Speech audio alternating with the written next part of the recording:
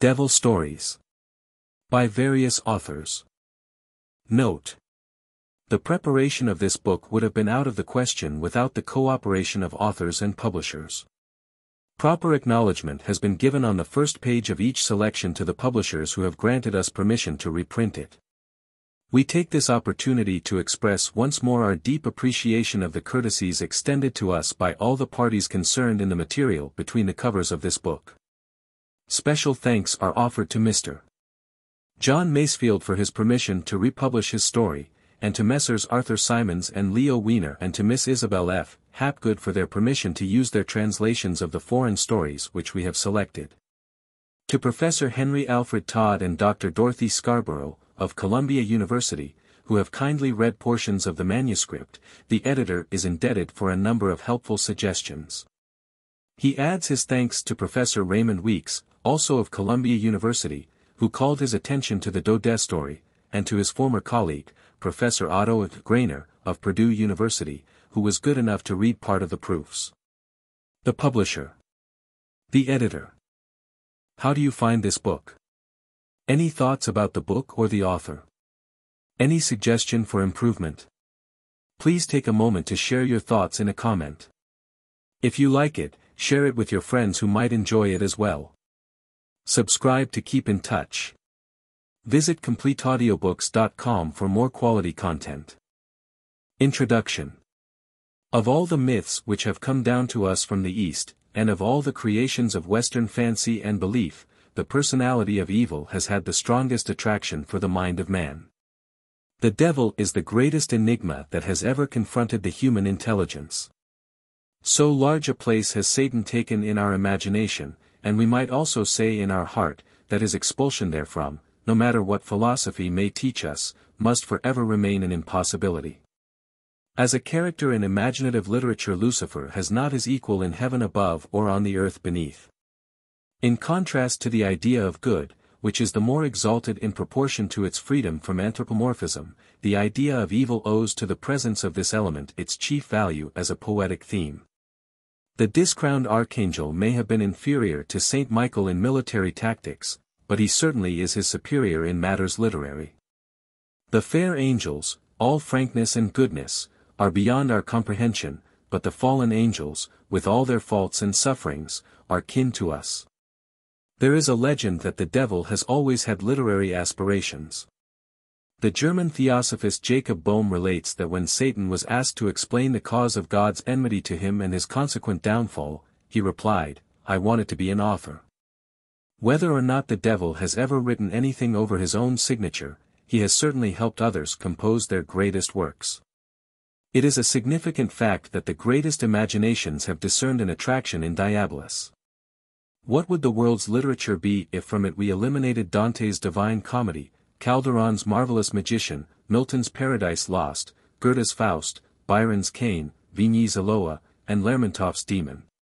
Sorry indeed would have been the plight of literature without a judicious admixture of the diabolical. Without the devil there would simply be no literature, because without his intervention there would be no plot, and without a plot the story of the world would lose its interest. Even now, when the belief in the devil has gone out of fashion, and when the very mention of his name, far from causing men to cross themselves, brings a smile to their faces, Satan has continued to be a puissant personage in the realm of letters. As a matter of fact, Beelzebub has perhaps received his greatest elaboration at the hands of writers who believed in him just as little as Shakespeare did in the ghost of Hamlet's father. Commenting on Anatole France's The Revolt of the Angels, an American critic has recently written, "It is difficult to rehabilitate Beelzebub, not because people are of one mind concerning Beelzebub, but because they are of no mind at all." How this demon must have laughed when he read these lines. Why, he needs no rehabilitation. The devil has never been absent from the world of letters, just as he has never been missing from the world of men. Since the days of Job, Satan has taken a deep interest in the affairs of the human race. And while most writers content themselves with recording his activities on this planet, there never have been lacking men of sufficient courage to call upon the Prince of Darkness in his proper dominions in order to bring back to us, for our instruction and edification, a report of his work there. The most distinguished poet His Infernal Highness has ever entertained at his court, it will be recalled, was Dante. The mark which the scorching fires of hell left on Dante's face, was to his contemporaries sufficient proof of the truth of his story. The subject matter of literature may always have been in a state of flux, but the devil has been present in all the stages of literary evolution. All schools of literature in all ages and in all languages set themselves, whether consciously or unconsciously, to represent and interpret the devil, and each school has treated him in its own characteristic manner. The devil is an old character in literature. Perhaps he is as old as literature itself. He is encountered in the story of the paradisiacal sojourn of our first ancestors, and from that day on, Satan has appeared unfailingly, in various forms and with various functions, in all the literatures of the world. His person and his power continued to develop and to multiply with the advance of the centuries, so that in the Middle Ages the world fairly pullulated with demons. From his minor place in the biblical books, the devil grew to a position of paramount importance in medieval literature. The Reformation, which was a movement of progress in so many respects, left his position intact. Indeed, it rather increased his power by withdrawing from the saints the right of intercession in behalf of the sinners. Neither the renaissance of ancient learning or the institution of modern science could prevail against Satan. As a matter of fact, the growth of the interest in the devil has been on a level with the development of the spirit of philosophical inquiry. French classicism, to be sure, occasioned a setback for our hero. As a member of the Christian hierarchy of supernatural personages, the devil could not help but be affected by the ban under which Boileau placed Christian supernaturalism. But even the 18th century, a period so inimical to the supernatural, produced two master devils in fiction, Le Sage's Asmodeus and Cazotte's Beelzebub, worthy members of the august company of literary devils. But as if to make amends for its long lack of appreciation of the devil's literary possibilities, France, in the beginning of the 19th century, brought about a distinct reaction in his favor. The sympathy extended by that country of revolutionary progress to all victims and to all rebels, whether individuals or classes or nations, could not well be denied to the celestial outlaw. The fighters for political, social, intellectual, and emotional liberty on earth, could not withhold their admiration from the angel who demanded freedom of thought and independence of action in heaven. The rebel of the Empyrean was hailed as the first martyr in the cause of liberty, and his rehabilitation in heaven was demanded by the rebels on earth. Satan became the symbol of the restless, hapless 19th century. Through his mouth that age uttered its protest against the monarchs of heaven and earth. The romantic generation of 1830 thought the world more than ever out of joint, and who was better fitted than the devil to express their dissatisfaction with the celestial government of terrestrial affairs. Satan is the eternal malcontent. To Hamlet, Denmark seemed gloomy, to Satan, the whole world appears dark. The admiration of the romanticists for Satan was mixed with pity and sympathy, so much his melancholy endeared him to their sympathies, so kindred it seemed to their human weakness. The romanticists felt a deep admiration for solitary grandeur. This, knight of the doleful countenance, laden with a curse and drawing misfortune in his train, was the ideal romantic hero. Was he not indeed the original Beau Ténébreux? Thus Satan became the typical figure of that period and its poetry. It has been well remarked that if Satan had not existed, the romanticists would have invented him. The devil's influence on the romantic school was so strong and so sustained that soon it was named after him. The terms romantic and satanic came to be well-nigh synonymous. The interest which the French romanticists showed in the devil, moreover, passed beyond the boundaries of France and the limits of the 19th century. The symbolists, for whom the mysteries of Erebus had a potent attraction, were simply obsessed by Satan. But even the naturalists, who certainly were not haunted by phantoms, often succumbed to his charms. Foreign writers turning for inspiration to France, where the literature of the last century reached its highest perfection, were also caught in the French enthusiasm for the devil. Needless to say that this devil is not the evil spirit of medieval dogma. The romantic devil is an altogether new species of the genus diaboli. There are fashions in devils as in dresses, and what is a devil in one country or one century may not pass muster in another. It is related that after the glory of Greece had departed, a mariner, voyaging along her coast by night, heard from the woods the cry, "Great Pan is dead." But Pan was not dead, he had fallen asleep to awake again as Satan. In like manner, when the 18th century believed Satan to be dead, he was, as a matter of fact, only recuperating his energies for a fresh start in a new form. His new avatar was Prometheus. Satan continued to be the enemy of God, but he was no longer the enemy of man. Instead of a demon of darkness he became a god of grace. This champion of celestial combat was not actuated by hatred and envy of man, as Christianity was thought to teach us, but by love and pity for humankind. The strongest expression of this idea of the devil in modern literature has been given by August Strindberg, whose Lucifer is a compound of Prometheus, Apollo and Christ. However, this interpretation of the devil, whatever value it may have from the point of view of originality, is aesthetically as well as theologically not acceptable. Such a revaluation of an old value offends our intellect while it touches our heart. All successful treatment of the devil in literature and art must be made to correspond with the norm of popular belief. In art we are all orthodox, whatever our views may be in religion. This new conception of Satan will be found chiefly in poetry, while the popular concept has been continued in prose. But even here a gradual evolution of the idea of the devil will be observed. The 19th century demon is an improvement on his confrère of the 13th. He differs from his older brother as a cultivated flower from a wild blossom. The devil as a human projection is bound to partake in the progress of human thought. Says Mephistopheles. Culture, which the whole world licks. Also unto the devil sticks. The devil advances with the progress of civilization, because he is what men make him. He has benefited by the modern leveling tendency in characterization. Nowadays supernatural personages, like their human creators, are no longer painted either as wholly white or as wholly black, but in various shades of gray. The devil, as Renan has aptly remarked, has chiefly benefited by this relativist point of view. The spirit of evil is better than he was, because evil is no longer so bad as it was. Satan, even in the popular mind, is no longer a villain of the deepest dye. At his worst he is the general mischief-maker of the universe, who loves to stir up the earth with his pitchfork. In modern literature the devil's chief function is that of a satirist. This fine critic directs the shafts of his sarcasm against all the faults and foibles of men. He spares no human institution. In religion, art, society, marriage, everywhere his searching eye can detect the weak spots.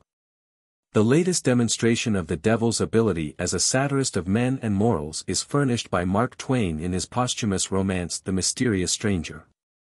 The Devil Lore series, which opens with this book of devil stories, is to serve as documentary evidence of man's abiding interest in the devil. It will be a sort of portrait gallery of the literary delineations of Satan. The anthologies of diabolical literature may be considered, I trust, without any risk of offense to any theological or philosophical prepossession.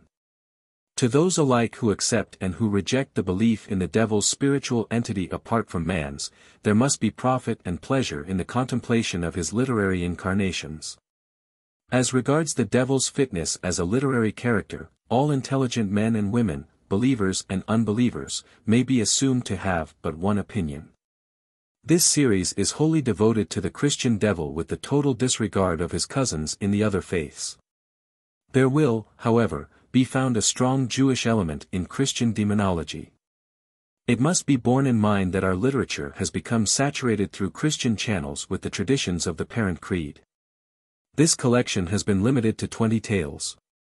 Within the bounds thus set, an effort has been made to have this book as representative of national and individual conceptions of the devil as possible. The tales have been taken from many times and tongues. Selection has been made not only among writers, but also among the stories of each writer. In two instances, however, where the choice was not so easy, an author is represented by two specimens from his pen. The stories have been arranged in chronological order to show the constant and continuous appeal on the part of the devil to our storywriters. The medieval tale, although published last, was placed first. For obvious reasons, this story has not been given in its original form, but in its modernized version. While this is not meant to be a nursery book, it has been made virginibus puerisque, and for this reason, selections from Boccaccio, Rabelais, and Balzac could not find their way into these pages. Moreover, as this volume was limited to narratives in prose, Devil's Tales in verse by Chaucer, Hans Sachs, and La Fontaine could not be considered either. Nevertheless, this collection is sufficiently comprehensive to please all tastes in devils. The reader will find between the covers of this book devils fascinating and fearful, devils powerful and picturesque, devils serious and humorous, devils pathetic and comic, devils fantastic and satiric, devils gruesome and grotesque. I have tried, though, to keep them all in good humor throughout the book, and can accordingly assure the reader that he need fear no harm from an intimate acquaintance with the diabolical company to which he is herewith introduced. Maximilian J. Rudwin. The Devil in a Nunnery. By Francis Oscar Mann. Buckingham is as pleasant a shire as a man shall see on a 7 days' journey. Neither was it any less pleasant in the days of our Lord King Edward, the third of that name, he who fought and put the French to shameful discomfiture at Crécy and Poitiers and at many another hard-fought field. May God rest his soul, for he now sleeps in the great church at Westminster. Buckinghamshire is full of smooth round hills and woodlands of hawthorn and beech, and it is a famous country for its brooks and shaded waterways running through the low hay meadows. Upon its hills feed 1,000 sheep, scattered like the remnants of the spring snow, and it was from these that the merchants made themselves fat purses, sending the wool into Flanders in exchange for silver crowns. There were many strong castles there too, and rich abbeys, and the king's highway ran through it from north to south, upon which the pilgrims went in crowds to worship at the shrine of the blessed Saint Alban. Thereon also rode noble knights and stout men at arms, and these you could follow with the eye by their glistening armor, as they wound over hill and dale, mile after mile, with shining spears and shields and fluttering pennons. And anon a trumpet or two sounding the same keen note as that which rang out dreadfully on those bloody fields of France. The girls used to come to the cottage doors or run to hide themselves in the wayside woods to see them go trampling by, for Buckinghamshire girls love a soldier above all men. Nor, I warrant you, were jolly friars lacking in the highways and the byways and under the hedges, good men of religion, comfortable of penance and easy of life, who could tip a wink to a housewife, and drink and crack a joke with the good man. Going on their several ways with tight paunches, skins full of ale and a merry salutation for every one. A fat pleasant land was this Buckinghamshire, always plenty to eat and drink therein, and pretty girls and lusty fellows, and God knows what more a man can expect in a world where all is vanity, as the preacher truly says. There was a nunnery at Maids Moreton, 2 miles out from Buckingham Borough, on the road to Stony Stratford, and the place was called Maids Moreton because of the nunnery. Very devout creatures were the nuns, being holy ladies out of families of gentle blood. They punctually fulfilled to the letter all the commands of the pious founder, just as they were blazoned on the great parchment regula, which the Lady Mother kept on her reading desk in her little cell. If ever any of the nuns, by any chance or subtle machination of the evil one, was guilty of the smallest backsliding from the conduct that beseemed them, they made full and devout confession thereof to the Holy Father who visited them for this purpose.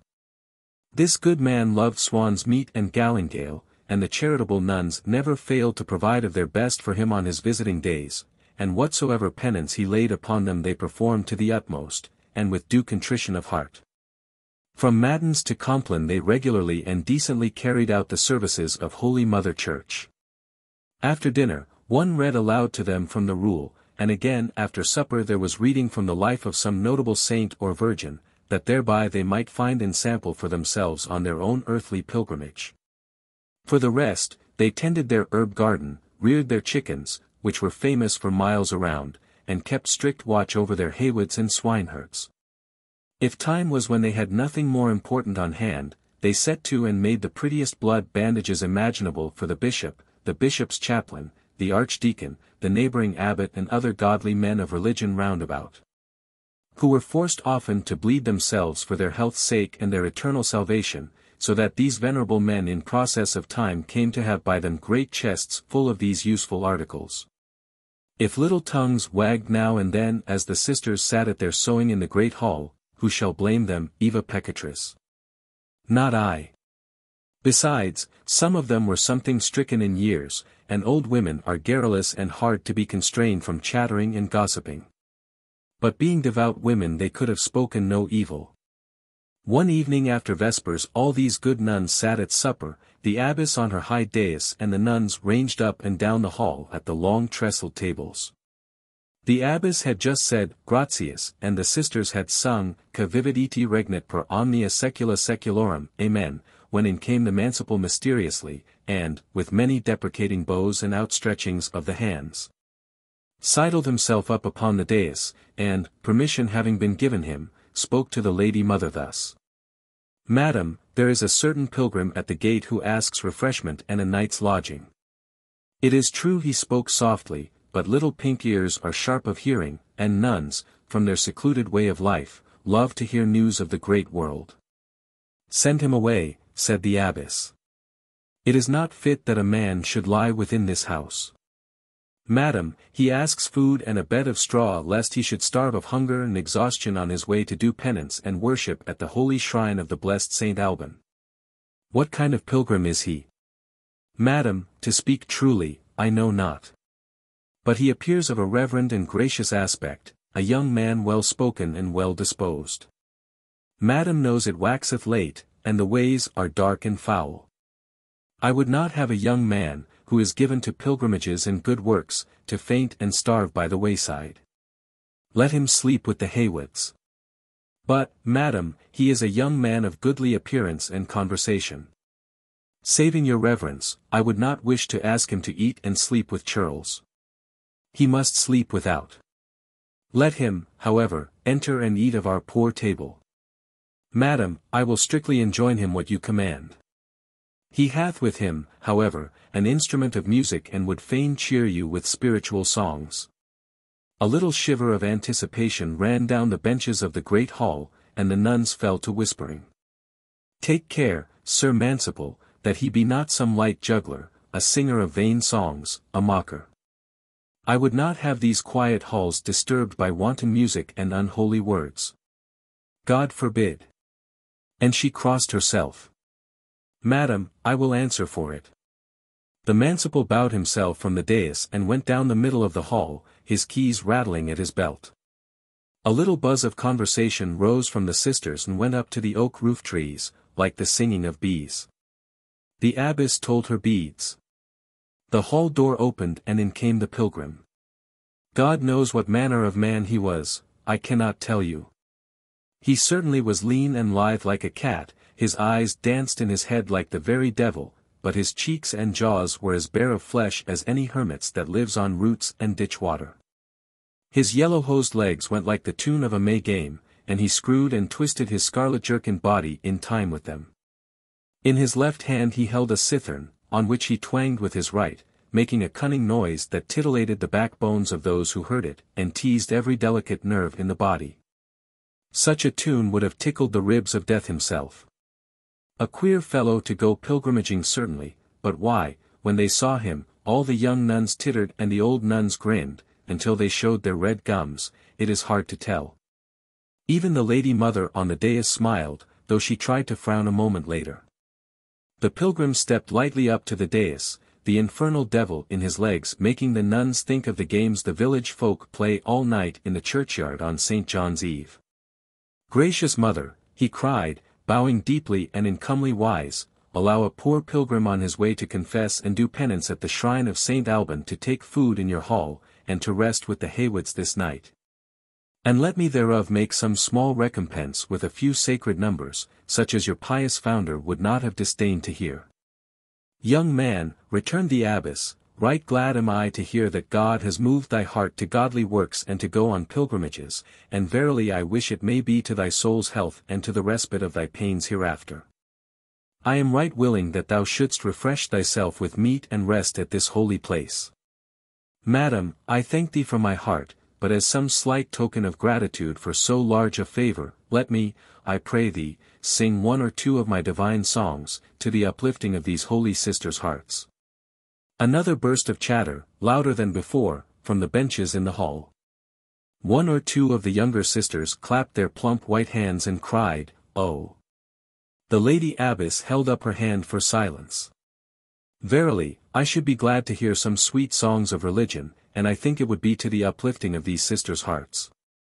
But, young man, take warning against singing any wanton lines of vain imagination, such as the ribald's use on the highways, and the idlers and haunters of taverns.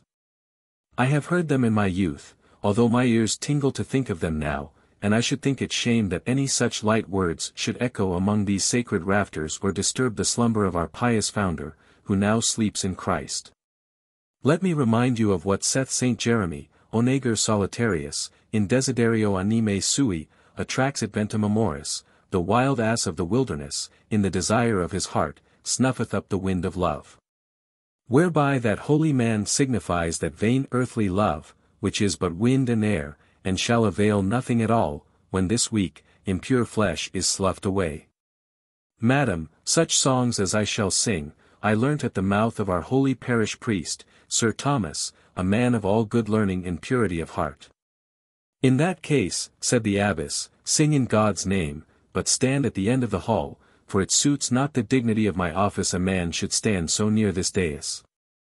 Whereon the pilgrim, making obeisance, went to the end of the hall, and the eyes of all the nuns danced after his dancing legs, and their ears hung on the clear, sweet notes he struck out of his cithern as he walked. He took his place with his back against the great hall door, in such attitude as men use when they play the cithern. A little trembling ran through the nuns, and some rose from their seats and knelt on the benches, leaning over the table, the better to see and hear him. Their eyes sparkled like dew on meadowsweet on a fair morning. Certainly his fingers were bewitched, or else the devil was in his cithern, for such sweet sounds had never been heard in the hall since the day when it was built and consecrated to the service of the servants of God. The shrill notes fell like a tinkling rain from the high roof in mad, fantastic trills and dying falls that brought all one's soul to one's lips to suck them in. What he sang about, God only knows. Not one of the nuns or even the holy abbess herself could have told you, although you had offered her a piece of the true cross or a hair of the Blessed Virgin for a single word. But a divine yearning filled all their hearts. They seemed to hear 10,000 angels singing in choruses, Alleluia, Alleluia, Alleluia. They floated up on impalpable clouds of azure and silver, up through the blissful paradises of the uppermost heaven. Their nostrils were filled with the odors of exquisite spices and herbs and smoke of incense, their eyes dazzled at splendors and lights and glories, their ears were full of gorgeous harmonies and all created concords of sweet sounds. The very fibers of being were loosened within them, as though their souls would leap forth from their bodies in exquisite dissolution. The eyes of the younger nuns grew round and large and tender, and their breath almost died upon their velvet lips. As for the old nuns, the great, salt tears coursed down their withered cheeks and fell like rain on their gnarled hands. The abbess sat on her dais with her lips apart, looking into space, 10,000 miles away. But no one saw her and she saw no one, every one had forgotten every one else in that delicious intoxication. Then with a shrill cry, full of human yearnings and desire, the minstrel came to a sudden stop. Western wind, when wilt thou blow? And the small rain will down rain? Christ, if my love were in my arms! And I in my bed again! Silence. Not one of the holy sisters spoke, but some sighed. Some put their hands over their hearts, and one put her hand in her hood, but when she felt her hair shorn close to her scalp, drew it out again sharply, as though she had touched red-hot iron, and cried, O Jesu! Sister Peronelle, a toothless old woman, began to speak in a cracked, high voice, quickly and monotonously, as though she spoke in a dream. Her eyes were wet and red, and her thin lips trembled. God knows, she said, I loved him, God knows it. But I bid all those who be maids here, to be mindful of the woods. For they are green, but they are deep and dark, and it is merry in the springtime with the thick turf below and the good boughs above, all alone with your heart's darling, all alone in the green wood. But God help me, he would not stay any more than snow at Easter. I thought just now that I was back with him in the woods. God keep all those that be maids from the green woods. The pretty sister Ursula, who had only just finished her novitiate, was as white as a sheet. Her breath came thickly and quick as though she bore a great burden uphill. A great sigh made her comely shoulders rise and fall. Blessed Virgin, she cried. Ah, ye ask too much, I did not know, God help me, I did not know, and her grey eyes filled with sudden tears, and she dropped her head on her arms on the table, and sobbed aloud. Then cried out Sister Catherine, who looked as old and dead as a twig dropped from a tree of last autumn, and at whom the younger sisters privily mocked, it is the wars, the cursed wars. I have held his head in this lap, I tell you. I have kissed his soul into mine. But now he lies dead, and his pretty limbs all dropped away into earth. Holy Mother, have pity on me. I shall never kiss his sweet lips again or look into his jolly eyes. My heart is broken long since. Holy Mother. Holy Mother. He must come oftener, said a plump sister of 30, with a little nose turned up at the end, eyes black as sloes and lips round as a plum. I go to the orchard day after day, and gather my lap full of apples. He is my darling. Why does he not come? I look for him every time that I gather the ripe apples. He used to come, but that was in the spring, and Our Lady knows that is long ago. Will it not be spring again soon? I have gathered many ripe apples. Sister Margarita rocked herself to and fro in her seat and crossed her arms on her breast. She was singing quietly to herself. Lula, Lula, thou tiny little child. Lula, Lula, Lula. Suck at my breast that am thereat beguiled. Lula, Lula, Lula. She moaned to herself, I have seen the village women go to the well, carrying their babies with them, and they laugh as they go by on the way. Their babies hold them tight round the neck, and their mothers comfort them, saying, Hey, hey, my little son, hey, hey, my sweeting. Christ and the blessed saints know that I have never felt a baby's little hand in my bosom, and now I shall die without it, for I am old and past the age of bearing children. Lula, Lula, thou tiny little boy. Lula, Lula, Lula. To feel thee suck doth soothe my great annoy. Lula, Lula, Lula. I have heard them on a May morning, with their pipes and tabors and jolly, jolly music, cried Sister Helen. I have seen them too, and my heart has gone with them to bring back the white hawthorn from the woods. A man and a maid to a hawthorn bough, as it says in the song. They sing outside my window all St. John's Eve so that I cannot say my prayers for the wild thoughts they put into my brain, as they go dancing up and down in the churchyard. I cannot forget the pretty words they say to each other, sweet love, a kiss, kiss me, my love, nor let me go, as I went through the garden gate, a bonny black night, and what will you give to me? A kiss, and no more than a kiss, under the wild rose tree. Oh, Mary Mother, have pity on a poor girl's heart, I shall die, if no one love me, I shall die. In faith, I am truly sorry, William, said Sister Agnes, who was gaunt and hollow-eyed with long vigils and over-fasting, for which the good Father had rebuked her time after time, saying that she overtasked the poor weak flesh. I am truly sorry that I could not wait. But the neighbors made such a clamor, and my father and mother buffeted me too sorely. It is under the oak tree, no more than a foot deep, and covered with the red and brown leaves. It was a pretty sight to see the red blood on its neck, as white as whalebone, and it neither cried nor wept, so I put it down among the leaves, the pretty poppet, and it was like thee, William, it was like thee. I am sorry I did not wait, and now I'm worn and wan for thy sake, this many a long year, and all in vain, for thou never comest. I am an old woman now, and I shall soon be quiet and not complain any more. Some of the sisters were sobbing as if their hearts would break, some sat quiet and still, and let the tears fall from their eyes unchecked, some smiled and cried together, some sighed a little and trembled like aspen leaves in a southern wind. The great candles in the hall were burning down to their sockets. One by one they spluttered out. A ghostly, flickering light fell upon the legend over the broad dais, Connubium mundum sed virginitas paradisum complet, marriage replenisheth the world, but virginity paradise. Dong, dong, dong.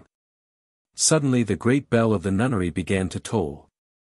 With a cry the abbess sprang to her feet, there were tear stains on her white cheeks, and her hand shook as she pointed fiercely to the door. Away, false pilgrim, she cried. Silence, foul blasphemer.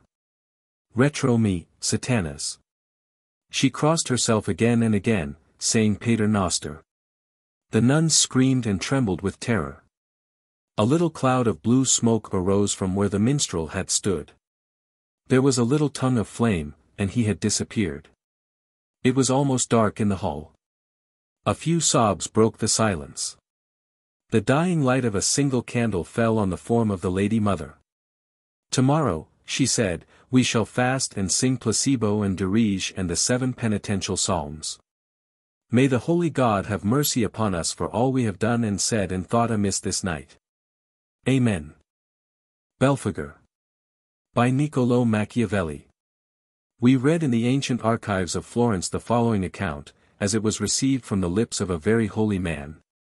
Greatly respected by every one for the sanctity of his manners at the period in which he lived.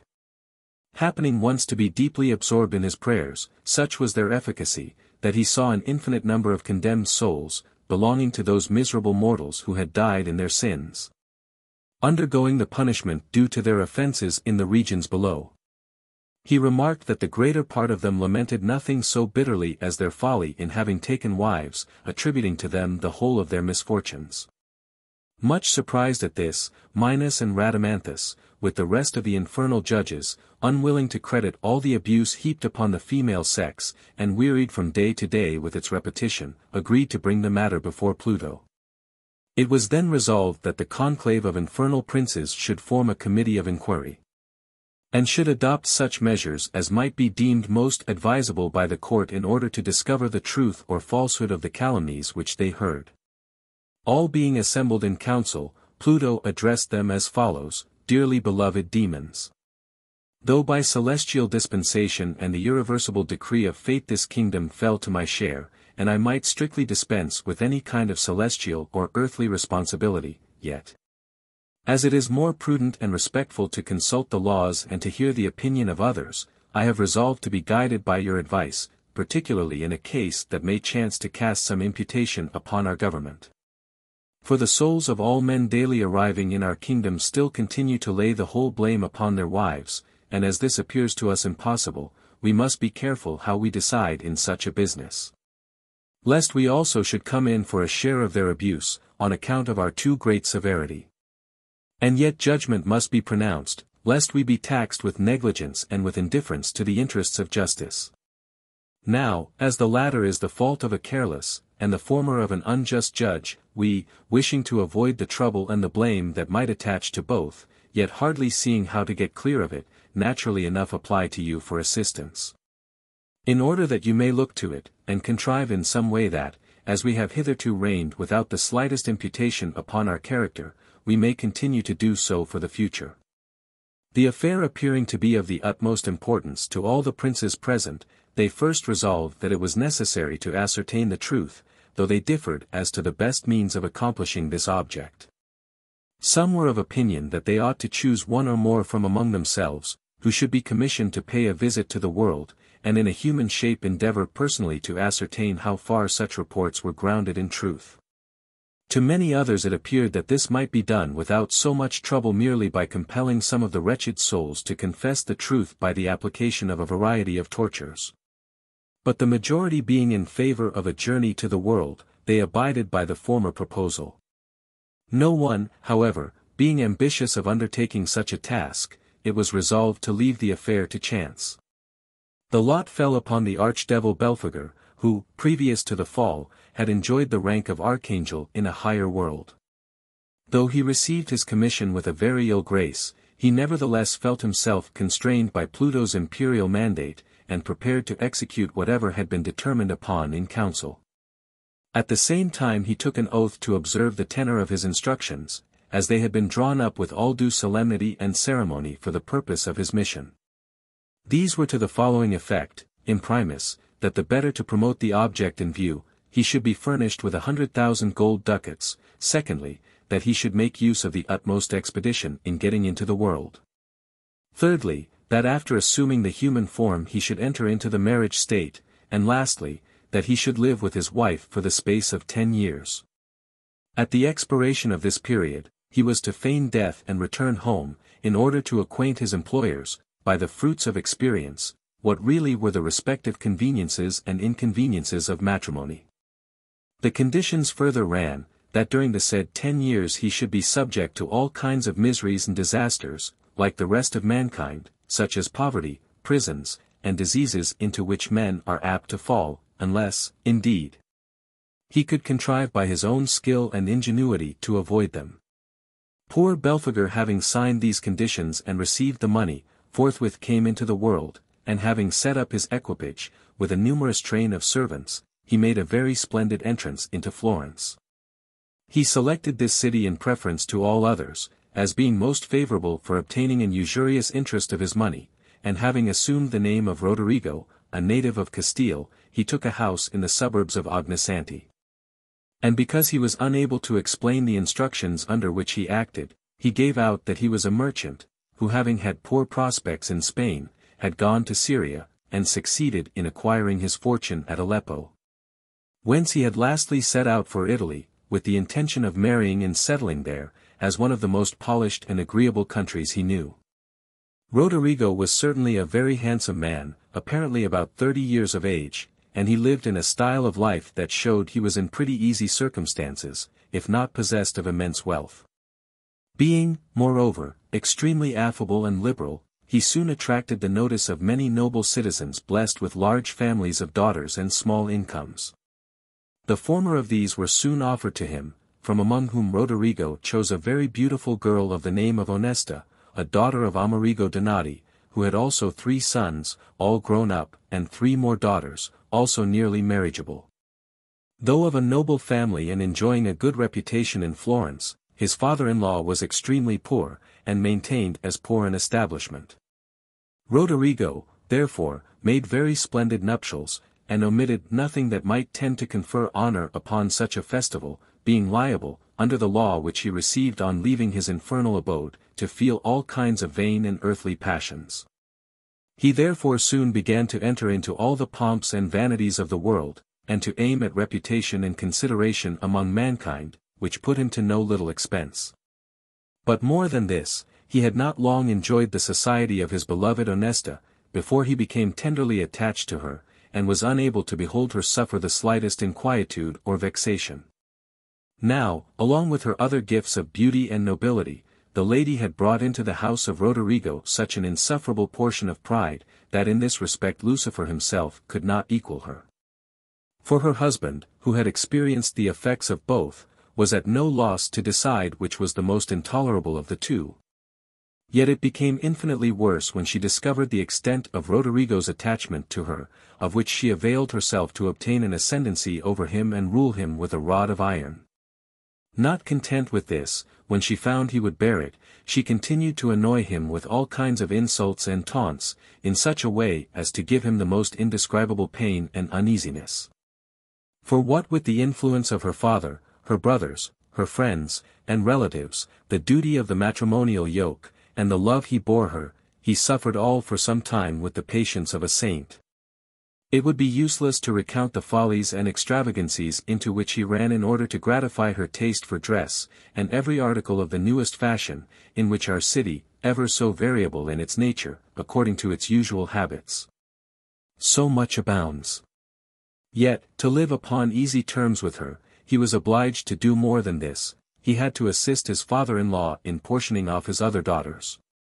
And she next asked him to furnish one of her brothers with goods to sail for the Levant, another with silks for the West, while a third was to be set up in a gold-beater's establishment at Florence. In such objects the greatest part of his fortune was soon consumed. At length the carnival season was at hand, the festival of St. John was to be celebrated, and the whole city, as usual, was in a ferment. Numbers of the noblest families were about to vie with each other in the splendor of their parties, and the Lady Honesta, being resolved not to be outshone by her acquaintance, insisted that Roderigo should exceed them all in the richness of their feasts. For the reasons above stated, he submitted to her will.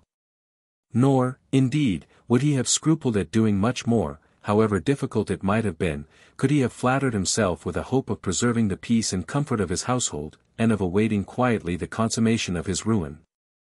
But this was not the case, inasmuch as the arrogant temper of his wife had grown to such a height of asperity by long indulgence, that he was at a loss in what way to act. His domestics, male and female, would no longer remain in the house, being unable to support for any length of time the intolerable life they led. The inconvenience which he suffered in consequence of having no one to whom he could entrust his affairs it is impossible to express. Even his own familiar devils, whom he had brought along with him, had already deserted him, choosing to return below rather than longer submit to the tyranny of his wife. Left, then, to himself, amidst this turbulent and unhappy life, and having dissipated all the ready money he possessed, he was compelled to live upon the hopes of the returns expected from his ventures in the East and the West. Being still in good credit, in order to support his rank he resorted to bills of exchange, nor was it long before, accounts running against him, he found himself in the same situation as many other unhappy speculators in that market. Just as his case became extremely delicate, there arrived sudden tidings both from East and West that one of his wife's brothers had dissipated the whole of Roderigo's profits in play. And that while the other was returning with a rich cargo uninsured, his ship had the misfortune to be wrecked, and he himself was lost. No sooner did this affair transpire than his creditors assembled, and supposing it must be all over with him, though their bills had not yet become due, they resolved to keep a strict watch over him in fear that he might abscond. Roderigo, on his part, thinking that there was no other remedy, and feeling how deeply he was bound by the Stygian law, determined at all hazards to make his escape. So taking horse one morning early, as he luckily lived near the Prado gate, in that direction he went off. His departure was soon known, the creditors were all in a bustle. The magistrates were applied to, and the officers of justice, along with a great part of the populace, were dispatched in pursuit. Roderigo had hardly proceeded a mile before he heard this hue and cry, and the pursuers were soon so close at his heels that the only resource he had left was to abandon the highroad and take to the open country, with the hope of concealing himself in the fields. But finding himself unable to make way over the hedges and ditches, he left his horse and took to his heels, traversing fields of vines and canes, until he reached Perettola, where he entered the house of Matteo del Bricca, a laborer of Giovanna del Bene. Finding him at home, for he was busily providing fodder for his cattle, our hero earnestly entreated him to save him from the hands of his adversaries close behind, who would infallibly starve him to death in a dungeon. Engaging that if Matteo would give him refuge, he would make him one of the richest men alive, and afford him such proofs of it before he took his leave as would convince him of the truth of what he said. And if he failed to do this, he was quite content that Matteo himself should deliver him into the hands of his enemies. Now Matteo, although a rustic, was a man of courage, and concluding that he could not lose anything by the speculation, he gave him his hand and agreed to save him. He then thrust our hero under a heap of rubbish, completely enveloping him in weeds, so that when his pursuers arrived they found themselves quite at a loss, nor could they extract from Matteo the least information as to his appearance. In this dilemma there was nothing left for them but to proceed in the pursuit, which they continued for 2 days, and then returned, jaded and disappointed, to Florence. In the meanwhile, Matteo drew our hero from his hiding place, and begged him to fulfill his engagement. To this his friend Roderigo replied, "I confess, brother, that I am under great obligations to you, and I mean to return them. To leave no doubt upon your mind, I will inform you who I am," and he proceeded to acquaint him with all the particulars of the affair, how he had come into the world, and married, and run away. He next described to his preserver the way in which he might become rich, which was briefly as follows, as soon as Matteo should hear of some lady in the neighborhood being said to be possessed. He was to conclude that it was Roderigo himself who had taken possession of her. And he gave him his word, at the same time, that he would never leave her until Matteo should come and conjure him to depart. In this way he might obtain what sum he pleased from the lady's friends for the price of exorcising her. And having mutually agreed upon this plan, Roderigo disappeared. Not many days elapsed before it was reported in Florence that the daughter of Messer Ambrogio Aimde, a lady married to Buonaggiuto Tebelduxi, was possessed by the devil. Her relations did not fail to apply every means usual on such occasions to expel him, such as making her wear upon her head Saint Zenobi's cap, and the cloak of Saint John of Gualberto, but these had only the effect of making Roderigo laugh. And to convince them that it was really a spirit that possessed her, and that it was no flight of the imagination, he made the young lady talk Latin, hold a philosophical dispute, and reveal the frailties of many of her acquaintance. He particularly accused a certain friar of having introduced a lady into his monastery in male attire, to the no small scandal of all who heard it, and the astonishment of the brotherhood. Messer Ambrogio found it impossible to silence him, and began to despair of his daughter's cure.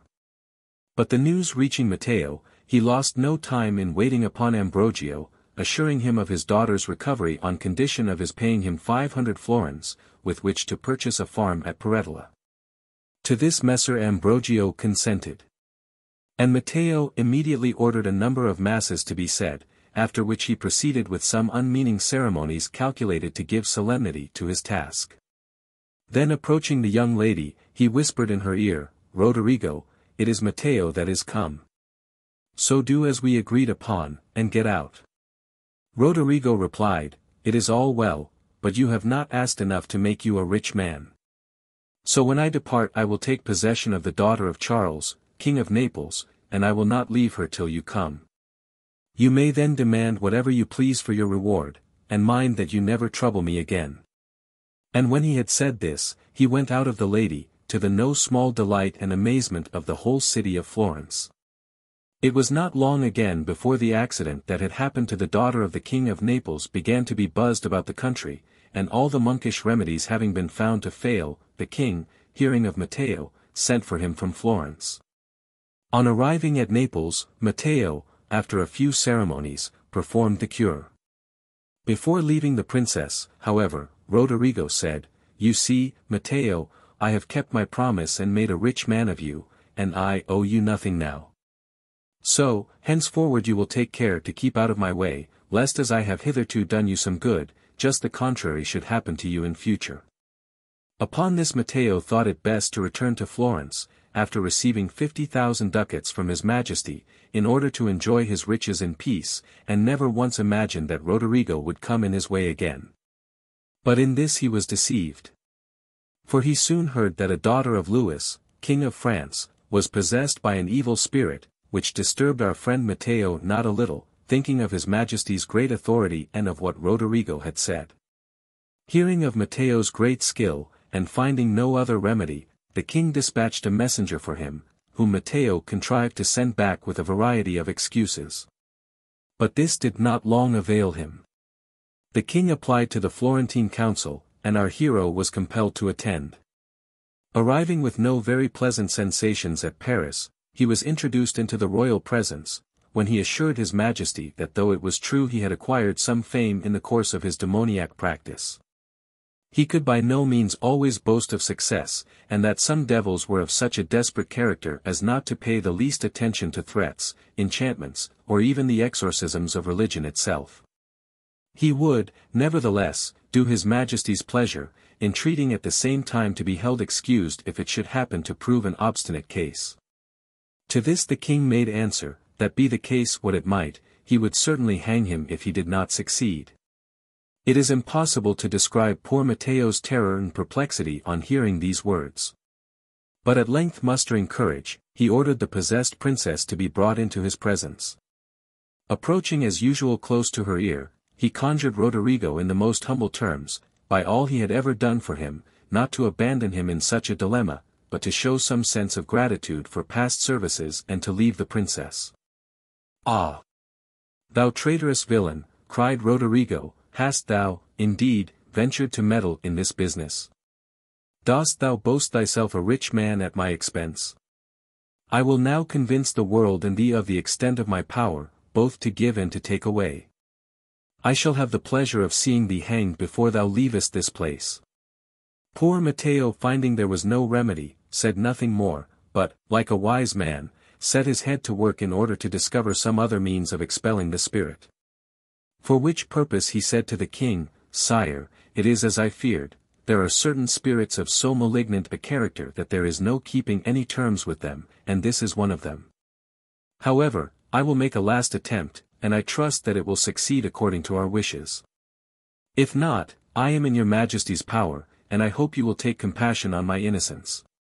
In the first place, I have to entreat that your Majesty will order a large stage to be erected in the center of the great square, such as will admit the nobility and clergy of the whole city. The stage ought to be adorned with all kinds of silks and with cloth of gold, and with an altar raised in the middle. Tomorrow morning I would have your Majesty, with your full train of lords and ecclesiastics in attendance, seated in order and in magnificent array, as spectators of the scene at the said place. There, after having celebrated solemn mass, the possessed princess must appear. But I have in particular to entreat that on one side of the square may be stationed a band of men with drums, trumpets, horns, tambours, bagpipes, cymbals, and kettle drums, and all other kinds of instruments that make the most infernal noise. Now, when I take my hat off, let the whole band strike up, and approach with the most horrid uproar towards the stage. This, along with a few other secret remedies which I shall apply, will surely compel the spirit to depart." These preparations were accordingly made by the royal command, and when the day, being Sunday morning, arrived, the stage was seen crowded with people of rank and the square with the people. Mass was celebrated, and the possessed princess conducted between two bishops, with a train of nobles, to the spot. Now, when Roderigo beheld so vast a concourse of people, together with all this awful preparation, he was almost struck dumb with astonishment, and said to himself, "I wonder what that cowardly wretch is thinking of doing now.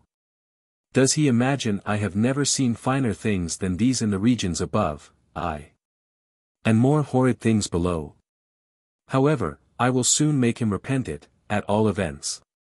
Matteo then approaching him, besought him to come out. But Roderigo replied, "Oh, you think you have done a fine thing now. What do you mean to do with all this trumpery? Can you escape my power, think you, in this way, or elude the vengeance of the king? Thou poltroon villain, I will have thee hanged for this." And as Matteo continued the more to entreat him, his adversary still vilified him in the same strain. So Matteo, believing there was no time to be lost, made the sign with his hat, when all the musicians who had been stationed there for the purpose suddenly struck up a hideous din, and ringing 1,000 peals, approached the spot. Roderigo pricked up his ears at the sound, quite at a loss what to think, and rather in a perturbed tone of voice he asked Matteo what it meant. To this the latter returned, apparently much alarmed, "Alas! Dear Roderigo, it is your wife. She is coming for you." It is impossible to give an idea of the anguish of Roderigo's mind and the strange alteration which his feelings underwent at that name. The moment the name of wife was pronounced, he had no longer presence of mind to consider whether it were probable, or even possible, that it could be her. Without replying a single word, he leaped out and fled in the utmost terror, leaving the lady to herself, and preferring rather to return to his infernal abode and render an account of his adventures, than run the risk of any further sufferings and vexations under the matrimonial yoke. And thus Belphagor again made his appearance in the infernal domains, bearing ample testimony to the evils introduced into a household by a wife. While Matteo, on his part, who knew more of the matter than the devil, returned triumphantly home, not a little proud of the victory he had achieved. The Devil and Tom Walker. By Washington Irving. A few miles from Boston in Massachusetts, there is a deep inlet, winding several miles into the interior of the country from Charles Bay, and terminating in a thickly wooded swamp or morass. On one side of this inlet is a beautiful dark grove, on the opposite side the land rises abruptly from the water's edge into a high ridge, on which grow a few scattered oaks of great age and immense size. Under one of these gigantic trees, according to old stories, there was a great amount of treasure buried by Kidd the pirate. The inlet allowed a facility to bring the money in a boat secretly and at night to the very foot of the hill. The elevation of the place permitted a good lookout to be kept that no one was at hand, while the remarkable trees formed good landmarks by which the place might easily be found again. The old stories add, moreover, that the devil presided at the hiding of the money, and took it under his guardianship, but this, it is well known, he always does with buried treasure, particularly when it has been ill-gotten. Be that as it may, Kidd never returned to recover his wealth, being shortly after seized at Boston, sent out to England, and there hanged for a pirate. About the year 1727, just at the time that earthquakes were prevalent in New England, and shook many tall sinners down upon their knees, there lived near this place a meagre, miserly fellow, of the name of Tom Walker. He had a wife as miserly as himself. They were so miserly that they even conspired to cheat each other. Whatever the woman could lay hands on, she hid away. A hen could not cackle but she was on the alert to secure the new-laid egg. Her husband was continually prying about to detect her secret hoards, and many and fierce were the conflicts that took place about what ought to have been common property. They lived in a forlorn-looking house that stood alone, and had an air of starvation. A few straggling savon trees, emblems of sterility, grew near it, no smoke ever curled from its chimney, no traveller stopped at its door. A miserable horse, whose ribs were as articulate as the bars of a gridiron, stalked about a field, where a thin carpet of moss, scarcely covering the ragged beds of pudding stone, tantalized and balked his hunger. And sometimes he would lean his head over the fence, look piteously at the passer-by, and seem to petition deliverance from this land of famine. The house and its inmates had altogether a bad name. Tom's wife was a tall termagant, fierce of temper, loud of tongue, and strong of arm. Her voice was often heard in wordy warfare with her husband, and his face sometimes showed signs that their conflicts were not confined to words. No one ventured, however, to interfere between them. The lonely wayfarer shrunk within himself at the horrid clamour and clapper-clawing, eyed the den of discord askance, and hurried on his way, rejoicing, if a bachelor, in his celibacy. One day that Tom Walker had been to a distant part of the neighborhood, he took what he considered a short cut homeward, through the swamp. Like most short cuts, it was an ill-chosen route. The swamp was thickly grown with great gloomy pines and hemlocks, some of them 90 feet high, which made it dark at noonday, and a retreat for all the owls of the neighborhood. It was full of pits and quagmires, partly covered with weeds and mosses, where the green surface often betrayed the traveler into a gulf of black, smothering mud. There were also dark and stagnant pools, the abodes of the tadpole, the bullfrog, and the water snake, where the trunks of pines and hemlocks lay half drowned, half rotting, looking like alligators sleeping in the mire. Tom had long been picking his way cautiously through this treacherous forest, stepping from tuft to tuft of rushes and roots, which afforded precarious footholds among deep sloughs, or pacing carefully, like a cat, along the prostrate trunks of trees. Startled now and then by the sudden screaming of the bittern, or the quacking of a wild duck rising on the wing from some solitary pool. At length he arrived at a firm piece of ground, which ran out like a peninsula into the deep bosom of the swamp. It had been one of the strongholds of the Indians during their wars with the first colonists. Here they had thrown up a kind of fort, which they had looked upon as almost impregnable, and had used as a place of refuge for their squaws and children. Nothing remained of the old Indian fort but a few embankments, gradually sinking to the level of the surrounding earth, and already overgrown in part by oaks and other forest trees, the foliage of which formed a contrast to the dark pines and hemlocks of the swamp. It was late in the dusk of evening when Tom Walker reached the old fort, and he paused there a while to rest himself. Any one but he would have felt unwilling to linger in this lonely, melancholy place, for the common people had a bad opinion of it, from the stories handed down from the time of the Indian wars, when it was asserted that the savages held incantations here, and made sacrifices to the evil spirit. Tom Walker, however, was not a man to be troubled with any fears of the kind. He reposed himself for some time on the trunk of a fallen hemlock, listening to the boding cry of the tree toad, and delving with his walking staff into a mound of black mold at his feet. As he turned up the soil unconsciously, his staff struck against something hard. He raked it out of the vegetable mold, and lo! A cloven skull, with an Indian tomahawk buried deep in it, lay before him. The rust on the weapon showed the time that had elapsed since this death blow had been given. It was a dreary memento of the fierce struggle that had taken place in this last foothold of the Indian warriors. "Humph!" said Tom Walker, as he gave it a kick to shake the dirt from it. "Let that skull alone," said a gruff voice. Tom lifted up his eyes, and beheld a great black man seated directly opposite him, on the stump of a tree. He was exceedingly surprised, having neither heard nor seen any one approach, and he was still more perplexed on observing, as well as the gathering gloom would permit, that the stranger was neither Negro nor Indian. It is true he was dressed in a rude half-Indian garb, and had a red belt or sash swathed round his body. But his face was neither black nor copper color, but swarthy and dingy, and begrimed with soot, as if he had been accustomed to toil among fires and forges. He had a shock of coarse black hair, that stood out from his head in all directions, and bore an axe on his shoulder. He scowled for a moment at Tom with a pair of great red eyes. "What are you doing on my grounds?" said the black man, with a hoarse growling voice. "Your grounds," said Tom, with a sneer, "no more your grounds than mine, they belong to Deacon Peabody." "Deacon Peabody B.D., said the stranger, "as I flatter myself he will be, if he does not look more to his own sins and less to those of his neighbors.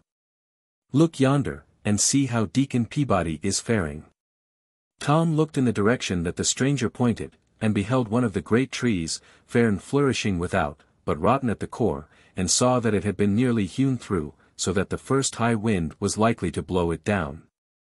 On the bark of the tree was scored the name of Deacon Peabody, an eminent man, who had waxed wealthy by driving shrewd bargains with the Indians. He now looked around, and found most of the tall trees marked with the name of some great man of the colony, and all more or less scored by the axe. The one on which he had been seated, and which had evidently just been hewn down, bore the name of Crowninshield. And he recollected a mighty rich man of that name, who made a vulgar display of wealth, which it was whispered he had acquired by buccaneering. "He's just ready for burning," said the black man, with a growl of triumph.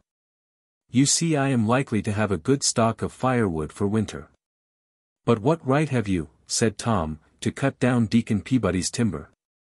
"The right of a prior claim," said the other. "This woodland belonged to me long before one of your white-faced race put foot upon the soil." "And pray, who are you, if I may be so bold?" said Tom. "Oh, I go by various names.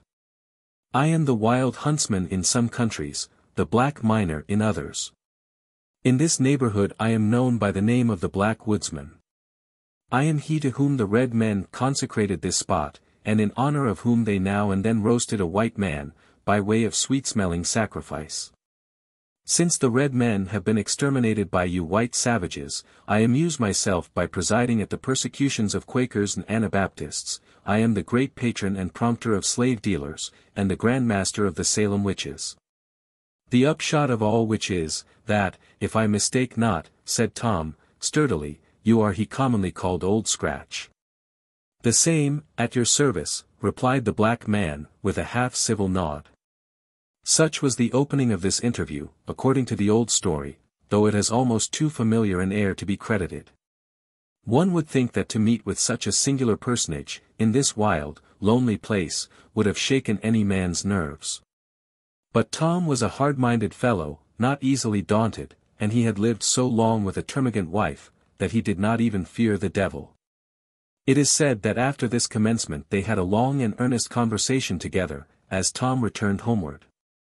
The black man told him of great sums of money buried by Kidd the pirate, under the oak trees on the high ridge, not far from the morass.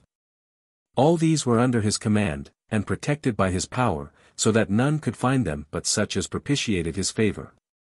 These he offered to place within Tom Walker's reach, having conceived an especial kindness for him. But they were to be had only on certain conditions. What these conditions were may be easily surmised, though Tom never disclosed them publicly. They must have been very hard, for he required time to think of them, and he was not a man to stick at trifles when money was in view. When they had reached the edge of the swamp, the stranger paused. "What proof have I that all you have been telling me is true?" said Tom. "There's my signature," said the black man, pressing his finger on Tom's forehead. So saying, he turned off among the thickets of the swamp, and seemed, as Tom said, to go down, down, down, into the earth, until nothing but his head and shoulders could be seen, and so on, until he totally disappeared. When Tom reached home, he found the black print of a finger burnt, as it were, into his forehead, which nothing could obliterate. The first news his wife had to tell him was the sudden death of Absalom Crowninshield, the rich buccaneer. It was announced in the papers with the usual flourish, that a great man had fallen in Israel. Tom recollected the tree which his black friend had just hewn down, and which was ready for burning. "Let the freebooter roast," said Tom, "who cares?" He now felt convinced that all he had heard and seen was no illusion. He was not prone to let his wife into his confidence, but as this was an uneasy secret, he willingly shared it with her. All her avarice was awakened at the mention of hidden gold, and she urged her husband to comply with the black man's terms, and secure what would make them wealthy for life. However Tom might have felt disposed to sell himself to the devil, he was determined not to do so to oblige his wife, so he flatly refused, out of the mere spirit of contradiction. Many and bitter were the quarrels they had on the subject. But the more she talked, the more resolute was Tom not to be damned to please her. At length she determined to drive the bargain on her own account, and if she succeeded, to keep all the gain to herself. Being of the same fearless temper as her husband, she set off for the old Indian fort towards the close of a summer's day. She was many hours absent. When she came back, she was reserved and sullen in her replies. She spoke something of a black man, whom she had met about twilight hewing at the root of a tall tree. He was sulky, however, and would not come to terms. She was to go again with a propitiatory offering, but what it was she forbore to say. The next evening she set off again for the swamp, with her apron heavily laden. Tom waited and waited for her, but in vain. Midnight came, but she did not make her appearance. Morning, noon, night returned, but still she did not come. Tom now grew uneasy for her safety, especially as he found she had carried off in her apron the silver teapot and spoons, and every portable article of value. Another night elapsed, another morning came, but no wife. In a word, she was never heard of more. What was her real fate nobody knows, in consequence of so many pretending to know. It is one of those facts which have become confounded by a variety of historians. Some asserted that she lost her way among the tangled mazes of the swamp, and sank into some pit or slough. Others, more charitable, hinted that she had eloped with the household booty, and made off to some other province. While others surmised that the tempter had decoyed her into a dismal quagmire, on the top of which her hat was found lying. In confirmation of this, it was said a great black man, with an axe on his shoulder, was seen late that very evening coming out of the swamp, carrying a bundle tied in a check apron, with an air of surly triumph. The most current and probable story, however, observes, that Tom Walker grew so anxious about the fate of his wife and his property, that he set out at length to seek them both at the Indian fort.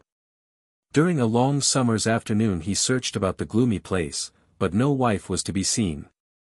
He called her name repeatedly, but she was nowhere to be heard.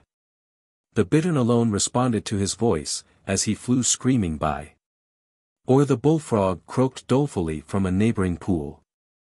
At length, it is said, just in the brown hour of twilight, when the owls began to hoot, and the bats to flit about, his attention was attracted by the clamor of carrion crows hovering about a cypress tree. He looked up, and beheld a bundle tied in a check apron, and hanging in the branches of the tree, with a great vulture perched hard by, as if keeping watch upon it. He leaped with joy. For he recognized his wife's apron, and supposed it to contain the household valuables. "Let us get hold of the property," said he, consolingly to himself, "and we will endeavor to do without the woman." As he scrambled up the tree, the vulture spread its wide wings, and sailed off, screaming, into the deep shadows of the forest. Tom seized the checked apron, but, woeful sight, found nothing but a heart and liver tied up in it. Such, according to this most authentic old story, was all that was to be found of Tom's wife. She had probably attempted to deal with the black man as she had been accustomed to deal with her husband. But though a female scold is generally considered a match for the devil, yet in this instance she appears to have had the worst of it. She must have died game, however. For it is said Tom noticed many prints of cloven feet deeply stamped about the tree, and found handfuls of hair, that looked as if they had been plucked from the coarse black shock of the woodman. Tom knew his wife's prowess by experience. He shrugged his shoulders, as he looked at the signs of a fierce clapper clawing. "Egad," said he to himself, "Old Scratch must have had a tough time of it." Tom consoled himself for the loss of his property, with the loss of his wife, for he was a man of fortitude. He even felt something like gratitude towards the black woodman, who, he considered, had done him a kindness. He sought, therefore, to cultivate a further acquaintance with him, but for some time without success. The old blacklegs played shy, for whatever people may think, he is not always to be had for calling for, he knows how to play his cards when pretty sure of his game. At length, it is said, when delay had whetted Tom's eagerness to the quick, and prepared him to agree to anything rather than not gain the promised treasure, he met the black man one evening in his usual woodman's dress. With his axe on his shoulder, sauntering along the swamp, and humming a tune. He affected to receive Tom's advances with great indifference, made brief replies, and went on humming his tune. By degrees, however, Tom brought him to business, and they began to haggle about the terms on which the former was to have the pirate's treasure. There was one condition which need not be mentioned, being generally understood in all cases where the devil grants favors, but there were others about which, though of less importance, he was inflexibly obstinate. He insisted that the money found through his means should be employed in his service. He proposed, therefore, that Tom should employ it in the black traffic, that is to say, that he should fit out a slave ship. This, however, Tom resolutely refused. He was bad enough in all conscience, but the devil himself could not tempt him to turn slave trader. Finding Tom so squeamish on this point, he did not insist upon it, but proposed, instead, that he should turn usurer, the devil being extremely anxious for the increase of usurers, looking upon them as his peculiar people. To this no objections were made, for it was just to Tom's taste. "You shall open a broker's shop in Boston next month," said the black man. "I'll do it tomorrow, if you wish," said Tom Walker. "You shall lend money at 2% a month." "Egad, I'll charge 4, replied Tom Walker. "You shall extort bonds, foreclose mortgages, drive the merchants to bankruptcy." "I'll drive them to the D.L., cried Tom Walker. "You are the usurer for my money," said Blacklegs with delight. "When will you want the rhino?" "This very night." "Done," said the devil. "Done," said Tom Walker. So they shook hands and struck a bargain. A few days' time saw Tom Walker seated behind his desk in a counting-house in Boston. His reputation for a ready-moneyed man, who would lend money out for a good consideration, soon spread abroad. Everybody remembers the time of Governor Belcher, when money was particularly scarce. It was a time of paper credit. The country had been deluged with government bills, the famous land bank had been established, there had been a rage for speculating, the people had run mad with schemes for new settlements, for building cities in the wilderness. Land jobbers went about with maps of grants, and townships, and Eldorados, lying nobody knew where, but which everybody was ready to purchase. In a word, the great speculating fever which breaks out every now and then in the country, had raged to an alarming degree, and everybody was dreaming of making sudden fortunes from nothing. As usual, the fever had subsided. The dream had gone off, and the imaginary fortunes with it, the patients were left in doleful plight, and the whole country resounded with the consequent cry of "hard times." At this propitious time of public distress did Tom Walker set up as usurer in Boston. His door was soon thronged by customers. The needy and adventurous, the gambling speculator, the dreaming land jobber, the thriftless tradesman. The merchant with cracked credit, in short, every one driven to raise money by desperate means and desperate sacrifices, hurried to Tom Walker. Thus Tom was the universal friend of the needy, and acted like a friend in need. That is to say, he always exacted good pay and good security. In proportion to the distress of the applicant was the hardness of his terms. He accumulated bonds and mortgages. Gradually squeezed his customers closer and closer, and sent them at length, dry as a sponge, from his door. In this way he made money hand over hand, became a rich and mighty man, and exalted his cocked hat upon change. He built himself, as usual, a vast house, out of ostentation, but left the greater part of it unfinished and unfurnished, out of parsimony. He even set up a carriage in the fullness of his vainglory, though he nearly starved the horses which drew it. And as the ungreased wheels groaned and screeched on the axle trees, you would have thought you heard the souls of the poor debtors he was squeezing. As Tom waxed old, however, he grew thoughtful. Having secured the good things of this world, he began to feel anxious about those of the next. He thought with regret on the bargain he had made with his black friend, and set his wits to work to cheat him out of the conditions. He became, therefore, all of a sudden, a violent churchgoer. He prayed loudly and strenuously, as if heaven were to be taken by force of lungs. Indeed, one might always tell when he had sinned most during the week, by the clamor of his Sunday devotion. The quiet Christians who had been modestly and steadfastly traveling Zionward, were struck with self-reproach at seeing themselves so suddenly outstripped in their career by this new-made convert. Tom was as rigid in religious as in money matters. He was a stern supervisor and censurer of his neighbors, and seemed to think every sin entered up to their account became a credit on his own side of the page. He even talked of the expediency of reviving the persecution of Quakers and Anabaptists. In a word, Tom's zeal became as notorious as his riches. Still, in spite of all this strenuous attention to forms, Tom had a lurking dread that the devil, after all, would have his due. That he might not be taken unawares, therefore, it is said he always carried a small Bible in his coat pocket. He had also a great folio Bible on his counting-house desk, and would frequently be found reading it when people called on business. On such occasions he would lay his green spectacles in the book, to mark the place, while he turned round to drive some usurious bargain. Some say that Tom grew a little crack-brained in his old days, and that, fancying his end approaching, he had his horse new shod, saddled and bridled, and buried with his feet uppermost. Because he supposed that at the last day the world would be turned upside down, in which case he should find his horse standing ready for mounting, and he was determined at the worst to give his old friend a run for it. This, however, is probably a mere old wives' fable. If he really did take such a precaution, it was totally superfluous, at least so says the authentic old legend, which closes his story in the following manner. One hot summer afternoon in the dog days, just as a terrible black thunder gust was coming up, Tom sat in his counting-house, in his white linen cap and India silk morning gown.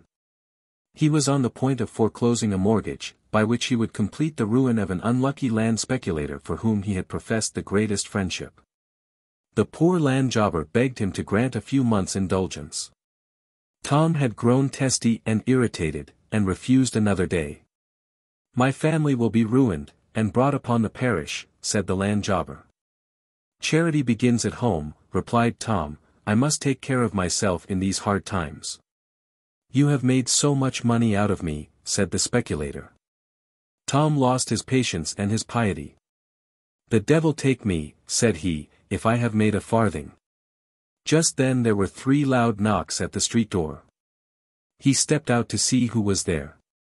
A black man was holding a black horse, which neighed and stamped with impatience. "Tom, you're come for," said the black fellow, gruffly. Tom shrank back, but too late. He had left his little Bible at the bottom of his coat pocket, and his big Bible on the desk buried under the mortgage he was about to foreclose, never was sinner taken more unawares. The black man whisked him like a child into the saddle, gave the horse the lash, and away he galloped, with Tom on his back, in the midst of the thunderstorm. The clerks stuck their pens behind their ears, and stared after him from the windows. Away went Tom Walker, dashing down the street, his white cap bobbing up and down, his morning gown fluttering in the wind, and his steed striking fire out of the pavement at every bound. When the clerks turned to look for the black man, he had disappeared. Tom Walker never returned to foreclose the mortgage. A countryman, who lived on the border of the swamp, reported that in the height of the thunder gust he had heard a great clattering of hoofs and a howling along the road, and running to the window caught sight of a figure, such as I have described. On a horse that galloped like mad across the fields, over the hills, and down into the black hemlock swamp towards the old Indian fort. And that shortly after a thunderbolt falling in that direction seemed to set the whole forest in a blaze. The good people of Boston shook their heads and shrugged their shoulders, but had been so much accustomed to witches and goblins, and tricks of the devil, in all kinds of shapes, from the first settlement of the colony, that they were not so much horror-struck as might have been expected. Trustees were appointed to take charge of Tom's effects. There was nothing, however, to administer upon. On searching his coffers, all his bonds and mortgages were found reduced to cinders. In place of gold and silver, his iron chest was filled with chips and shavings, 2 skeletons lay in his stable instead of his half-starved horses, and the very next day his great house took fire and was burnt to the ground. Such was the end of Tom Walker and his ill-gotten wealth. Let all griping money brokers lay this story to heart. The truth of it is not to be doubted. The very hole under the oak trees, whence he dug Kid's money, is to be seen to this day. And the neighboring swamp and old Indian fort are often haunted in stormy nights by a figure on horseback, in morning gown and white cap, which is doubtless the troubled spirit of the usurer. In fact, the story has resolved itself into a proverb, and is the origin of that popular saying, so prevalent throughout New England, of the Devil and Tom Walker. From the Memoirs of Satan. By Wilhelm Hoff. In this way the jovial stranger had kept myself and 12 or 15 other gentlemen and ladies, our fellow guests, in a perpetual whirl of delight. Scarcely any had any special business to detain them at the hotel, and yet none ventured to entertain the mere idea of departure, even at a distant day. On the other hand, after we had slept for some time late on mornings, sat long at dinner, sung and played long of evenings, and drank, chatted, and laughed long of nights. The magic tie which bound us to this hotel seemed to have woven new chains around us. This intoxication, however, was soon to be put an end to, perhaps for our good. On the 7th day of our rejoicings, a Sunday, our friend Von Nadas was not to be found anywhere. The waiters gave as his apology a short journey. He could not return before sunset, but would certainly be in time for tea and supper. The enjoyment of his society had already become such a necessity, that this piece of information made us helpless and ill at ease. The conversation turned naturally on our absent friend and his striking, brilliant apparition among us. It was strange, but I could not get it out of my head that I had already met with him in my walk through life, but in a different shape. And, absurd as the idea was, it still forced itself irresistibly on my mind once and again. I called to mind, from years long gone by, the recollection of a man who in his whole demeanor, but more especially in his glance, had the greatest resemblance to him.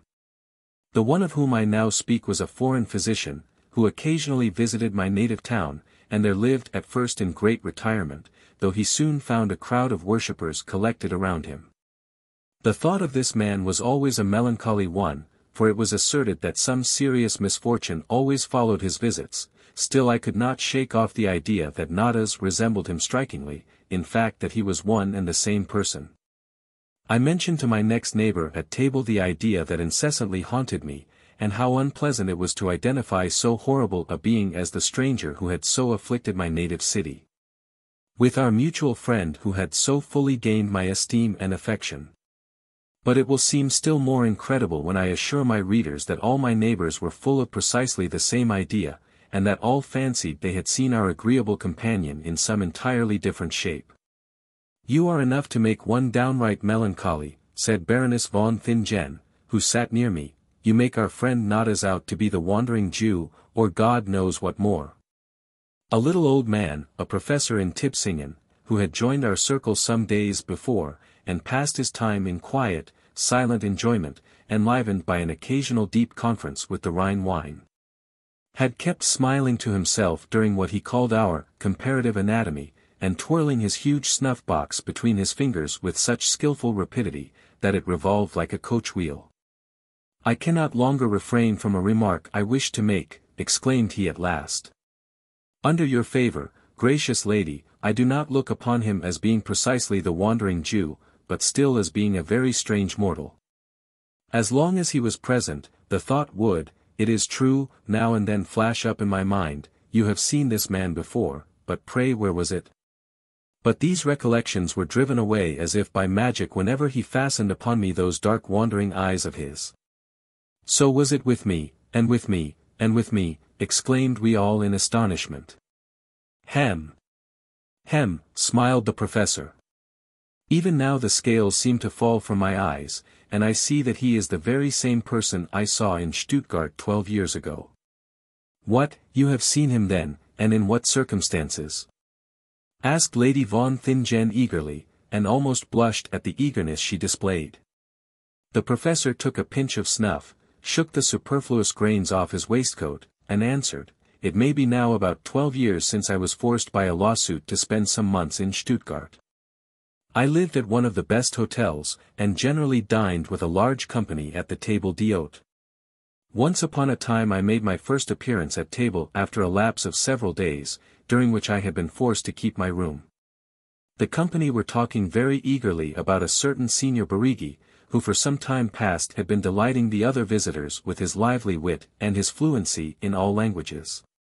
All were unanimous in his praise, but they could not exactly agree as to his occupation, some making him out a diplomatist, others a teacher of languages, a third party a distinguished political exile, and a fourth a spy of the police.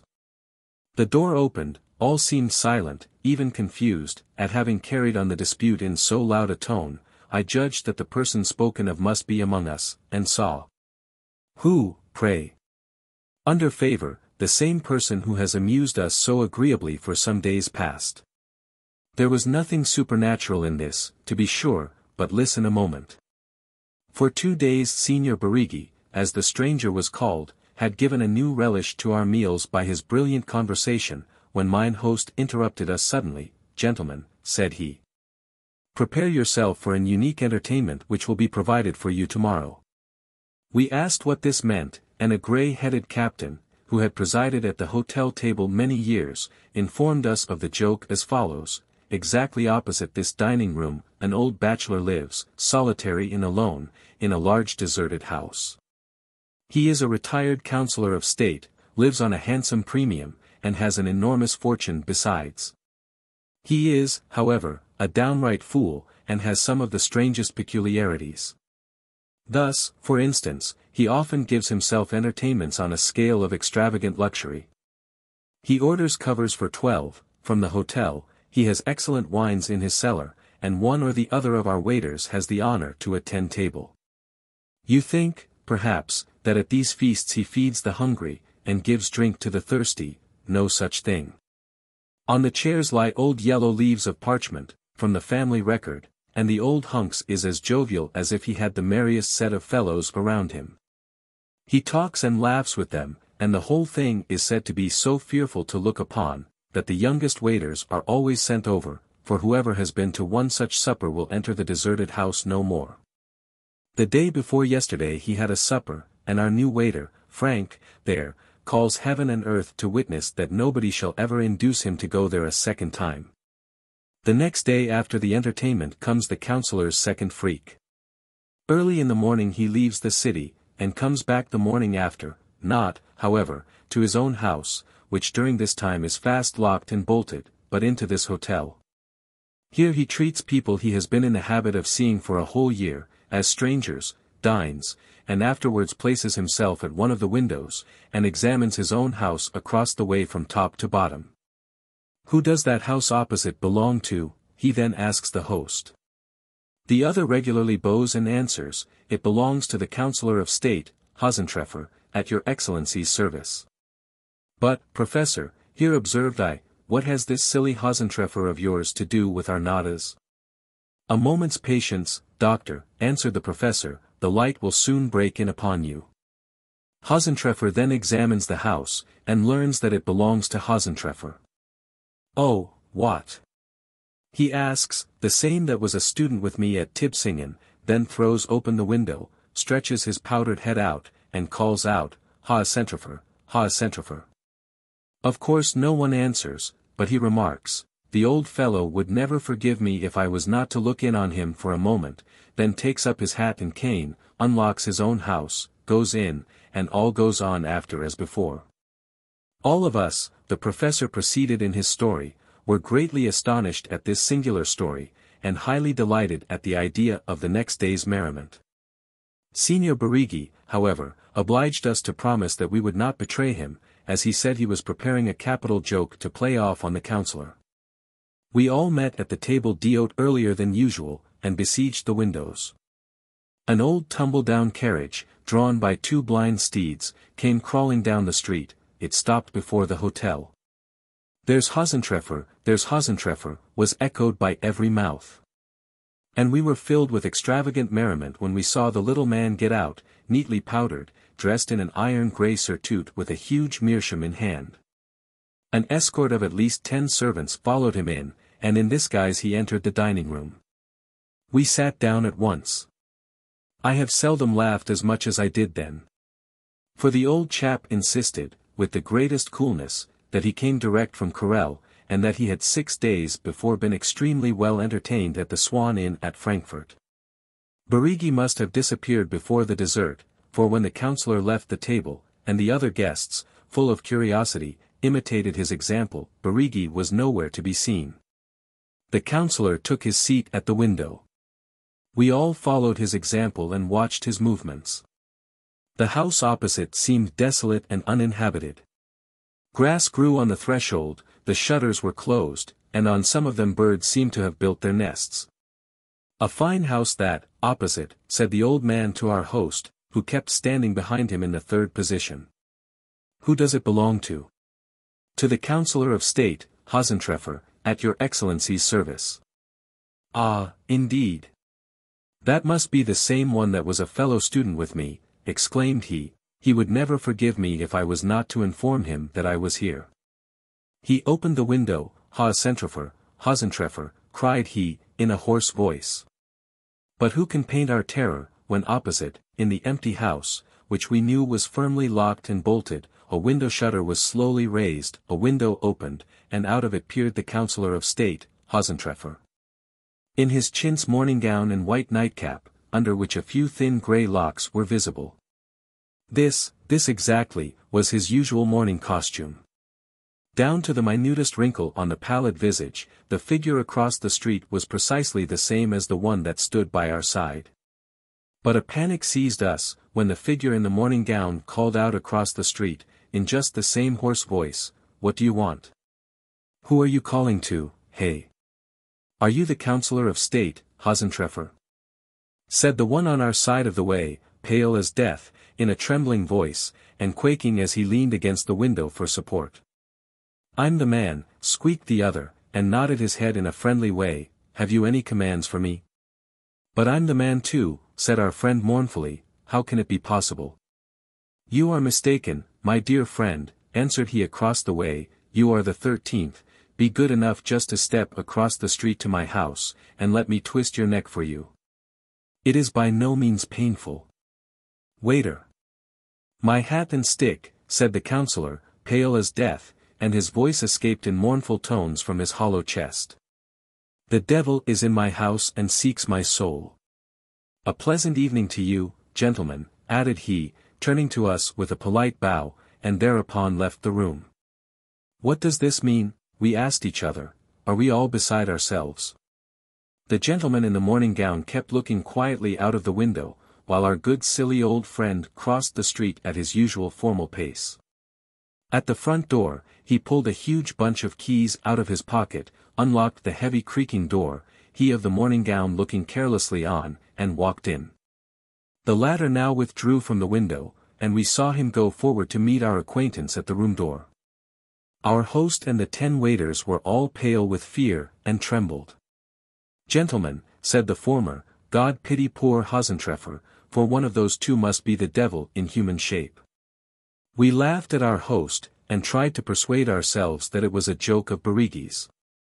But our host assured us that no one could have obtained access to the house except he was in possession of the councillor's very artificially contrived keys, also, that Barighi was seated at table not 10 minutes before the prodigy happened.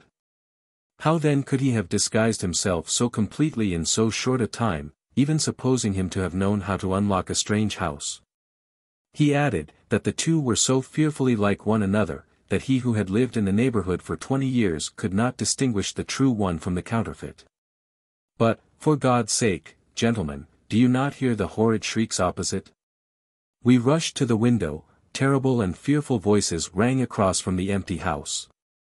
We fancied we saw the old councillor, pursued by his image in the morning gown, hurry past the window repeatedly. On a sudden all was quiet. We gazed on each other. The boldest among us proposed to cross over to the house, we all agreed to it. We crossed the street, the huge bell at the old man's door was rung thrice, but nothing could be heard in answer. We sent to the police and to a blacksmith's, the door was broken open, the whole tide of anxious visitors poured up the wide silent staircase, all the doors were fastened, at length one was opened. In a splendid apartment, the councillor, his iron-grey frock-coat torn to pieces, his neatly dressed hair in horrible disorder, lay dead, strangled, on the sofa. Since that time no traces of Barighi have been found, neither in Stuttgart nor elsewhere. St. John's Eve. By Nikolai Vasilievich Gogol. Toma Grigorovich had a very strange sort of eccentricity. To the day of his death, he never liked to tell the same thing twice. There were times, when, if you asked him to relate a thing afresh, behold, he would interpolate new matter, or alter it so that it was impossible to recognize it. Once on a time, one of those gentlemen, it is hard for us simple people to put a name to them, to say whether they are scribblers, or not scribblers, but it is just the same thing as the usurers at our yearly fairs. They clutch and beg and steal every sort of frippery, and issue mean little volumes, no thicker than an A.B.C. book, every month, or even every week. One of these gentlemen wormed this same story out of Toma Grigorovich. And he completely forgot about it. But that same young gentleman in the pea-green caftan, whom I have mentioned, and one of whose tales you have already read, I think, came from Poltava, bringing with him a little book, and, opening it in the middle, shows it to us. Toma Grigorovich was on the point of setting his spectacles astride of his nose, but recollected that he had forgotten to wind thread about them, and stick them together with wax, so he passed it over to me. As I understand something about reading and writing, and do not wear spectacles, I undertook to read it. I had not turned 2 leaves, when all at once he caught me by the hand, and stopped me. "Stop! Tell me first what you are reading." I confess that I was a trifle stunned by such a question. "What? What am I reading, Toma Grigorovich? These were your very words." "Who told you that they were my words?" "Why, what more would you have? Here it is printed, related by such and such a sacristan. Spit on the head of the man who printed that. He lies, the dog of a Moscow peddler. Did I say that? 'Twas just the same as though one hadn't his wits about him. Listen, I'll tell it to you on the spot." We moved up to the table, and he began. "My grandfather, the kingdom of heaven be his. May he eat only wheaten rolls and makovniki one with honey in the other world, could tell a story wonderfully well. When he used to begin on a tale, you wouldn't stir from the spot all day, but keep on listening. He was no match for the storyteller of the present day, when he begins to lie, with a tongue as though he had had nothing to eat for 3 days, so that you snatch your cap, and flee from the house. As I now recall it, my old mother was alive then, in the long winter evenings when the frost was crackling out of doors, and had so sealed up hermetically the narrow panes of our cottage, she used to sit before the hackling comb, drawing out a long thread in her hand, rocking the cradle with her foot, and humming a song, which I seem to hear even now. The fat lamp, quivering and flaring up as though in fear of something, lighted us within our cottage, the spindle hummed. And all of us children, collected in a cluster, listened to grandfather, who had not crawled off the oven for more than 5 years, owing to his great age. But the wondrous tales of the incursions of the Zaporozhian Cossacks, the Poles, the bold deeds of Podkova, of Poltierkozhuk, and Sagadachnyi, did not interest us so much as the stories about some deed of old which always sent a shiver through our frames, and made our hair rise upright on our heads. Sometimes such terror took possession of us in consequence of them, that, from that evening on, heaven knows what a marvel everything seemed to us. If you chance to go out of the cottage after nightfall for anything, you imagine that a visitor from the other world has lain down to sleep in your bed. And I should not be able to tell this a second time were it not that I had often taken my own smock, at a distance, as it lay at the head of the bed, for the evil one rolled up in a ball. But the chief thing about grandfather's stories was, that he never had lied in his life, and whatever he said was so, was so. I will now relate to you one of his marvelous tales. I know that there are a great many wise people who copy in the courts, and can even read civil documents, who, if you were to put into their hand a simple prayer book, could not make out the first letter in it, and would show all their teeth in derision, which is wisdom. These people laugh at everything you tell them. Such incredulity has spread abroad in the world. What then? Why, may God and the Holy Virgin cease to love me if it is not possible that even you will not believe me. Once he said something about witches. What then? Along comes one of these headbreakers, and doesn't believe in witches. Yes, glory to God that I have lived so long in the world. I have seen heretics, to whom it would be easier to lie in confession than it would for our brothers and equals to take snuff, and those people would deny the existence of witches. But let them just dream about something, and they won't even tell what it was. There's no use in talking about them. No one could have recognized this village of ours a little over 100 years ago, a hamlet it was, the poorest kind of a hamlet. Half a score of miserable izbas, unplastered, badly thatched, were scattered here and there about the fields. There was not an enclosure or a decent shed to shelter animals or wagons. That was the way the wealthy lived, and if you had looked for our brothers, the poor, why, a hole in the ground, that was a cabin for you. Only by the smoke could you tell that a God-created man lived there. You ask, why they lived so? It was not entirely through poverty. Almost every one led a wandering, Cossack life, and gathered not a little plunder in foreign lands. It was rather because there was no reason for setting up a well-ordered cotta too. How many people were wandering all over the country, Crimeans, Poles, Lithuanians. It was quite possible that their own countrymen might make a descent, and plunder everything. Anything was possible. In this hamlet a man, or rather a devil in human form, often made his appearance. Why he came, and whence, no one knew. He prowled about, got drunk, and suddenly disappeared as if into the air, and there was not a hint of his existence. Then, again, behold, and he seemed to have dropped from the sky, and went flying about the street of the village, of which no trace now remains, and which was not more than 100 paces from Dykanka. He would collect together all the Cossacks he met, then there were songs, laughter, money in abundance, and vodka flowed like water. He would address the pretty girls, and give them ribbons, earrings, strings of beads, more than they knew what to do with. It is true that the pretty girls rather hesitated about accepting his presents. God knows, perhaps they had passed through unclean hands. My grandfather's aunt, who kept a tavern at the time, in which Basavriuk, as they called that devil man, often had his carouses, said that no consideration on the face of the earth would have induced her to accept a gift from him. And then, again, how avoid accepting? Fear seized on every one when he knit his bristly brows, and gave a sidelong glance which might send your feet, God knows whither, but if you accept, then the next night some fiend from the swamp, with horns on his head, comes to call.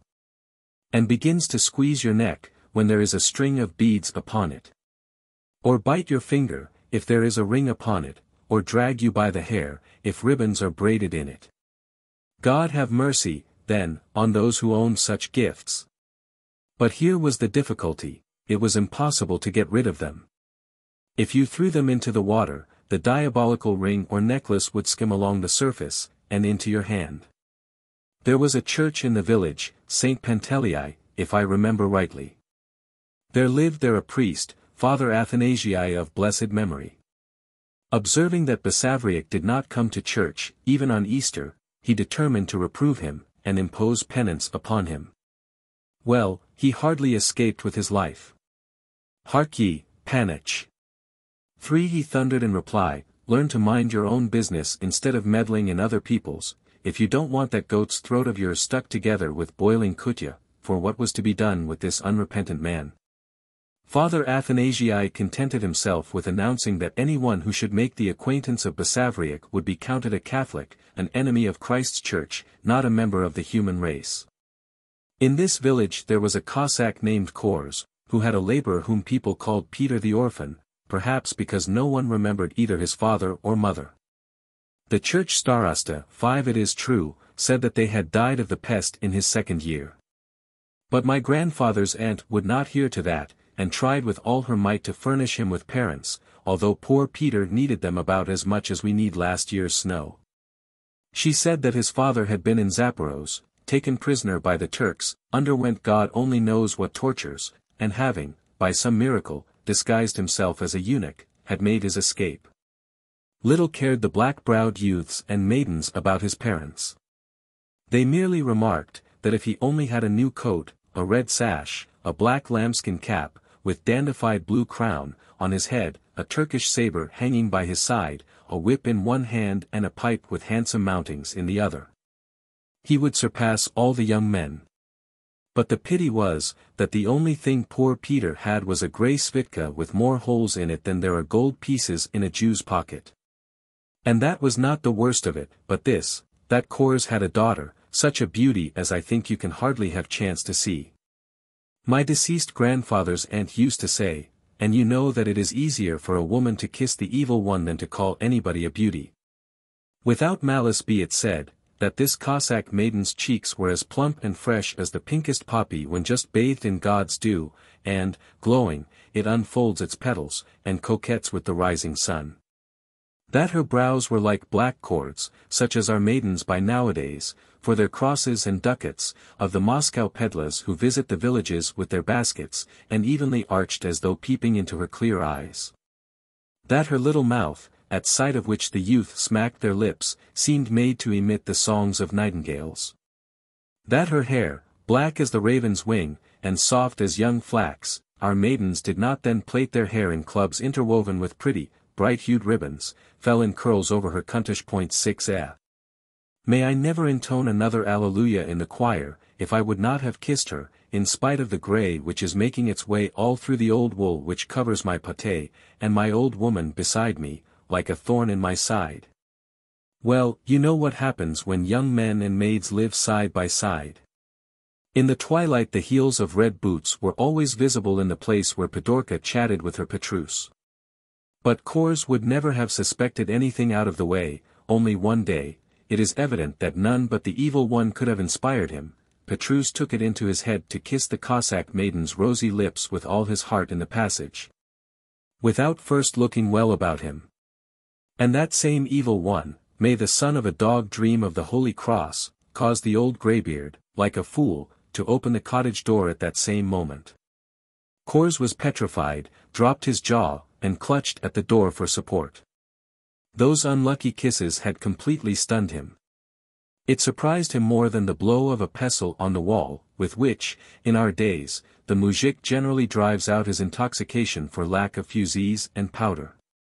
Recovering himself, he took his grandfather's hunting whip from the wall, and was about to belabor Peter's back with it, when Pidorka's little 6-year-old brother Ivis rushed up from somewhere or other, and, grasping his father's legs with his little hands, screamed out, "Daddy, Daddy!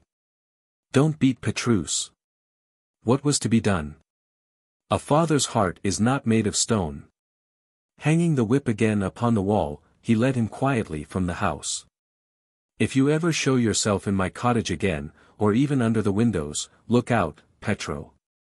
By heaven, your black mustache will disappear, and your black locks, though wound twice about your ears, will take leave of your pate, or my name is not Terentii Cors. So saying, he gave him a little taste of his fist in the nape of his neck, so that all grew dark before Petrus, and he flew headlong. So there was an end of their kissing. Sorrow seized upon our doves. And a rumor was rife in the village, that a certain Pole, all embroidered with gold, with mustaches, sabre, spurs, and pockets jingling like the bells of the bag with which our sacristan Teres goes through the church every day, had begun to frequent Corsa's house. Now, it is well known why the father is visited when there is a black-browed daughter about. So, one day, Pidorka burst into tears, and clutched the hand of her Ivas. Ivas, my dear. Ivas, my love. Fly to Petrus, my child of gold, like an arrow from a bow. Tell him all, I would have loved his brown eyes, I would have kissed his white face, but my fate decrees not so. More than one towel have I wet with burning tears. I am sad, I am heavy at heart. And my own father is my enemy. I will not marry that Pole, whom I do not love. Tell him they are preparing a wedding, but there will be no music at our wedding, ecclesiastics will sing instead of pipes and kobzas. 7 I shall not dance with my bridegroom, they will carry me out. Dark, dark will be my dwelling, of maple wood, and, instead of chimneys, a cross will stand upon the roof. Petro stood petrified, without moving from the spot, when the innocent child lisped out Pidorka's words to him. And I, unhappy man, thought to go to the Crimea and Turkey, win gold and return to thee, my beauty. But it may not be. The evil eye has seen us. I will have a wedding, too, dear little fish, I, too, but no ecclesiastics will be at that wedding. The black crow will caw, instead of the Pope, over me, the smooth field will be my dwelling. The dark blue clouds my roof tree. The eagle will claw out my brown eyes, the rain will wash the Cossack's bones, and the whirlwinds will dry them. But what am I? Of whom, to whom, am I complaining? 'Tis plain, God willed it so. If I am to be lost, then so be it, and he went straight to the tavern.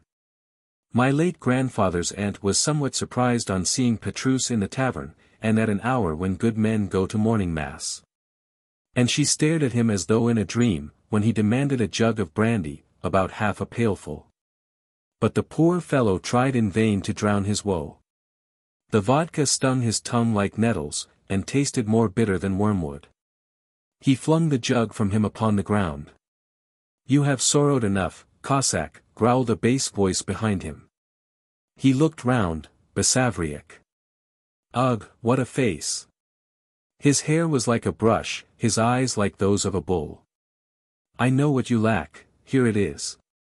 Then he jingled a leather purse which hung from his girdle, and smiled diabolically. Petro shuddered. He.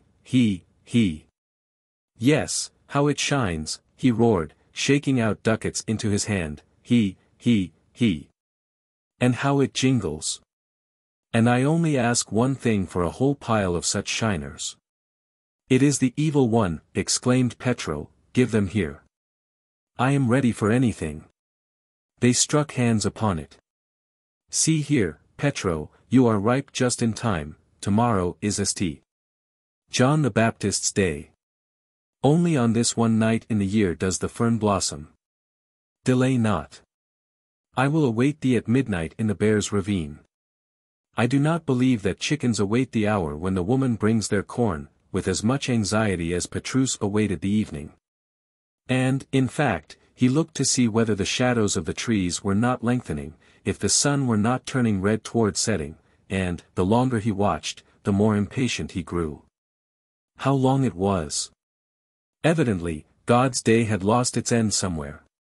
And now the sun is gone. The sky is red only on one side, and it is already growing dark. It grows colder in the fields. It gets dusky, and more dusky, and at last quite dark. At last. With heart almost bursting from his bosom, he set out on his way, and cautiously descended through the dense woods into the deep hollow called the Bear's Ravine. Belphagor was already waiting there. It was so dark, that you could not see a yard before you. Hand in hand they penetrated the thin marsh, clinging to the luxuriant thorn bushes, and stumbling at almost every step. At last they reached an open spot. Petro looked about him, he had never chanced to come there before. Here Belphagor halted. Do you see, before you stand 3 hillocks? There are a great many sorts of flowers upon them. But may some power keep you from plucking even one of them. But as soon as the fern blossoms, seize it, and look not round, no matter what may seem to be going on behind thee. Petro wanted to ask, and behold, he was no longer there. He approached the 3 hillocks, where were the flowers? He saw nothing.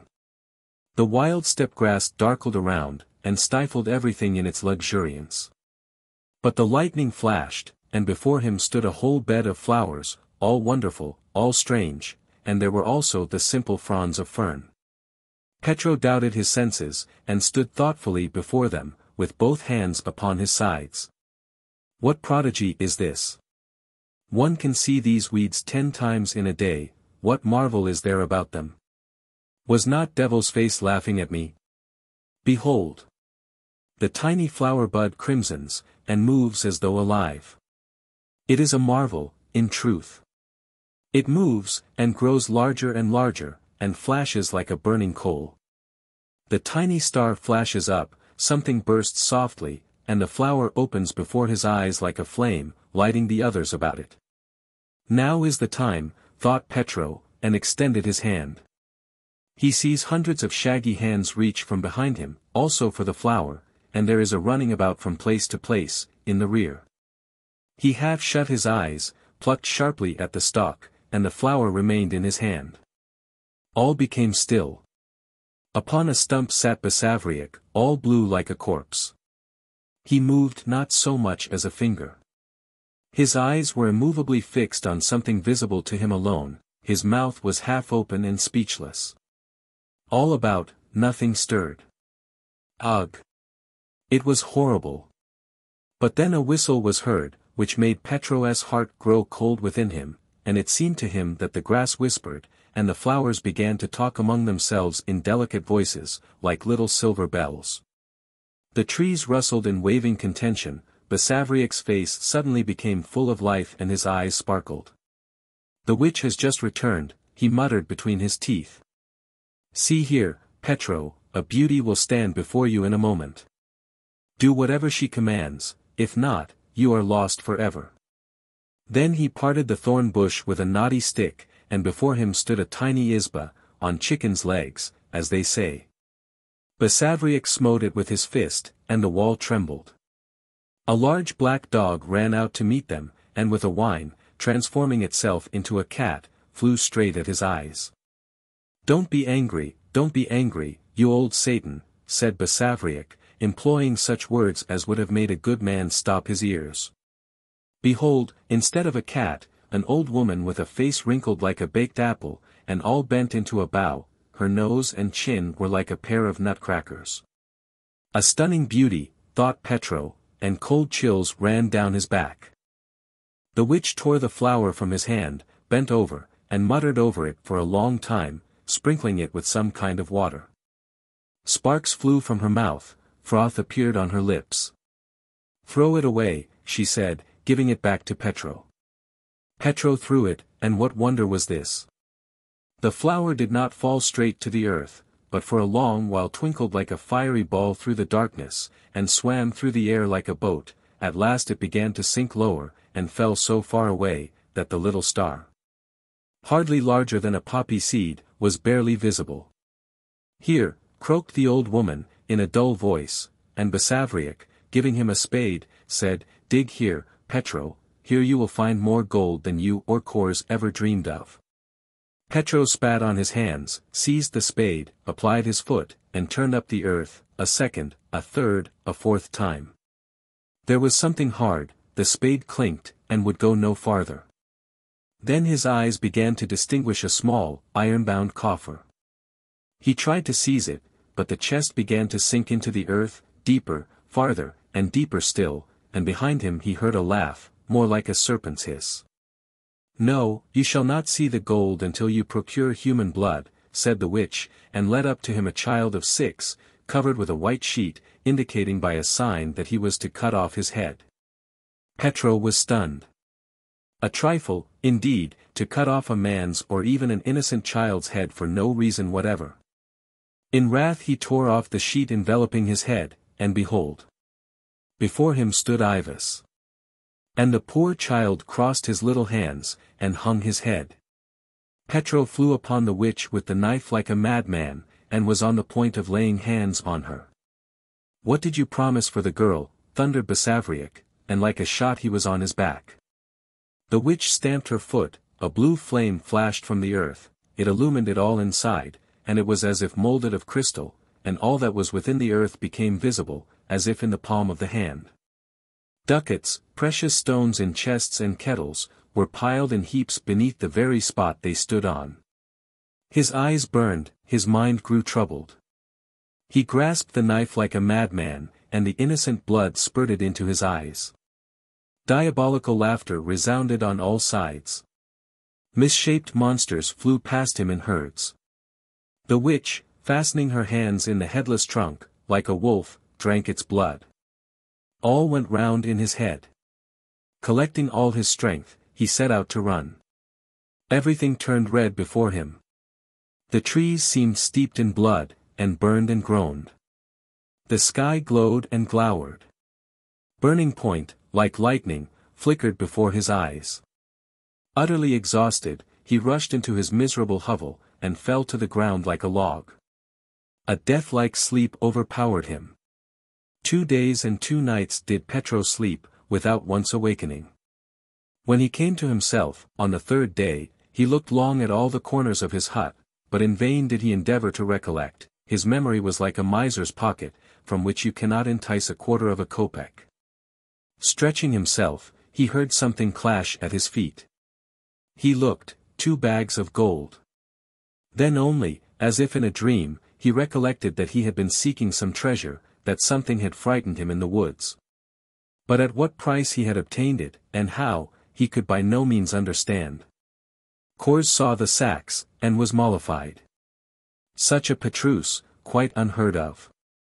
Yes, and did I not love him? Was he not to me as my own son? And the old fellow carried on his fiction until it reduced him to tears. Pidorka began to tell him some passing gypsies had stolen Ivas, but Petro could not even recall him, to such a degree had the devil's influence darkened his mind. There was no reason for delay. The Pole was dismissed, and the wedding feast prepared, rolls were baked, towels and handkerchiefs embroidered, the young people were seated at table, the wedding loaf was cut. Banduras, cymbals, pipes, kobzi, sounded, and pleasure was rife. A wedding in the olden times was not like one of the present day. My grandfather's aunt used to tell, what doings. How the maidens, in festive headdresses of yellow, blue, and pink ribbons, above which they bound gold braid, in thin chemisettes embroidered on all the seams with red silk, and strewn with tiny silver flowers. In Morocco shoes, with high iron heels, danced the Gorlitza as swimmingly as peacocks, and as wildly as the whirlwind. How the youths, with their ship-shaped caps upon their heads, the crowns of gold brocade, with a little slit at the nape where the hairnet peeped through, and 2 horns projecting, one in front and another behind, of the very finest black lambskin. In kuntushas of the finest blue silk with red borders, stepped forward one by one, their arms akimbo in stately form, and executed the gopak. How the lads, in tall Cossack caps and light cloth spitkas, girt with silver-embroidered belts, their short pipes in their teeth, skipped before them, and talked nonsense. Even Kors could not contain himself, as he gazed at the young people, from getting gay in his old age. Bandura in hand, alternately puffing at his pipe and singing, a brandy glass upon his head, the greybeard began the national dance amid loud shouts from the merrymakers. What will not people devise in merry mood? They even began to disguise their faces. They did not look like human beings. They are not to be compared with the disguises which we have at our weddings nowadays. What do they do now? Why, imitate gypsies and Moscow peddlers. No. Then one used to dress himself as a Jew, another as the devil. They would begin by kissing each other, and end by seizing each other by the hair. God be with them. You laughed till you held your sides. They dressed themselves in Turkish and Tartar garments. All upon them glowed like a conflagration, and then they began to joke and play pranks. Well, then away with the saints. An amusing thing happened to my grandfather's aunt, who was at this wedding. She was dressed in a voluminous Tartar robe, and, wineglass in hand, was entertaining the company. The evil one instigated one man to pour vodka over her from behind. Another, at the same moment, evidently not by accident, struck a light, and touched it to her. The flame flashed up, poor aunt, in terror, flung her robe from her, before them all. Screams, laughter, jests, arose, as if at a fair. In a word, the old folks could not recall so merry a wedding. Pidorka and Petrus began to live like a gentleman and lady. There was plenty of everything, and everything was handsome. But honest people shook their heads when they looked at their way of living. From the devil no good can come, they unanimously agreed. Whence, except from the tempter of orthodox people, came this wealth? Where else could he get such a lot of gold? Why, on the very day that he got rich, did Basavriuk vanish as if into thin air? Say, if you can, that people imagine things. In fact, a month had not passed, and no one would have recognized Petrus. Why, what had happened to him? God knows.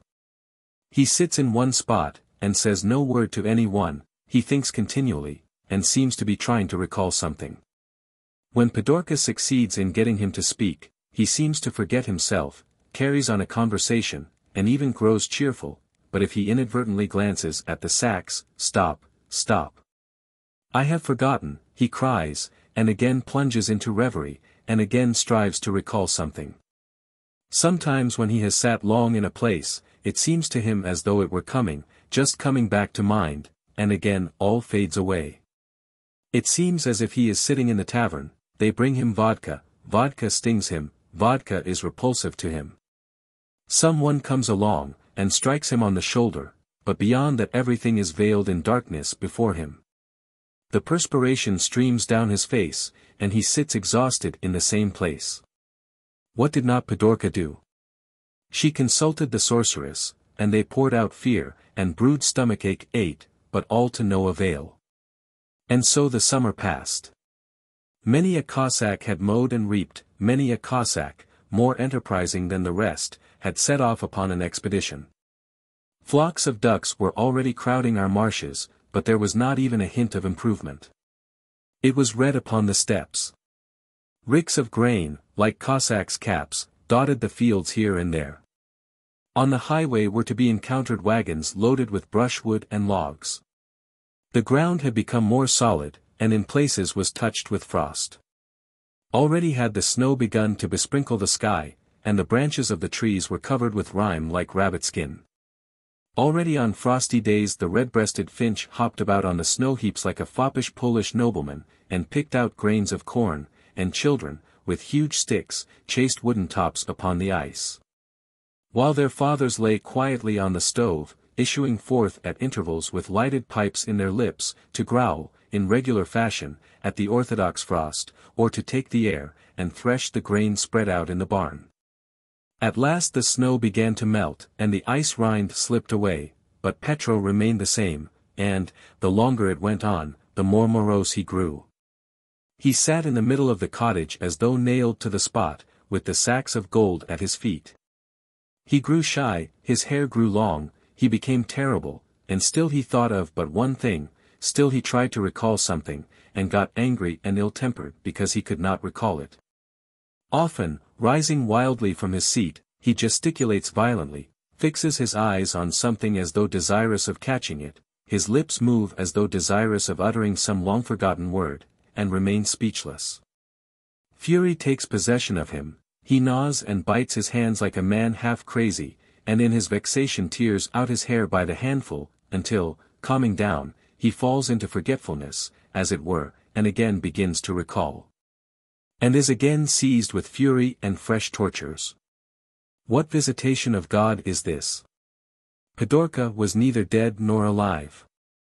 At first it was horrible to her to remain alone in the cottage, but, in course of time, the poor woman grew accustomed to her sorrow. But it was impossible to recognize the Pidorka of former days. No blush, no smile, she was thin and worn with grief, and had wept her bright eyes away. Once, someone who evidently took pity on her, advised her to go to the witch who dwelt in the Bear's Ravine, and enjoyed the reputation of being able to cure every disease in the world. She determined to try this last remedy, word by word she persuaded the old woman to come to her. This was St. John's Eve, as it chanced. Petro lay insensible on the bench, and did not observe the newcomer. Little by little he rose, and looked about him. Suddenly he trembled in every limb, as though he were on the scaffold, his hair rose upon his head, and he laughed such a laugh as pierced Pidorka's heart with fear. "I have remembered," he cried in terrible joy, and, swinging a hatchet round his head, he flung it at the old woman with all his might. The hatchet penetrated the oaken door 2 Vershock.9. The old woman disappeared. And a child of 7 in a white blouse, with covered head, stood in the middle of the cottage. The sheet flew off. "Ivas," cried Pidorka, and ran to him. But the apparition became covered from head to foot with blood, and illumined the whole room with red light.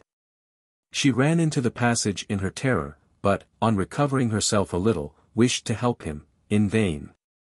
The door had slammed to behind her so securely that she could not open it. People ran up, and began to knock, they broke in the door, as though there were but one mind among them. The whole cottage was full of smoke. And just in the middle, where Petrus had stood, was a heap of ashes, from which smoke was still rising. They flung themselves upon the sacks, only broken potsherds lay there instead of ducats. The Cossacks stood with staring eyes and open mouths, not daring to move a hair, as if rooted to the earth, such terror did this wonder inspire in them. I do not remember what happened next.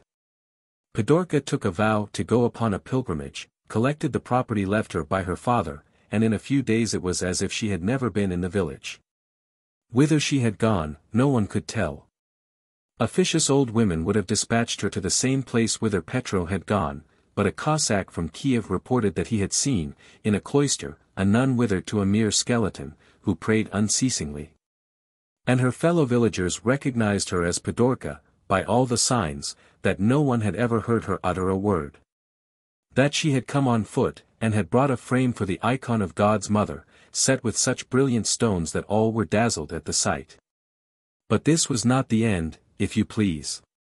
On the same day that the evil one made way with Petrus, Basavriuk appeared again, but all fled from him.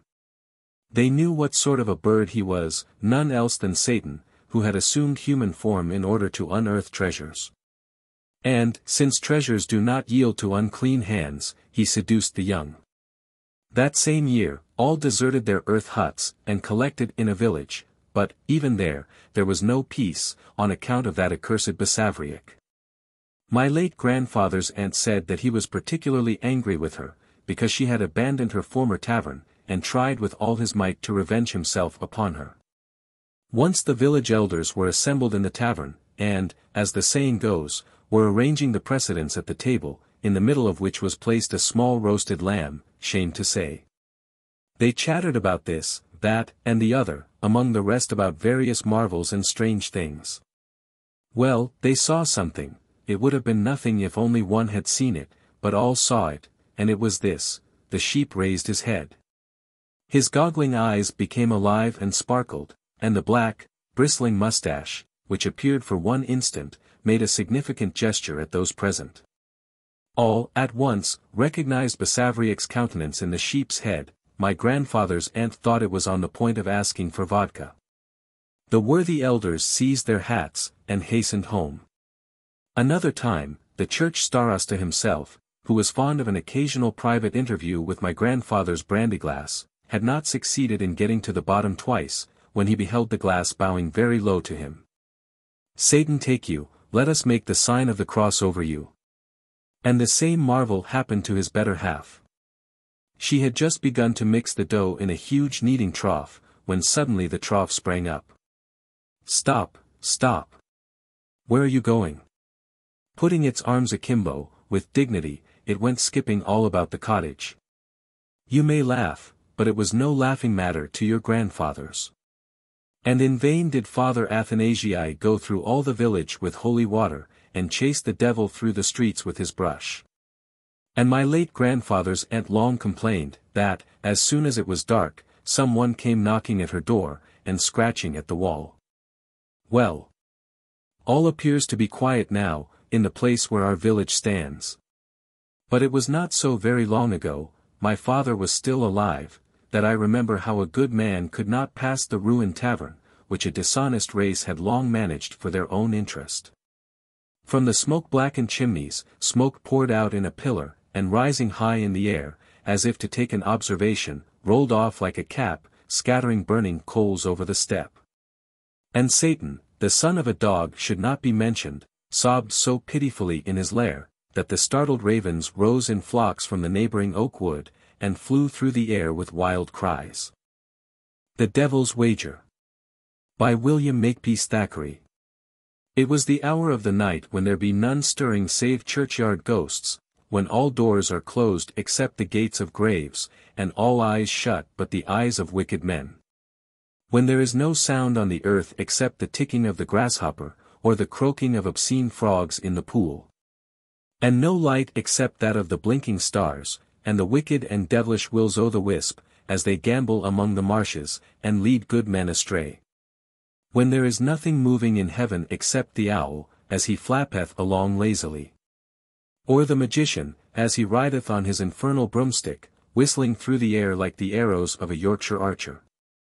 It was at this hour, namely, at 12 o'clock of the night, that two beings went winging through the black clouds, and holding converse with each other.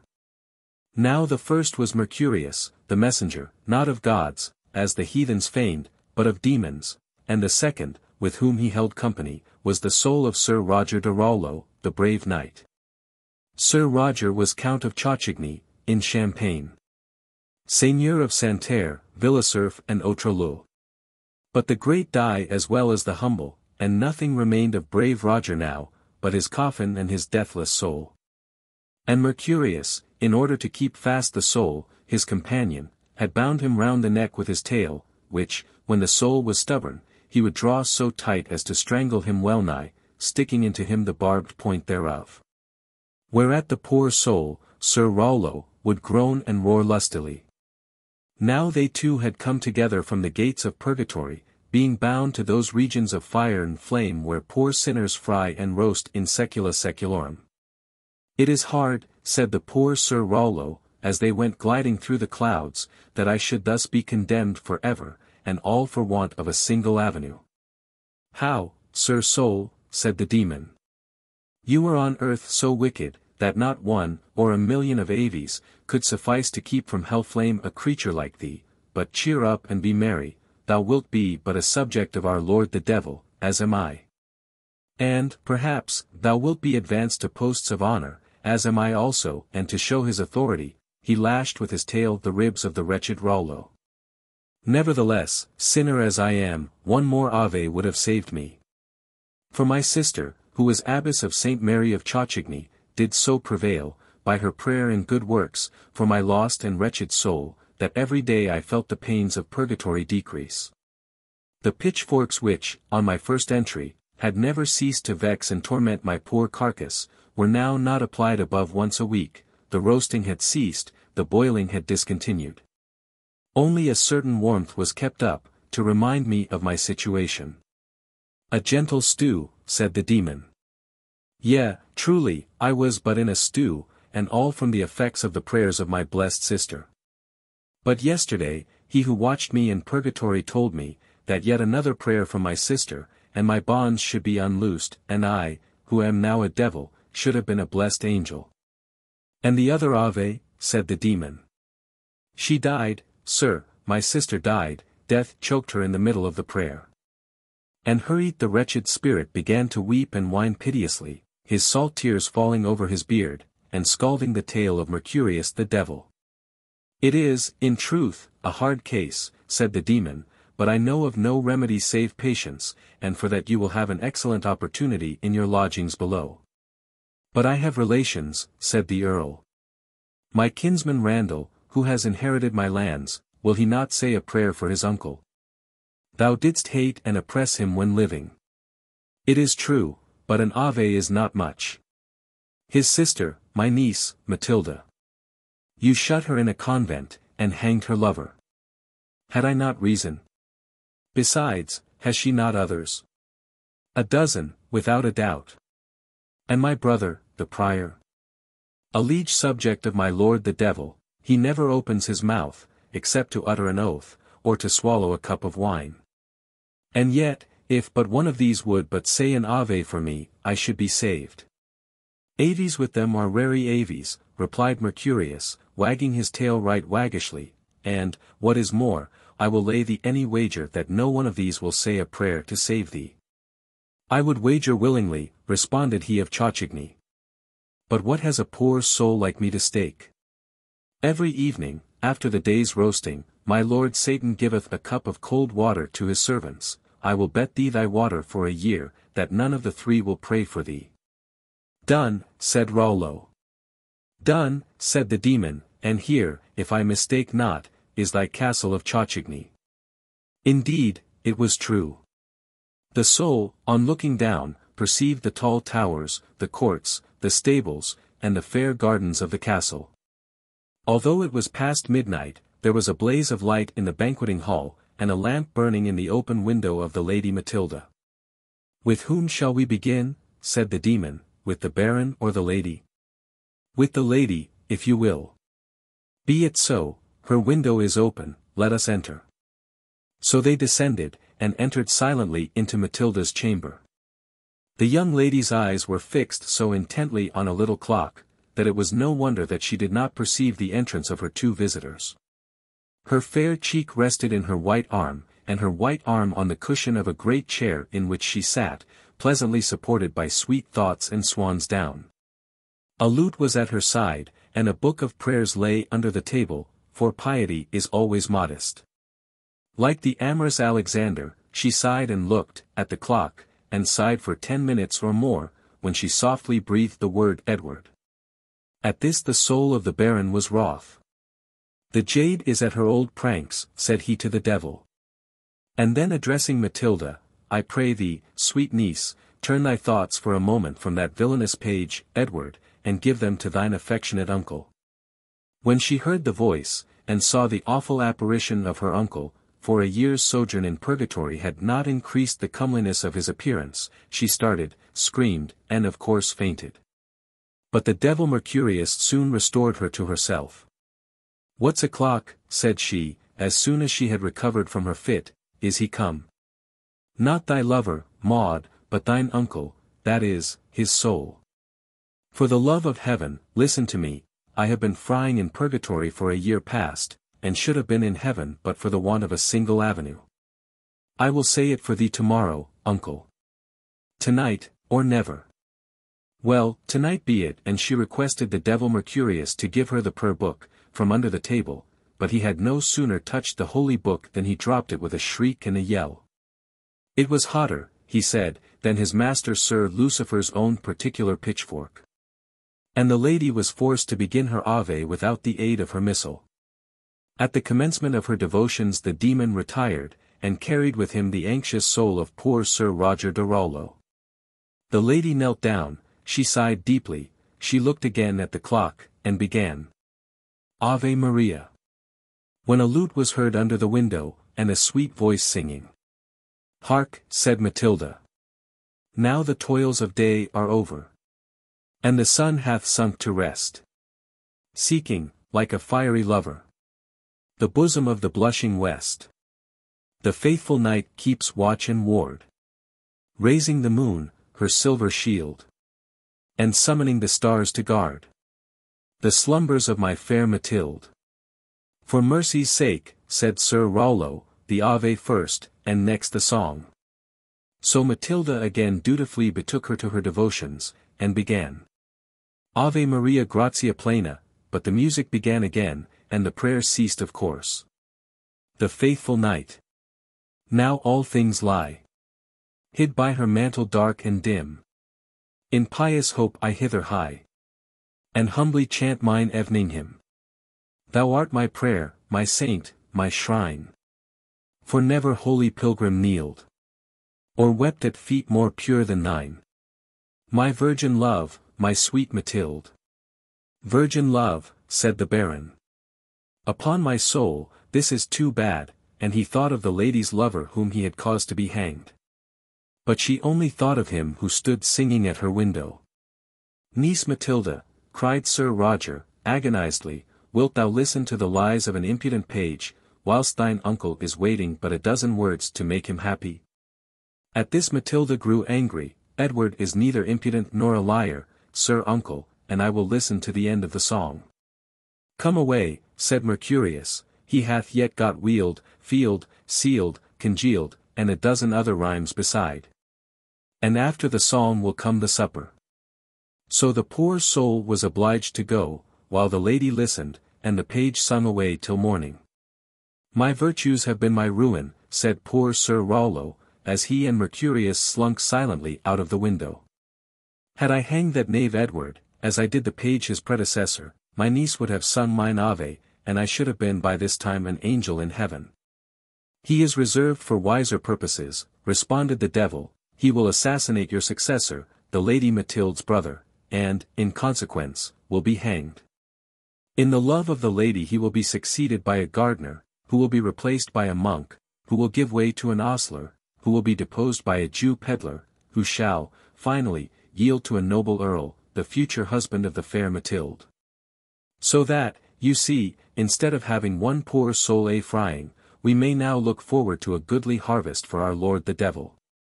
The soul of the Baron began to think that his companion knew too much for one who would make fair bets. But there was no help for it, he would not, and he could not cry off, and he prayed inwardly that the brother might be found more pious than the sister. But there seemed little chance of this. As they crossed the court, lackeys, with smoking dishes and full jugs, passed and repassed continually, although it was long past midnight. On entering the hall, they found Sir Randall at the head of a vast table, surrounded by a fiercer and more motley collection of individuals than had congregated there even in the time of Sir Rollo. The lord of the castle had signified that it was his royal pleasure to be drunk, and the gentlemen of his train had obsequiously followed their master. Mercurius was delighted with the scene, and relaxed his usually rigid countenance into a bland and benevolent smile, which became him wonderfully. The entrance of Sir Roger, who had been dead about a year, and a person with hoofs, horns, and a tail, rather disturbed the hilarity of the company. Sir Randall dropped his cup of wine. And Father Peter, the confessor, incontinently paused in the midst of a profane song, with which he was amusing the society. Holy Mother, cried he, it is Sir Roger. Alive, screamed Sir Randall. No, my lord, Mercurius said. Sir Roger is dead, but cometh on a matter of business, and I have the honour to act as his counsellor and attendant. Nephew, said Sir Roger, the demon saith justly, I am come on a trifling affair, in which thy service is essential. I will do anything, uncle, in my power. Thou canst give me life, if thou wilt. But Sir Randall looked very blank at this proposition. I mean life spiritual, Randall, said Sir Roger, and thereupon he explained to him the nature of the wager. Whilst he was telling his story, his companion Mercurius was playing all sorts of antics in the hall, and, by his wit and fun, became so popular with this godless crew, that they lost all the fear which his first appearance had given them. The friar was wonderfully taken with him, and used his utmost eloquence and endeavours to convert the devil. The knights stopped drinking to listen to the argument, the men-at-arms forbore brawling. And the wicked little pages crowded round the two strange disputants, to hear their edifying discourse. The ghostly man, however, had little chance in the controversy, and certainly little learning to carry it on. Sir Randall interrupted him. "Father Peter," said he, "our kinsman is condemned for ever, for want of a single Ave, wilt thou say it for him?" "Willingly, my lord," said the monk, "with my book." And accordingly he produced his missal to read, without which aid it appeared that the Holy Father could not manage the desired prayer. But the crafty Mercurius had, by his devilish art, inserted a song in the place of the Ave, so that Father Peter, instead of chanting in him, sang the following irreverent ditty. Some love the matin chimes, which tell the hour of prayer to sinner. But better far's the midday bell, which speaks the hour of dinner. For when I see a smoking fish, or capon drowned in gravy, or noble haunch on silver dish, full glad I sing mine Ave. My pulpit is an alehouse bench, whereon I sit so jolly, a smiling rosy country wench, my saint and patron holy. I kiss her cheek so red and sleek, I press her ringlets wavy, and in her willing ear I speak a most religious Ave. And if I'm blind, yet heaven is kind, and holy saints forgiving. For sure he leads a right good life, who thus admires good living. Above, they say, our flesh is air, our blood celestial ichor. Oh, grant, mid all the changes there, they may not change our liquor. And with this pious wish the holy confessor tumbled under the table in an agony of devout drunkenness, whilst the knights, the men-at-arms, and the wicked little pages, rang out the last verse with a most melodious and emphatic glee. I am sorry, fair uncle, hiccuped Sir Randall, that, in the matter of the Ave, we could not oblige thee in a more orthodox manner, but the Holy Father has failed, and there is not another man in the hall who hath an idea of a prayer. It is my own fault, said Sir Rollo, for I hanged the last confessor. And he wished his nephew a surly good night, as he prepared to quit the room. Au revoir, gentlemen, said the devil Mercurius. And once more fixed his tail round the neck of his disappointed companion. The spirit of poor Rollo was sadly cast down, the devil, on the contrary, was in high good humor. He wagged his tail with the most satisfied air in the world, and cut 100 jokes at the expense of his poor associate. On they sped, cleaving swiftly through the cold night winds, frightening the birds that were roosting in the woods, and the owls that were watching in the towers. In the twinkling of an eye, as it is known, devils can fly hundreds of miles, so that almost the same beat of the clock which left these two in Champagne found them hovering over Paris. They dropped into the court of the Lazarist convent, and wended their way, through passage and cloister, until they reached the door of the prior's cell. Now the prior, Rollo's brother, was a wicked and malignant sorcerer. His time was spent in conjuring devils and doing wicked deeds, instead of fasting, scourging, and singing holy psalms. This Mercurius knew, and he, therefore, was fully at ease as to the final result of his wager with poor Sir Roger. You seem to be well acquainted with the road, said the knight. I have reason, answered Mercurius, having, for a long period, had the acquaintance of his reverence, your brother, but you have little chance with him. And why? Said Sir Rollo. He is under a bond to my master, never to say a prayer, or else his soul and his body are forfeited at once. Why, thou false and traitorous devil, said the enraged knight, and thou knewest this when we made our wager. Undoubtedly. Do you suppose I would have done so had there been any chance of losing? And with this they arrived at Father Ignatius's door. Thy cursed presence threw a spell on my niece, and stopped the tongue of my nephew's chaplain. I do believe that had I seen either of them alone, my wager had been won. Certainly, therefore, I took good care to go with thee. However, thou mayest see the prior alone, if thou wilt, and lo! His door is open. I will stand without for 5 minutes when it will be time to commence our journey.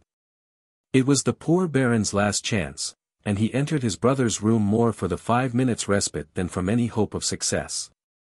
Father Ignatius, the prior, was absorbed in magic calculations. He stood in the middle of a circle of skulls, with no garment except his long white beard, which reached to his knees. He was waving a silver rod, and muttering imprecations in some horrible tongue. But Sir Rollo came forward and interrupted his incantation. "I am," said he, "the shade of thy brother Roger de Rollo. And have come, from pure brotherly love, to warn thee of thy fate." "Whence camest thou?" "From the abode of the blessed in paradise," replied Sir Roger, who was inspired with a sudden thought.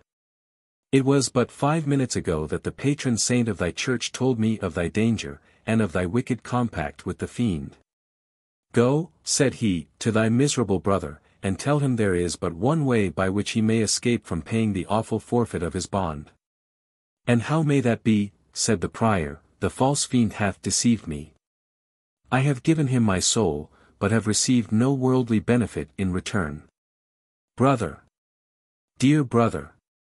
How may I escape? I will tell thee. As soon as I heard the voice of blessed St. Mary Lazarus, the worthy Earl had, at a pinch, coined the name of a saint, I left the clouds, where, with other angels, I was seated, and sped hither to save thee. Thy brother, said the saint, hath but 1 day more to live, when he will become for all eternity the subject of Satan. If he would escape, he must boldly break his bond, by saying an avenue. It is the express condition of the agreement, said the unhappy monk, I must say no prayer, or that instant I become Satan's, body and soul. It is the express condition of the saint, answered Roger, fiercely. Pray, brother, pray, or thou art lost for ever. So the foolish monk knelt down, and devoutly sung out an avenue. Amen, said Sir Roger, devoutly. Amen, said Mercurius, as, suddenly, coming behind, he seized Ignatius by his long beard, and flew up with him to the top of the church steeple. The monk roared, and screamed, and swore against his brother. But it was of no avail. Sir Roger smiled kindly on him, and said, Do not fret, brother, it must have come to this in a year or 2. And he flew alongside of Mercurius to the steeple-top, but this time the devil had not his tail round his neck. I will let thee off thy bet, said he to the demon, for he could afford, now, to be generous.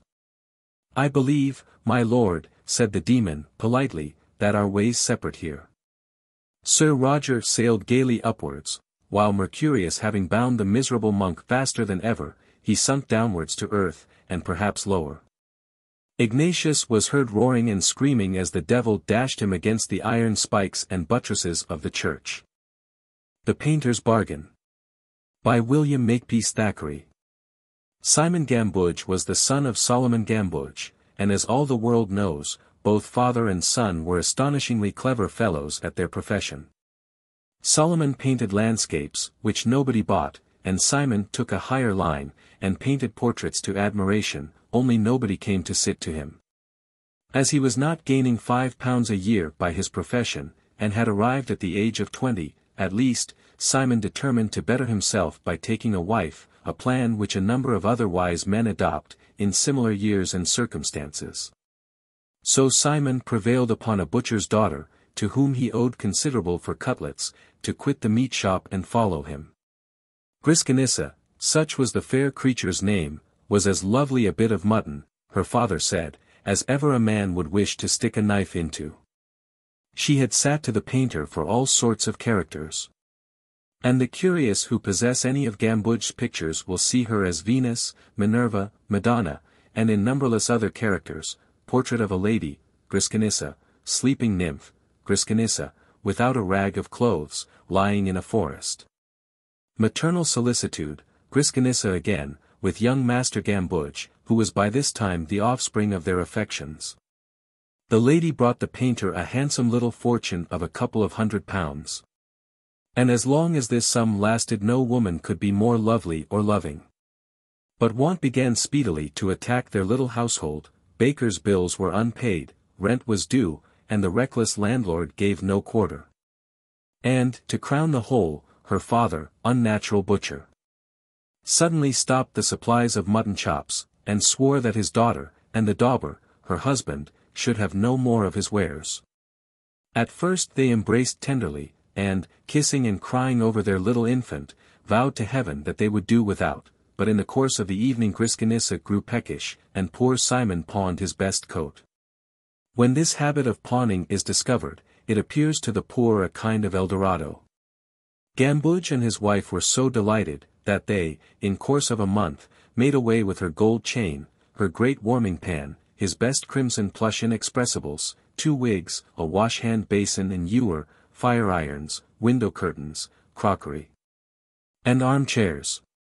Griskinissa said, smiling, that she had found a second father in her uncle, a base pun, which showed that her mind was corrupted, and that she was no longer the tender, simple Griskinissa of other days.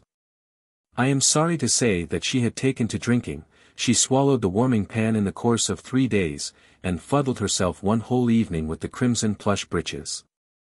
Drinking is the devil, the father, that is to say, of all vices.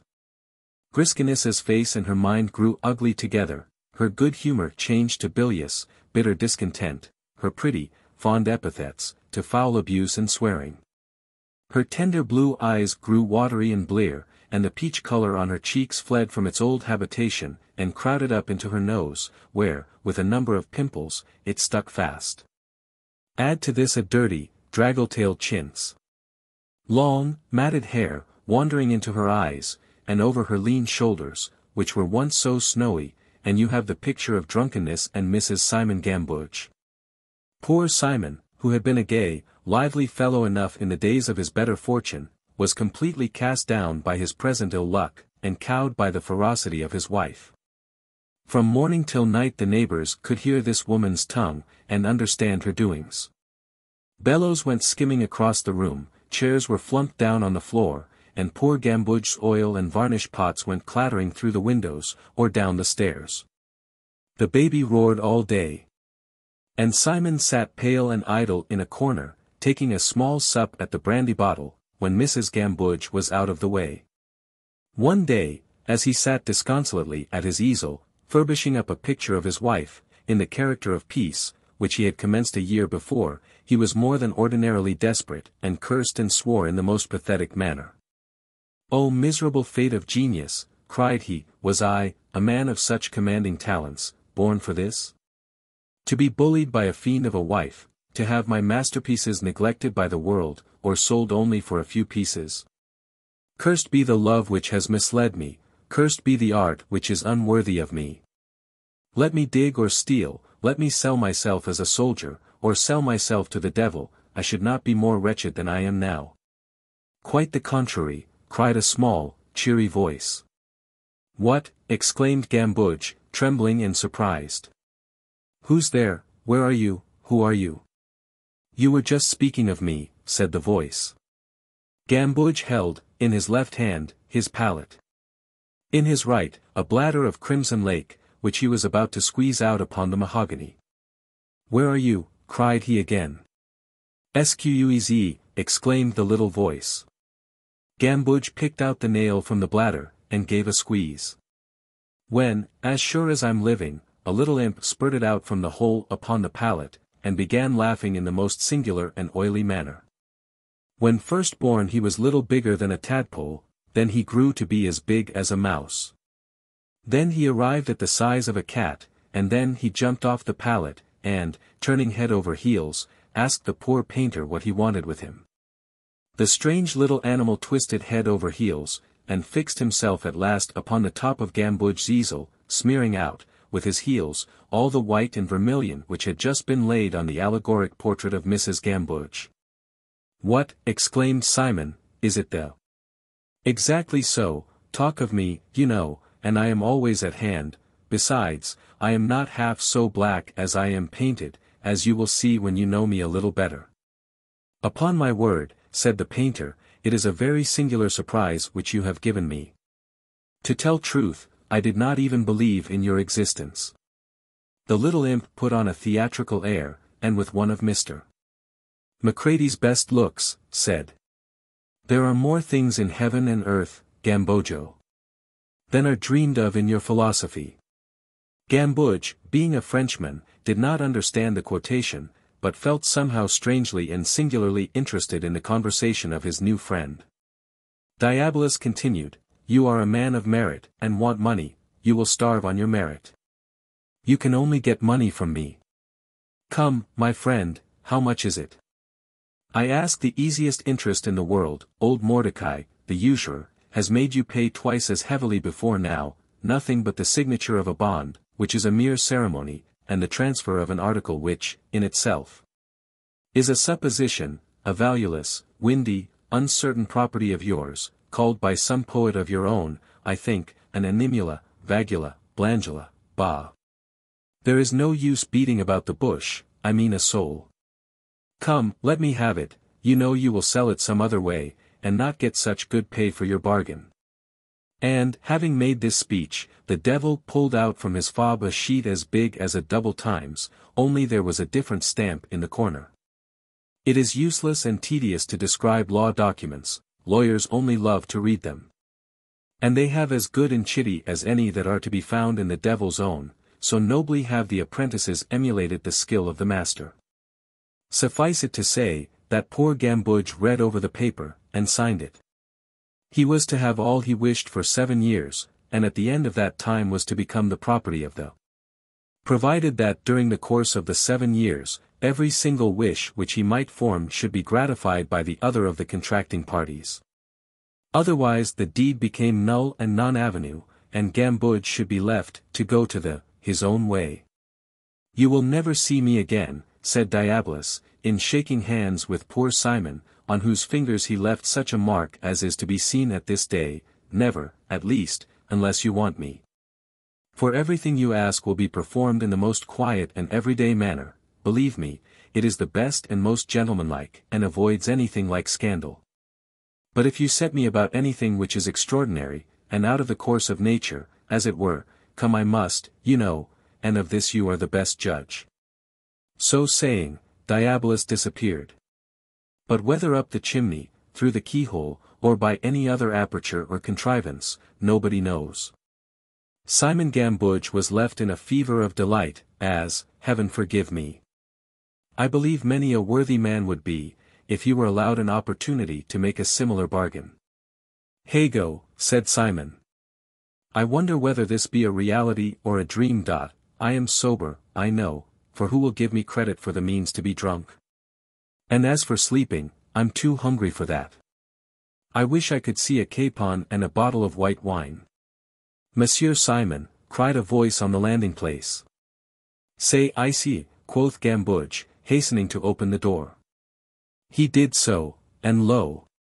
there was a restaurateur's boy at the door, supporting a tray, a tin-covered dish, and plates on the same, and, by its side, a tall amber-colored flask of sauterne.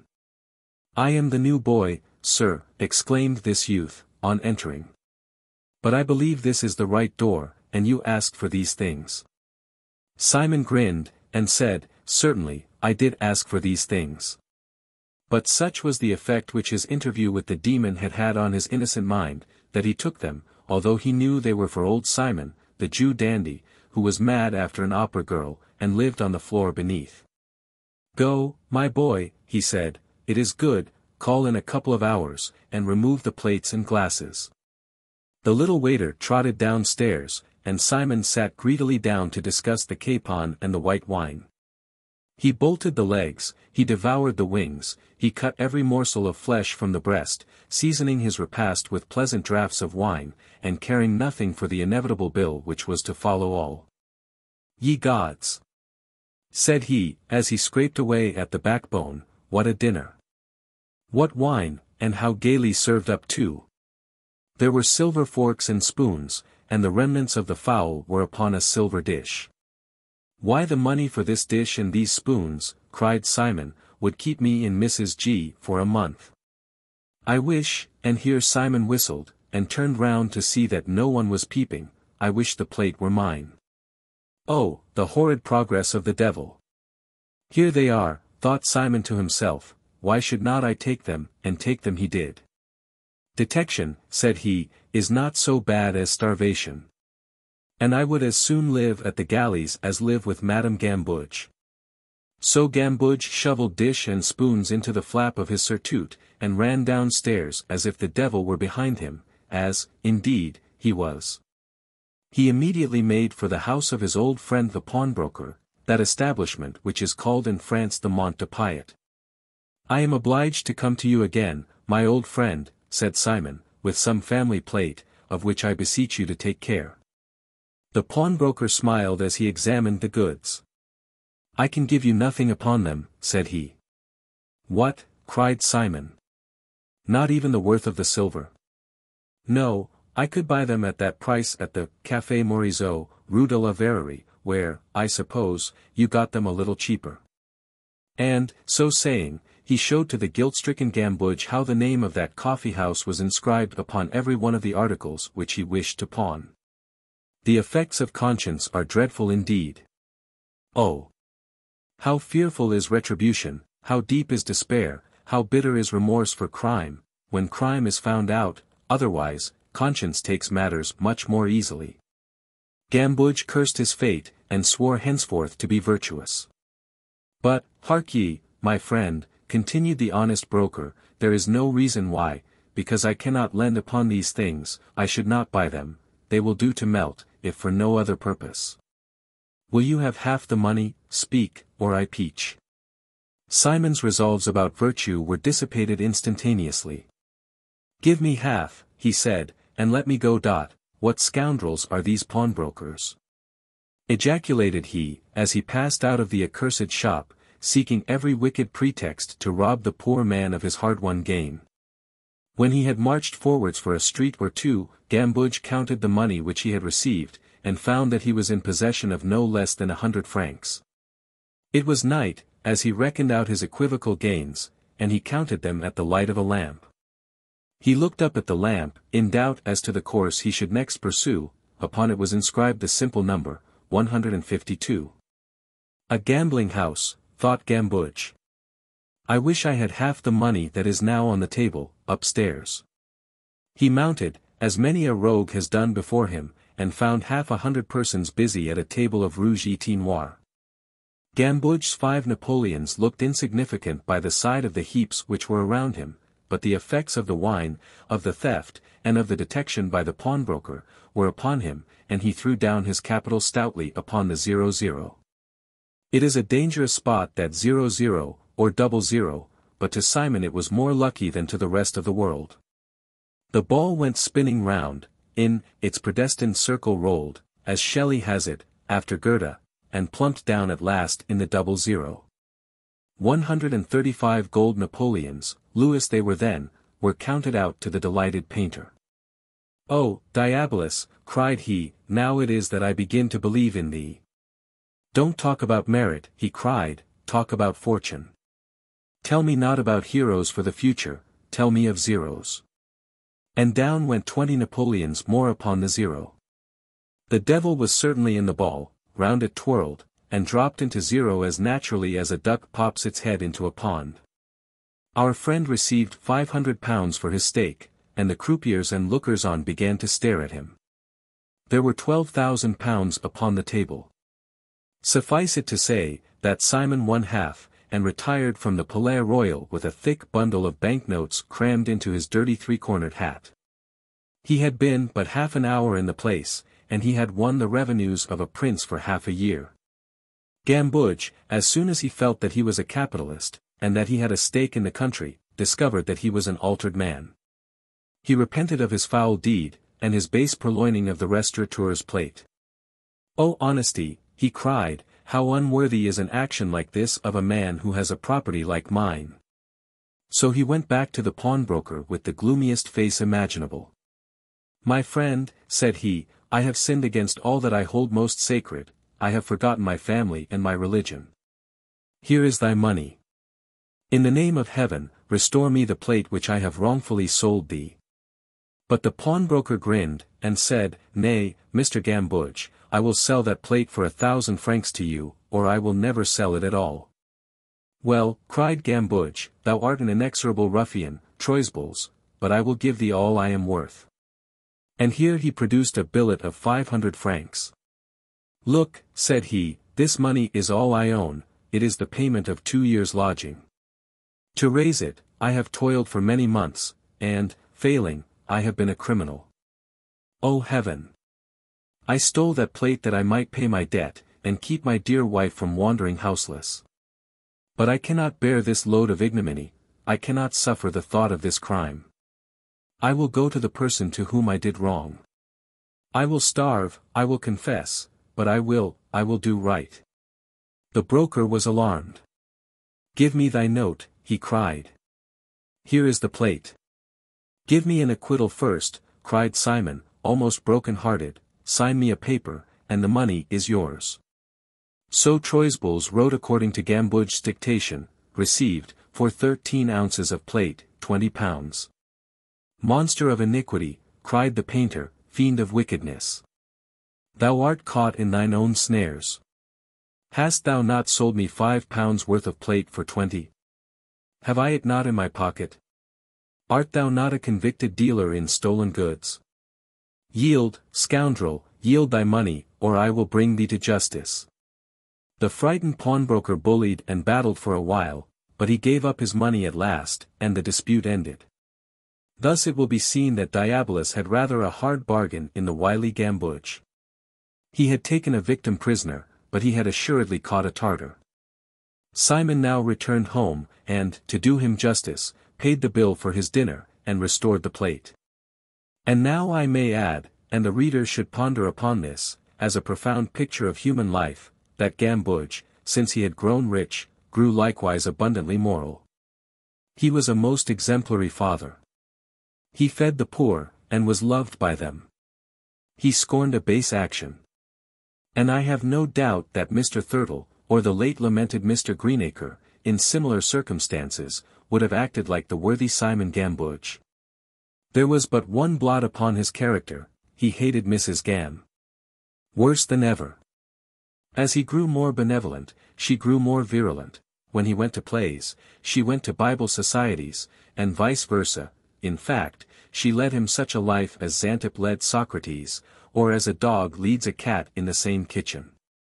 With all his fortune, for, as may be supposed, Simon prospered in all worldly things, he was the most miserable dog in the whole city of Paris.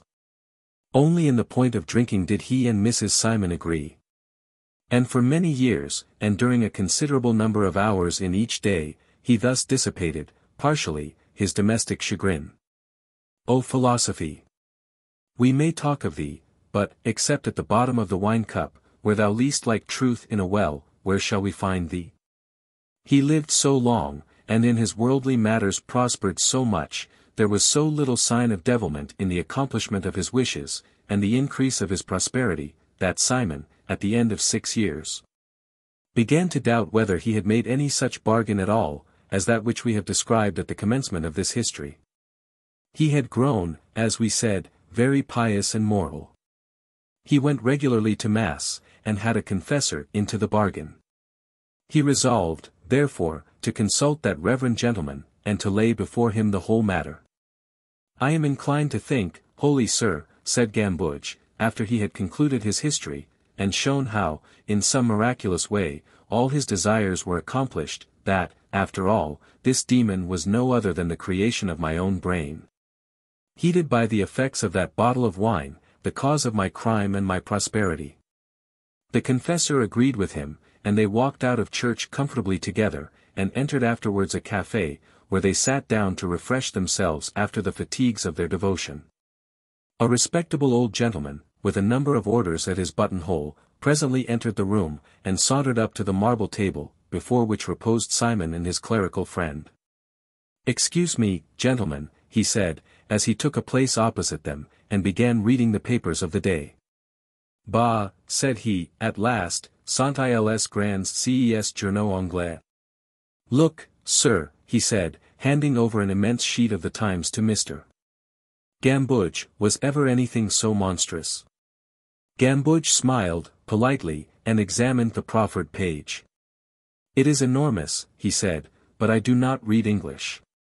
"Nay," said the man with the orders, "look closer at it, Signor Gamboge. It is astonishing how easy the language is. Wondering, Simon took the sheet of paper. He turned pale as he looked at it, and began to curse the ices and the waiter. "Come, l'Abbé," he said, "the heat and glare of this place are intolerable." The stranger rose with them. "Au plaisir de vous revoir, mon cher monsieur," said he, "I do not mind speaking before the abbé here, who will be my very good friend one of these days. But I thought it necessary to refresh your memory, concerning our little business transaction 6 years since, and could not exactly talk of it at church, as you may fancy." Simon Gamboge had seen, in the double-sheeted Times, the paper signed by himself, which the little devil had pulled out of his fob. There was no doubt on the subject. And Simon, who had but a year to live, grew more pious, and more careful than ever. He had consultations with all the doctors of the Sorbonne and all the lawyers of the Palais. But his magnificence grew as wearisome to him as his poverty had been before, and not one of the doctors whom he consulted could give him a pennyworth of consolation. Then he grew outrageous in his demands upon the devil, and put him to all sorts of absurd and ridiculous tasks. But they were all punctually performed, until Simon could invent no new ones, and the devil sat all day with his hands in his pockets doing nothing. One day, Simon's confessor came bounding into the room, with the greatest glee. "My friend," said he, "I have it. Eureka, I have found it. Send the Pope 100,000 crowns, build a new Jesuit college at Rome, give 100 gold candlesticks to St. Peter's. And tell His Holiness you will double all if he will give you absolution."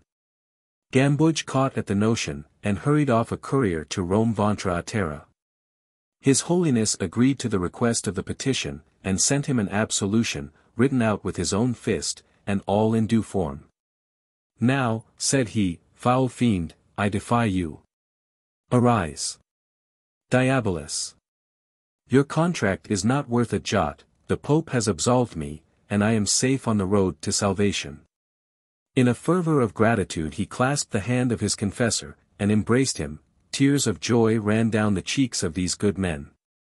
They heard an inordinate roar of laughter, and there was Diabolus sitting opposite to them holding his sides, and lashing his tail about, as if he would have gone mad with glee. "Why," said he, "what nonsense is this? Do you suppose I care about that?" And he tossed the Pope's missive into a corner. L'Abbé knows," he said, bowing and grinning, "that though the Pope's paper may pass current here, it is not worth twopence in our country. What do I care about the Pope's absolution? You might just as well be absolved by your under-butler." "Egad," said the abbé, "the rogue is right, I quite forgot the fact, which he points out clearly enough." "No, no, Gamboge," continued Diabolus, with horrid familiarity, "go thy ways, old fellow, that cock won't fight."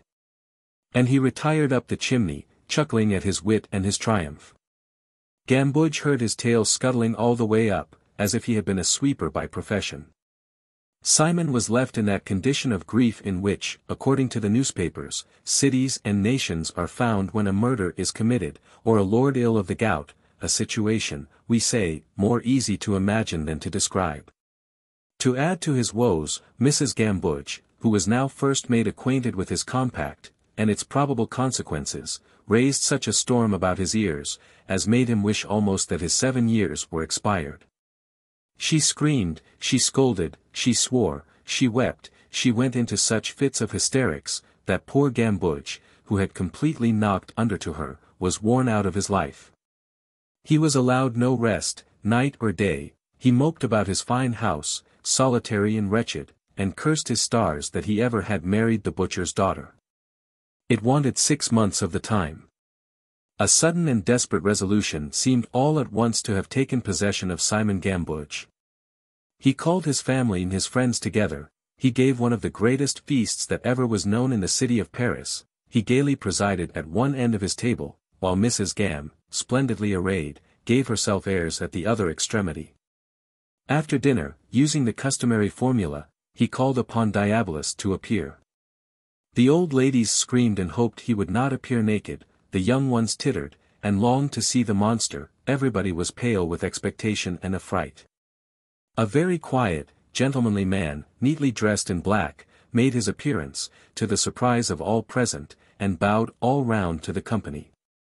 "I will not show my credentials," he said, blushing, and pointing to his hoofs, which were cleverly hidden by his pumps and shoe buckles, "unless the ladies absolutely wish it, but I am the person you want, Mr. Gamboge. Pray tell me what is your will." "You know," said that gentleman, in a stately and determined voice, "that you are bound to me, according to our agreement, for 6 months to come." "I am," replied the newcomer. "You are to do all that I ask, whatsoever it may be, or you forfeit the bond which I gave you." "It is true." "You declare this before the present company?"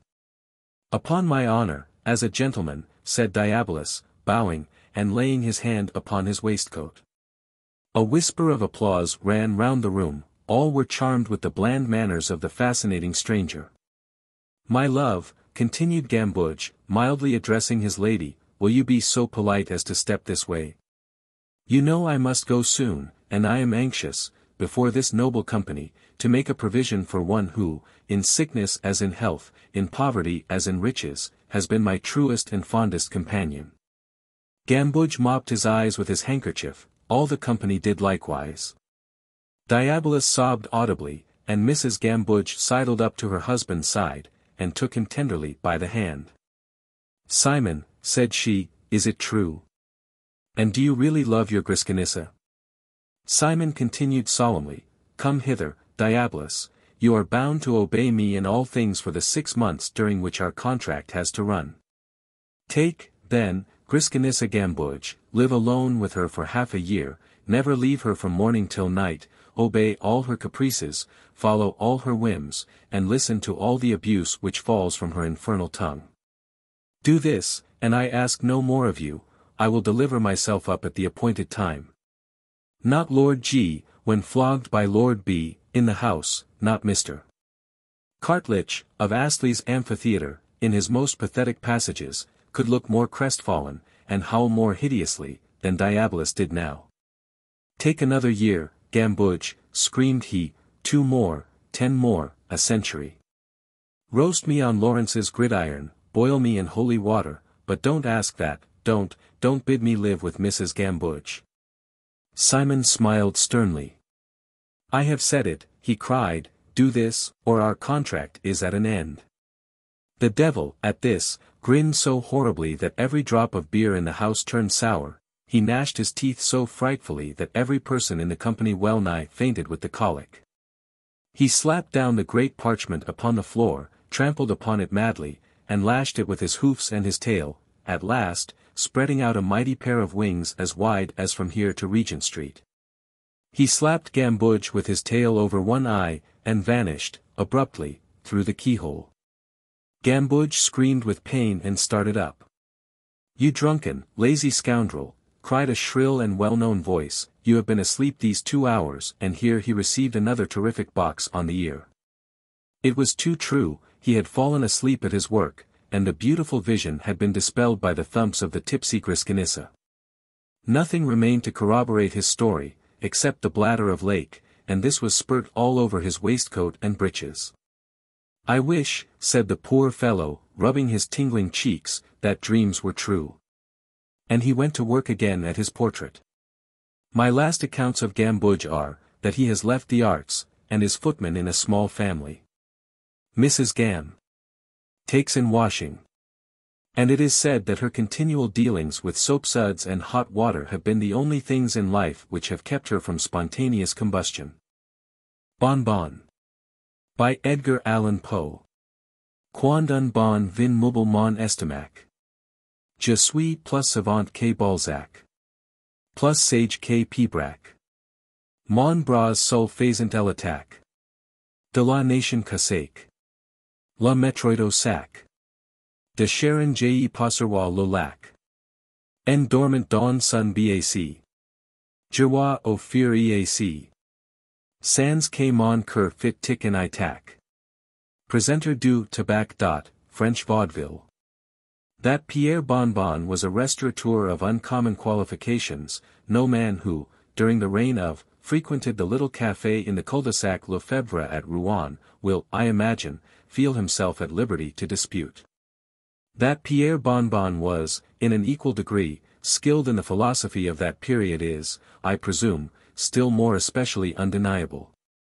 His pâtés à la fois were beyond doubt immaculate. But what pen can do justice to his essays sur la nature, his thoughts sur l'âme, his observations sur l'esprit? If his omelettes, if his fricandeaux were inestimable, what literature of that day would not have given twice as much for an idée de bonbon as for all the trash of all the idées of all the rest of the savants? Bonbon had ransacked libraries which no other man had ransacked, had read more than any other would have entertained a notion of reading, had understood more than any other would have conceived the possibility of understanding.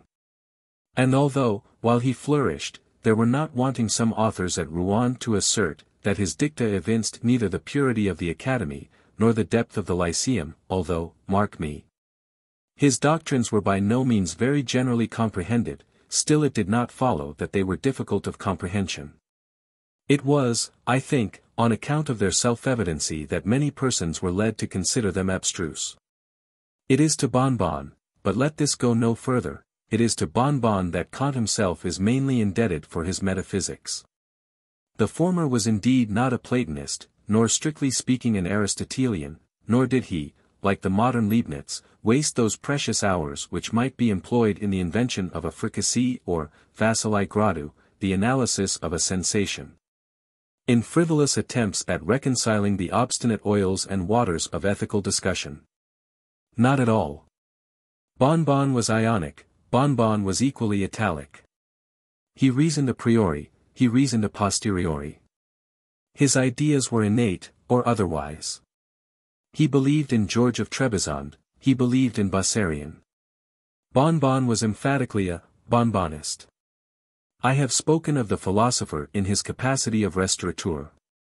I would not, however, have any friend of mine imagine that, in fulfilling his hereditary duties in that line, our hero wanted a proper estimation of their dignity and importance. Far from it. It was impossible to say in which branch of his profession he took the greater pride. In his opinion the powers of the intellect held intimate connection with the capabilities of the stomach. I am not sure, indeed, that he greatly disagreed with the Chinese, who hold that the soul lies in the abdomen. The Greeks at all events were right, he thought, who employed the same word for the mind and the diaphragm. By this I do not mean to insinuate a charge of gluttony, or indeed any other serious charge to the prejudice of the metaphysician. If Pierre Bonbon had his failings, and what great man has not 1,000? If Pierre Bonbon, I say, had his failings, they were failings of very little importance, faults indeed which, in other tempers, have often been looked upon rather in the light of virtues. As regards one of these foibles, I should not even have mentioned it in this history but for the remarkable prominency, the extreme alto relievo, in which it jutted out from the plane of his general disposition. He could never let slip an opportunity of making a bargain. Not that he was avaricious, no. It was by no means necessary to the satisfaction of the philosopher, that the bargain should be to his own proper advantage. Provided a trade could be effected, a trade of any kind, upon any terms, or under any circumstances, a triumphant smile was seen for many days thereafter to enlighten his countenance, and a knowing wink of the eye to give evidence of his sagacity. At any epoch it would not be very wonderful if a humor so peculiar as the one I have just mentioned, should elicit attention and remark. At the epoch of our narrative, had this peculiarity not attracted observation, there would have been room for wonder indeed. It was soon reported that, upon all occasions of the kind, the smile of Bonbon was found to differ widely from the downright grin with which he would laugh at his own jokes, or welcome an acquaintance. Hints were thrown out of an exciting nature. Stories were told of perilous bargains made in a hurry and repented of at leisure, and instances were adduced of unaccountable capacities, vague longings, and unnatural inclinations implanted by the author of all evil for wise purposes of his own. The philosopher had other weaknesses, but they are scarcely worthy our serious examination. For example, there are few men of extraordinary profundity who are found wanting in an inclination for the bottle. Whether this inclination be an exciting cause, or rather a valid proof, of such profundity, it is a nice thing to say. Bon, as far as I can learn, did not think the subject adapted to minute investigation, nor do I. Yet in the indulgence of a propensity so truly classical, it is not to be supposed that the restaurateur would lose sight of that intuitive discrimination which was wont to characterize, at one and the same time, his essays and his omelettes. In his seclusions the vin de Bourgogne had its allotted hour, and there were appropriate moments for the Côtes du Rhône. With him Sauternes was to Médoc what Catullus was to Homer. He would sport with a syllogism in sipping tea. Paris, but unravel an argument over Clausewugiat, and upset a theory in a torrent of Chambertin. Well had it been if the same quick sense of propriety had attended him in the peddling propensity to which I have formerly alluded, but this was by no means the case. Indeed, to say the truth, that trait of mind in the philosophic Bon did begin at length to assume a character of strange intensity and mysticism, and appeared deeply tinctured with the diablerie of his favorite German studies. To enter the little café in the cul-de-sac Lefebvre was, at the period of our tale, to enter the sanctum of a man of genius. Bon was a man of genius. There was not a sous-cuisinier in Rouen who could not have told you that Bon was a man of genius. His very cat knew it, and forbore to whisk her tail in the presence of the man of genius. His large water dog was acquainted with the fact, and upon the approach of his master, betrayed his sense of inferiority by a sanctity of deportment, a debasement of the ears, and a dropping of the lower jaw not altogether unworthy of a dog. It is, however, true that much of this habitual respect might have been attributed to the personal appearance of the metaphysician. A distinguished exterior will, I am constrained to say, have its way even with a beast. And I am willing to allow much in the outward man of the restaurateur calculated to impress the imagination of the quadruped. There is a peculiar majesty about the atmosphere of the little grate, if I may be permitted so equivocal an expression, which mere physical bulk alone will be found at all times inefficient in creating. If, however, Bon was barely 3 feet in height, and if his head was diminutively small, still it was impossible to behold the rotundity of his stomach without a sense of magnificence nearly bordering upon the sublime. In its size both dogs and men must have seen a type of his acquirements, in its immensity a fitting habitation for his immortal soul. I might here, if it so pleased me, dilate upon the matter of habiliment, and other mere circumstances of the external metaphysician. I might hint that the hair of our hero was worn short, combed smoothly over his forehead, and surmounted by a conical-shaped white flannel cap and tassels, that his pea-green jerkin was not after the fashion of those worn by the common class of restaurateurs at that day, that the sleeves were something fuller than the reigning costume permitted, that the cuffs were turned up. Not as usual in that barbarous period, with cloth of the same quality and color as the garment, but faced in a more fanciful manner with the parti-colored velvet of Genoa, that his slippers were of bright purple, curiously filigreed, and might have been manufactured in Japan, but for the exquisite pointing of the toes, and the brilliant tints of the binding and embroidery, that his breeches were of the yellow satin-like material called amiable, that his sky-blue cloak, resembling in form a dressing wrapper, and richly bestudded all over with crimson devices, floated cavalierly upon his shoulders like a mist of the morning, and that his tout ensemble gave rise to the remarkable words of Benvenuta, the improvisatrice of Florence, that it was difficult to say whether Pierre Bon was indeed a bird of paradise, or the rather a very paradise of perfection. I might, I say, expatiate upon all these points if I pleased, but I forbear. Merely personal details may be left to historical novelists, they are beneath the moral dignity of matter of fact. I have said that, to enter the café in the cul-de-sac Lefebvre was to enter the sanctum of a man of genius, but then it was only the man of genius who could duly estimate the merits of the sanctum.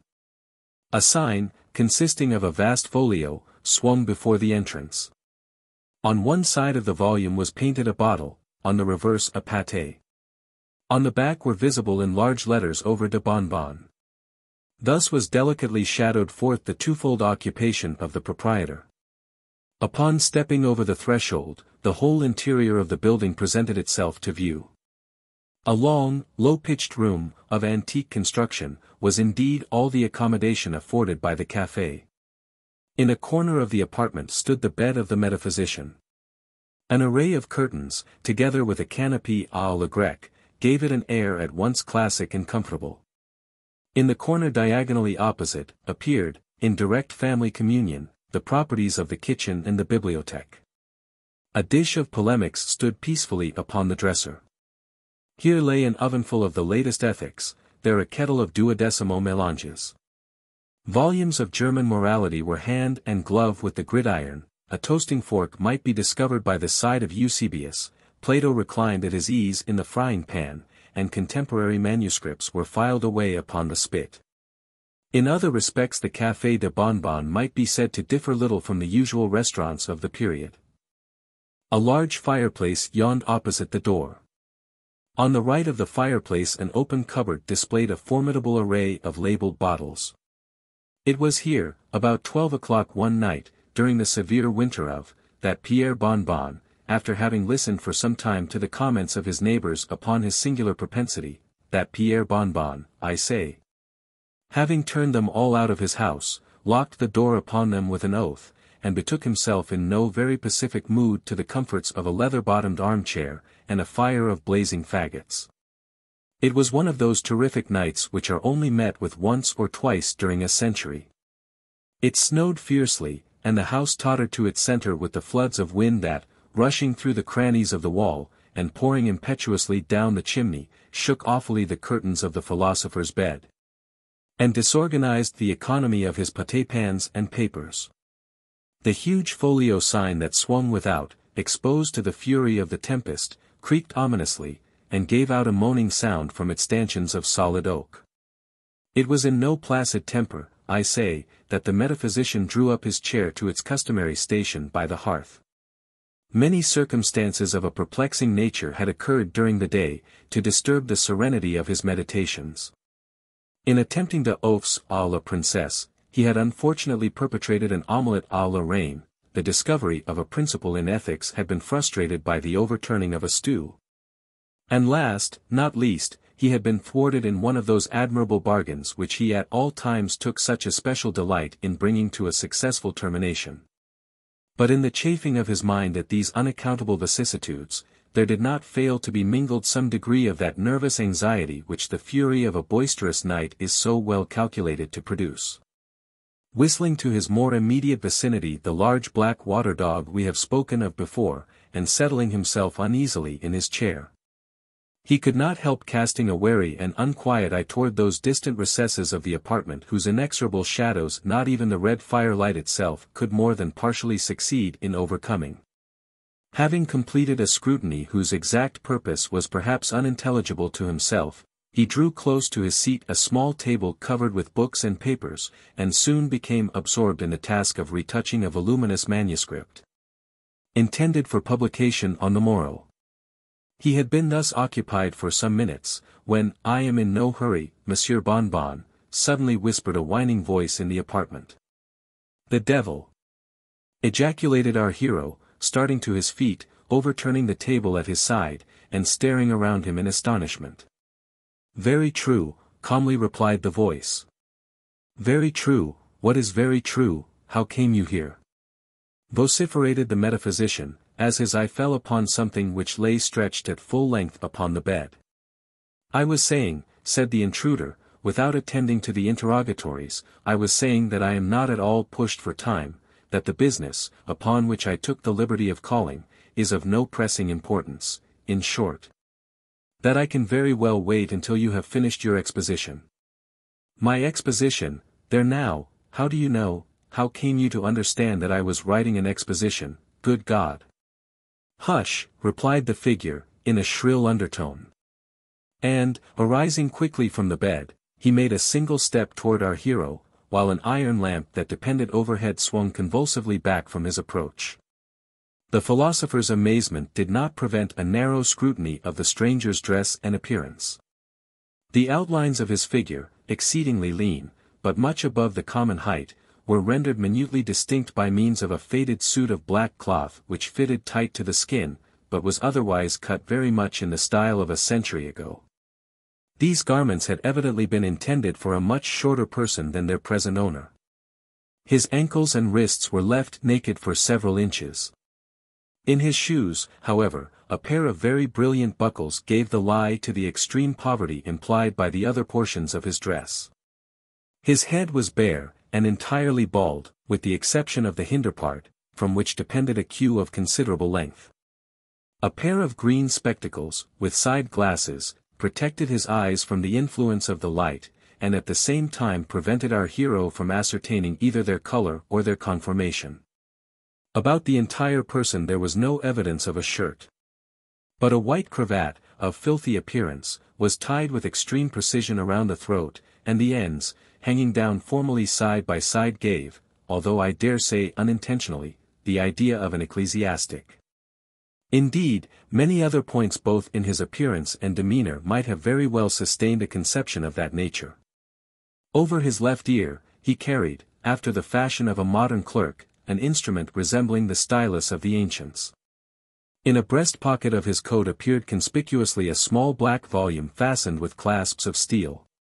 This book, whether accidentally or not, was so turned outwardly from the person as to discover the words Ritual Catholique in white letters upon the back. His entire physiognomy was interestingly saturnine, even cadaverously pale. The forehead was lofty, and deeply furrowed with the ridges of contemplation. The corners of the mouth were drawn down into an expression of the most submissive humility. There was also a clasping of the hands, as he stepped towards our hero, a deep sigh, and altogether a look of such utter sanctity as could not have failed to be unequivocally prepossessing. Every shadow of anger faded from the countenance of the metaphysician, as, having completed a satisfactory survey of his visitor's person, he shook him cordially by the hand, and conducted him to a seat. There would however be a radical error in attributing this instantaneous transition of feeling in the philosopher to any one of those causes which might naturally be supposed to have had an influence. Indeed, Pierre Bonbon, from what I have been able to understand of his disposition, was of all men the least likely to be imposed upon by any speciousness of exterior deportment. It was impossible that so accurate an observer of men and things should have failed to discover, upon the moment, the real character of the personage who had thus intruded upon his hospitality. To say no more. The conformation of his visitor's feet was sufficiently remarkable. He maintained lightly upon his head an inordinately tall hat, there was a tremulous swelling about the hinder part of his breeches, and the vibration of his coat tail was a palpable fact. Judge, then, with what feelings of satisfaction our hero found himself thrown thus at once into the society of a person for whom he had at all times entertained the most unqualified respect. He was, however, too much of the diplomatist to let escape him any intimation of his suspicions in regard to the true state of affairs. It was not his cue to appear at all conscious of the high honor he thus unexpectedly enjoyed. But, by leading his guest into conversation, to elicit some important ethical ideas, which might, in obtaining a place in his contemplated publication, enlighten the human race, and at the same time immortalize himself, ideas which, I should have added, his visitor's great age, and well-known proficiency in the science of morals, might very well have enabled him to afford.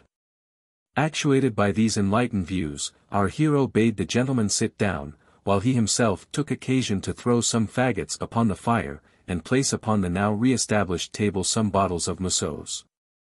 Having quickly completed these operations, he drew his chair vis-a-vis to his companion's, and waited until the latter should open the conversation. But plans even the most skillfully matured are often thwarted in the outset of their application, and the restaurateur found himself nonplussed by the very first words of his visitor's speech. "I see you know me, Bonbon," said he. "Ha! Ha! Ha! He! Hi! Hi! Hi! Ho! Ho! Ho! Who! And the devil, dropping at once the sanctity of his demeanor, opened to its fullest extent a mouth from ear to ear, so as to display a set of jagged and fawn-like teeth, and, throwing back his head, laughed long, loudly, wickedly, and uproariously. While the black dog, crouching down upon his haunches, joined lustily in the chorus, and the tabby cat, flying off a tangent, stood up on end, and shrieked in the farthest corner of the apartment. Not so the philosopher. he was too much a man of the world either to laugh like the dog, or by shrieks to betray the indecorous trepidation of the cat. It must be confessed, he felt a little astonishment to see the white letters which formed the words, Ritual Catholique, on the book in his guest's pocket, momently changing both their color and their import, and in a few seconds. In place of the original title, the words Registre de Condamnes blaze forth in characters of red. This startling circumstance, when Bonbon replied to his visitor's remark, imparted to his manner an air of embarrassment which probably might not otherwise have been observed. "Why, sir," said the philosopher, "why, sir, to speak sincerely, I believe you are, upon my word, the d'est, that is to say, I think, I imagine, I have some very faint idea, of the remarkable honor." "Oh, yes, very well," interrupted his Majesty, "say no more, I see how it is." And hereupon, taking off his green spectacles, he wiped the glasses carefully with the sleeve of his coat, and deposited them in his pocket. If Bonbon had been astonished at the incident of the book, his amazement was now much increased by the spectacle which here presented itself to view. In raising his eyes, with a strong feeling of curiosity to ascertain the color of his guests, he found them by no means black, as he had anticipated, nor grey, as might have been imagined, nor yet hazel nor blue, nor indeed yellow nor red, nor purple, nor white, nor green, nor any other color in the heavens above, or in the earth beneath, or in the waters under the earth. In short, Pierre Bonbon not only saw plainly that his Majesty had no eyes whatsoever, but could discover no indications of their having existed at any previous period, for the space where eyes should naturally have been was, I am constrained to say, simply a dead level of flesh. It was not in the nature of the metaphysician to forbear making some inquiry into the sources of so strange a phenomenon, and the reply of his Majesty was at once prompt, dignified, and satisfactory. "Eyes. My dear Bonbon, eyes. Did you say, oh? Ah, I perceive.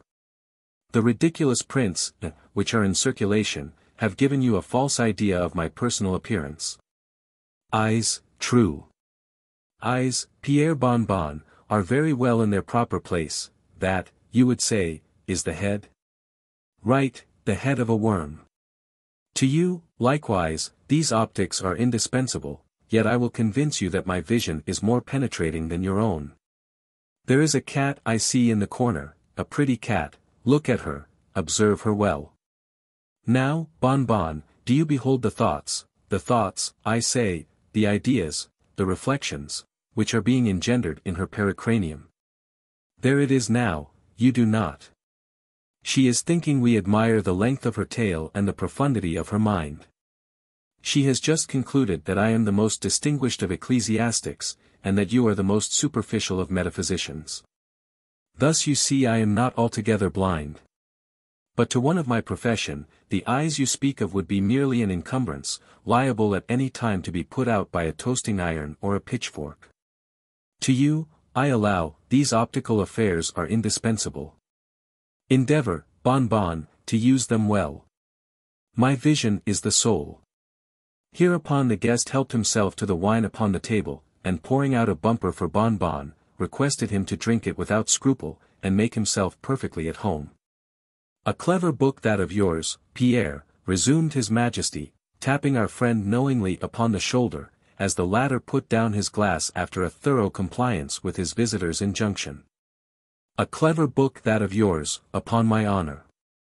It's a work after my own heart. Your arrangement of the matter, I think, however, might be improved, and many of your notions remind me of Aristotle.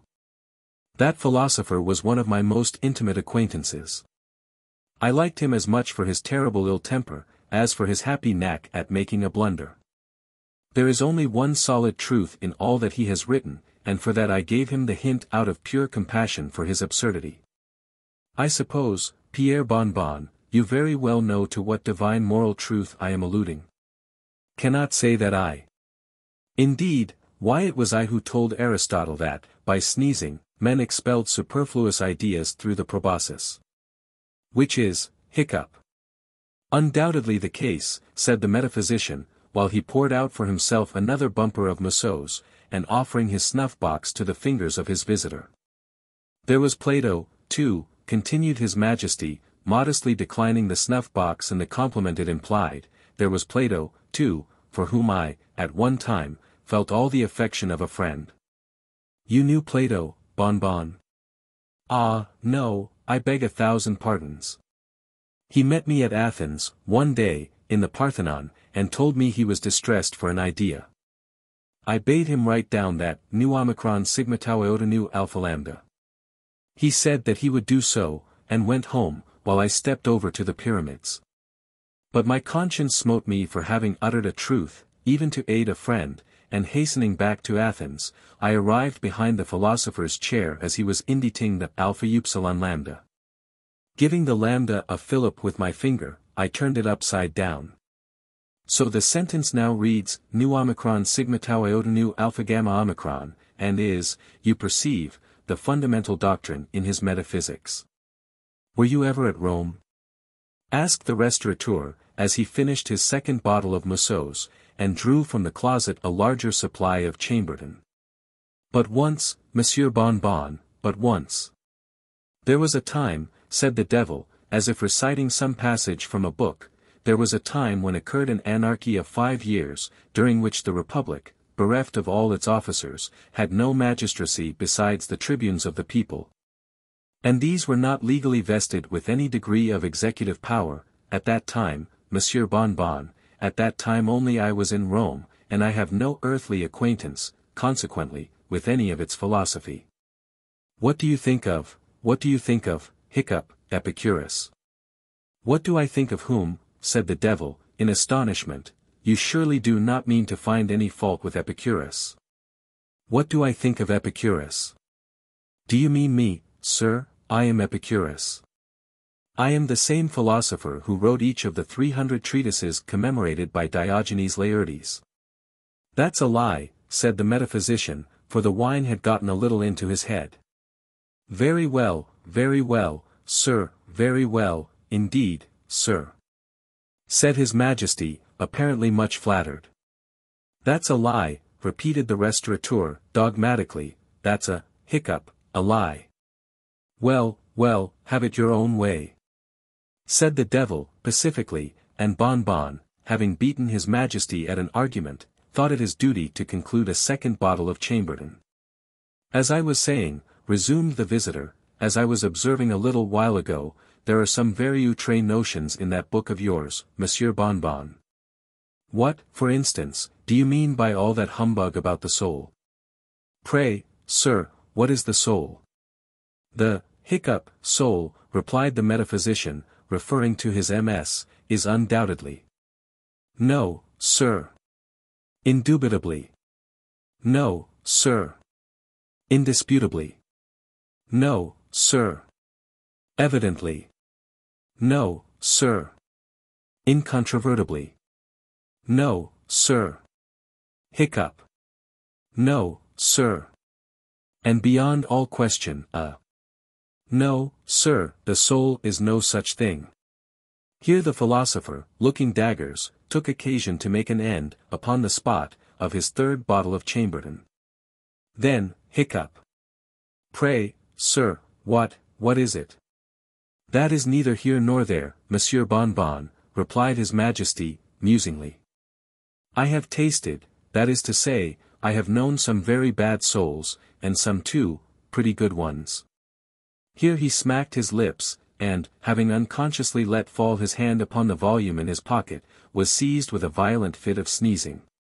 He continued. There was the soul of Cratinus, passable, Aristophanes, racy, Plato, exquisite, not your Plato, but Plato the comic poet, your Plato would have turned the stomach of Cerberus, fall. Then let me see. There were Naevius, and Andronicus, and Plautus, and Terentius. Then there were Lucilius, and Catullus, and Naso, and Quintus Flaccus, dear Quinty. As I called him when he sang a seculaire for my amusement, while I toasted him, in pure good humor, on a fork. But they want flavor, these Romans. One fat Greek is worth a dozen of them, and besides will keep, which cannot be said of a Karaite.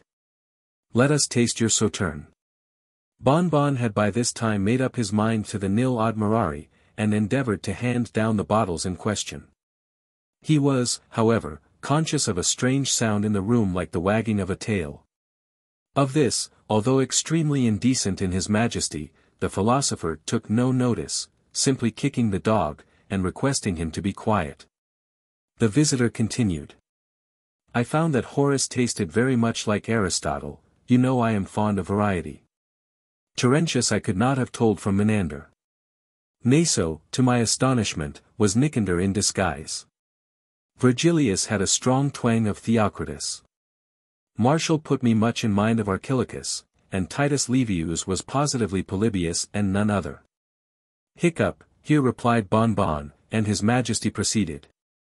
But if I have a penchant, Monsieur Bon Bon, if I have a penchant, it is for a philosopher.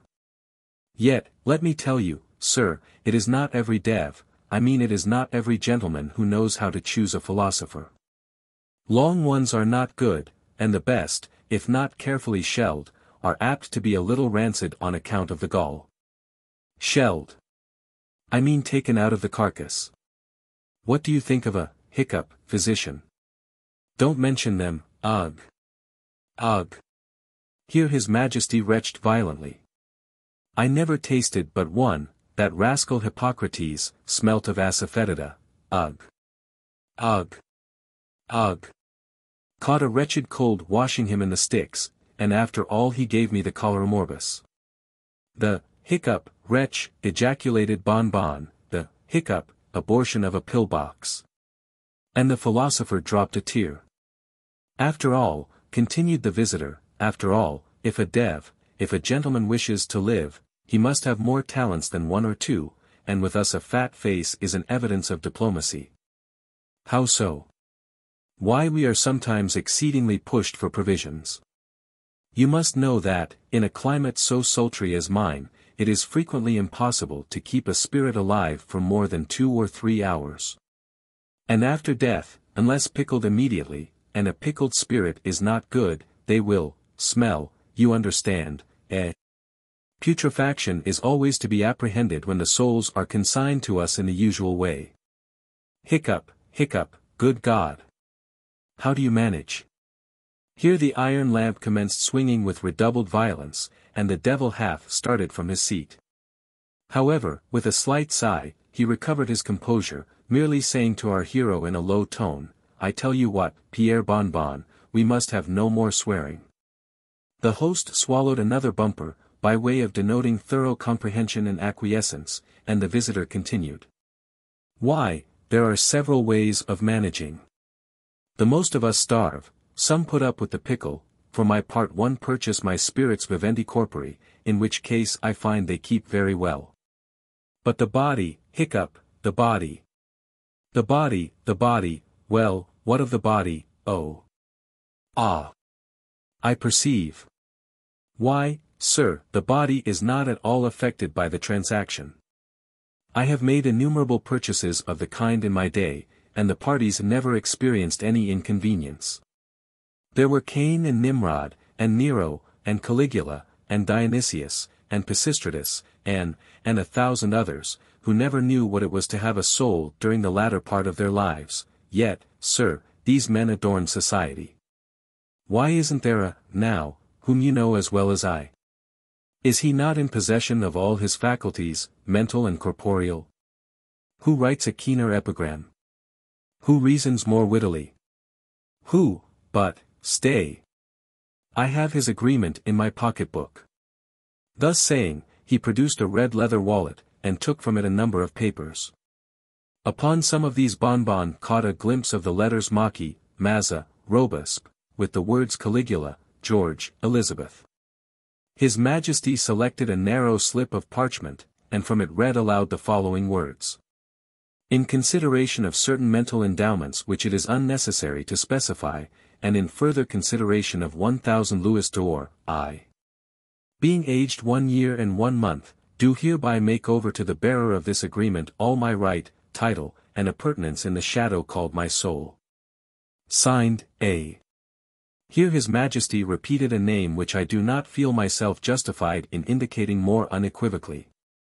A clever fellow that, resumed he, but, like you, Monsieur Bonbon, he was mistaken about the soul. The soul a shadow, truly. The soul a shadow. Ha! Ha! Ha! He! Who? Who? Only think of a fricasseed shadow. Only think, hiccup, of a fricasseed shadow. Exclaimed our hero, whose faculties were becoming much illuminated by the profundity of His Majesty's discourse. Only think of a, hiccup, fricasseed shadow. Now, damn, hiccup, humph. If I would have been such a, hiccup, nincompoop. My soul, Mr. Humph. Your soul, Monsieur Bonbon. Yes, sir, hiccup, my soul is. What, sir? No shadow, damn. Did you mean to say? Yes, sir, my soul is, hiccup, humph, yes, sir. Did you not intend to assert? My soul is, hiccup. Peculiarly qualified for, hiccup, what, sir? Stew. Ha. Soufflé. Fricassee. Indeed. Ragout and fricandeau, and see here, my good fellow. I'll let you have it, hiccup, a bargain. Here the philosopher slapped His Majesty upon the back. Couldn't think of such a thing, said the latter calmly, at the same time rising from his seat. The metaphysician stared. Am supplied at present, said His Majesty. Hiccup, said the philosopher. Have no funds on hand. What? Besides, very unhandsome in me. Sir. To take advantage of. Hiccup. Your present disgusting and ungentlemanly situation. Here the visitor bowed and withdrew, in what manner could not precisely be ascertained, but in a well-concerted effort to discharge a bottle at the villain, the slender chain was severed that depended from the ceiling. And the metaphysician prostrated by the downfall of the lamp. The Printer's Devil. By Anonymous. As I was sitting in my armchair and preparing an essay on the devil in literature, sleep overpowered me, the pen fell from my hands, and my head reclined upon the desk. I had been thinking so much about the devil in my waking hours, that the same idea pursued me after I had fallen asleep. I heard a gentle rap at the door, and having bawled out as usual, "Come in," a little gentleman entered, wrapped in a large blue cloth cloak, with a slouched hat and goggles over his eyes. After bowing and scraping with considerable ceremony, he took off his hat, and threw his cloak over the back of a chair, when I immediately perceived that my visitor was no mortal. His face was hideously ugly. The skin appearing very much like wet paper, and the forehead covered with those cabalistic signs whose wondrous significance is best known to those who correct the press. On the end of his long hooked nose there seemed to me to be growing, like a carbuncle, the first letter of the alphabet, glittering with ink and ready to print. I observed, also, that each of his fingers and toes, or rather claws, was in the same manner terminated by one of the letters of the alphabet. And as he slashed round his tail to brush a fly off his nose, I noticed that the letter Z formed the extremity of that useful member. While I was looking with no small astonishment and some trepidation at my extraordinary visitor, he took occasion to inform me that he had taken liberty to call. As he was afraid I might forget him in the treatise which I was writing, an omission which he assured me would cause him no little mortification. In me, says he, you behold the prince and patron of printers' devils. My province is to preside over the hell of books, and if you will only take the trouble to accompany me a little way, I will show you some of the wonders of that world. As my imagination had lately been much excited by perusing Dante's Inferno, I was delighted with an adventure which promised to turn out something like his wonderful journey, and I readily consented to visit my new friend's dominions. And we sallied forth together. As we pursued our way, my conductor endeavored to give me some information respecting the world I was about to enter, in order to prepare me for the wonders I should encounter there. You must know, remarked he, that books have souls as well as men, and the moment any work is published, whether successful or not, its soul appears in precisely the same form in another world. Either in this domain, which is subject to me, or in a better region, over which I have no control. I have power only to exhibit the place of punishment for bad books, periodicals, pamphlets, and, in short, publications of every kind. We now arrived at the mouth of a cavern, which I did not remember to have ever noticed before, though I had repeatedly passed the spot in my walks. It looked to me more like the entrance to a coal mine than anything else, as the sides were entirely black. Upon examining them more closely, I found that they were covered with a black fluid which greatly resembled printer's ink, and which seemed to corrode and wear away the rocks of the cavern wherever it touched them. "We have lately received a large supply of political publications," said my companion, "and hell is perfectly saturated with their maliciousness. We carry on a profitable trade upon the earth, by retailing this ink to the principal political editors. Unfortunately, it is not found to answer very well for literary publications, though they have tried it with considerable success in printing the London Quarterly and several of the other important reviews." The cavern widened as we advanced, and we came presently into a vast open plain, which was bounded on one side by a wall so high that it seemed to reach the very heavens. As we approached the wall I observed a vast gateway before us, closed up by folding doors. The gates opened at our approach, and we entered. I found myself in a warm sandy valley, bounded on one side by a steep range of mountains.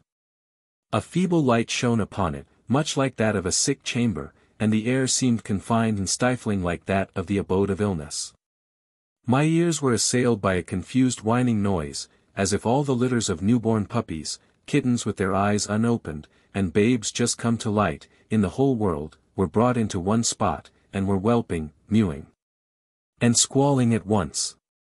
I turned in mute wonder to my guide for explanation, and he informed me that I now beheld the destined abode of all stillborn and abortive publications. And the infantine noises which I heard were only their feeble wailing for the miseries they had endured in being brought into the world.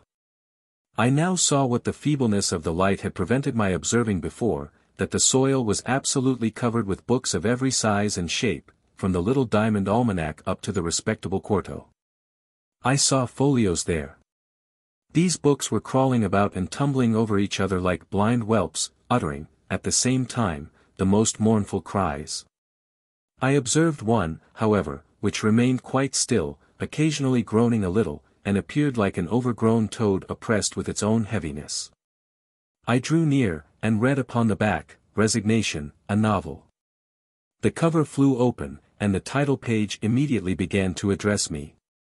I walked off, however, as fast as possible, only distinguishing a few words about "the injustice and severity of critics, bad taste of the public, very well considering.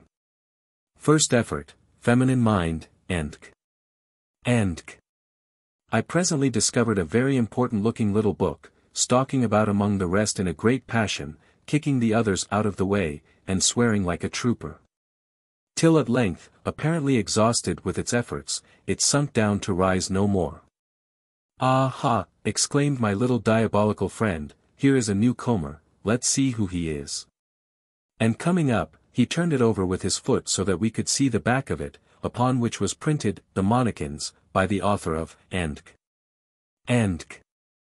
I noticed that the book had several marks across it, as if someone had been flogging the unfortunate work.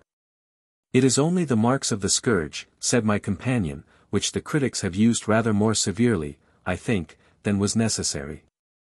I expected, after all the passion I had seen, and the great importance of feeling, arrogance, and vanity the little work had manifested, that it would have some pert remarks to make to us, but it was so much exhausted that it could not say a word. At the bottom of the valley was a small pond of a milky hue, from which there issued a perfume very much like the smell of bread and butter. An immense number of thin, prettily bound manuscript books were soaking in this pond of milk, all of which, I was informed, were young ladies' albums, which it was necessary to souse in the slough, to prevent them from stealing passages from the various works about them. As soon as I heard what they were, I ran away with all my speed, having a mortal dread of these books. We had now traversed the valley, and, approaching the barrier of mountains, we found a passage cut through, which greatly resembled the Posillipo, near Naples. It was closed on the side towards the valley, only with a curtain of white paper, upon which were printed the names of the principal reviews, which my conductor assured me were enough to prevent any of the unhappy works we had seen from coming near the passage. As we advanced through the mountains, occasional gleams of light appeared before us, and immediately vanished, leaving us in darkness. My guide, however, seemed to be well acquainted with the way, and we went on fearlessly till we emerged into an open field, lighted up by constant flashes of lightning, which glared from every side. The air was hot, and strongly impregnated with sulfur. Each department of my dominions, said the devil, receives its light from the works which are sent there. You are now surrounded by the glittering but evanescent coruscations of the more recent novels. This department of hell was never very well supplied till quite lately, though Fielding, Smollett, Maturin, and Godwin, did what they could for us. Our greatest benefactors have been Disraeli, Bulwer, and Victor Hugo, and this glare of light, so painful to our eyes, proceeds chiefly from their books. There was a tremendous noise like the rioting of an army of drunken men, with horrible cries and imprecations, and fiend-like laughing, which made my blood curdle, and such a scrambling and fighting among the books, as I never saw before. I could not imagine at first what could be the cause of this, till I discovered at last a golden hill rising up like a cone in the midst of the plain, with just room enough for one book on the summit. And I found that the novels were fighting like so many devils for the occupation of this place. One work, however, had gained possession of it, and seemed to maintain its hold with a strength and resolution which bade defiance to the rest. I could not at first make out the name of this book, which seemed to stand upon its golden throne like the Prince of Hell. But presently the whole arch of the heavens glared with new brilliancy, and the magic name of Vivian Grey flashed from the book in letters of scorching light. I was much afraid, however, that Vivian would not long retain his post. For I saw Pelham and Peregrine Pickle, and the terrible Melmoth with his glaring eyes, coming together to the assault, when a whirlwind seized them all four and carried them away to a vast distance, leaving the elevation vacant for some other competitor. There is no peace to the wicked, you see, said my Asmodeus. These books are longing for repose, and they can get none on account of the insatiable vanity of their authors, whose desire for distinction made them careless of the sentiments they expressed and the principles they advocated. The great characteristic of works of this stamp is action, intense, painful action. They have none of that beautiful serenity which shines in Scott and Edgeworth. And they are condemned to illustrate, by an eternity of contest here, the restless spirit with which they are inspired. While I was looking on with fearful interest in the mad combat before me, the horizon seemed to be darkened, and a vast cloud rose up in the image of a gigantic eagle, whose wings stretched from the east to the west till he covered the firmament. In his talons he carried an open book, at the sight of which the battle around me was calmed, the lightning ceased to flash, and there was an awful stillness. Then suddenly there glared from the book a sheet of fire, which rose in columns 1,000 feet high, and filled the Empyrean with intense light. The pillars of flame curling and wreathing themselves into monstrous letters, till they were fixed in one terrific glare, and I read, Byron. Even my companion quailed before the awful light, and I covered my face with my hands. When I withdrew them, the cloud and the book had vanished, and the contest was begun again. You have seen the prince of this division of hell, said my guide. We now began rapidly to descend into the bowels of the earth. And, after sinking some 1,000 feet, I found myself on terra firma again, and walking a little way, we came to a gate of massive ice, over which was written in vast letters, My heritage is despair. We passed through, and immediately found ourselves in a vast basin of lead, which seemed to meet the horizon on every side. A bright light shone over the whole region, but it was not like the genial light of the sun. It chilled me through. And every ray that fell upon me seemed like the touch of ice. The deepest silence prevailed, and though the valley was covered with books, not one moved or uttered a sound. I drew near to one, and I shivered with intense cold as I read upon it, Voltaire.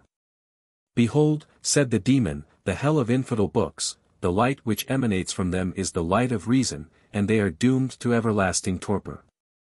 I found it too cold to pursue my investigations any farther in this region, and I gladly passed on from the leaden gulf of infidelity. I had no sooner passed the barrier which separated this department from the next, than I heard a confused sound like the quacking of myriads of ducks and geese, and a great flapping of wings, of which I soon saw the cause. "You are in the hell of newspapers," said my guide. And sure enough, when I looked up I saw thousands of newspapers flying about with their great wooden backbones, and the padlock dangling like a bobtail at the end, flapping their wings and hawking at each other like mad. After circling about in the air for a little while, and biting and tearing each other as much as they could, they plumped down, head first, into a deep black-looking pool, and were seen no more.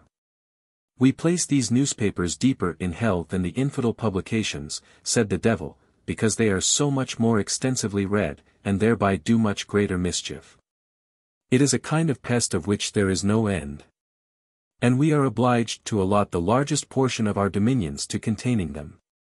We now came to an immense pile of a leaden hue, which I found at last to consist of old worn-out type, which was heaped up to form the wall of the next division.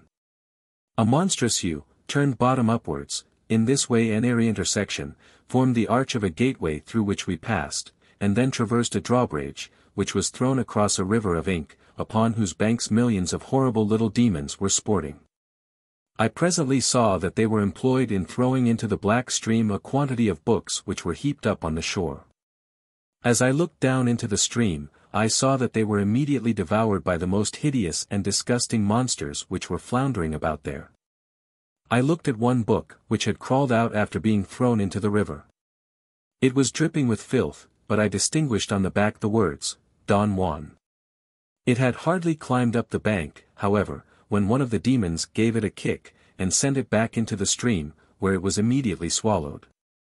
On the back of some of the books which the little imps were tossing in, I saw the name of Rochester, which showed me the character of those which were sent into this division of the infernal regions.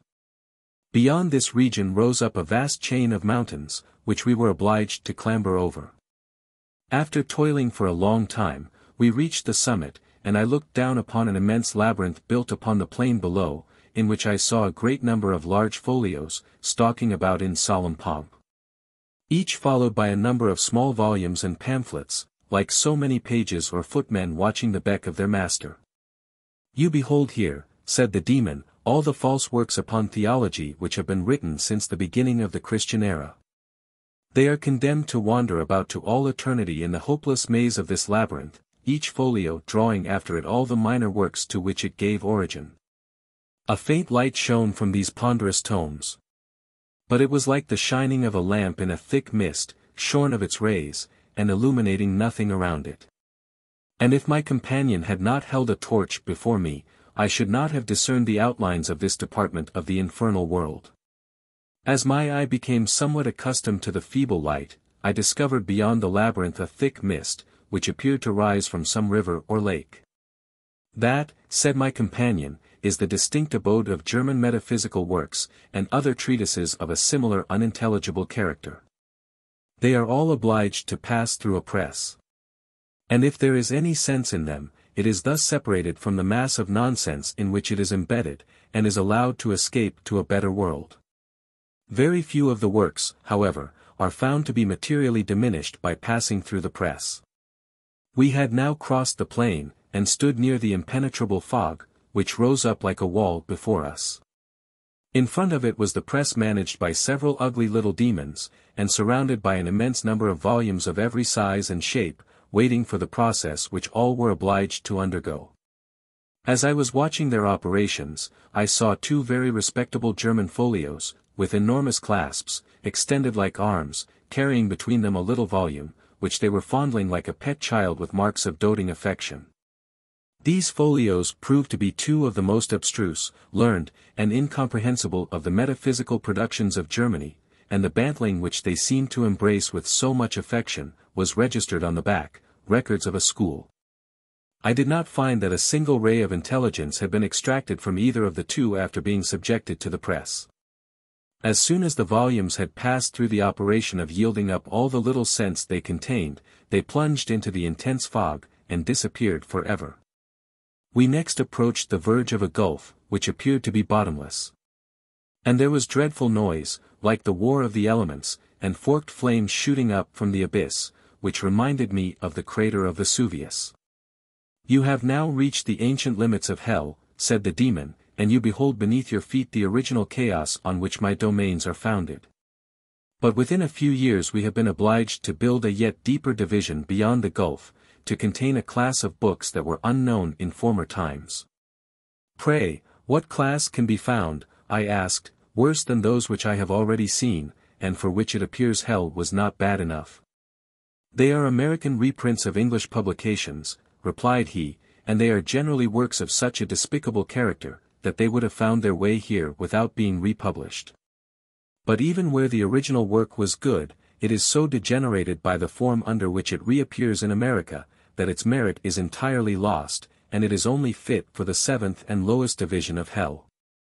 I now perceived a bridge spanning over the gulf, with an arch that seemed as lofty as the firmament. We hastily passed over, and found that the farthest extremity of the bridge was closed by a gate, over which was written 3 words. "They are the names of the 3 Furies who reign over this division," said my guide.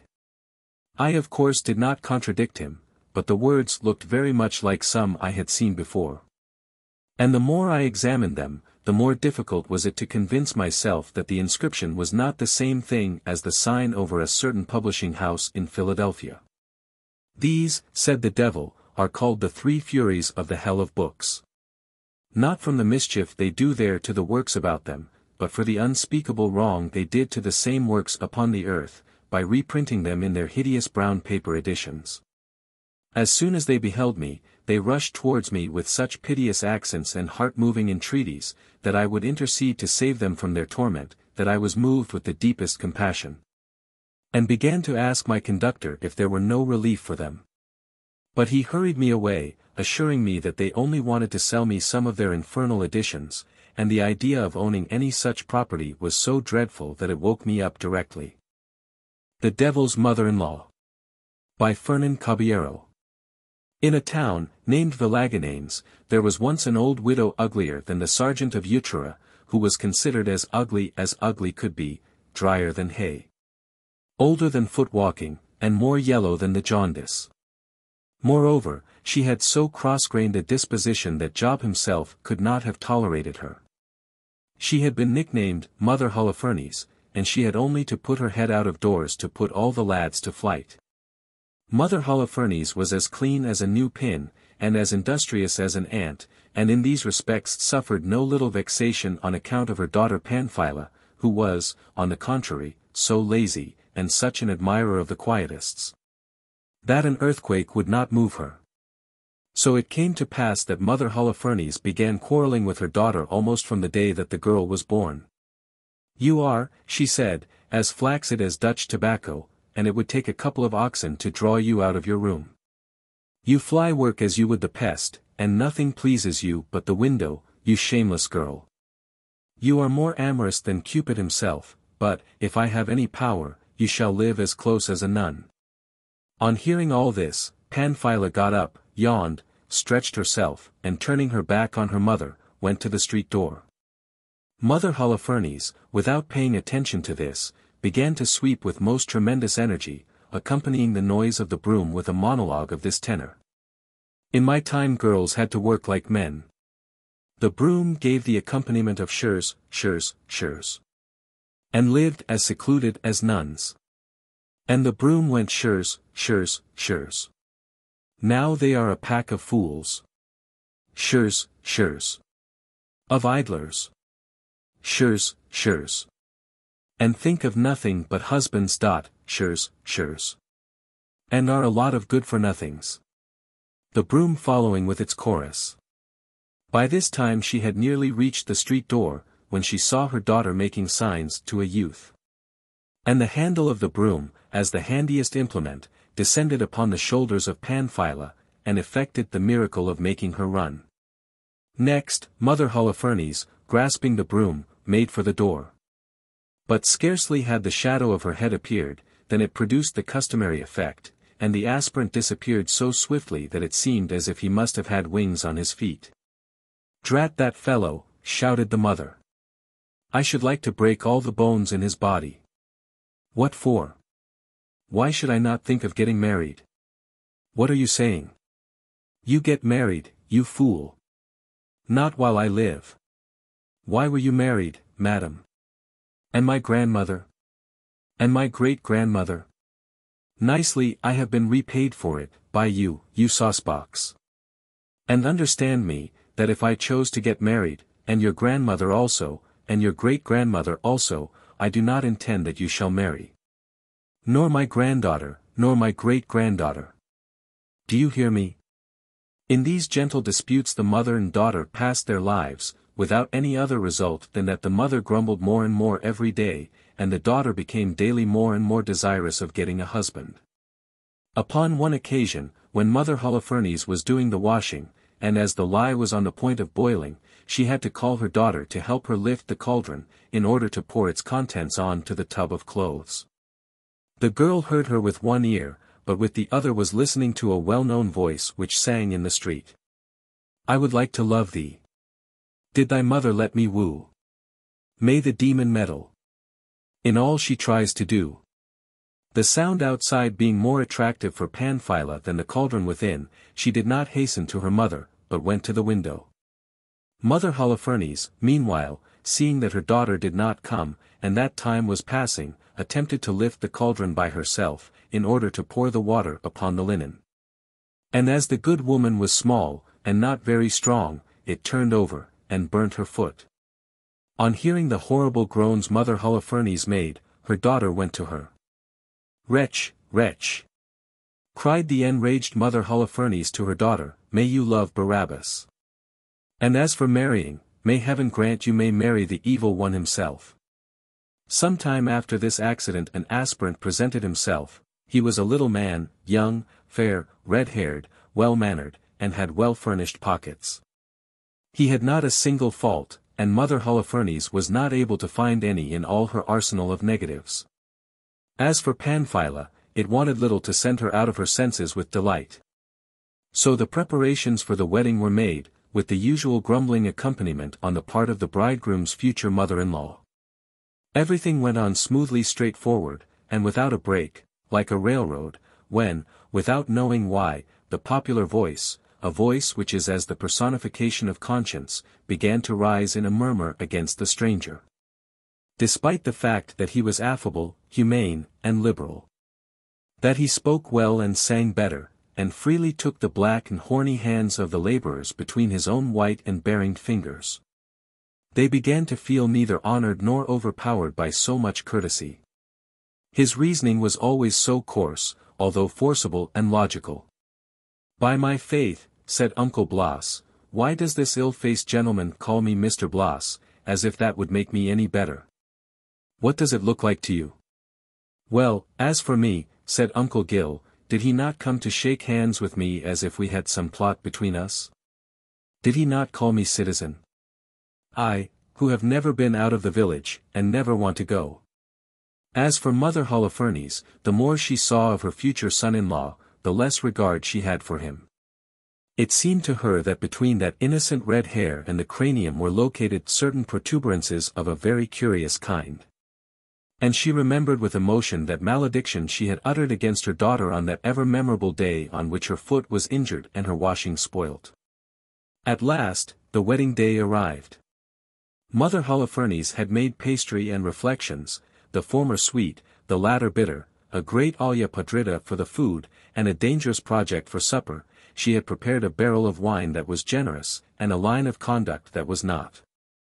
When the bridal pair were about to retire to the nuptial chamber, Mother Holofernes called her daughter aside, and said, "When you are in your room, be careful to close the door and windows. Shut all the shutters, and do not leave a single crevice open but the keyhole of the door. Take with you this branch of consecrated olive, and beat your husband with it as I advise you." This ceremony is customary at all marriages, and signifies that the woman is going to be master, and is followed in order to sanction and establish the rule. Pamphila, for the first time obedient to her mother, did everything that she had prescribed. No sooner did the bridegroom espy the branch of consecrated olive in the hands of his wife, than he attempted to make a precipitous retreat.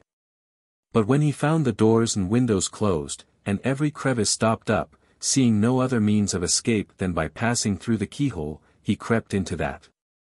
This spruce, red and white, and well-spoken bachelor being, as Mother Holofernes had suspected, neither more nor less than the evil one himself, who, availing himself of the right given him by the anathema launched against Pamphila by her mother, thought to amuse himself with the pleasures of a marriage, and encumber himself with a wife of his own, whilst so many husbands were supplicating him to take theirs off their hands.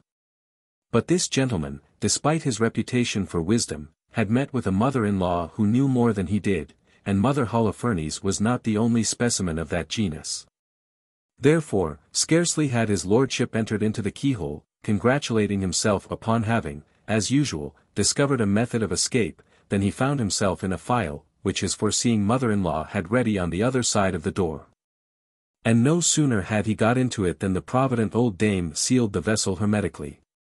In a most tender voice, and with most humble supplications, and most pathetic gestures, her son-in-law addressed her, and desired that she would grant him his liberty.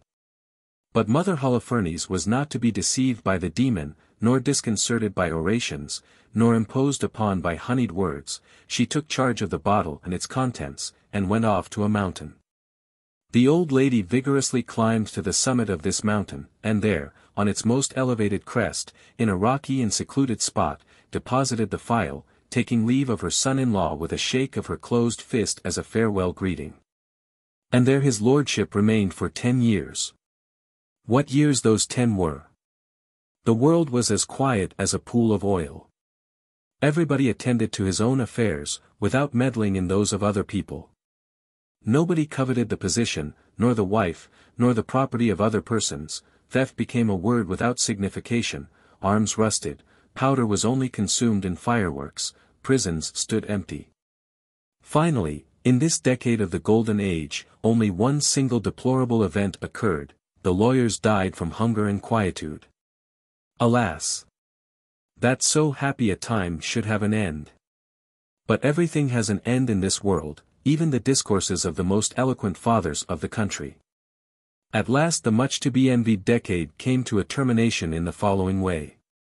A soldier named Briones had obtained permission for a few days' leave to enable him to visit his native place, which was Villagananes.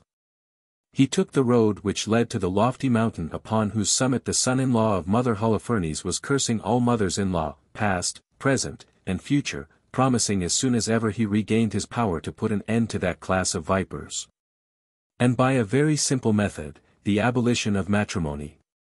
Much of his time was spent in composing and reciting satires against the invention of washing linen, the primal cause of his present trouble. Arrived at the foot of the mountain, Briones did not care to go round the mountain like the road, but wished to go straight ahead, assuring the carriers who were with him that if the mountain would not go to the right about for him he would pass over its summit, although it were so high that he should knock his head against the sky. When he reached the summit, Briones was struck with amazement on seeing the phial borne like a pimple on the nose of the mountain. He took it up, looked through it, and on perceiving the demon, who with years of confinement and fasting, the sun's rays, and sadness, had dwindled and become as dried as a prune, exclaimed in surprise, "Whatever vermin is this? What a phenomenon! I am an honorable and meritorious demon," said the captive, humbly and courteously. "The perversity of a treacherous mother-in-law, into whose clutches I fell, has held me confined here during the last 10 years. Liberate me, valiant warrior, and I will grant any favor you choose to solicit." "I should like my demission from the army," said Briones. "You shall have it. But uncork quickly, for it is a most monstrous anomaly to have thrust into a corner, in these revolutionary times, the first revolutionist in the world." Briones drew the cork out slightly, and a noxious vapor issued from the bottle and ascended to his brain. He sneezed, and immediately replaced the stopper with such a violent blow from his hand that the cork was suddenly depressed, and the prisoner, squeezed down, gave a shout of rage and pain. "What are you doing, vile earthworm, more malicious and perfidious than my mother-in-law," he exclaimed. "There is another condition," responded Briones, "that I must add to our treaty. It appears to me that the service I am going to do you is worth it." "And what is this condition, tardy liberator?" inquired the demon. "I should like for thy ransom $4 daily during the rest of my life. Think of it, for upon that depends whether you stay in or come out." "Miserable avaricious one," exclaimed the demon, "I have no money." "Oh," replied Briones, "what an answer from a great lord like you." "Why, friend, that is the Minister of War's answer. If you can't pay me I cannot help you." "Then you do not believe me," said the demon, "only let me out, and I will aid you to obtain what you want as I have done for many others." "Let me out, I say, let me out." "Gently," responded the soldier, "there is nothing to hurry about. Understand me that I shall have to hold you by the tail until you have performed your promise to me, and if not, I have nothing more to say to you." "Insolent, do you not trust me then?" shouted the demon. "No," responded Briones. "What you desire is contrary to my dignity," said the captive, with all the arrogance that a being of his size could express. "Now I must go," said Briones. "Goodbye," said the demon, in order not to say adieu. But seeing that Briones went off, the captive made desperate jumps in the file, shouting loudly to the soldier. "Return, return, dear friend," he said. And muttered to himself, "I should like a 4-year-old bull to overtake you, you soulless fool," and then he shouted, "Come, come, beneficent fellow, liberate me, and hold me by the tail, or by the nose, valiant warrior." And then muttered to himself, "Someone will avenge me, obstinate soldier, and if the son-in-law of Mother Holofernes is not able to do it, there are those who will burn you both, face to face, in the same bonfire, or I have little influence." On hearing the demon's supplications Briones returned and uncorked the bottle. Mother Holofernes' son-in-law came forth like a chick from its shell, drawing out his head first and then his body, and lastly his tail, which Briones seized. And the more the demon tried to contract it the firmer he held it. After the ex-captive, who was somewhat cramped, had occasionally stopped to stretch his arms and legs, they took the road to court, the demon grumbling and following the soldier, who carried the tail well secured in his hands. On their arrival they went to court, and the demon said to his liberator, "I am going to put myself into the body of the princess, who is extremely beloved by her father, and I shall give her pains that no doctor will be able to cure. Then you present yourself and offer to cure her, demanding for your recompense $4 daily, and your discharge. I will then leave her to you, and our accounts will be settled." Everything happened as arranged and foreseen by the demon, but Briones did not wish to let go his hold of the tail, and he said, "Well devised, sir, but $4 are a ransom unworthy of you, of me, and of the service that we have undertaken. Find some method of showing yourself more generous. To do this will give you honor in the world, where, pardon my frankness, you do not enjoy the best of characters. Would that I could get rid of you," said the demon to himself, "but I am so weak and so numb that I am not able to go alone. I must have patience. That which men call a virtue. Oh, now I understand why so many fall into my power for not having practiced it. Forward then for Naples, for it is necessary to submit in order to liberate my tail. I must go and submit to the arbitration of fate for the satisfaction of this new demand." Everything succeeded according to his wish. The Princess of Naples fell a victim to convulsive pains and took to her bed. The king was greatly afflicted. Briones presented himself with all the arrogance his knowledge that he would receive the demon's aid could give him. The king was willing to make use of his services, but stipulated that if within 3 days he had not cured the princess, as he confidently promised to, he should be hanged. Briones, certain of a favorable result, did not raise the slightest objection. Unfortunately, the demon heard this arrangement made, and gave a leap of delight at seeing within his hands the means of avenging himself. The demon's leap caused the princess such pain that she begged them to take the doctor away. The following day this scene was repeated. Briones then knew that the demon was at the bottom of it, and intended to let him be hanged.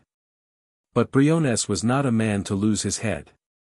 On the third day, when the pretended doctor arrived, they were erecting the gallows in front of the very palace door. As he entered the princess's apartment, the invalid's pains were redoubled and she began to cry out that they should put an end to that impostor. "I have not exhausted all my resources yet," said Briones gravely, "deign, your royal highness, to wait a little while." He then went out of the room and gave orders in the princess's name that all the bells of the city should be rung. When he returned to the royal apartment, the demon, who has a mortal hatred of the sound of bells, and is, moreover, inquisitive, asked Briones what the bells were ringing for. "They are ringing," responded the soldier, "because of the arrival of your mother-in-law, whom I have ordered to be summoned." Scarcely had the demon heard that his mother-in-law had arrived, than he flew away with such rapidity that not even a sun's ray could have caught him. Proud as a peacock, Briones was left in victorious possession of the field. The Generous Gambler. By Charles Pierre Baudelaire. Yesterday, across the crowd of the boulevard, I found myself touched by a mysterious being I had always desired to know, and who I recognized immediately. In spite of the fact that I had never seen him. He had, I imagined, in himself, relatively as to me, a similar desire, for he gave me, in passing, so significant a sign in his eyes that I hastened to obey him. I followed him attentively, and soon I descended behind him into a subterranean dwelling, astonishing to me as a vision, where shone a luxury of which none of the actual houses in Paris could give me an approximate example. It seemed to me singular that I had passed so often that prodigious retreat without having discovered the entrance. There reigned an exquisite, an almost stifling atmosphere, which made one forget almost instantaneously all the fastidious horrors of life. There I breathed a somber sensuality, like that of opium smokers when, set on the shore of an enchanted island, over which shone an eternal afternoon, they felt borne in them, to the soothing sounds of melodious cascades. The desire of never again seeing their households, their women, their children, and of never again being tossed on the decks of ships by storms. There were their strange faces of men and women, gifted with so fatal a beauty that I seemed to have seen them years ago and in countries which I failed to remember. And which inspired in me that curious sympathy and that equally curious sense of fear that I usually discover in unknown aspects. If I wanted to define in some fashion or other the singular expression of their eyes, I would say that never had I seen such magic radiance more energetically expressing the horror of ennui and of desire, of the immortal desire of feeling themselves alive. As for mine host and myself, we were already, as we sat down, as perfect friends as if we had always known each other. We drank immeasurably of all sorts of extraordinary wines, and, a thing not less bizarre, it seemed to me, after several hours, that I was no more intoxicated than he was. However, gambling, this superhuman pleasure, had cut, at various intervals, our copious libations, and I ought to say that I had gained and lost my soul, as we were playing, with an heroical carelessness and lightheartedness. The soul is so invisible a thing, often useless and sometimes so troublesome, that I did not experience, as to this loss, more than that kind of emotion I might have, had I lost my visiting card in the street. We spent hours in smoking cigars, whose incomparable savor and perfume give to the soul the nostalgia of unknown delights and sights, and, intoxicated by all these spiced sauces, I dared, in an access of familiarity which did not seem to displease him, to cry, as I lifted a glass filled to the brim with wine, "To your immortal health, old he-goat." We talked of the universe, of its creation and of its future destruction, of the leading ideas of the century, that is to say, of progress and perfectibility, and, in general, of all kinds of human infatuations. On this subject His Highness was inexhaustible in his irrefutable jests, and he expressed himself with a splendor of diction and with a magnificence in drollery such as I have never found in any of the most famous conversationalists of our age. He explained to me the absurdity of different philosophies that had so far taken possession of men's brains, and deigned even to take me in confidence in regard to certain fundamental principles, which I am not inclined to share with any one. He complained in no way of the evil reputation under which he lived, indeed, all over the world, and he assured me that he himself was of all living beings the most interested in the destruction of superstition. And he avowed to me that he had been afraid, relatively as to his proper power, once only, and that was on the day when he had heard a preacher, more subtle than the rest of the human herd, cry in his pulpit, "My dear brethren, do not ever forget. When you hear the progress of lights praised, that the loveliest trick of the devil is to persuade you that he does not exist." The memory of this famous orator brought us naturally on the subject of academies, and my strange host declared to me that he didn't disdain, in many cases, to inspire the pens, the words, and the consciences of pedagogues. And that he almost always assisted in person, in spite of being invisible, at all the scientific meetings. Encouraged by so much kindness, I asked him if he had any news of God, who has not his hours of impiety, especially as the old friend of the devil. He said to me, with a shade of unconcern united with a deeper shade of sadness, "We salute each other when we meet." But, for the rest, he spoke in Hebrew. It is uncertain if His Highness has ever given so long an audience to a simple mortal, and I feared to abuse it. Finally, as the dark approached shivering, this famous personage, sung by so many poets, and served by so many philosophers who work for his glory's sake without being aware of it, said to me, "I want you to remember me always. And to prove to you that I, of whom one says so much evil, am often enough bon diable, to make use of one of your vulgar locutions. So as to make up for the irremediable loss that you have made of your soul, I shall give you back the stake you ought to have gained, if your fate had been fortunate, that is to say, the possibility of solacing and of conquering. During your whole life, this bizarre affection of ennui, which is the source of all your maladies and of all your miseries.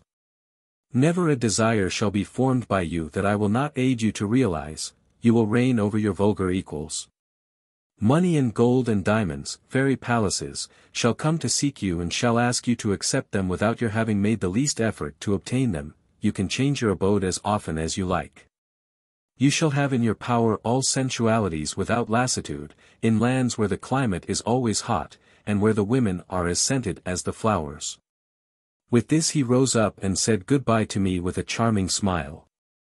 If it had not been for the shame of humiliating myself before so immense an assembly, I might have voluntarily fallen at the feet of this generous gambler, to thank him for his unheard of munificence.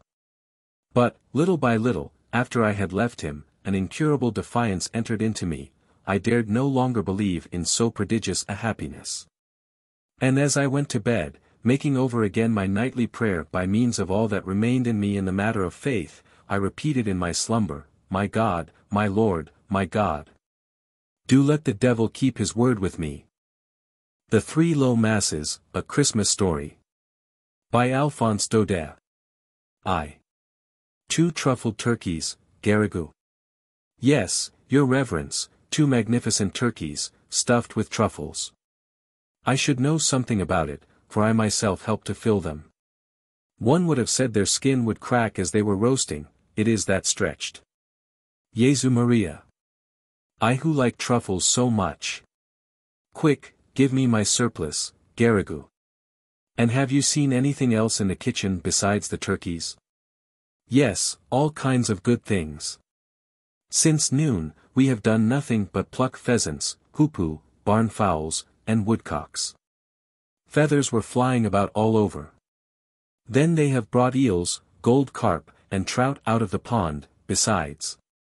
What size were the trout, Garrigou? As big as that, your reverence. Enormous. Oh heavens! I think I see them. Have you put the wine in the vessels? Yes, your reverence, I have put the wine in the vessels. But la! It is not to be compared to what you will drink presently, when the midnight mass is over. If you only saw that in the dining hall of the chateau. The decanters are all full of wines glowing with every color.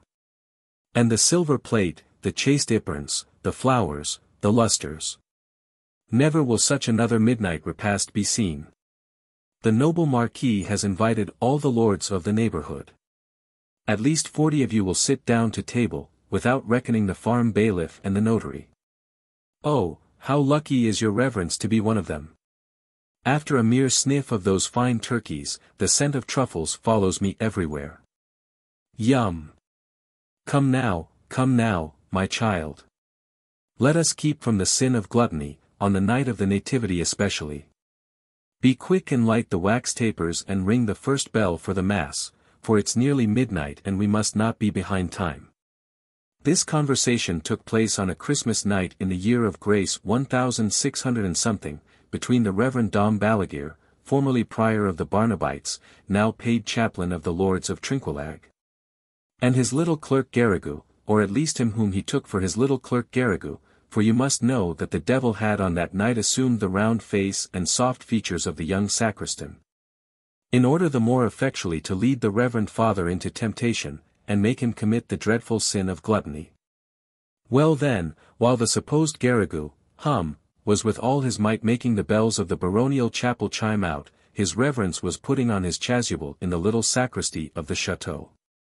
And with his mind already agitated by all these gastronomic descriptions, he kept saying to himself as he was robing, "Roasted turkeys, golden carp, trout as big as that." Out of doors, the soughing night wind was carrying abroad the music of the bells, and with this, lights began to make their appearance on the dark sides of Mount Ventoux, on the summit of which rose the ancient towers of Trinquelag. The lights were borne by the families of the tenant farmers, who were coming to hear the midnight mass at the chateau. They were scaling the hill in groups of 5 or 6 together, and singing. The father in front carrying a lantern, and the women wrapped up in large brown cloaks, beneath which their little children snuggled and sheltered. In spite of the cold and the lateness of the hour, these good folks were marching blithely along, cheered by the thought that after the Mass was over there would be, as always in former years, tables set for them down in the kitchens. Occasionally the glass windows in some lord's carriage, preceded by torch-bearers, would glisten in the moonlight on the rough ascent. Or perhaps a mule would jog by with tinkling bells, and by the light of the misty lanterns the tenants would recognize their bailiff and would salute him as he passed with, "Good evening, Master Arnaton." "Good evening." "Good evening, my friend." The night was clear, and the stars were twinkling with frost, the north wind was nipping, and at times a fine small hail, that slipped off one's garments without wetting them, faithfully maintained the tradition of Christmas being white with snow. On the summit of the hill, as the goal towards which all were wending, gleamed the chateau, with its enormous mass of towers and gables, and its chapel steeple rising into the blue-black sky. A multitude of little lights were twinkling, coming, going, and moving about at all the windows.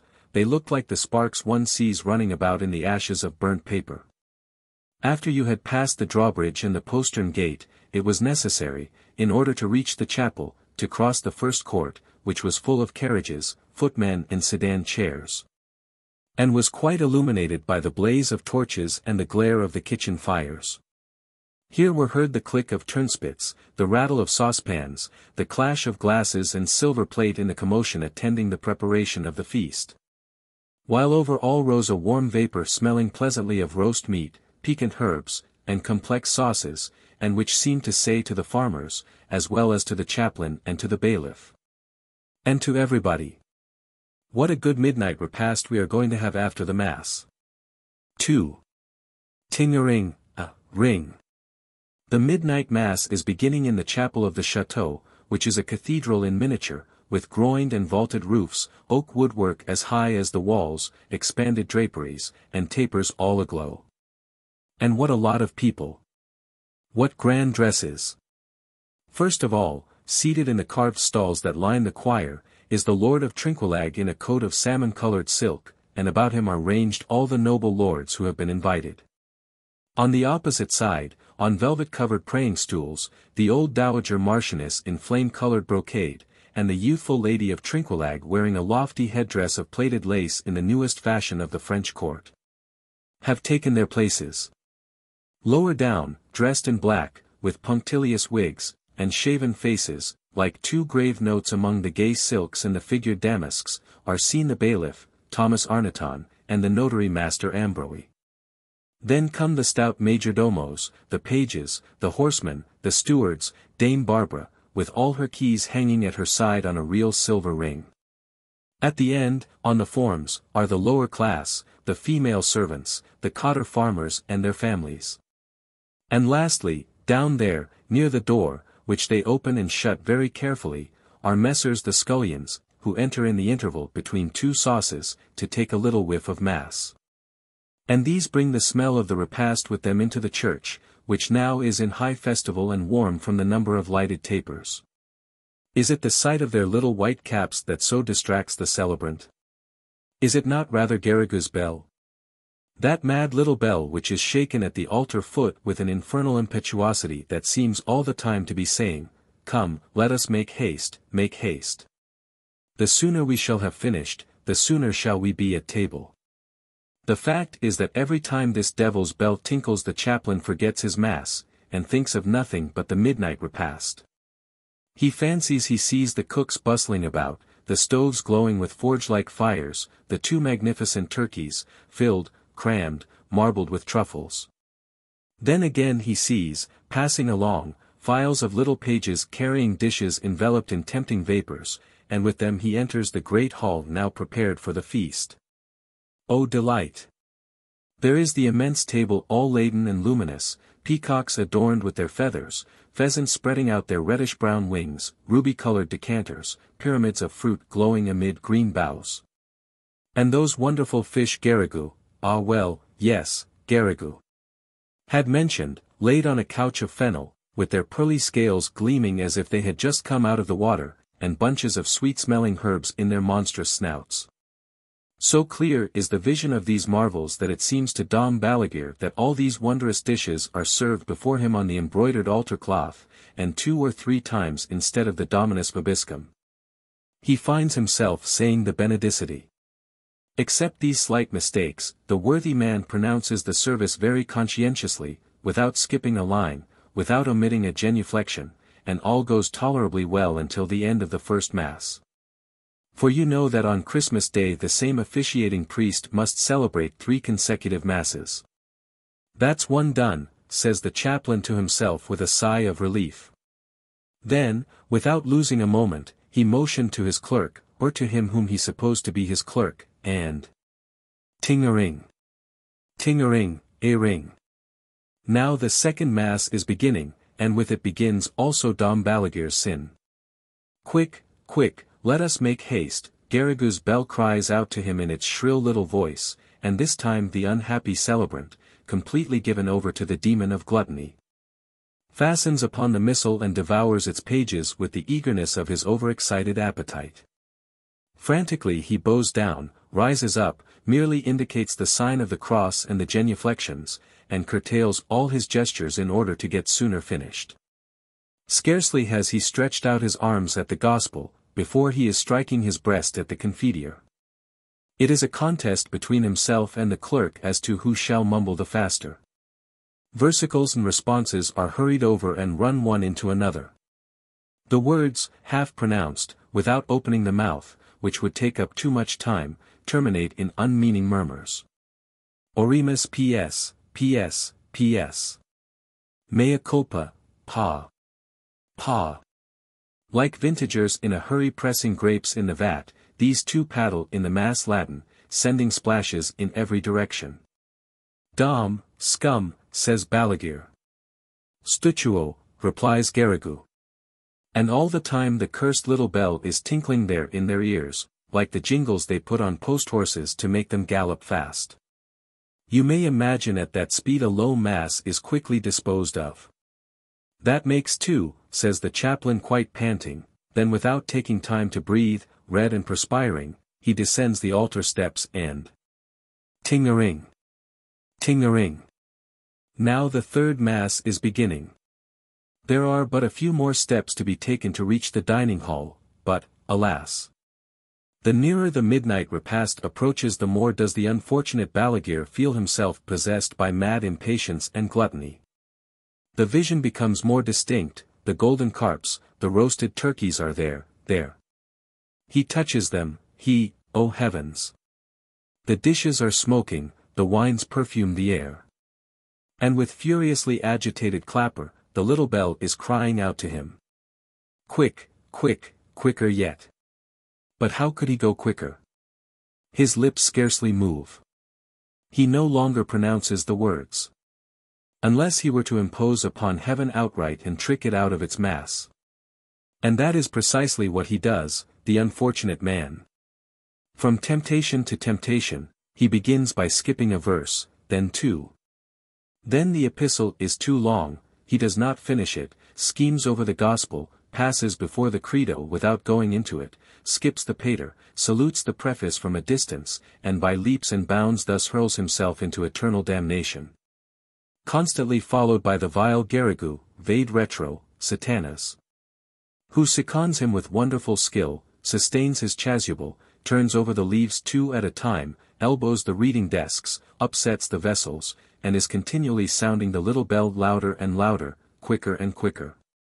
You should have seen the scared faces of all who were present, as they were obliged to follow this mass by mere mimicry of the priest, without hearing a word. Some rise when others kneel, and sit down when the others are standing up, and all the phases of this singular service are mixed up together in the multitude of different attitudes presented by the worshippers on the benches. The abbé goes too fast. One can't follow him, murmured the old dowager, shaking her headdress in confusion. Master Arnaton with great steel spectacles on his nose is searching in his prayer book to find where the dickens they are. But at heart all these good folks, who themselves are thinking about feasting, are not sorry that the mass is going on at this post-haste. And when Dom Balaguer with radiant face turns towards those present and cries with all his might, "Ite, missa est," they all respond to him at Deo gratias, in but one voice, and that is joyous and enthusiastic. As if they thought themselves already seated at the midnight repast and drinking the first toast. 3. 5 minutes afterwards the crowd of nobles were sitting down in the great hall, with the chaplain in the midst of them. The chateau, illuminated from top to bottom, was resounding with songs, with shouts, with laughter, with uproar. And the venerable Dom Balaguer was thrusting his fork into the wing of a fowl, and drowning all remorse for his sin in streams of regal wine and the luscious juices of the viands. He ate and drank so much, the dear, holy man, that he died during the night of a terrible attack, without even having had time to repent, and then in the morning when he got to heaven, I leave you to imagine how he was received. He was told to withdraw on account of his wickedness. His fault was so grievous that it effaced a whole lifetime of virtue. He had robbed them of a midnight mass. He should have to pay for it with 300, and he should not enter into paradise until he had celebrated in his own chapel these 300 Christmas masses in the presence of all those who had sinned with him and by his fault. And now this is the true legend of Dom Balaguer as it is related in the olive country. At the present time the chateau of Trinquelague no longer exists, but the chapel still stands on the top of Mount Ventoux, amid a cluster of green oaks. Its decayed door rattles in the wind, and its threshold is choked up with vegetation. There are birds' nests at the corners of the altar, and in the recesses of the lofty windows, from which the stained glass has long ago disappeared. It seems, however, that every year at Christmas, a supernatural light wanders amid these ruins, and the peasants, in going to the masses and to the midnight repasts, see this phantom of a chapel illuminated by invisible tapers that burn in the open air, even in snow and wind. You may laugh at it if you like, but a vine-dresser of the place, named Garriga, doubtless a descendant of Garrigou, declared to me that one Christmas night, when he was a little tipsy, he lost his way on the hill of Trinquelague. And this is what he saw. Till 11 o'clock, nothing. All was silent, motionless, inanimate. Suddenly, about midnight, a chime sounded from the top of the steeple, an old chime, which seemed as if it were 10 leagues off. Very soon Garriga saw lights flitting about, and uncertain shadows moving in the road that climbs the hill. They passed on beneath the chapel porch, and murmured, "Good evening, Master Arnaton." Good evening, my friends." When all had entered, my vine-dresser, who was very courageous, silently approached, and when he looked through the broken door, a singular spectacle met his gaze. All those he had seen pass were seated round the choir, and in the ruined nave, just as if the old seats still existed. Fine ladies in brocade, with lace head-dresses, lords adorned from head to foot. Peasants in flowered jackets such as our grandfathers had, all with an old, faded, dusty, tired look. From time to time the night birds, the usual inhabitants of the chapel, who were aroused by all these lights, would come and flit round the tapers, the flames of which rose straight and ill-defined, as if they were burning behind a veil. And what amused Garriga very much was a certain personage with large steel spectacles, who was ever shaking his tall black wig, in which one of these birds was quite entangled, and kept itself upright by noiselessly flapping its wings. At the farther end, a little old man of childish figure was on his knees in the middle of the choir, desperately shaking a clapperless and soundless bell, whilst a priest, clad in ancient gold, was coming and going before the altar, reciting prayers of which not a word was heard. Most certainly this was Dom Balaguer in the act of saying his third low mass. Devil Puzzlers. By Frederick Beecher Perkins. It will not do at all to disbelieve in the existence of a personal devil. It is not so many years ago that one of our profoundest divines remarked with indignation upon such disbelief. No such person, cried the doctor with energy. Don't tell me. I can hear his tail snap and crack about amongst the churches any day. And if the enemy is, in truth, still as vigorously active among the sons of God as he was in the days of Job, that is to say, in the time of Solomon, when, as the critics have found out, the book of Job was written, then surely still more is he vigilant and sly in his tricks for foreclosing his mortgages upon the souls of the wicked. And once more, still more than ever is his personal appearance probable in these latter days. The everlasting tooting of the wordy coming has proclaimed the end of all things for a quarter of a century. And he will surely see his prophecy fulfilled if he can only keep it up long enough. But, though we discredit the sapient Second Adventist as to the precise occasion of the diabolic avatar, has there not been a strange coincidence between his noisy declarations and other evidences of an approximation of the spiritual to the bodily sphere of life? Is not this same quarter of a century that of the Spiritists? Has it not witnessed the development of OD and of clairvoyance?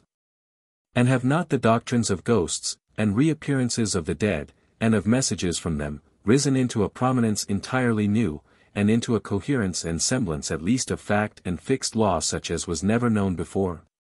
Yea, verily. Of all times in the world's history, to reject out of one's beliefs either good spirits or bad, angelology or diabology, chief good being, or chief bad being, this is the most improper. Dar. Hickok was trebly liable to the awful temptation, under which he had assuredly fallen, over and above the fact that he was a prig, which makes one feel the more glad that he was so handsomely come up with in the end. Such a prig that everybody who knew him, invariably called him, when he wasn't by, Hickokalorum. This charming surname had been conferred on him by a crazy old fellow with whom he once got into a dispute. Lunatics have the most awfully tricky ways of dodging out of pinches in reasoning, but Hickok knew too much to know that, and so he acquired his fine title to teach him one thing more. Trebly liable, we said. The 3 reasons are: 1. He was foreign-born. 2. He was a Scotchman. 3. He was a physician and surgeon. The way in which these causes operated was as follows. I wish it were allowable to use Artemas Ward's curiously satisfactory vocable, thusly, like Mrs. Wiggles' soothing syrup, it supplies a real want. Being foreign-born, Dr. Hickok had not the unfailing moral stamina of a native American, and therefore was comparatively easily beset by sin. Being, secondly, a Scotchman, he was not only thoroughly conceited, with a conceit as immovable as the base rock, just as other folks sometimes are, but, in particular, he was perfectly sure of his utter mastery of metaphysics, logic and dialectics. Or, as he used to call it, with a snobbish teutonicalization, dialectic. Now, in the latter two, the Scotch can do something, but in metaphysics they are simply imbecile, which quality, in the inscrutable providence of God, has been joined with an equally complete conviction of the exact opposite. Let not man, therefore, put those traits asunder, not so much by reason of any divine ordinance, as because no man in his senses would try to convince a Scotchman, or anybody else, for that matter. Thirdly, he was a physician and surgeon. And gentlemen of this profession are prone to become either thoroughgoing materialists, or else implicit and extreme Calvinistic Presbyterians, of the large blue kind. And they are, moreover, positive, hard-headed, bold, and self-confident. So they have good need to be. Did not Magendie say to his students, "Gentlemen, disease is a subject which physicians know nothing about"? So the doctor both believed in the existence of a personal devil, and believed in his own ability to get the upper hand of that individual in a tournament of the wits. Ah, he learned better by terrible experience. The doctor was a dry-looking little chap, with sandy hair, a freckled face, small grey eyes, and absurd white eyebrows and eyelashes, which made him look as if he had finished off his toilet with just a light flourish from the dredging box. He was erect of carriage, and of a prompt, ridiculous alertness of step and motion, very much like that of Major Wellington de Boots. And his face commonly wore a kind of complacent serenity such as the Hindus ascribe to Buddha. I know a little snappish dentist's goods dealer uptown, who might be mistaken for Hickocalorum any day. Well, what had the doctor done? Why, it will sound absurd, probably, to some unbelieving people, but really Dr. Hickok confessed the whole story to me himself. He had made a bargain with the evil one. And indeed he was such an uncommonly disagreeable-looking fellow, that, unless on some such hypothesis, it is impossible to imagine how he could have prospered as he did. He gained patients, and cured them too, made money, invested successfully. Bought a brownstone front, a house, not a wiglet, then bought other real estate, began to put his name on charity subscription lists, and to be made vice-president of various things. Chiefest of all, it must have been by some superhuman aid that Dr. Hickok married his wife, the then and present Mrs. Hickok. Dear me! I have described the doctor easily enough. But how infinitely more difficult it is to delineate beauty than the beast, did you ever think of it? All I can say is, that she is a very lovely woman now. And she must have been, when the doctor married her, one of the loveliest creatures that ever lived, a lively, graceful, bright-eyed brunette, with thick fine long black hair, penciled delicate eyebrows, little pink ears, thin high nose. Great astonished brown eyes, perfect teeth, a little rosebud of a mouth. And a figure so extremely beautiful that nobody believed she did not pad, hardly even the artists who, those of them at least who work faithfully in the life school, are the very best judges extant of truth in costume and personal beauty.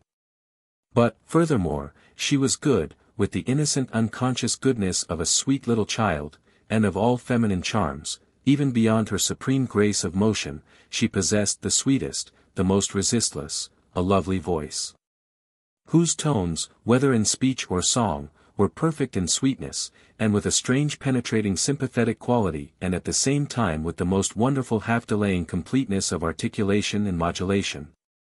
As if she enjoyed the sound of her own music. No doubt she did, but it was unconsciously, like a bird. The voice was so sweet, the great loveliness and kindness of soul it expressed were so deep, that, like every exquisite beauty, it rayed forth a certain sadness within the pleasure it gave. It awakened infinite, indistinct emotions of beauty and perfection, infinite longings. It's of no use to tell me that such a spirit, she really ought not to be noted so low down as amongst human beings, that such a spirit could have been made glad by becoming the yoke fellow of Hickocalorum, by influences exclusively human. No. I don't believe it, I won't believe it, it can't be believed. I can't convince you, of course, for you don't know her. But if you did, along with the rest of the evidence, and if your knowledge was like mine, that from the testimony of my own eyes and ears and judgment, you would know, just as I do, that the doctor's possession of his wife was the keystone of the arch of completed proof on which I found my absolute assertion that he had made that bargain. He certainly had. A most characteristic transaction too, for while, after the usual fashion, it was agreed by the party of the first part, viz., Old Scratch, that Dr. Hickok should succeed in whatever he undertook during 20 years, and by the party of the second part, that at the end of that time the D. should fetch him in manner and form as is ordinarily provided, yet there was added a peculiar clause. This was, that, when the time came for the doctor to depart, he should be left entirely whole and unharmed, in mind, body, and estate, provided he could put to the devil 3 consecutive questions, of which either one should be such that that cunning spirit could not solve it on the spot. So for 20 years Dr. Hickok lived and prospered, and waxed very great. He did not gain 1 single pound avoirdupois however, which may perchance seem strange, but is the most natural thing in the world. Who ever saw a little, dry, wiry, sandy, freckled man, with white eyebrows, that did grow fat? And besides, the doctor spent all his leisure time in hunting up his saving trinity of questions. And hard study, above all for such a purpose, is as sure an anti-fattener as banting. He knew the Scotch metaphysicians by heart already, ex officio as it were. But he very early gave up the idea of trying to fool the devil with such mud pie as that. Yet be it understood, that he found cause to accept Sir William Hamilton from the muddle-headed crew.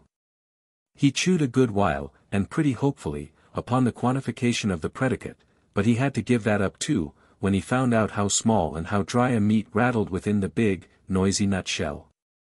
He read St. Thomas Aquinas, and Peter Dens, and a cartload more of old casuists, Romanist and Protestant. He exhausted the learning of the development theory. He studied and experimented up to the existing limits of knowledge on the question of the origin of life, and then poked out alone, as much farther as he could, into the ineffable black darkness that is close at the end of our noses on that, as well as most other questions. He hammered his way through the whole controversy on the freedom of the will. He mastered the whole works of Mrs. Henry C.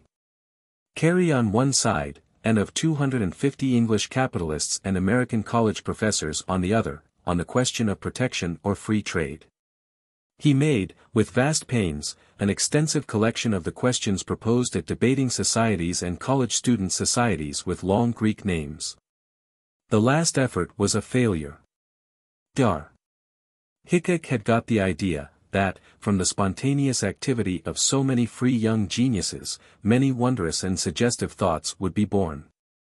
Having, however, tabulated his collection, he found, that, among all these innumerable gymnasia of intellect, there were only 17 questions debated.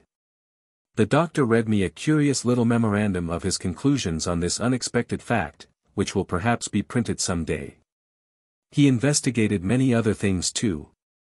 For a sharp-witted little Presbyterian Scotch doctor, working to cheat the devil out of his soul, can accomplish an amazing deal in 20 years. He even went so far as to take into consideration mere humbugs. For, if he could cheat the enemy with a humbug, why not? The only pain in that case, would be the mortification of having stooped to an inadequate adversary, a foeman unworthy of his steel. So he weighed such queries as the old scholastic brocard, and chimera bombinans in vacuo deverat secundas intentions. And that beautiful moot point wherewith Sir Thomas More silenced the challenging schoolmen of Bruges, and aviria caruci capta in vetido nomio sint irreplegibilia. He glanced a little at the subject of conundrums. And among the chips from his workshop is a really clever theory of conundrums. He has a classification and discussion of them, all his own, and quite ingenious and satisfactory, which divides them into answerable and unanswerable, and, under each of these, into resemblant and differential.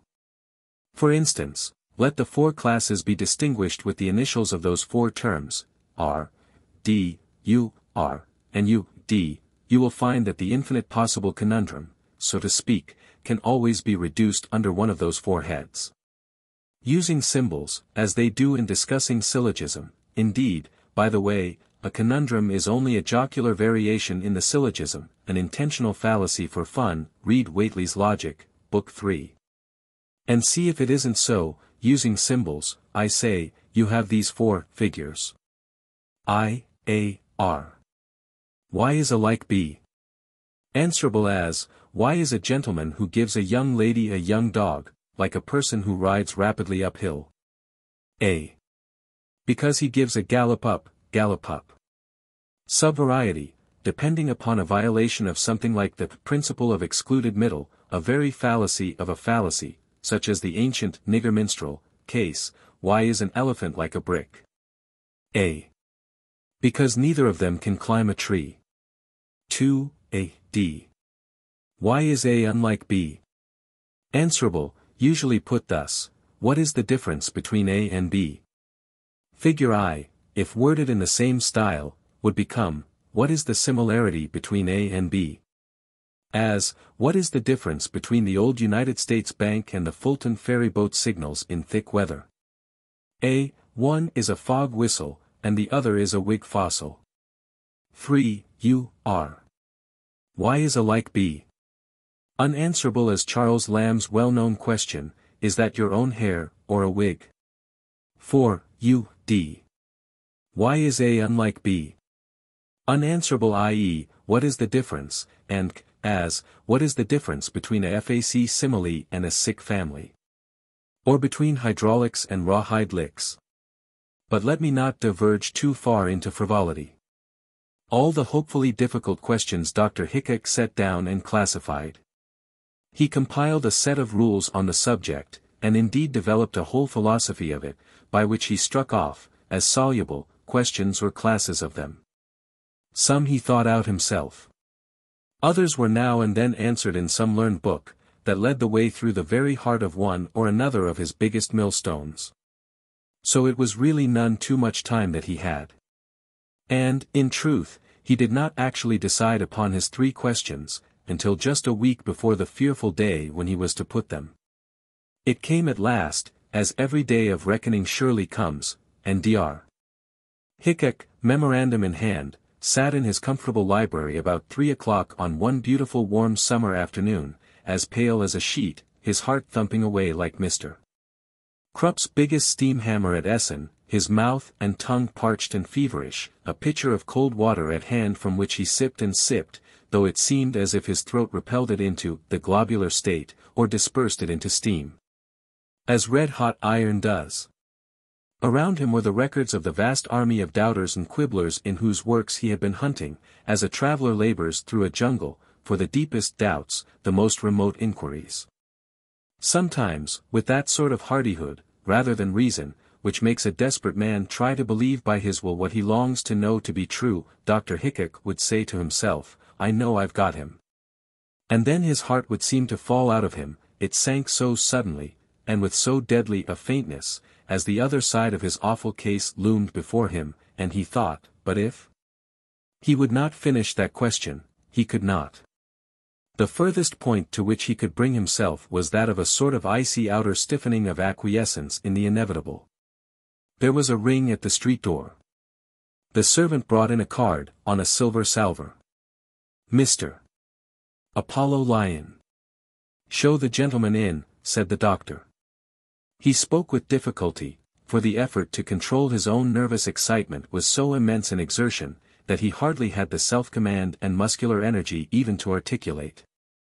The servant returned, and ushered into the library a handsome, youngish, middle-aged and middle-sized gentleman, pale, with large melancholy black eyes, and dressed in the most perfect and quiet style. The doctor arose, and greeted his visitor with a degree of steadiness and politeness that did him the greatest credit. How do you do, sir, he said, I am happy, but it struck him that he wasn't, and he stopped short. Very right, my dear sir, replied the guest, in a voice that was musical but perceptibly sad, or rather patient in tone. Very right, how hollow those formulas are. I hate all forms and ceremonies. But I am glad to see you, doctor. Now, that is really the fact. No doubt. Divil doubt him, as an Irishman would say.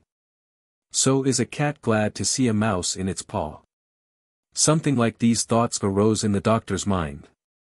He smiled as affably as he could, and requested the visitor to be seated. Thanks, replied he, and took the chair which the doctor moved up to the table for him. He placed his hat and gloves on the table. There was a brief pause, as might happen if any two friends sat down at their ease for a chat on matters and things in general. The visitor turned over a volume or two that lay on the table. The Devil, he read from one of them. His Origin, Greatness, and Decadence. By the Reverend A. Reville, D.D. Ah, he commented quietly. A Frenchman, I observe. If it had been an Englishman, I should fancy he wrote the book for the sake of the rhyme in the title. Do you know, Doctor, I fancy that incredulity of his will substitute one dash for the 2 periods in the reverend gentleman's degree. I know no one greater condition of success in some lines of operation, than to have one's existence thoroughly disbelieved in. The doctor forced himself to reply, I hardly know how I came to have the book here. Yet he does make out a pretty strong case. I confess I would like to be certified that he is right. Suppose you allow yourself to be convinced. And the poor fellow grinned, it couldn't be called a smile. Why, really, I'll look into it. I've considered the point though, not that I'm sure I could choose. And you know, as the late J. Milton very neatly observed, one would hardly like to lose one's intellectual being, though full of pain.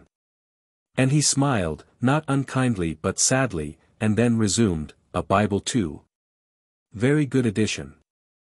I remember seeing it stated that a professional person made it his business to find errors of the press in one of the Bible Society's editions, this very one, I think, and the only one he could discover was a single, wrong font. Very accurate work, very. He had been turning over the leaves indifferently as he spoke, and laid the volume easily back. Curious old superstition that, he remarked, that certain personages were made uncomfortable by this work. And he gave the doctor a glance, as much as to ask, in the most delicate manner in the world, did you put that there to scare me with? I think the doctor blushed a little. He had not really expected, you know, still, in case there should be any prophylactic influence. No harm done, in any event, and that was precisely the observation made by the guest. No harm done, my dear fellow. He said, in his calm, quiet, musical voice. No good either, I imagine they both of them added to themselves. There is an often repeated observation, that people under the pressure of an immeasurable misery or agony seem to take on a preternaturally sharp vision for minute details, such as spots in the carpet, and sprigs in the wallpaper. Threads on a sleeve, and the like. Probably the doctor felt this influence. He had dallied a little, too, with the crisis, and so did his visitor, from different motives, no doubt, and, as he sat there, his eye fell on the card that had just been brought to him. I beg your pardon, he said, but might I ask a question about your card? Most certainly, doctor, what is it? Why, it's always a liberty to ask questions about a gentleman's name, and we Scotchmen are particularly sensitive on the point. But I have always been interested in the general subject of patronomatology. The other, by a friendly smile and a deprecating wave of the hand, renewed his welcome to the doctor's question. Well, it's this. How did you come to decide upon that form of name, Mr. Apollo Lyon? Oh. Just a little fancy of mine. It's a newly invented variable card, I believe they call it. There's a temporary ink arrangement. It struck me it was liable to abuse in case of an assumption of aliases, but perhaps that's none of my business. You can easily take off the upper name, and another one comes out underneath. I'm always interested in inventions. See. And as the text, but they have sought out many inventions, passed through Dr. Hickok's mind, the other drew forth a white handkerchief, and, rubbing the card in a careless sort of way, laid it down before the doctor. Perhaps the strain on the poor doctor's nerves was unsteadying him by this time. He may not have seen right, but he seemed to see only one name, as if compounded from the former two. Apollyon. And it seemed to be in red ink instead of black. And the lines seemed to creep and throb and glow, as if the red were the red of fire, instead of vermilion. But red is an extremely trying color to the eyes. However, the doctor, startled as he was, thought best not to raise any further queries, and only said, perhaps with some difficulty, very curious, I'm sure. Well, doctor, said Mr. Lyon, or whatever his name was, I don't want to hurry you, but I suppose we might as well have our little business over. Why, yes. I suppose you wouldn't care to consider any question of compromises or substitutes. I fear it's out of the question, really, was the reply, most kindly in tone, but with perfect distinctness. There was a moment's silence. It seemed to Dr. Hickok as if the beating of his heart must fill the room, it struck so heavily, and the blood seemed to surge with so loud a rush through the carotids up past his ears. Shall I be found to have gone off with a rush of blood to the head? He thought to himself. But, it can very often be done by a resolute effort. He gathered himself together as it were, and with one powerful exertion mastered his disordered nerves. Then he lifted his memorandum, gave one glance at the sad, calm face opposite him, and spoke. You know they're every once in a while explaining a vote, as they call it, in Congress. It don't make any difference, I know. But it seems to me as if I should put you more fully in possession of my meaning, if I should just say a word or two, about the reasons for my selection. The visitor bowed with his usual air of pleasant acquiescence. I am aware, said Dr. Hickok, that my selection would seem thoroughly commonplace to most people. Yet nobody knows better than you do, my dear sir, that the oldest questions are the newest. The same vitality which is so strong in them, as to raise them as soon as thought begins, is infinite, and maintains them as long as thought endures. Indeed, I may say to you frankly, that it is by no means on novelty, but rather on antiquity, that I rely. The doctor's hearer bowed with an air of approving interest. Very justly reasoned, he observed. The doctor went on. I have, I may say, and under the circumstances I shall not be suspected of conceit, made pretty much the complete circuit of unsolved problems. They class exactly as those questions do which we habitually reckon as solved, under the three subjects to which they relate, God, the intelligent creation, the unintelligent creation. Now, I have selected my questions accordingly, one for each of those divisions. Whether I have succeeded in satisfying the conditions necessary will appear quickly. But you see that I have not stooped to any quibbling, or begging either. I have sought to protect myself by the honorable use of a masculine reason. Your observations interest me greatly, remarked the audience. Not the less so, that they are so accurately coincident with my own habitual lines of thought, at least, so far as I can judge from what you have said. Indeed, suppose you had called upon me to help you prepare insoluble problems. I was bound, I suppose, to comply to the best of my ability, and, if I had done so, those statements of yours are thus far the very preface I supplied, I beg your pardon, should have supplied, you with. I fancy I could almost state the questions. Well. All this was most kind and complimentary, but somehow it did not encourage the doctor in the least. He even fancied that he detected a sneer, as if his interlocutor had been saying, "Flutter away, old bird. That was my bait that you have been feeding on, you're safe enough, it is my net that holds you." First question, said Dr. Hickok, with steadiness, reconcile the foreknowledge and the foreordination of God with the free will of man? I thought so, of course, remarked the other. Then he looked straight into the doctor's keen little grey eyes with his deep melancholy black ones, and raised his slender forefinger. Most readily. The reconciliation is your own conscience, doctor. Do what you know to be right, and you will find that there is nothing to reconcile, that you and your Maker have no debates to settle. The words were spoken with a weighty solemnity and conviction that were even awful.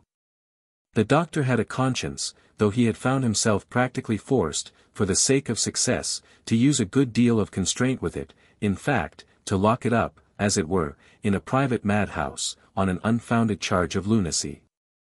But the obstinate thing would not die, and would not lose its wits, and now all of a sudden, and from the very last quarter where it was to be expected, came a summons before whose intensity of just requirement no bolts could stand. The doctor's conscience walked out of her prison, and came straight up to the field of battle, and said, "Give up the first question." And he obeyed. "I confess it," he said. "But how could I have expected a great basic truth both religiously and psychologically so, from you?" "Ah! My dear sir," was the reply, you have erred in that line of thought, exactly as many others have. The truth is one and the same, to God, man, and devil. Second question, said Dr. Hickok. Reconcile the development theory, connection of natural selection in sexual relation, with the responsible immortality of the soul. Unquestionably, assented the other, as if to say, just as I expected. No theory of creation has any logical connection with any doctrine of immortality. What was the motive of creation, that would be a question. If you had asked me that. But the question, where did men come from, has no bearing on the question, have they any duties now that they are here? The two are reconciled, because they do not differ. You can't state any inconsistency between a yard measure and a 56-pound weight. The doctor nodded, he sat down, he took a glass of water, and pressed his hand to his heart. Now, then, he said to himself, once more. If I have to stand this 15 minutes I shall be in some other world. The door from the inner room opened, and Mrs. Hickok came singing in, carrying balanced upon her pretty pink forefinger something or other of an airy bouquet-like fabric. Upon this she was looking with much delight. See, dear, she said, how perfectly lovely. Both gentlemen started, and the lady started too. She had not known of the visit, and she had not, until this instant, seen that her husband was not alone. Dr. Hickok, of course, had never given her the key to his skeleton closet, for he was a shrewd man. He loved her too, and he thought he had provided for her absence during the ordeal. She had executed her shopping with unprecedented speed. Why the visitor started, would be difficult to say. Perhaps her voice startled him. The happy music in it was enough like a beautified duplicate of his own thrilling sweet tones, to have made him acknowledge her for a sister, from heaven. He started, at any rate. Mr. Lyon, my wife, said the doctor, somewhat at a loss. Mr. Lyon bowed, and so did the lady. I beg your pardon, gentlemen, I am sure, she said. I did not know you were busy, dear. There is a thunder shower coming up. I drove home just in season. Oh, only a little wager, about some conundrums, said the doctor. Perhaps he may be excused for his fib. He did not want to annoy her unnecessarily. Oh, do let me know, she said, with much eagerness. You know how I enjoy them. Well, said the doctor, not exactly the ordinary kind. I was to puzzle my friend here with 1 out of 3 questions, and he has beaten me in 2 of them already. I've but one more chance. Only one? She asked, with a smile. What a bright man your friend must be. I thought nobody could puzzle you, dear. Stay, let me ask the other question. Both the gentlemen started again, it was quite a surprise. But are you a married man, Mr. Lyon? She asked, with a blush. No, madam, was the reply, with a very graceful bow, I have a mother, but no wife. Permit me to say, that, if I could believe there was a duplicate of yourself in existence, I would be as soon as possible. Oh, what a gallant speech, said the lady. Thank you, sir, very much, and she made him a pretty little curtsy. Then I am quite sure of my question, sir. Shall I, dear? The doctor quickly decided. I am done for, anyhow, he reflected. I begin to see that the old villain put those questions into my head himself. He hinted as much. I don't know, but I'd rather she would ask it. It's better to have her kill me, I guess, than to hold out the carving knife to him myself. With all my heart, my dear, said the doctor, if Mr. Lyon consents. Mr. Lyon looked a little disturbed. But his manner was perfect, as he replied that he regretted to seem to disoblige, but that he feared the conditions of their little bet would not allow it. Beg your pardon, I'm sure, for being so uncivil, said the lively little beauty, as she whispered a few words in her husband's ear. This is what she said. What's mine's yours, dear. Take it. Ask him, buzz, buzz, buzz. The doctor nodded. Mrs. Hickok stood by him and smiled, still holding in her pretty pink forefinger the frail shimmering thing just mentioned, and she gave it a twirl, so that it swung quite round. "Isn't it a love of a bonnet?" she said. "Yes," the doctor said aloud. "I adopt the question. Third question. Which is the front side of this?" And he pointed to the bonnet. It must have been a bonnet, because Mrs. Hickok called it so. I shouldn't have known it from the collection of things in a kaleidoscope, bunched up together. The lady stood before him, and twirled the wondrous fabric round and round, with the prettiest possible unconscious roguish look of defiance. The doctor's very heart stood still. "Put it on, please," said Mr. Lyon, in the most innocent way in the world. "Oh, no," laughed she. "I know I'm only a woman, but I'm not quite so silly.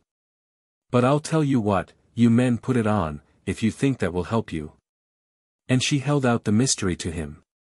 Confident in his powers of discrimination, Mr. Lyon took hold of the fairy-like combination of sparkles and threads and feathers and flowers, touching it with that sort of timid apprehension that bachelors use with a baby. He stood before the glass over the mantelpiece. First he put it across his head with one side in front, and then with the other.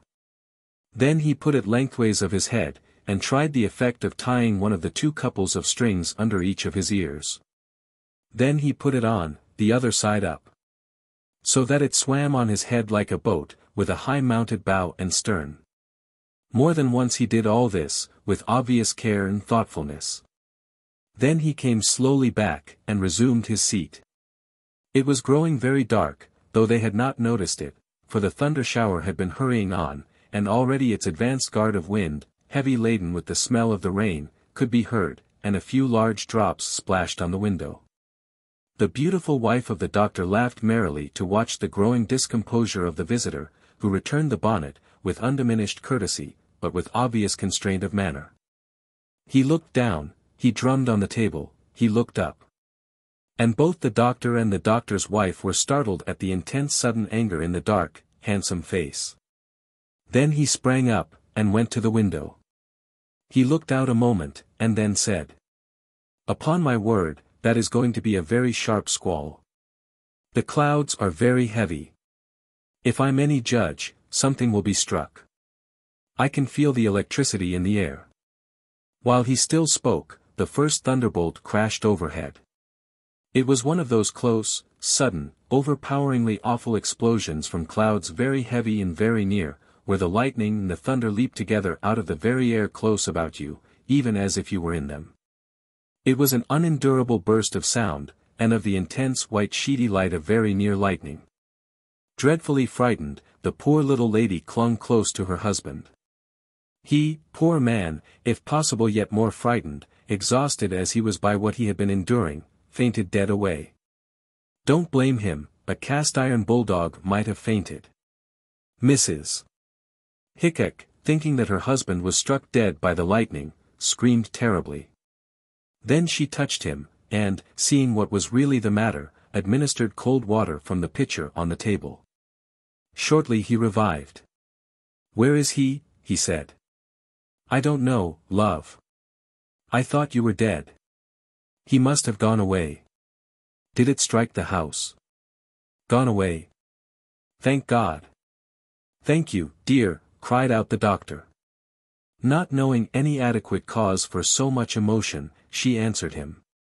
"Now, love, don't you ever say women are not practical again. That was a practical question, you see. But didn't it strike the house? What a queer smell. Ozone, isn't that what you were telling me about? How funny, that lightning should have a smell." "I believe there's no doubt of it," observed Dr. Hickok. Mr. Apollo Lyon had really gone, though just how or when, nobody could say. "My dear," said Dr. Hickok, "I do so like that bonnet of yours." I don't wonder it puzzled him. It would puzzle the devil himself. I firmly believe I shall call it your devil puzzler. But he never told her what the puzzle had been. The Devil's Round, A Tale of Flemish Golf. By Charles Dulin.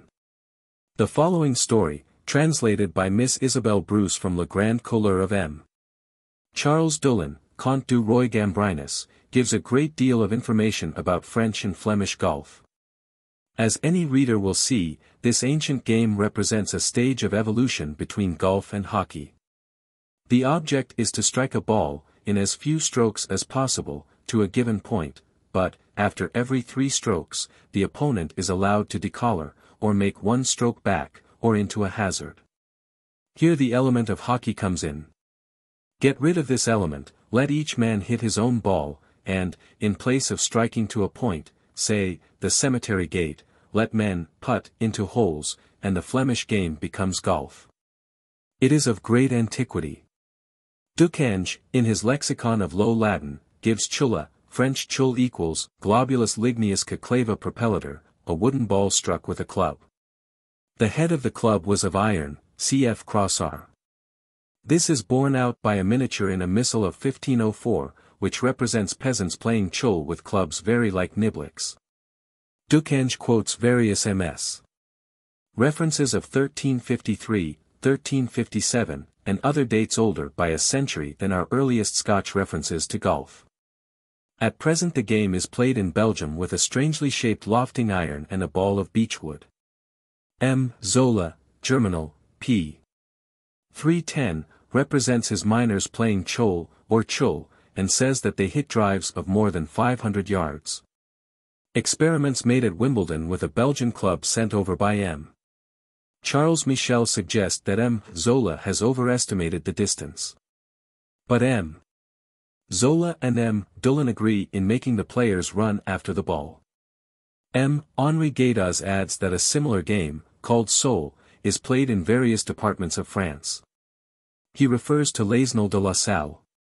The name chol may be connected with German Kolbe, and golf may be the form which this word would assume in a Celtic language. All this makes golf very old, but the question arises, are the holes to which golfers play of Scotch or of Dutch origin? There are several old Flemish pictures of golf. Do any of them show players in the act of holing out? There is said to be such a picture at Neuchâtel.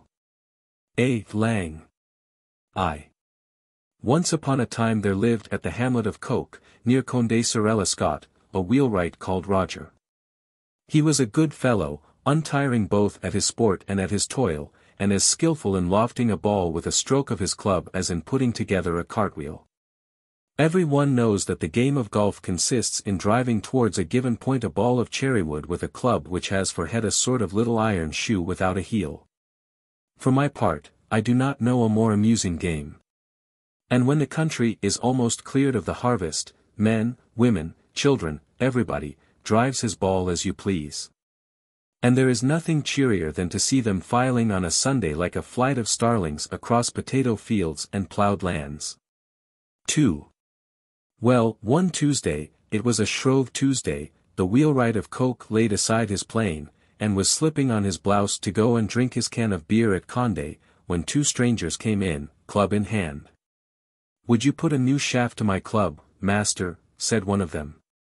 "What are you asking me, friends? A day like this? I wouldn't give the smallest stroke of the chisel for a brick of gold. Besides, does any one play golf on Shrove Tuesday?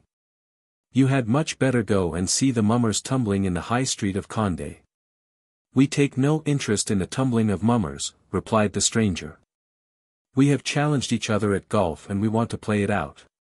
Come, you won't refuse to help us, you who are said to be one of the finest players of the country?" "If it is a match, that is different," said Roger. He turned up his sleeves, hooked on his apron, and in the twinkling of an eye had adjusted the shaft. "How much do I owe you?" asked the unknown, drawing out his purse. "Nothing at all, faith, it is not worth while." The stranger insisted, but in vain. 3. "You are too honest, faith," said he to the wheelwright, "for me to be in your debt. I will grant you the fulfillment of 3 wishes." "Don't forget to wish what is best," added his companion. At these words the wheelwright smiled incredulously. "Are you not a couple of the loafers of Capulet?" he asked, with a wink. The idlers of the crossways of Capulet were considered the wildest wags in Condé. "Whom do you take us for?" replied the unknown in a tone of severity, and with his club he touched an axle, made of iron, which instantly changed into one of pure silver. "Who are you, then," cried Roger, "that your word is as good as ready money?" "I am St. Peter, and my companion is Saint Anthony, the patron of golfers." "Take the trouble to walk in, gentlemen," said the wheelwright of Coke, and he ushered the two saints into the back parlour. He offered them chairs, and went to draw a jug of beer in the cellar. They clinked their glasses together, and after each had lit his pipe. "Since you are so good, Sir Saints," said Roger, "as to grant me the accomplishment of 3 wishes, know that for a long while I have desired 3 things. I wish, first of all, that whoever seats himself upon the elm trunk at my door may not be able to rise without my permission. I like company and it bores me to be always alone." Saint Peter shook his head and Saint Anthony nudged his client. 4. "When I play a game of cards, on Sunday evening, at the Fighting Cock," continued the wheelwright, "it is no sooner 9 o'clock than the guard champetre comes to chuck us out. I desire that whoever shall have his feet on my leathern apron cannot be driven from the place where I shall have spread it." Saint Peter shook his head, and Saint Anthony, with a solemn air, repeated, "Don't forget what is best." "What is best," replied the wheelwright of Coke, nobly, "is to be the first golfer in the world. Every time I find my master at golf it turns my blood as black as the inside of the chimney. So I want a club that will carry the ball as high as the belfry of Condé, and will infallibly win me my match." "So be it," said Saint Peter. "You would have done better," said Saint Anthony, "to have asked for your eternal salvation." "Bah!" replied the other. "I have plenty of time to think of that, I am not yet greasing my boots for the long journey." The two saints went out and Roger followed them, curious to be present at such a rare game, but suddenly, near the chapel of St. Anthony, they disappeared. The wheelwright then went to see the mummers tumbling in the high street of Condé. When he returned, towards midnight, he found at the corner of his door the desired club. To his great surprise it was only a bad little iron head attached to a wretched worn-out shaft. Nevertheless he took the gift of Saint Peter and put it carefully away. The next morning the convene scattered in crowds over the country, to play golf, eat red herrings, and drink beer, so as to scatter the fumes of wine from their heads and to revive after the fatigues of the carnival. The wheelwright of Coke came too, with his miserable club, and made such fine strokes that all the players left their games to see him play. The following Sunday he proved still more expert, little by little his fame spread through the land. From 10 leagues round the most skilful players hastened to come and be beaten, and it was then that he was named the great golfer.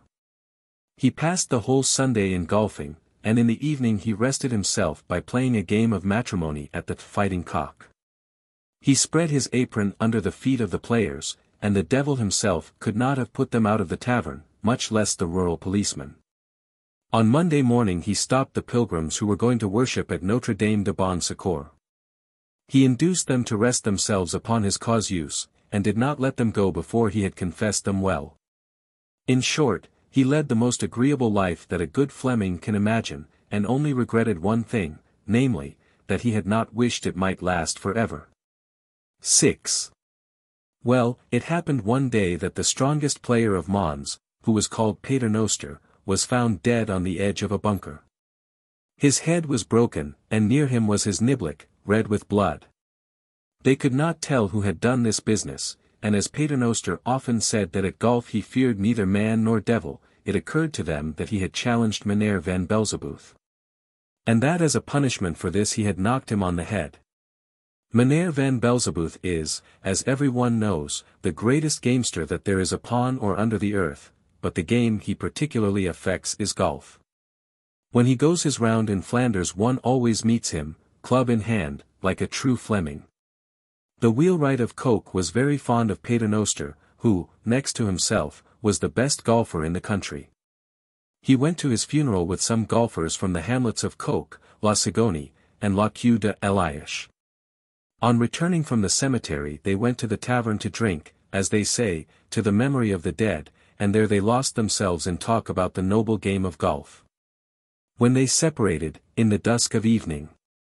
"A good journey to you," said the Belgian players, "and may Saint Anthony, the patron of golfers, preserve you from meeting the devil on the way." "What do I care for the devil?" replied Roger. "If he challenged me I should soon beat him." The companions trotted from tavern to tavern without misadventure, but the wolf bell had long tolled for retiring in the belfry of Condé when they returned each one to his own den. 7.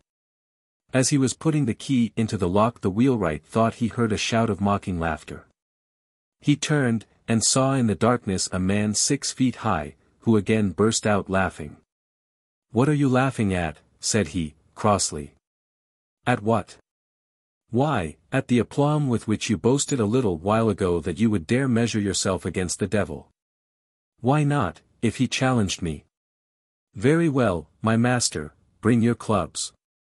"I challenge you," said Meneer van Belzebooth, for it was himself.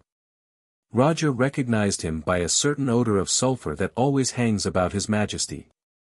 "What shall the stake be?" he asked resolutely. "Your soul." "Against what?" "Whatever you please." The wheelwright reflected. "What have you there in your sack?" "My spoils of the week." "Is the soul of Paternoster among them?" "To be sure." "And those of 5 other golfers, dead, like him, without confession." "I play you my soul against that of Paternoster." "Done." 8. The 2 adversaries repaired to the adjoining field and chose for their goal the door of the cemetery of Condé. Belzebooth teed a ball on a frozen heap, after which he said, according to custom, "From here, as you lie, in how many turns of 3 strokes will you run in?" "In 2, replied the great golfer. And his adversary was not a little surprised, for from there to the cemetery was nearly a quarter of a league. "But how shall we see the ball?" continued the wheelwright. "True," said Belzebooth. He touched the ball with his club, and it shone suddenly in the dark like an immense glowworm. "4," cried Roger.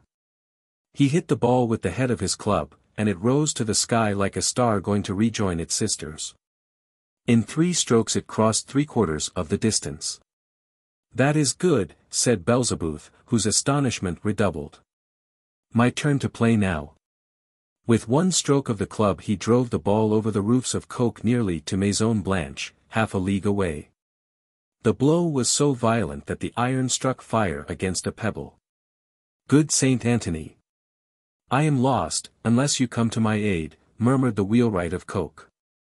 He struck tremblingly, but, though his arm was uncertain, the club seemed to have acquired a new vigor. At the second stroke the ball went as if of itself and hit the door of the cemetery. "By the horns of my grandfather," cried Belzebooth, "it shall not be said that I have been beaten by a son of that fool Adam. Give me my revenge." "What shall we play for?" "Your soul and that of Paternoster against the souls of 2 golfers." 9. The devil played up, pressing, furiously, his club blazed at each stroke with showers of sparks. The ball flew from Condé to Bonsecourt, to Pernwells, to Leuze. Once it spun away to Tournai, 6 leagues from there. It left behind a luminous tail like a comet, and the 2 golfers followed, so to speak, on its track. Roger was never able to understand how he ran, or rather flew so fast, and without fatigue. In short, he did not lose a single game, and won the souls of the 6 defunct golfers. Belzebooth rolled his eyes like an angry tomcat. "Shall we go on?" said the wheelwright of Coque. "No," replied the other, "they expect me at the witches' Sabbath on the hill of Copimont. That brigand," said he aside, "is capable of filching all my game." And he vanished. Returned home, the great golfer shut up his souls in a sack and went to bed, enchanted to have beaten Meneer van Belzebooth. 2 years after the wheelwright of Coque received a visit which he little expected. An old man, tall, thin and yellow, came into the workshop carrying a scythe on his shoulder. "Are you bringing me your scythe to haft anew, master?" "No, faith, my scythe is never unhafted." "Then how can I serve you?" "By following me, your hour is come." "The devil," said the great golfer, could you not wait a little till I have finished this wheel? Be it so. I have done hard work today and I have well earned a smoke. In that case, master, sit down there on the cause-use. I have at your service some famous tobacco at 7 petards the pound. That's good, faith, make haste. And Death lit his pipe and seated himself at the door on the elm trunk. Laughing in his sleeve, the wheelwright of coke returned to his work. At the end of a quarter of an hour Death called to him. Ho! Faith, will you soon have finished? The wheelwright turned a deaf ear and went on planing, singing. Attendez-moi sur l'orme. Vous m'attendrez long temps. I don't think he hears me, said Death. Ho! Friend, are you ready? Vatn voir cls vienent, Jean. Vatn voir cls vienent. Replied the singer. Would the brute laugh at me, said Death to himself. And he tried to rise. To his great surprise he could not detach himself from the cause-use. He then understood that he was the sport of a superior power. Let us see, he said to Roger. What will you take to let me go? Do you wish me to prolong your life 10 years? J'ai de bon tabac dans ma tabatière. Sang the great golfer. Will you take 20 years? Il pleut, Illinois pleut, Bergera. Rentre tes blancs moutons. Will you take a 50, wheelwright, may the devil admire you. The wheelwright of coke intoned. Bon voyage, cher Dumoulin. A Saint-Malo débarqué sans naufrage. In the meanwhile the clock of Condé had just struck 4, and the boys were coming out of school. The sight of this great dry heron of a creature who struggled on the cause-use, like a devil in a holy water pot, surprised and soon delighted them. Never suspecting that when seated at the door of the old, Death watches the young, they thought it funny to put out their tongues at him, singing in chorus. Bon voyage, cher Dumoulin. A Saint-Malo débarqué sans naufrage. Will you take 100 years, yelled Death. Hein. How? What? Were you not speaking of an extension of 100 years? I accept with all my heart, master. But let us understand, I am not such a fool as to ask for the lengthening of my old age. Then what do you want? From old age I only ask the experience which it gives by degrees. Si jeunesse s'évade, si vieillesse peut, says the proverb. I wish to preserve for 100 years the strength of a young man, and to acquire the knowledge of an old one. So be it, said Death, I shall return this day 100 years. Bon voyage, cher Dumoulin. A Saint-Malo débarqué sans naufrage. 11. The great golfer began a new life. At first he enjoyed perfect happiness, which was increased by the certainty of its not ending for 100 years. Thanks to his experience, he so well understood the management of his affairs that he could leave his mallet and shut up shop.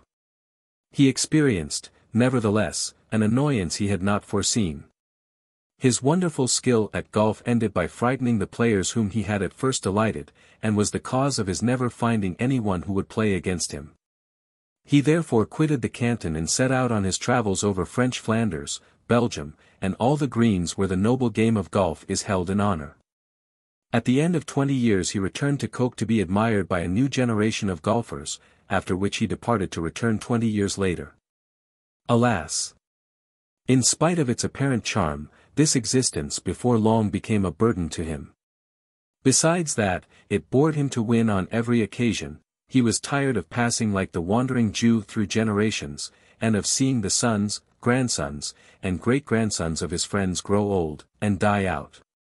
He was constantly reduced to making new friendships which were undone by the age or death of his fellows, all changed around him, he only did not change. He grew impatient of this eternal youthfulness which condemned him to taste the same pleasures for ever, and he sometimes longed to know the calmer joys of old age. One day he caught himself at his looking-glass, examining whether his hair had not begun to grow white. Nothing seemed so beautiful to him now as the snow on the forehead of the old. 12. In addition to this, experience soon made him so wise that he was no longer amused at anything. If sometimes in the tavern he had a fancy for making use of his apron to pass the night at cards, what is the good of this excess? Whispered experience, it is not sufficient to be unable to shorten one's days, one must also avoid making oneself ill. He reached the point of refusing himself the pleasure of drinking his pint and smoking his pipe. Why, indeed, plunge into dissipations which enervate the body and dull the brain? The wretch went further and gave up golf. Experience convinced him that the game is a dangerous one, which overheats one, and is eminently adapted to produce colds, catarrhs, rheumatism, and inflammation of the lungs. Besides, what is the use, and what great glory is it to be reputed the first golfer in the world? Of what use is glory itself? A vain hope, vain as the smoke of a pipe. When experience had thus bereft him one by one of his delusions, the unhappy golfer became mortally weary. He saw that he had deceived himself, that delusion has its price, and that the greatest charm of youth is perhaps its inexperience. He thus arrived at the term agreed on in the contract, and as he had not had a paradise here below, he sought through his hardly acquired wisdom a clever way of conquering one above. 13. Death found him at Coke at work in his shop. Experience had at least taught him that work is the most lasting of pleasures. "Are you ready?" said Death. "I am." He took his club, put a score of balls in his pocket, threw his sack over his shoulder, and buckled his gaiters without taking off his apron. "What do you want your club for?"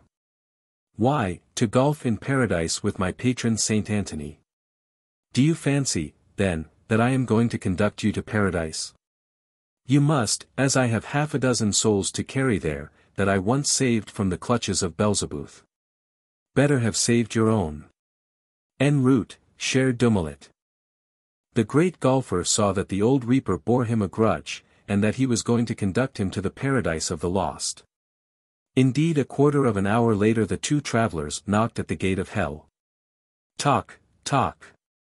"Who is there?" "The wheelwright of Coke," said the great golfer.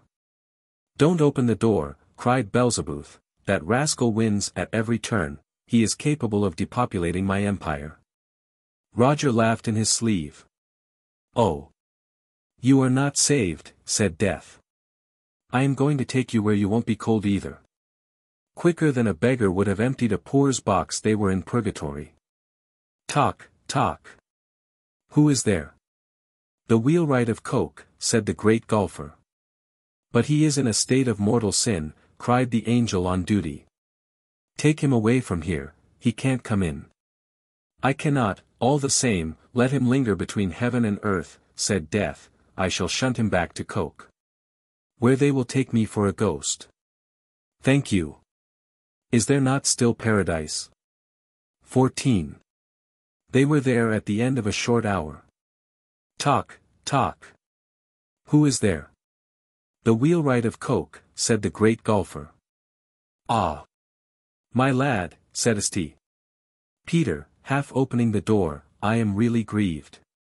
Saint Anthony told you long ago you had better ask for the salvation of your soul." "That is true, Saint Peter," replied Roger with a sheepish air. "And how is he, that blessed Saint Anthony? Could I not come in for one moment to return the visit he once paid me?" "Why, here he comes," said Saint Peter, throwing the door wide open. In the twinkling of an eye the sly golfer had flung himself into paradise, unhooked his apron, let it fall to the ground, and seated himself down on it. "Good morning, Saint Anthony," said he with a fine salute. "You see I had plenty of time to think of paradise, for here we are." "What? You here?" cried Saint Anthony. "Yes, I and my company," replied Roger, opening his sack and scattering on the carpet the souls of the 6 golfers. "Will you have the goodness to pack right off, all of you?" "Impossible," said the great golfer, showing his apron. "The rogue has made game of us," said Saint Anthony. "Come, Saint Peter, in memory of our game of golf, let him in with his souls. Besides, he has had his purgatory on earth." "It is not a very good precedent," murmured Saint Peter. "Bah," replied Roger, if we have a few good golfers in paradise, where is the harm? 15. Thus, after having lived long, golfed much and drunk many cans of beer, the wheelwright of Coke called the great golfer was admitted to paradise, but I advise no one to copy him, for it is not quite the right way to go, Nst. Peter might not always be so compliant, though great allowances must be made for golfers. The Legend of Mont Michel. By Guy de Maupassant. I had first seen it from Cancale, this fairy castle in the sea. I got an indistinct impression of it as of a grey shadow outlined against the misty sky. I saw it again from Avranches at sunset. The immense stretch of sand was red, the horizon was red, the whole boundless bay was red. The rocky castle rising out there in the distance like a weird, seigneurial residence, like a dream palace, strange and beautiful, this alone remained black in the crimson light of the dying day. The following morning at dawn I went toward it across the sands, my eyes fastened on this gigantic jewel, as big as a mountain, cut like a cameo, and as dainty as lace.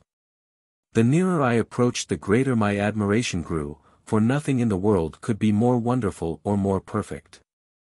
As surprised as if I had discovered the habitation of a god, I wandered through those halls supported by frail or massive columns, raising my eyes in wonder to those spires which looked like rockets starting for the sky.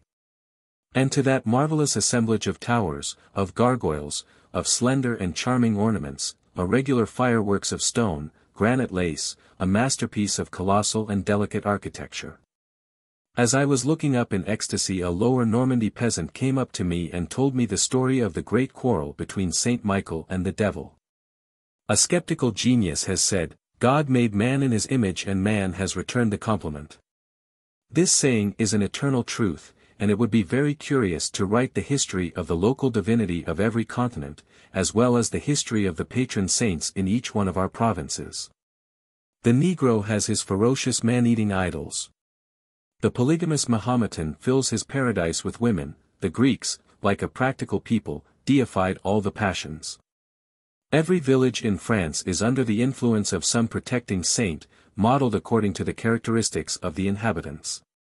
Saint Michael watches over Lower Normandy, Saint Michael, the radiant and victorious angel, the sword carrier, the hero of heaven, the victorious, the conqueror of Satan. But this is how the Lower Normandy peasant, cunning, deceitful and tricky, understands and tells of the struggle between the great saint and the devil. To escape from the malice of his neighbor, the devil, Saint Michael built himself, in the open ocean, this habitation worthy of an archangel, and only such a saint could build a residence of such magnificence. But, as he still feared the approaches of the wicked one, he surrounded his domains by quicksands, more treacherous even than the sea. The devil lived in a humble cottage on the hill, but he owned all the salt marshes, the rich lands where grow the finest crops, the wooded valleys and all the fertile hills of the country, while the saint ruled only over the sands. Therefore Satan was rich, whereas Saint Michael was as poor as a church mouse. After a few years of fasting the saint grew tired of this state of affairs and began to think of some compromise with the devil, but the matter was by no means easy, as Satan kept a good hold on his crops. He thought the thing over for about 6 months, then one morning he walked across to the shore. The demon was eating his soup in front of his door when he saw the saint. He immediately rushed toward him, kissed the hem of his sleeve, invited him in and offered him refreshments. Saint Michael drank a bowl of milk and then began, I have come here to propose to you a good bargain. The devil, candid and trustful, answered, that will suit me. Here it is. Give me all your lands. Satan, growing alarmed, wished to speak, but the saint continued, listen first. Give me all your lands. I will take care of all the work, the plowing, the sowing, the fertilizing, everything, and we will share the crops equally. How does that suit you? The devil, who was naturally lazy, accepted.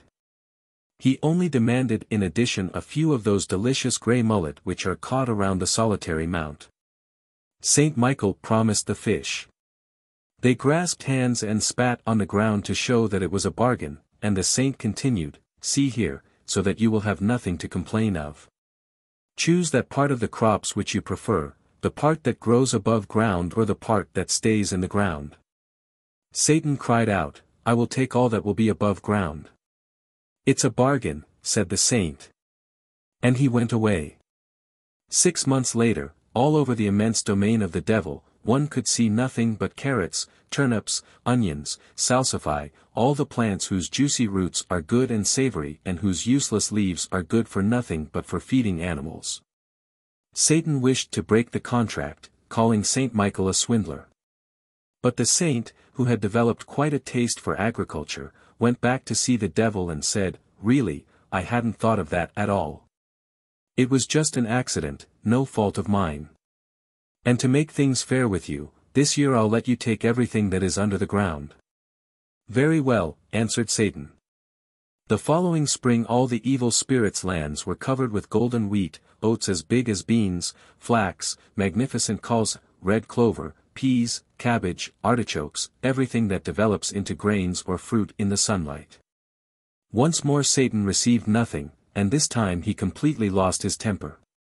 He took back his fields and remained deaf to all the fresh propositions of his neighbor.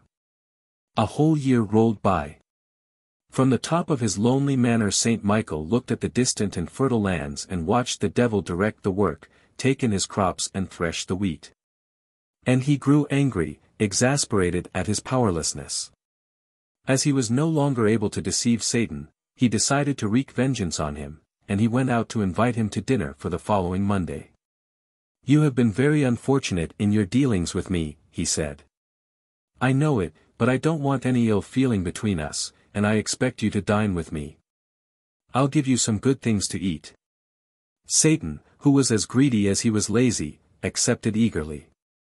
On the day appointed he donned his finest clothes and set out for the castle. Saint Michael sat him down to a magnificent meal. First there was a vol au vent, full of cock's crests and kidneys, with meatballs, then 2 big grey mullet with cream sauce, a turkey stuffed with chestnuts soaked in wine, some salt marsh lamb as tender as cake. Vegetables which melted in the mouth and nice hot pancake which was brought on smoking and spreading a delicious odor of butter. They drank new, sweet, sparkling cider and heady red wine, and after each course they whetted their appetites with some old apple brandy. The devil drank and ate to his heart's content. In fact he took so much that he was very uncomfortable, and began to retch. Then Saint Michael arose in anger and cried in a voice like thunder, What? Before me, rascal! You dare, before me! Satan, terrified, ran away, and the saint, seizing a stick, pursued him. They ran through the halls, turning round the pillars, running up the staircases, galloping along the cornices, jumping from gargoyle to gargoyle. The poor devil, who was woefully ill, was running about madly and trying hard to escape. At last he found himself at the top of the last terrace, right at the top, from which could be seen the immense bay, with its distant towns, sands and pastures. He could no longer escape, and the saint came up behind him and gave him a furious kick, which shot him through space like a cannonball. He shot through the air like a javelin and fell heavily before the town of Mont. His horns and claws stuck deep into the rock, which keeps through eternity the traces of this fall of Satan.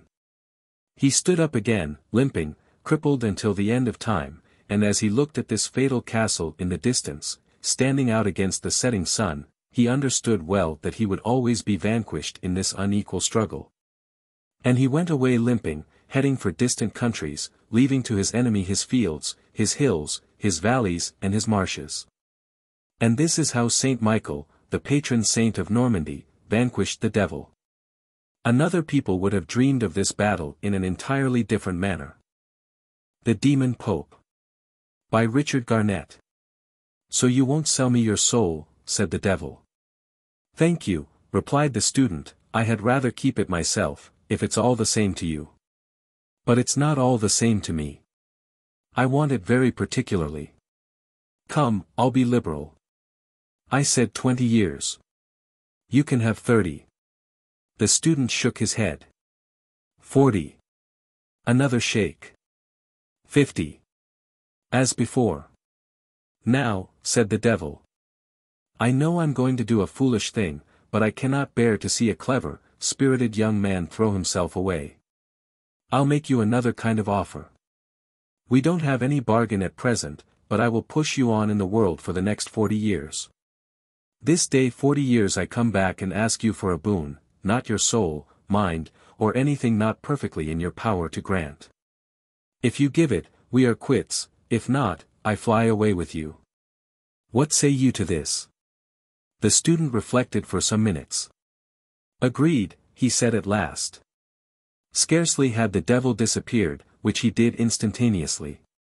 Ere a messenger reined in his smoking steed at the gate of the University of Cordova, the judicious reader will already have remarked that Lucifer could never have been allowed inside a Christian seat of learning, and, inquiring for the student Gerbert, presented him with the Emperor Otho's nomination to the abbacy of Bobbio, in consideration, said the document, of his virtue and learning, well nigh miraculous in one so young.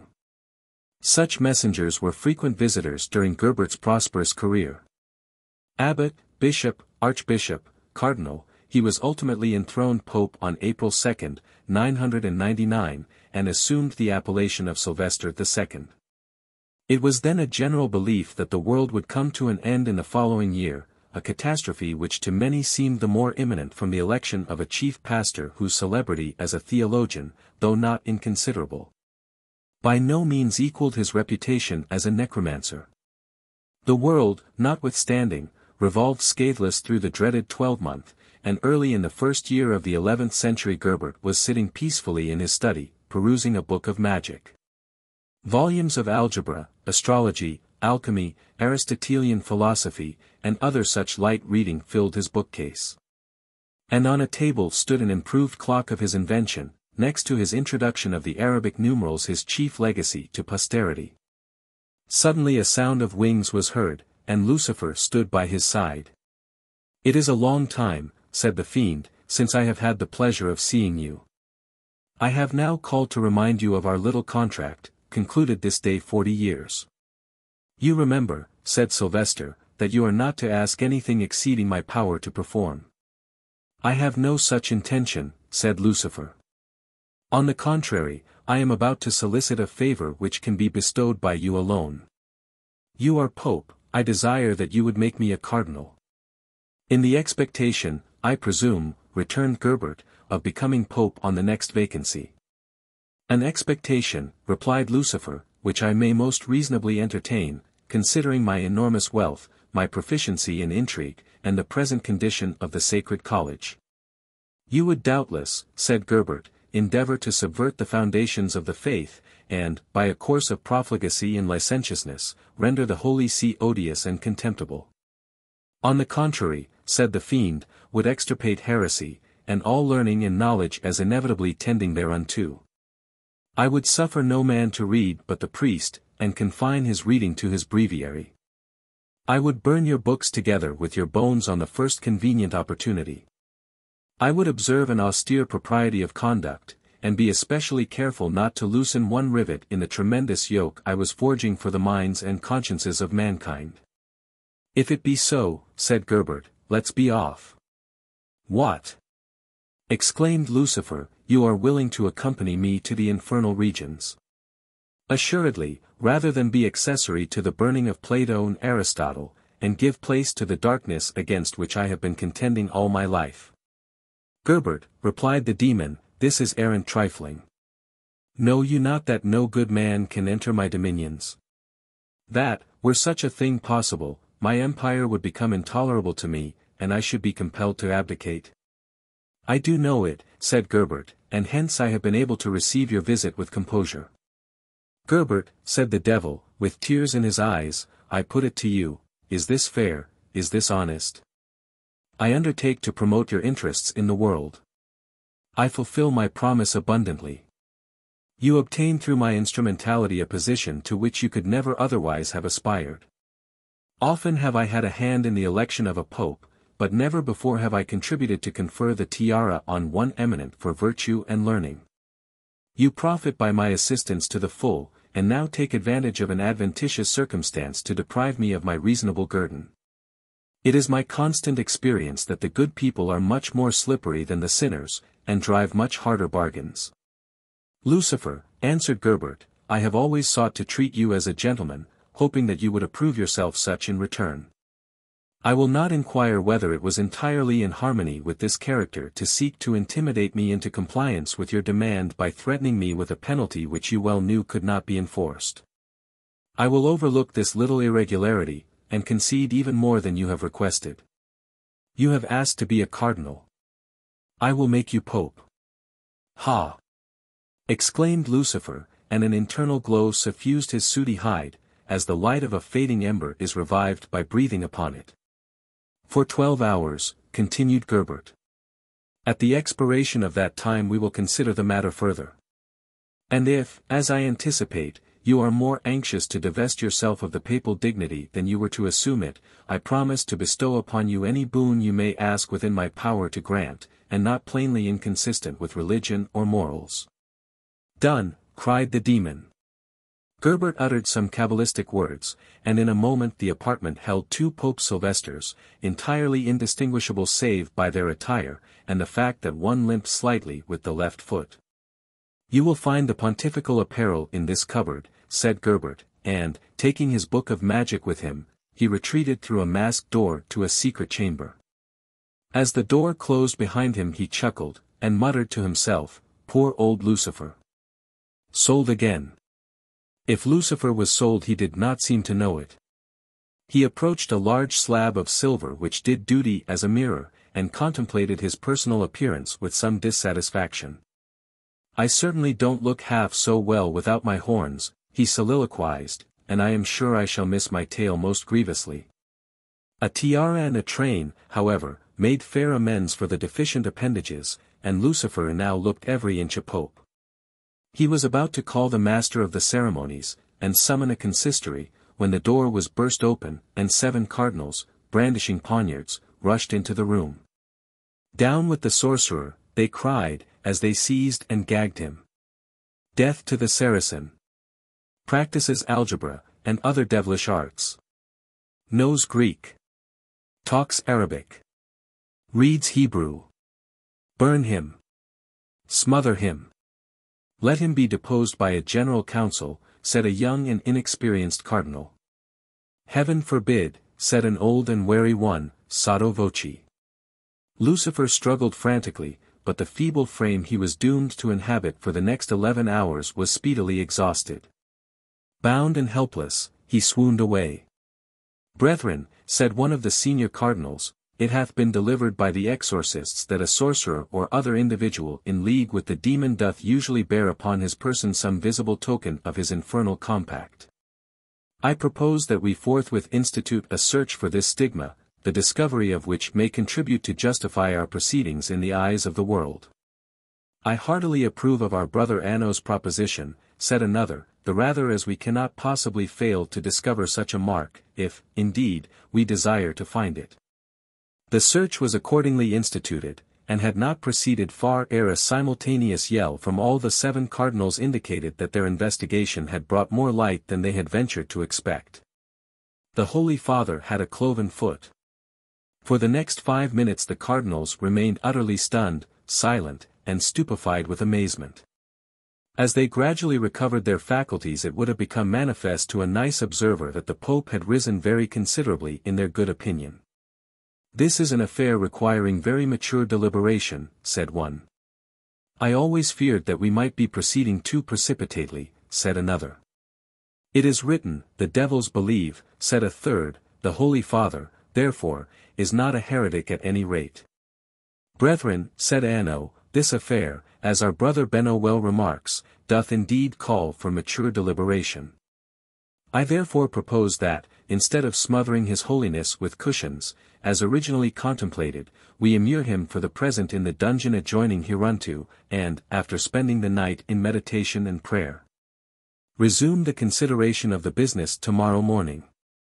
Informing the officials of the palace, said Benno, that his holiness has retired for his devotions, and desires on no account to be disturbed. A pious fraud, said Anno, which not one of the fathers would for a moment have scrupled to commit. The cardinals accordingly lifted the still insensible Lucifer, and bore him carefully, almost tenderly, to the apartment appointed for his detention. Each would fain have lingered in hopes of his recovery, but each felt that the eyes of his 6 brethren were upon him, and all, therefore, retired simultaneously, each taking a key of the cell. Lucifer regained consciousness almost immediately afterwards. He had the most confused idea of the circumstances which had involved him in his present scrape, and could only say to himself that if they were the usual concomitants of the papal dignity, these were by no means to his taste. And he wished he had been made acquainted with them sooner. The dungeon was not only perfectly dark, but horribly cold, and the poor devil in his present form had no latent store of infernal heat to draw upon. His teeth chattered, he shivered in every limb, and felt devoured with hunger and thirst. There is much probability in the assertion of some of his biographers that it was on this occasion that he invented ardent spirits, but, even if he did, the mere conception of a glass of brandy could only increase his sufferings.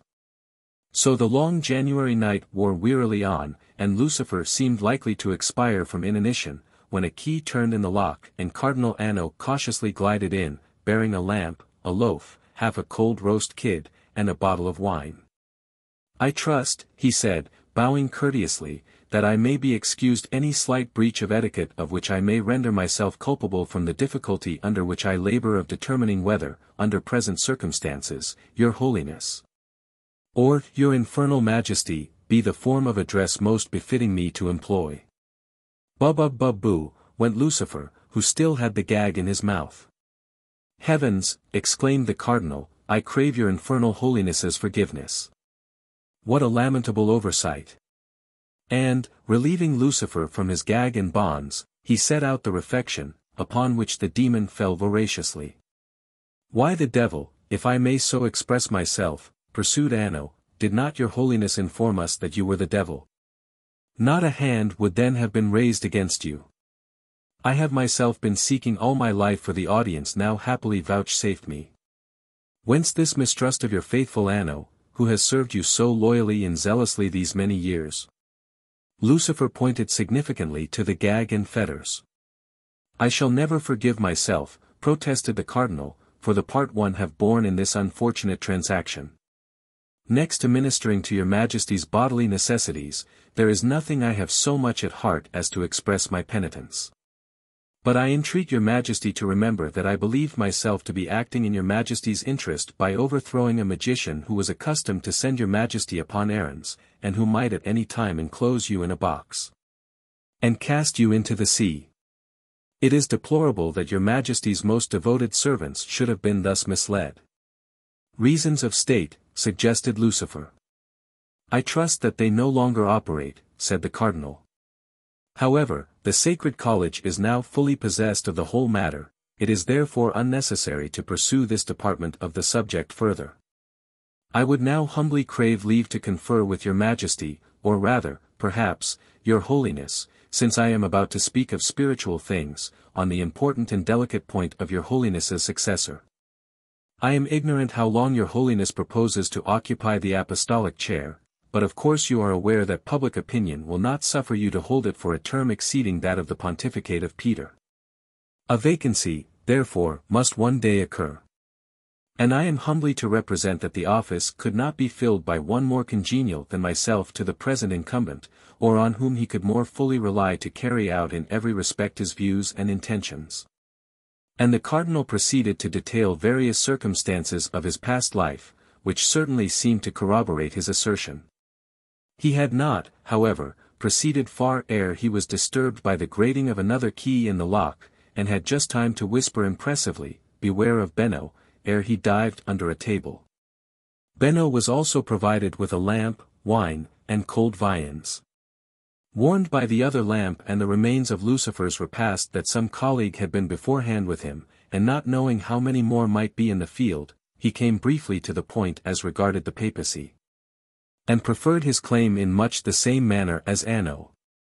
While he was earnestly cautioning Lucifer against this cardinal as one who could and would cheat the very devil himself, another key turned in the lock, and Benno escaped under the table, where Anno immediately inserted his fingers into his right eye. The little squeal consequent upon this occurrence Lucifer successfully smothered by a fit of coughing. Cardinal No. 3, a Frenchman, bore a Bayonne ham, and exhibited the same disgust as Benno on seeing himself forestalled. So far as his requests transpired they were moderate, but no one knows where he would have stopped if he had not been scared by the advent of Cardinal No. 4.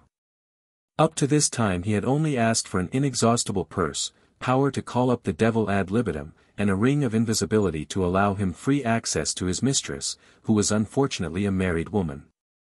Cardinal No. 4 chiefly wanted to be put into the way of poisoning Cardinal No. 5, and Cardinal No. 5 preferred the same petition as respected Cardinal No. 4. Cardinal No. 6, an Englishman, demanded the reversion of the archbishoprics of Canterbury and York, with the faculty of holding them together, and of unlimited non-residence. In the course of his harangue he made use of the phrase non obstantibus, of which Lucifer immediately took a note. What the 7th cardinal would have solicited is not known, for he had hardly opened his mouth when the 12th hour expired, and Lucifer, regaining his vigor with his shape, sent the prince of the church spinning to the other end of the room, and split the marble table with a single stroke of his tail. The 6 crouched and huddling cardinals cowered revealed to one another, and at the same time enjoyed the spectacle of his holiness darting through the stone ceiling, which yielded like a film to his passage, and closed up afterwards as if nothing had happened. After the first shock of dismay they unanimously rushed to the door, but found it bolted on the outside. There was no other exit, and no means of giving an alarm. In this emergency the demeanor of the Italian cardinals set a bright example to their ultramontane colleagues. By sona pazienza, they said, as they shrugged their shoulders. Nothing could exceed the mutual politeness of Cardinals Anno and Benno, unless that of the two who had sought to poison each other.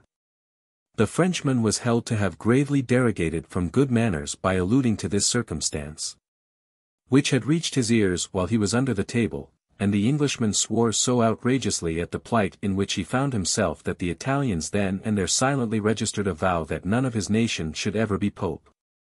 A maxim which, with one exception, has been observed to this day. Lucifer, meanwhile, had repaired to Sylvester, whom he found arrayed in all the insignia of his dignity, of which, as he remarked, he thought his visitor had probably had enough. "I should think so indeed," replied Lucifer. "But at the same time I feel myself fully repaid for all I have undergone by the assurance of the loyalty of my friends and admirers, and the conviction that it is needless for me to devote any considerable amount of personal attention to ecclesiastical affairs.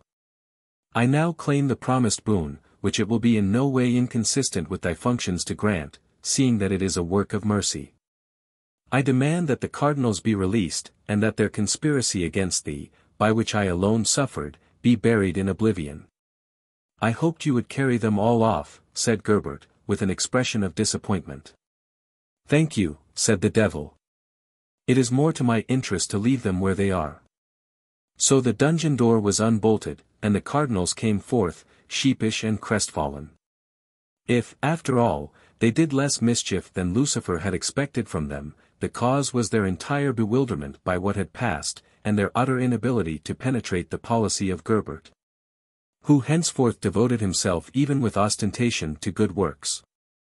They could never quite satisfy themselves whether they were speaking to the Pope or to the devil, and when under the latter impression habitually emitted propositions which Gerbert justly stigmatized as rash, temerarious, and scandalous. They plagued him with allusions to certain matters mentioned in their interviews with Lucifer, with which they naturally but erroneously supposed him to be conversant, and worried him by continual nods and titterings as they glanced at his nether extremities. To abolish this nuisance, and at the same time silence sundry unpleasant rumors which had somehow got abroad, Gerbert devised the ceremony of kissing the Pope's feet, which, in a grievously mutilated form, endures to this day. The stupefaction of the cardinals on discovering that the Holy Father had lost his hoof surpasses all description, and they went to their graves without having obtained the least insight into the mystery. Madame Lucifer. By Richard Garnett. Lucifer sat playing chess with man for his soul. The game was evidently going ill for man. He had but pawns left, few and struggling. Lucifer had rooks, knights, and, of course, bishops. It was but natural under such circumstances that man should be in no great hurry to move. Lucifer grew impatient. "It is a pity," said he at last, "that we did not fix some period within which the player must move, or resign." "Oh, Lucifer," returned the young man, in heart-rending accents, "it is not the impending loss of my soul that thus unmans me, but the loss of my betrothed. When I think of the grief of the Lady Adeliza, the paragon of terrestrial loveliness." Tears choked his utterance. Lucifer was touched. "Is the Lady Adeliza's loveliness in sooth so transcendent?" he inquired. "She is a rose, a lily, a diamond, a morning star." "If that is the case," rejoined Lucifer, "thou mayest reassure thyself.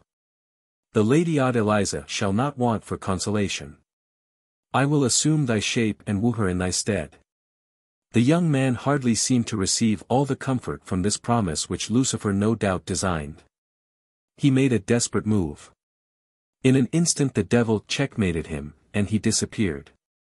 "Upon my word, if I had known what a business this was going to be, I don't think I should have gone in for it," soliloquized the devil as, wearing his captive semblance and installed in his apartments, he surveyed the effects to which he now had to administer.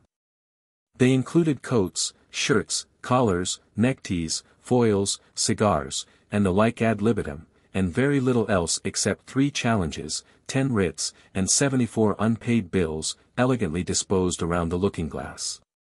To the poor youth's praise be it said, there were no billets due, except from the Lady Adeliza herself.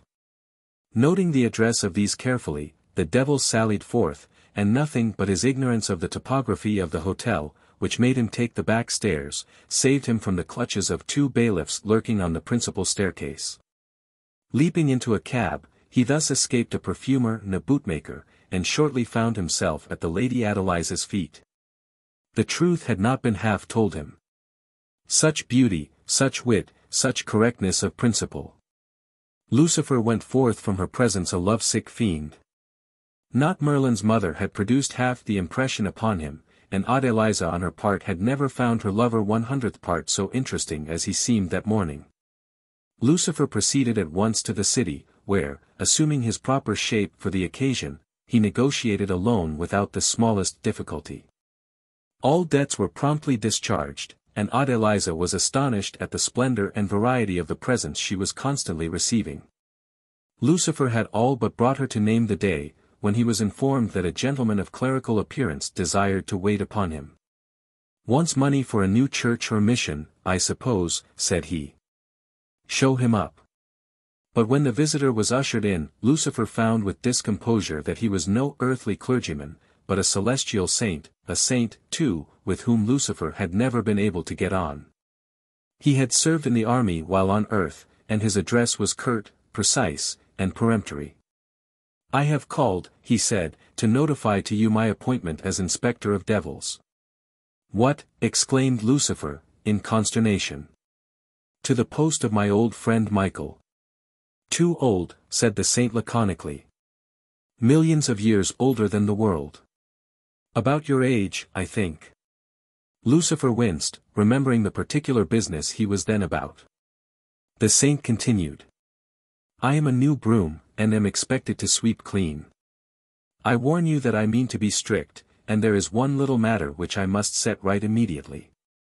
You are going to marry that poor young fellow's betrothed, are you? Now you know you cannot take his wife, unless you give him yours." "Oh, my dear friend," exclaimed Lucifer, "what an inexpressibly blissful prospect you do open unto me." "I don't know that," said the saint. "I must remind you that the dominion of the infernal regions is unalterably attached to the person of the present queen thereof. If you part with her you immediately lose all your authority and possessions. I don't care a brass button which you do, but you must understand that you cannot eat your cake and have it too. Good morning." Who shall describe the conflict in Lucifer's bosom? If any stronger passion existed therein at that moment than attachment to Adeliza, it was aversion to his consort, and the two combined were well nigh irresistible. But to disenthrone himself, to descend to the condition of a poor devil. Feeling himself incapable of coming to a decision, he sent for Belial, unfolded the matter, and requested his advice. "What a shame that our new inspector will not let you marry Adeliza," lamented his counselor. "If you did, my private opinion is that 48 hours afterwards you would care just as much for her as you do now for Madame Lucifer, neither more nor less. Are your intentions really honorable?" "Yes," replied Lucifer, "it is to be a Lucifer match." "The more fool you," rejoined Belial. "If you tempted her to commit a sin, she would be yours without any conditions at all." "Oh, Belial," said Lucifer, "I cannot bring myself to be a tempter of so much innocence and loveliness." And he meant what he said. "Well then, let me try," proposed Belial. "You?" replied Lucifer contemptuously. "Do you imagine that Adeliza would look at you?" "Why not?" asked Belial, surveying himself complacently in the glass. He was humpbacked, squinting, and lame, and his horns stood up under his wig. The discussion ended in a wager, after which there was no retreat for Lucifer. The infernal Iachimo was introduced to Adeliza as a distinguished foreigner, and was soon prosecuting his suit with all the success which Lucifer had predicted. One thing protected while it baffled him, the entire inability of Adeliza to understand what he meant. At length he was constrained to make the matter clear by producing an enormous treasure, which he offered Adeliza in exchange for the abandonment of her lover. The tempest of indignation which ensued would have swept away any ordinary demon, but Belial listened unmoved. When Adeliza had exhausted herself he smilingly rallied her upon her affection for an unworthy lover, of whose infidelity he undertook to give her proof. Frantic with jealousy, Adeliza consented, and in a trice found herself in the infernal regions. Adeliza's arrival in Pandemonium, as Belial had planned, occurred immediately after the receipt of a message from Lucifer, in whose bosom love had finally gained the victory. And who had telegraphed his abdication and resignation of Madame Lucifer to Adeliza's betrothed. The poor young man had just been hauled up from the lower depths, and was beset by legions of demons obsequiously pressing all manner of treasures upon his acceptance. He stared, helpless and bewildered, unable to realize his position in the smallest degree. In the background grave and serious demons, the princes of the infernal realm, discussed the new departure, and consulted especially how to break it to Madame Lucifer, a commission of which no one seemed ambitious. "Stay where you are," whispered Belial to Adeliza, "stir not, you shall put his constancy to the proof within 5 minutes. Not all the hustling, mowing, and gibbering of the fiends would under ordinary circumstances have kept Adeliza from her lover's side, but what is all hell to jealousy?" In even less time than he had promised, Belial returned, accompanied by Madame Lucifer. This lady's black robe, dripping with blood, contrasted agreeably with her complexion of sulphureous yellow. The absence of hair was compensated by the exceptional length of her nails. She was 1,000,000,000 years old, and, but for her remarkable muscular vigor, looked every one of them. The rage into which Belial's communication had thrown her was something indescribable, but, as her eye fell on the handsome youth, a different order of thoughts seemed to take possession of her mind. "Let the monster go," she exclaimed, "who cares? Come, my love, ascend the throne with me, and share the empire and the treasures of thy fond Luciferetta." "If you don't, back you go," interjected Belial. What might have been the young man's decision if Madame Lucifer had borne more resemblance to Madame Vulcan, it would be wholly impertinent to inquire, for the question never arose. "Take me away," he screamed, "take me away, anywhere.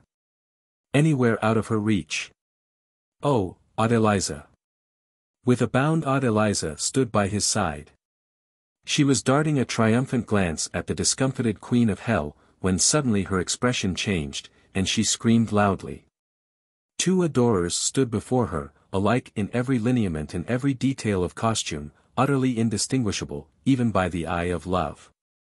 Lucifer, in fact, hastening to throw himself at Adeliza's feet and pray her to defer his bliss no longer, had been thunderstruck by the tidings of her elopement with Belial. Fearing to lose his wife and his dominions along with his sweetheart, he had sped to the nether regions with such expedition that he had had no time to change his costume. Hence the equivocation which confounded Adeliza, but at the same time preserved her from being torn to pieces by the no less mystified Madame Lucifer. Perceiving the state of the case, Lucifer with true gentlemanly feeling resumed his proper semblance, and Madame Lucifer's talons were immediately inserted into his whiskers. "My dear! My love!" he gasped, as audibly as she would let him. "Is this the way it welcomes its own Lucy-Pusey?" "Who is that person?" demanded Madame Lucifer. "I don't know her," screamed the wretched Lucifer. "I never saw her before. Take her away. Shut her up in the deepest dungeon." "Not if I know it," sharply replied Madame Lucifer. "You can't bear to part with her, can't you? You would intrigue with her under my nose, would you? Take that. And that. Turn them both out, I say. Turn them both out."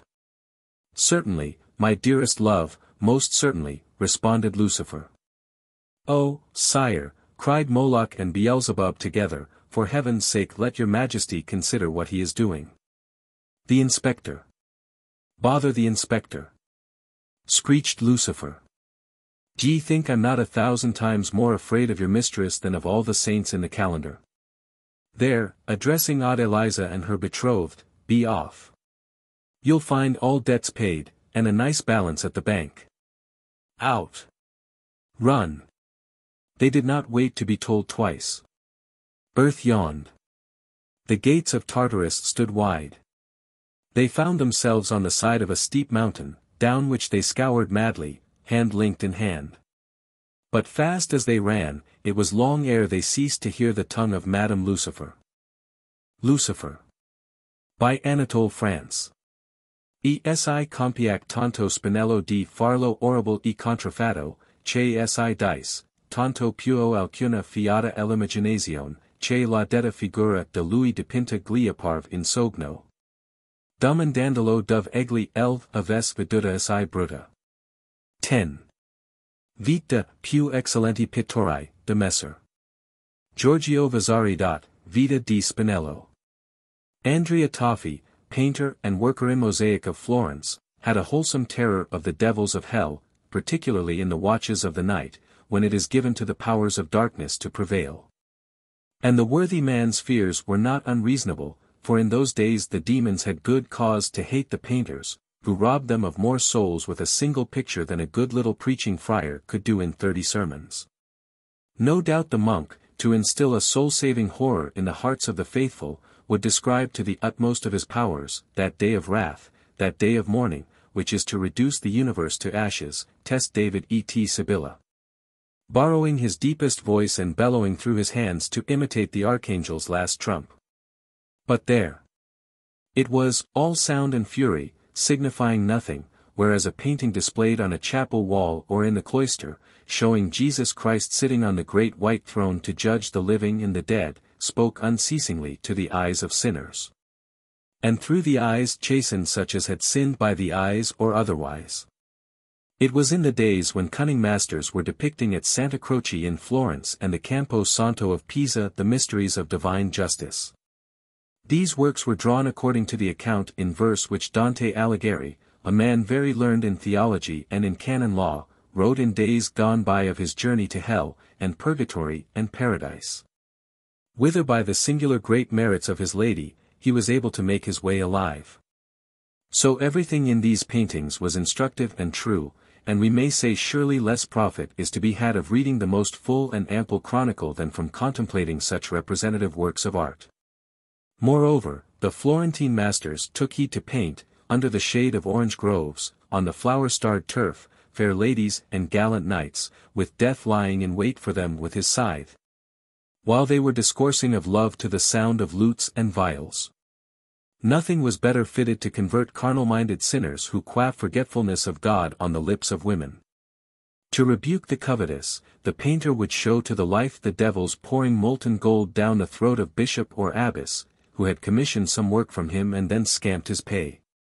This is why the demons in those days were bitter enemies of the painters, and above all of the Florentine painters, who surpassed all the rest in subtlety of wit.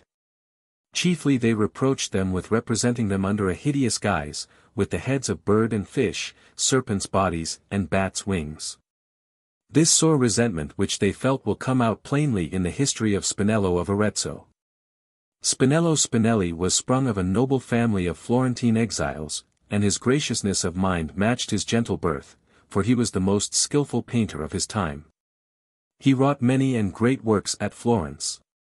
And the Pisans begged him to complete Giotto's wall paintings in their Campo Santo, where the dead rest beneath roses in holy earth shipped from Jerusalem. At last, after working long years in diverse cities and getting much gold, he longed to see once more the good city of Arezzo, his mother. The men of Arezzo had not forgotten how Spinello, in his younger days, being enrolled in the confraternity of Santa Maria della Misericordia, had visited the sick and buried the dead in the plague of 1383. They were grateful to him besides for having by his work spread the fame of their city over all Tuscany.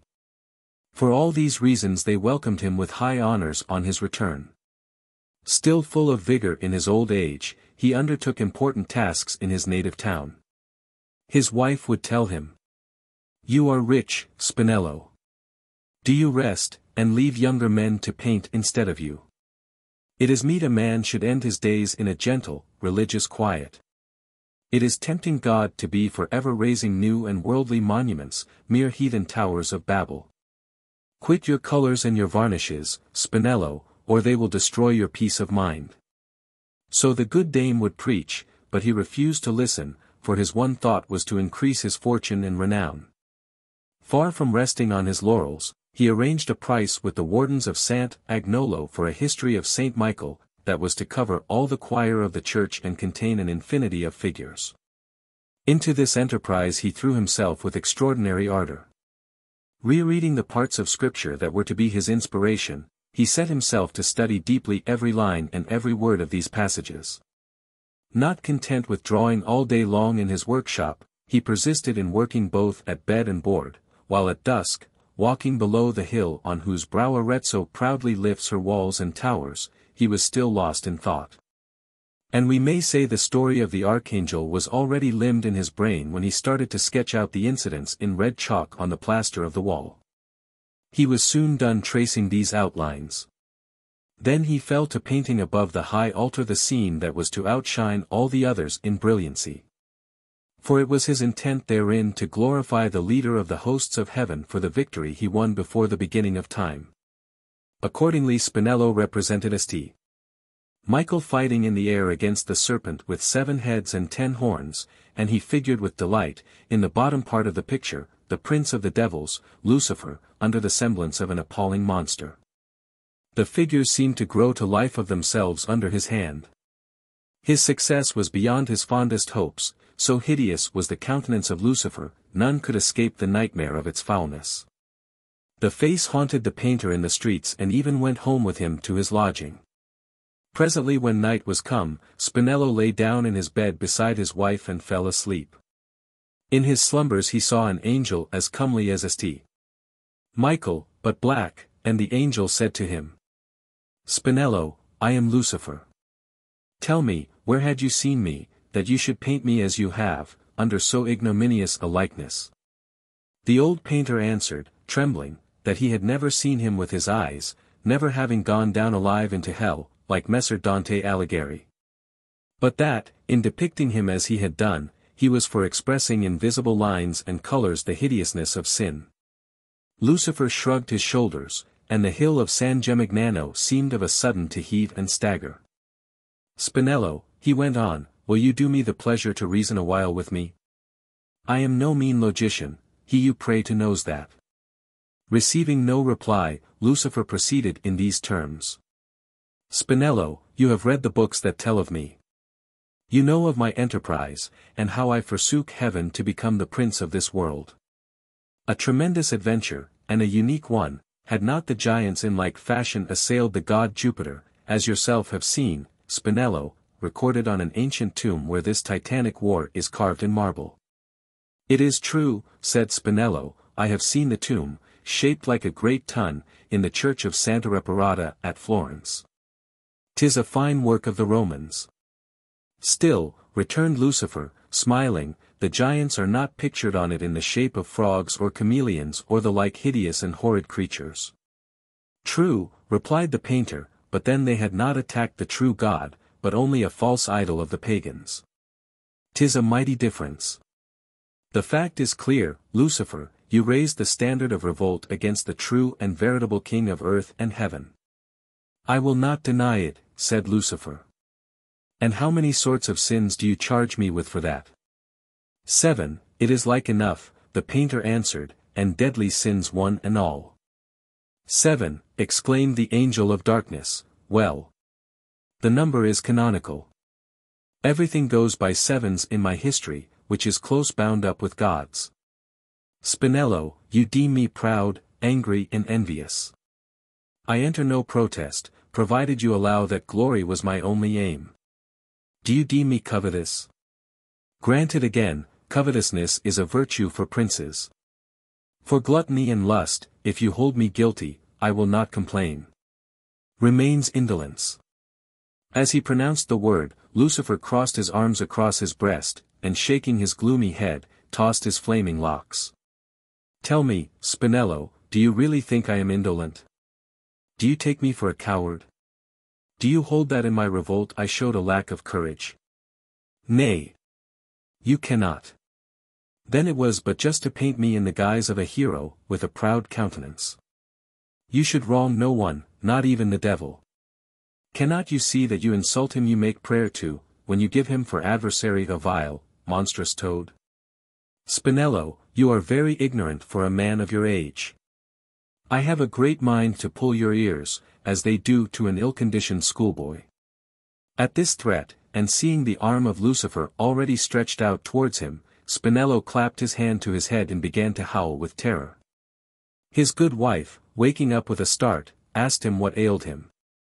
He told her with chattering teeth, how he had just seen Lucifer and had been in terror for his ears. I told you so, retorted the worthy dame, I knew all those figures you will go on painting on the walls would end by driving you mad. I am not mad, protested the painter. I saw him with my own eyes, and he is beautiful to look on, albeit proud and sad. First thing tomorrow I will blot out the horrid figure I have drawn and set in its place the shape I beheld in my dream. For we must not wrong even the devil himself. You had best go to sleep again, scolded his wife. You are talking stark nonsense, and unchristian to boot. Spinello tried to rise, but his strength failed him and he fell back unconscious on his pillow. He lingered on a few days in a high fever, and then died. The Devil. By Maxim Gorky. Life is a burden in the fall, the sad season of decay and death. The gray days, the weeping, sunless sky, the dark nights, the growling, whining wind, the heavy, black autumn shadows, all that drives clouds of gloomy thoughts over the human soul. And fills it with a mysterious fear of life where nothing is permanent, all is in an eternal flux. Things are born, decay, die, why? For what purpose? Sometimes the strength fails us to battle against the tenebrous thoughts that enfold the soul late in the autumn, therefore those who want to assuage their bitterness ought to meet them halfway. This is the only way by which they will escape from the chaos of despair and doubt, and will enter on the terra firma of self-confidence. But it is a laborious path, it leads through thorny brambles that lacerate the living heart, and on that path the devil always lies in ambush. It is that best of all the devils, with whom the great Goethe has made us acquainted. My story is about that devil. The devil suffered from ennui. He is too wise to ridicule everything. He knows that there are phenomena of life which the devil himself is not able to rail at. For example, he has never applied the sharp scalpel of his irony to the majestic fact of his existence. To tell the truth, our favorite devil is more bold than clever, and if we were to look more closely at him, we might discover that, like ourselves, he wastes most of his time on trifles. But we had better leave that alone. We are not children that break their best toys in order to discover what is in them. The devil once wandered over the cemetery in the darkness of an autumn night. He felt lonely and whistled softly as he looked around himself in search of a distraction. He whistled an old song, my father's favorite song. When, in autumnal days, a leaf from its branch is torn, and on high by the wind is borne. And the wind sang with him, soughing over the graves and among the black crosses, and heavy autumnal clouds slowly crawled over the heaven and with their cold tears watered the narrow dwellings of the dead. The mournful trees in the cemetery timidly creaked under the strokes of the wind and stretched their bare branches to the speechless clouds. The branches were now and then caught by the crosses, and then a dull, shuffling, awful sound passed over the churchyard. The devil was whistling, and he thought, "I wonder how the dead feel in such weather. No doubt, the dampness goes down to them, and although they are secure against rheumatism ever since the day of their death, yet, I suppose, they do not feel comfortable. How, if I called one of them up and had a talk with him? It would be a little distraction for me, and, very likely, for him also. I will call him. Somewhere around here they have buried an old friend of mine, an author. I used to visit him when he was alive, why not renew our acquaintance? People of his kind are dreadfully exacting. I shall find out whether the grave satisfies him completely. But where is his grave?" And the devil who, as is well known, knows everything, wandered for a long time about the cemetery, before he found the author's grave. "Oh there!" he called out as he knocked with his claws at the heavy stone under which his acquaintance was put away. "Get up." "What for?" came the dull answer from below. "I need you." "I won't get up." "Why?" "Who are you, anyway?" "You know me." "The censor?" "Ha, ha, ha." "No." "Maybe a secret policeman?" "No, no." "Not a critic either?"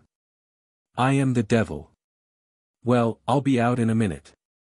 The stone lifted itself from the grave, the earth burst open, and a skeleton came out of it. It was a very common skeleton, just the kind that students study anatomy by, only it was dirty, had no wire connections, and in the empty sockets there shone a blue phosphoric light instead of eyes. It crawled out of the ground, shook its bones in order to throw off the earth that stuck to them, making a dry, rattling noise with them, and raising up its skull, looked with its cold, blue eyes at the murky, cloud-covered sky. "I hope you are well," said the devil. "How can I be?" curtly answered the author. He spoke in a strange, low voice, as if two bones were grating against each other. "Oh, excuse my greeting," the devil said pleasantly. "Never mind. But why have you raised me?" "I just wanted to take a walk with you, though the weather is very bad." "I suppose you are not afraid of catching a cold?" asked the devil. "Not at all, I got used to catching colds during my lifetime." "Yes, I remember, you died pretty cold." "I should say I did. They had poured enough cold water over me all my life." They walked beside each other over the narrow path, between graves and crosses. Two blue beams fell from the author's eyes upon the ground and lit the way for the devil. A drizzling rain sprinkled over them, and the wind freely passed between the author's bare ribs and through his breast where there was no longer a heart. "We are going to town?" he asked the devil. "What interests you there?" "Life, my dear sir," the author said impassionately. "What? It still has a meaning for you?" "Indeed it has." "But why? How am I to say it? A man measures all by the quantity of his effort, and if he carries a common stone down from the summit of Ararat, that stone becomes a gem to him." "Poor fellow," smiled the devil. "But also happy man," the author retorted coldly. The devil shrugged his shoulders. They left the churchyard, and before them lay a street, 2 rows of houses, and between them was darkness in which the miserable lamps clearly proved the want of light upon earth. "Tell me," the devil spoke after a pause, "how do you like your grave?" "Now I am used to it, and it is all right, it is very quiet there." "Is it not damp down there in the fall?" asked the devil. "A little. But you get used to that. The greatest annoyance comes from those various idiots who ramble over the cemetery and accidentally stumble on my grave. I don't know how long I have been lying in my grave, for I and everything around me is unchangeable, and the concept of time does not exist for me." "You have been in the ground 4 years, it will soon be 5, said the devil. "Indeed?" Well then, there have been 3 people at my grave during that time. Those accursed people make me nervous. One, you see, straight away denied the fact of my existence. He read my name on the tombstone and said confidently, "There never was such a man." I have never read him, though I remember such a name. When I was a boy, there lived a man of that name who had a broker's shop in our street. How do you like that? And my articles appeared for 16 years in the most popular periodicals, and 3 times during my lifetime my books came out in separate editions. There were 2 more editions since your death, the devil informed him. Well, you see. Then came 2, and one of them said, "Oh, that's that fellow." "Yes, that is he," answered the other. "Yes, they used to read him in the Auld Lang Syne. They read a lot of them." "What was it he preached?" "Oh, generally, ideas of beauty, goodness, and so forth." "Oh, yes, I remember. He had a heavy tongue. There is a lot of them in the ground. Yes, Russia is rich in talents. And those asses went away. It is true, warm words do not raise the temperature of the grave, and I do not care for that, yet it hurts me. And oh, how I wanted to give them a piece of my mind." "You ought to have given them a fine tongue lashing," smiled the devil. "No, that would not have done. On the verge of the 20th century it would be absurd for dead people to scold, and, besides, it would be hard on the materialists." The devil again felt the ennui coming over him. This author had always wished in his lifetime to be a bridegroom at all weddings and a corpse at all burials, and now that all is dead in him, his egotism is still alive. Is man of any importance to life? Of importance is only the human spirit, and only the spirit deserves applause and recognition. How annoying people are! The devil was on the point of proposing to the author to return to his grave, when an idea flashed through his evil head. They had just reached a square, and heavy masses of buildings surrounded them on all sides. The dark, wet sky hung low over the square. It seemed as though it rested on the roofs and murkily looked at the dirty earth. "Say," said the devil as he inclined pleasantly towards the author, "don't you want to know how your wife is getting on?" "I don't know whether I want to," the author spoke slowly. "I see, you are a thorough corpse," called out the devil to annoy him. "Oh, I don't know," said the author and jauntily shook his bones. "I don't mind seeing her, besides, she will not see me, or if she will, she cannot recognize me." "Of course," the devil assured him. "You know, I only said so because she did not like for me to go away long from home," explained the author. And suddenly the wall of a house disappeared or became as transparent as glass. The author saw the inside of large apartments, and it was so light and cozy in them. Elegant appointments, he grated his bones approvingly, very fine appointments. If I had lived in such rooms, I would be alive now. "I like it, too," said the devil and smiled. "And it is not expensive, it only costs some 3,000. Hem, that not expensive? I remember my largest work brought me 815 rubles, and I worked over it a whole year.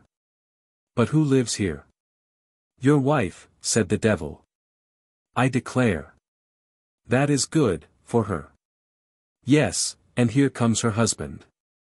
She is so pretty now, and how well she is dressed." "Her husband, you say? What a fine-looking fellow. Rather a bourgeois phiz, kind, but somewhat stupid. He looks as if he might be cunning, well, just the face to please a woman. Do you want me to heave a sigh for you?" the devil proposed and looked maliciously at the author. But he was taken up with the scene before him. What happy, jolly faces both have. They are evidently satisfied with life. Tell me, does she love him? "Oh, yes, very much." "And who is he?" "A clerk in a millinery shop." "A clerk in a millinery shop," the author repeated slowly and did not utter a word for some time. The devil looked at him and smiled a merry smile. "Do you like that?" he asked. The author spoke with an effort. "I had some children. I know they are alive. I had some children, a son and a daughter. I used to think then that my son would turn out in time a good man. There are plenty of good men, but what the world needs is perfect men, said the devil coolly and whistled a jolly march. I think the clerk is probably a poor pedagogue, and my son. The author's empty skull shook sadly. Just look how he is embracing her. They are living an easy life, exclaimed the devil. Yes. Is that clerk a rich man? No, he was poorer than I, but your wife is rich. My wife? Where did she get the money from? From the sale of your books. Oh, said the author and shook his bare and empty skull. Oh. Then it simply means that I have worked for a certain clerk. I confess it looks that way, the devil chimed in merrily. The author looked at the ground and said to the devil, take me back to my grave. It was late. A rain fell, heavy clouds hung in the sky, and the author rattled his bones as he marched rapidly to his grave. The devil walked behind him and whistled merrily. My reader is, of course, dissatisfied. My reader is surfeited with literature, and even the people that write only to please him, are rarely to his taste.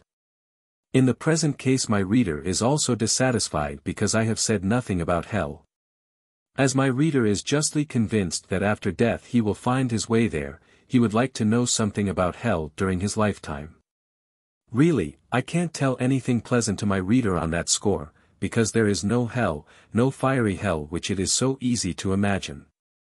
Yet, there is something else and infinitely more terrible.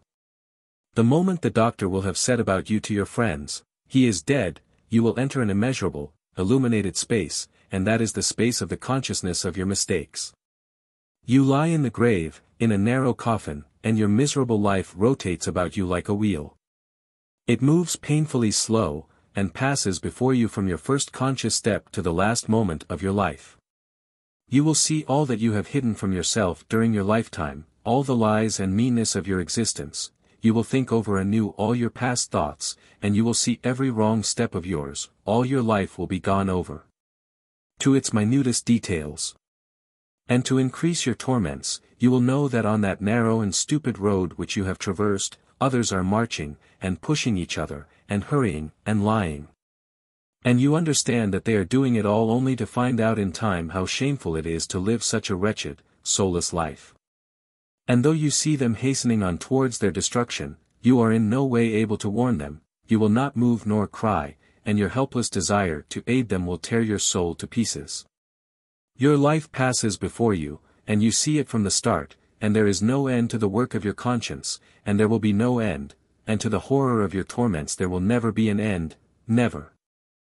The Devil and the Old Man. By John Masefield. Up away north, in the old days, in Chester, there was a man who never throve. Nothing he put his hand to ever prospered, and as his state worsened, his friends fell away, and he grew desperate. So one night when he was alone in his room, thinking of the rent due in 2 or 3 days and the money he couldn't scrape together, he cried out, I wish I could sell my soul to the devil like that man the old books tell about. Now just as he spoke the clock struck 12, and, while it chimed, a sparkle began to burn about the room, and the air, all at once, began to smell of brimstone, and a voice said, Will these terms suit you? He then saw that someone had just placed a parchment there.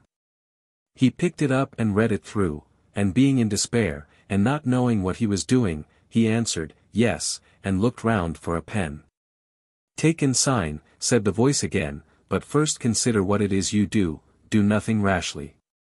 Consider. So he thought a while, then, yes, he said, I'll sign, and with that he groped for the pen. Blood from your left thumb and sign, said the voice. So he pricked his left thumb and signed. Here is your earnest money, said the voice, 29 silver pennies. This day 20 years hence I shall see you again. Now early next morning our friend came to himself and felt like one of the drowned. What a dream I've had, he said. Then he woke up and saw the 29 silver pennies and smelt a faint smell of brimstone. So he sat in his chair there, and remembered that he had sold his soul to the devil for 20 years of heart's desire. And whatever fears he may have had as to what might come at the end of those 20 years, he found comfort in the thought that, after all, 20 years is a good stretch of time, and that throughout them he could eat, drink, merry-make, roll in gold, dress in silk, and be carefree, heart at ease and jib-sheet to windward. So for 19 years and 9 months he lived in great state, having his heart's desire in all things, but, when his 20 years were nearly run through, there was no wretcheder man in all the world than that poor fellow. So he threw up his house, his position, riches, everything, and away he went to the port of Liverpool, where he signed on as a B, aboard a black ball packet, a tea clipper, bound to the China seas. They made a fine passage out, and when our friend had only 3 days more, they were in the Indian Ocean lying lazy, becalmed. Now it was his will that forenoon, and it being dead calm, all he had to do was just to think of things. The ship of course having no way on her. So he stood there, hanging on to the spokes, groaning and weeping till, just 20 minutes or so before 8 bells were made, up came the captain for a turn on deck. He went aft, of course, took a squint aloft, and saw our friend crying at the wheel. "Hello, my man," he says, "why, what's all this? Ain't you well? You'd best lay aft for a dose o' salts at 4 bells tonight." "No, captain," said the man, "there's no salts'll ever cure my sickness." "Why, what's all this?" says the old man. "You must be sick if it's as bad as all that. But come now, your cheek is all sunk, and you look as if you ain't slept well. What is it ails you, anyway? Have you anything on your mind?" "Captain," he answers very solemn, "I have sold my soul to the devil." "Oh," said the old man, "why, that's bad. That's powerful bad. I never thought them sort of things ever happened outside a book." "But," said our friend, "that's not the worst of it, captain. At this time 3 days hence the devil will fetch me home." "Good Lord," groaned the old man. "Here's a nice hurrah's nest to happen aboard my ship. But come now," he went on, "did the devil give you no chance, no saving clause like? Just think quietly for a moment." "Yes, captain," said our friend, "just when I made the deal, there came a whisper in my ear. And," he said, speaking very quietly, so as not to let the mate hear, "if I can give the devil 3 jobs to do which he cannot do, why, then, captain," he says, "I'm saved, and that deed of mine is cancelled." Well, at this the old man grinned and said, "You just leave things to me, my son. I'll fix the devil for you. Aft there, 1 and relieve the wheel. Now you run forward, and have a good watch below, and be quite easy in your mind, for I'll deal with the devil for you. You rest and be easy." And so that day goes by, and the next, and the one after that, and the one after that was the day the devil was due. Soon as 8 bells was made in the morning watch, the old man called all hands aft.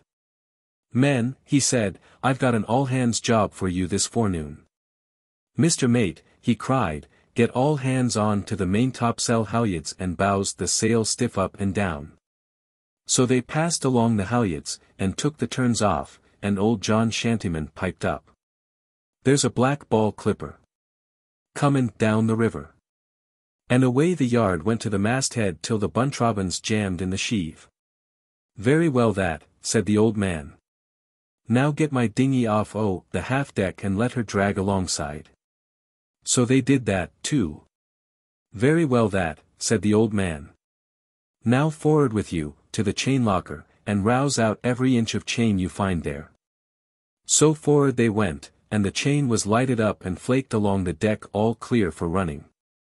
"Now, Chips," says the old man to the carpenter, "just bend the spare anchor to the end of that chain, and clear away the FOCS low rails ready for when we let go." So they did this, too. "Now," said the old man, "get them tubs of slush from the galley. Pass that slush along there, doctor." "Very well that. Now turn to, all hands, and slush away every link in that chain a good inch thick in grease." So they did that, too, and wondered what the old man meant. "Very well that," cries the old man. "Now get below all hands. Chips, on to the FOCS low head with you and stand by. I'll keep the deck, Mr. Mate. Very well that. So all hands tumbled down below, Chips took a bocce to leeward of the capstan, and the old man walked the weather poop looking for a sign of hellfire. It was still dead calm, but presently, towards 6 bells, he raised a black cloud away to leeward, and saw the glimmer of the lightning in it, only the flashes were too red, and came too quick. Now, says he to himself, stand by. Very soon that black cloud worked up to windward, right alongside, and there came a red flash, and a strong sulphurous smell, and then a loud peal of thunder as the devil steps aboard. "Mornin', Captain," says he. "Mornin', Mr. Devil," says the old man, "and what in blazes do you want aboard my ship?" "Why, Captain," said the devil, "I've come for the soul of one of your hands as per signed agreement, and, as my time's pretty full up in these wicked days, I hope you won't keep me waiting for him longer than need be." "Well, Mr. Devil," says the old man, "the man you come for is down below, sleeping, just at this moment. It's a fair pity to call him up till it's right time. So supposin' I set you them 3 tasks. How would that be? Have you any objections?" "Why, no," said the devil, "fire away as soon as you like." "Mr. Devil," said the old man, "you see that main topsail yard? Suppose you lay out on that main topsail yard and take in 3 reefs single-handed." "Aye, sir," the devil said, and he ran up the ratlines, into the top, up the topmast rigging and along the yard. Well, when he found the sail stiff up and down, he hailed the deck. "Below there. On deck there. Lower away ye halyards." "I will not," said the old man, "nary a lower." "Come up your sheets, then," cries the devil. "This main topsail's stiff up and down. How am I to take in 3 reefs when the sail's stiff up and down?" "Why," said the old man, "you can't do it. Come out that. Down from aloft, you hoof-footed son. That's one to me." "Yes," says the devil, when he got on deck again, "I don't deny it, Captain. That's one to you. Now, Mr. Devil," said the old man, going towards the rail, "suppose you was to step into that little boat alongside there. Will you please?" Aye, sir," he said, and he slid down the forward fall, got into the stern sheets, and sat down. "Now, Mr. Devil," said the skipper, taking a little salt spoon from his vest pocket, "supposin' you bail all the water on that side the boat on to this side the boat, using this spoon as your dipper." Well, the devil just looked at him. "Say," he said at length, "which of the New England states d'ye hail from anyway?" "Not Jersey, anyway," said the old man. "That's 2 up, all right, ain't it, sonny?" "Yes," growls the devil, as he climbs aboard. "That's 2 up. 2 to you and 1 to play. Now, what's your next contraption?" "Mr. Devil," said the old man, looking very innocent, "you see, I've ranged my chain ready for letting go anchor. Now Chips is forward there, and when I sing out, he'll let the anchor go. Supposin' you stopper the chain with them big hands orn and keep it from running out clear. Will you, please?" So the devil takes off his coat and rubs his hands together, and gets away forward by the bits, and stands by. "All ready, Captain," he says. "All ready, Chips?" asked the old man. "All ready, sir," replies Chips. Then, stand by, let go the anchor, and clink, clink, old Chips knocks out the pin, and away goes the spare anchor and greased chain into a 5-mile deep of God's sea. As I said, they were in the Indian Ocean. Well, there was the devil, making a grab here and a grab there, and the slushy chain just slipping through his claws, and at whiles a bite of chain would spring clear and wrap him in the eye. So at last the cable was nearly clean gone, and the devil ran to the last big link, which was seized to the heel of the foremast, and he put both his arms through it, and hung on to it like grim death. But the chain gave such a yank when it came to, that the big link carried away, and roll and go, out it went through the hawse-hole, in a shower of bright sparks, carrying the devil with it. There is no devil now. The devil's dead. As for the old man, he looked over the bows watching the bubbles burst, but the devil never rose. Then he went to the FOCS low scuttle and banged thereon with a handspike. "Rouse out, there, the port watch," he called, "and get my dinghy inboard." Notes. The Devil in a Nunnery. By Francis Oscar Mann.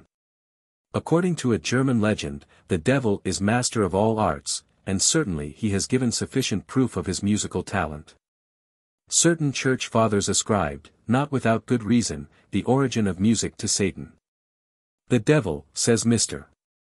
Honecker in his diabolical story, The Supreme Sin, 1920, is the greatest of all musicians, and Rowland Hill long ago admitted the fact that the devil has all the good tunes.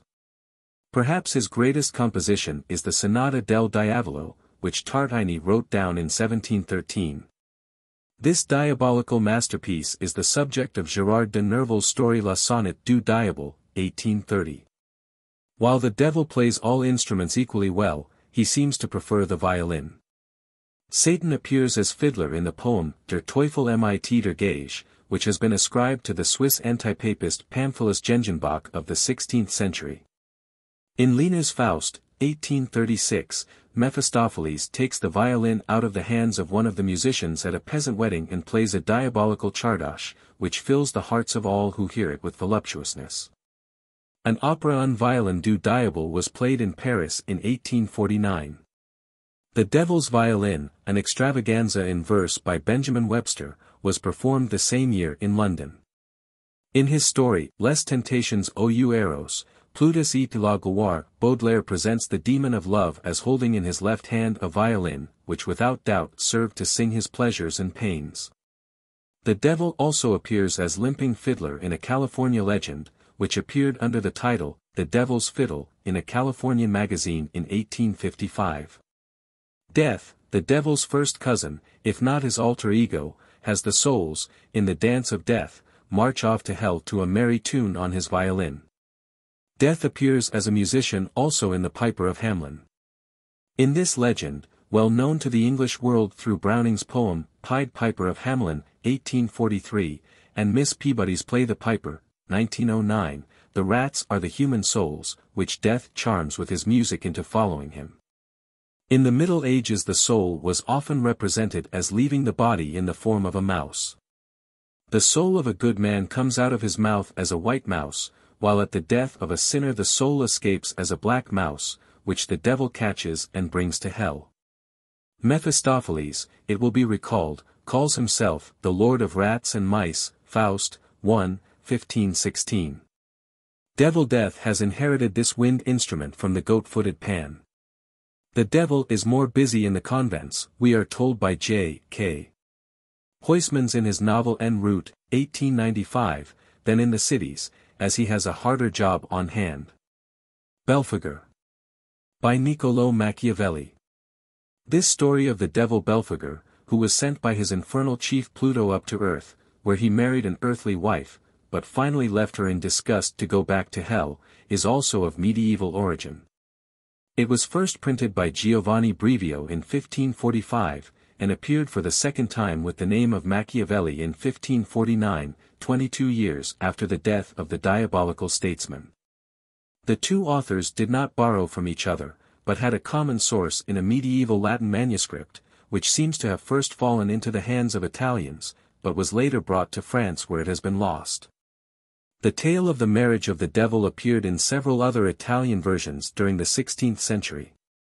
Among the Italian novelists, who retold it for the benefit of their married friends, may be mentioned Giovan Francesco Straparola, Francesco Sansovino, and Gabriel Chapuis. In England this story was no less popular. Barnaby Riesch inserted it in his collection of narratives in 1581, and we meet it again later in the following plays: Grimm, The Collier of Croydon, ascribed to Ulpian Fulwell, 1599, The Devil and His Dame by P. M. Houghton, 1600. Machiavel and the Devil by Deborn and Henslow, 1613, The Devil is an Ass by Ben Jonson, 1616, and Belphagor, or The Marriage of the Devil, 1690. In France the story was treated in verse by La Fontaine, 1694, and in Germany it served the Nuremberg poet Hans Sachs as the subject for a farce, 1557. The Encyclopaedia Britannica is authority for the statement that Machiavelli's own married life had nothing to do with the plot of his story. The notion of this story is ingenious, and might have been made productive of entertaining incident, had Belphagor been led by his connubial connections from one crime to another. But Belphagor is only unfortunate, and in no respect guilty. Nor did anything occur during his abode on earth that testified to the power of woman in leading us to final condemnation. The story of the peasant and the possession of the princesses bears no reference to the original idea with which the tale commences, and has no connection with the object of the infernal deputy's terrestrial sojourn. J.C. Dunlop, History of Fiction.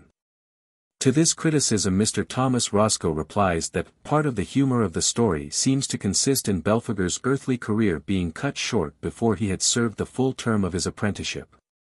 But from the follies and extravagances into which he had already plunged, we are now authorized to believe that, even if he had been able longer to support the asperities of the lady's temper, he must, from the course he was pursuing, have been led from crime to crime, or at least from folly to folly, to such a degree that he would infallibly have been condemned. T. Roscoe, Italian Novelists.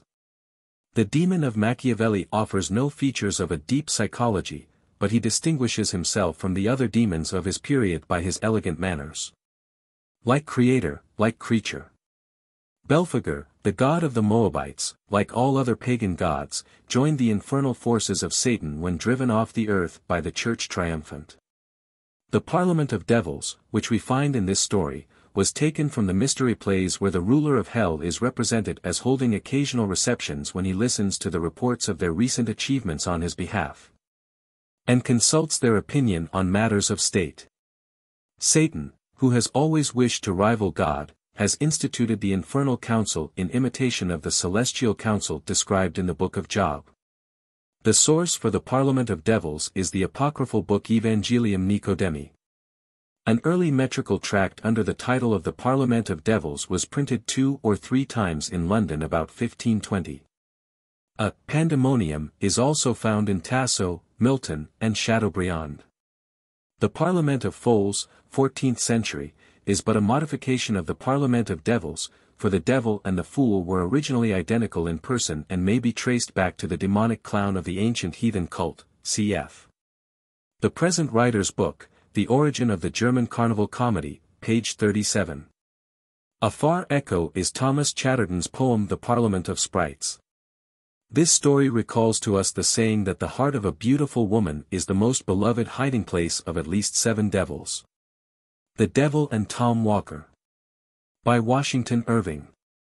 By his interest in popular legends, the first of the great American writers shows his sympathy with the Romantic movement, which prevailed in his time in all the countries of Europe. His devil, however, has not been imported from the lands across the Atlantic, but is a part of the superstitions of the New World. The author himself did not believe in Old Scratch. The real devils for him were the slave traders and the witch hunters of Salem fame. It is interesting now to read a contemporary critic of Washington Irving's devil story. If Mr.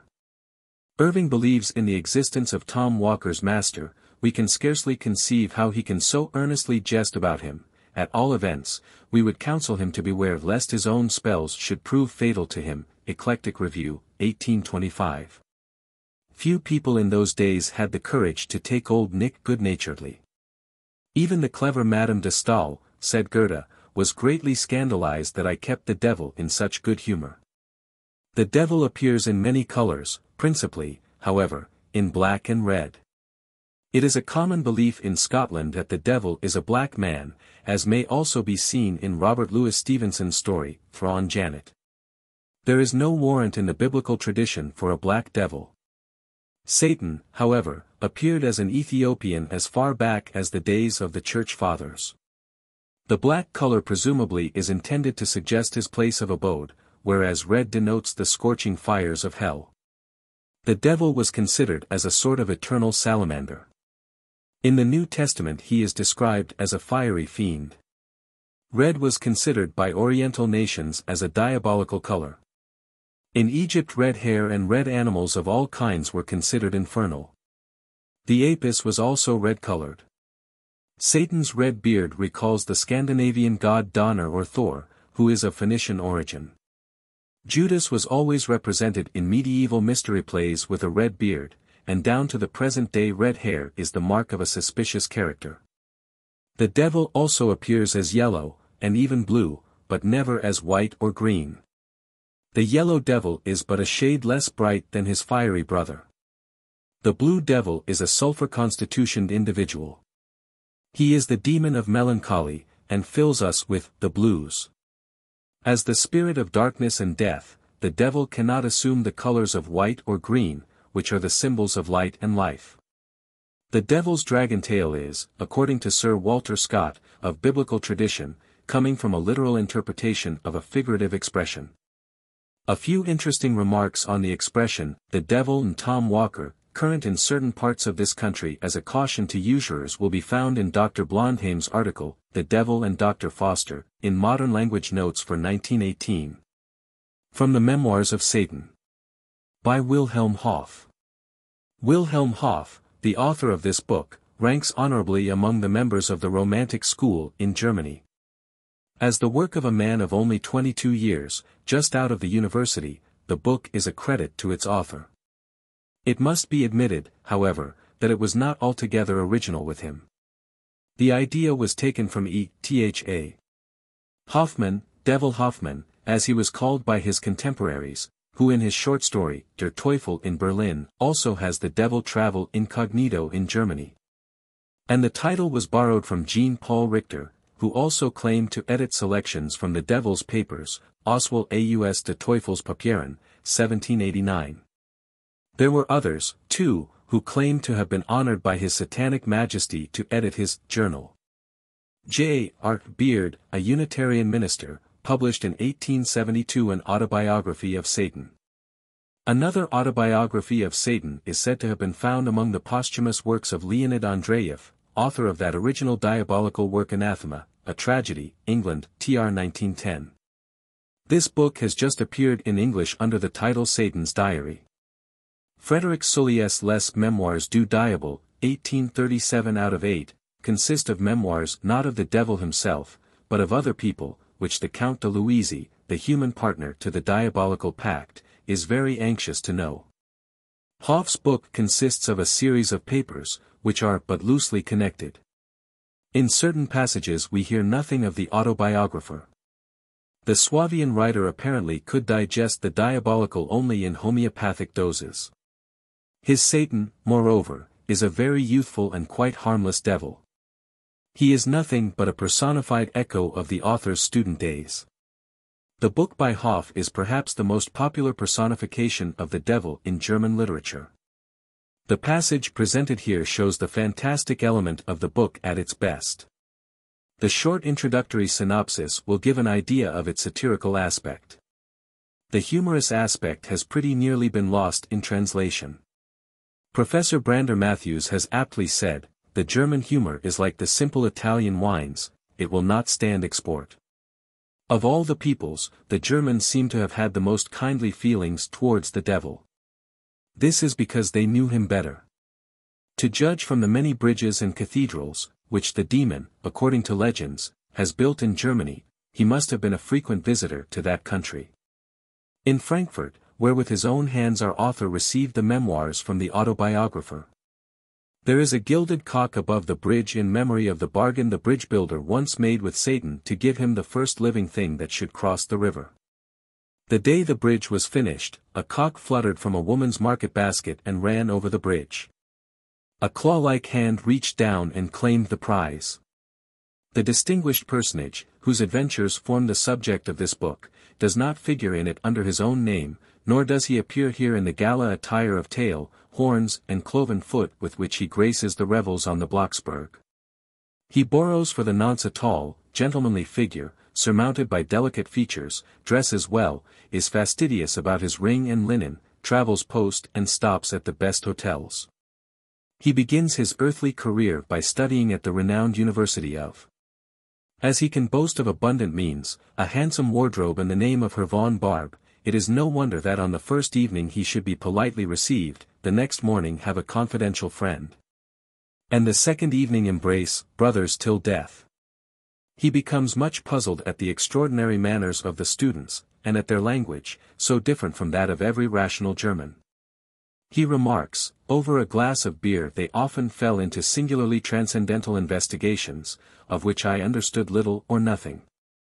However, I observed the principal words, and when drawn into a conversation, replied with a grave air, freedom, fatherland, nationality.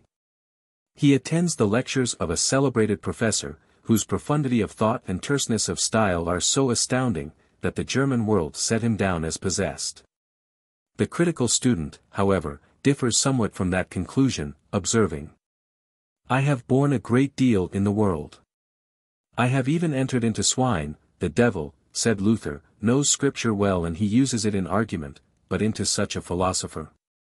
No, indeed. I had rather be excused. The episode here reprinted occurred in a hotel in Frankfurt, where our incognito is known as Herr von Nadas, which, it will be noticed, is his more familiar name read backwards. His brilliant powers of conversation, his adroit flattery, courteous gallantry, and elegant, though wayward flights of imagination, soon rendered him the delight of the whole table d'hôte. All guests, including our author, were fascinated by the mysterious stranger. But we will let the author himself tell his story. St. John's Eve. By Nikolai Vasilievich Gogol. This story, taken from Evenings on a Farm near Dikanka, a series of sketches of the life of the Ukrainian peasants, offers a good illustration of the author's art, which was a combination of the romantic and realistic elements. In these pages Gogol wished to record the myths and legends still current among the plain folk of his beloved Ukrainia. The devil naturally enough peeps out here and there through the pages of this book. Gogol's devil is a product of the Russian soil, the spirit of mischief and cunning, whom Russian literature is always trying to outplay and overcome, Madame Gerenso, Russian poets and poems. According to European superstition St. John's Eve is the only evening in the year when His Satanic Majesty reveals himself in his proper shape to the eyes of men. If you wish to behold His Highness face to face, stand on St. John's Eve at midnight near a mustard plant. It is suggested by Sir James Fraser in his Golden Bough that, in the chilly air of the upper world, this prince from a warmer clime may be attracted by the warmth of the mustard. It is believed in many parts of Europe that treasures can be found on St. John's Eve by means of the fern seed. Even without the use of this plant, treasures are sometimes said to bloom or burn in the earth, or to reveal their presence by a bluish flame on Midsummer Eve. As guardian of treasures, the devil is the successor of the gnome. The Devil's Wager. By William Makepeace Thackeray. The Devil's Wager is Thackeray's earliest attempt at story writing, was contributed to a weekly literary paper with the imposing title The National Standard, and Journal of Literature, Science, Music, Theatricals, and the Fine Arts, of which he was proprietor and editor, and was reprinted in the Paris Sketch Book, 1840.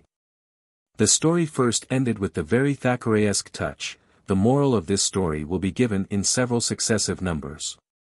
In the Paris Sketch Book the last 3 words are changed into the second edition. This comical tale was illustrated by an excellent woodcut, representing the devil as sailing through the air, dragging after him the fat Sir Roger de Rollo by means of his tail, which is wound round Sir Roger's neck. In the advertisement to the first edition of his Paris Sketch Book, Thackeray admits the French origin of this as well as of his other devil story, The Painter's Bargain, to be found in the same volume. It was Thackeray's good fortune to live in Paris during the wildest and most brilliant years of Romanticism. And while his attitude towards this movement and its leaders, as presented in the Paris Sketch Book, is not wholly sympathetic, he is indebted to it for his interest in supernatural subjects. The romanticism of Thackeray has been denied with great obstinacy and almost passion, for like Heinrich Heine, the chief of German romantic ironists, he poked fun at this movement. But, to laugh at what you love, as Mr. George Saintsbury has pointed out in his history of the French novel, is not only permissible, but a sign of the love itself.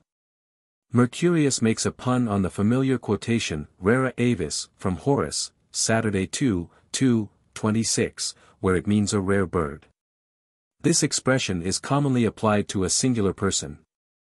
It is also found in the satires of Juvenal, 165. The Painter's Bargain. By William Makepeace Thackeray. The belief in compacts with the devil is of great antiquity. Satan, contending with God for the possession of the human race, was supposed to have developed a passion for catching souls.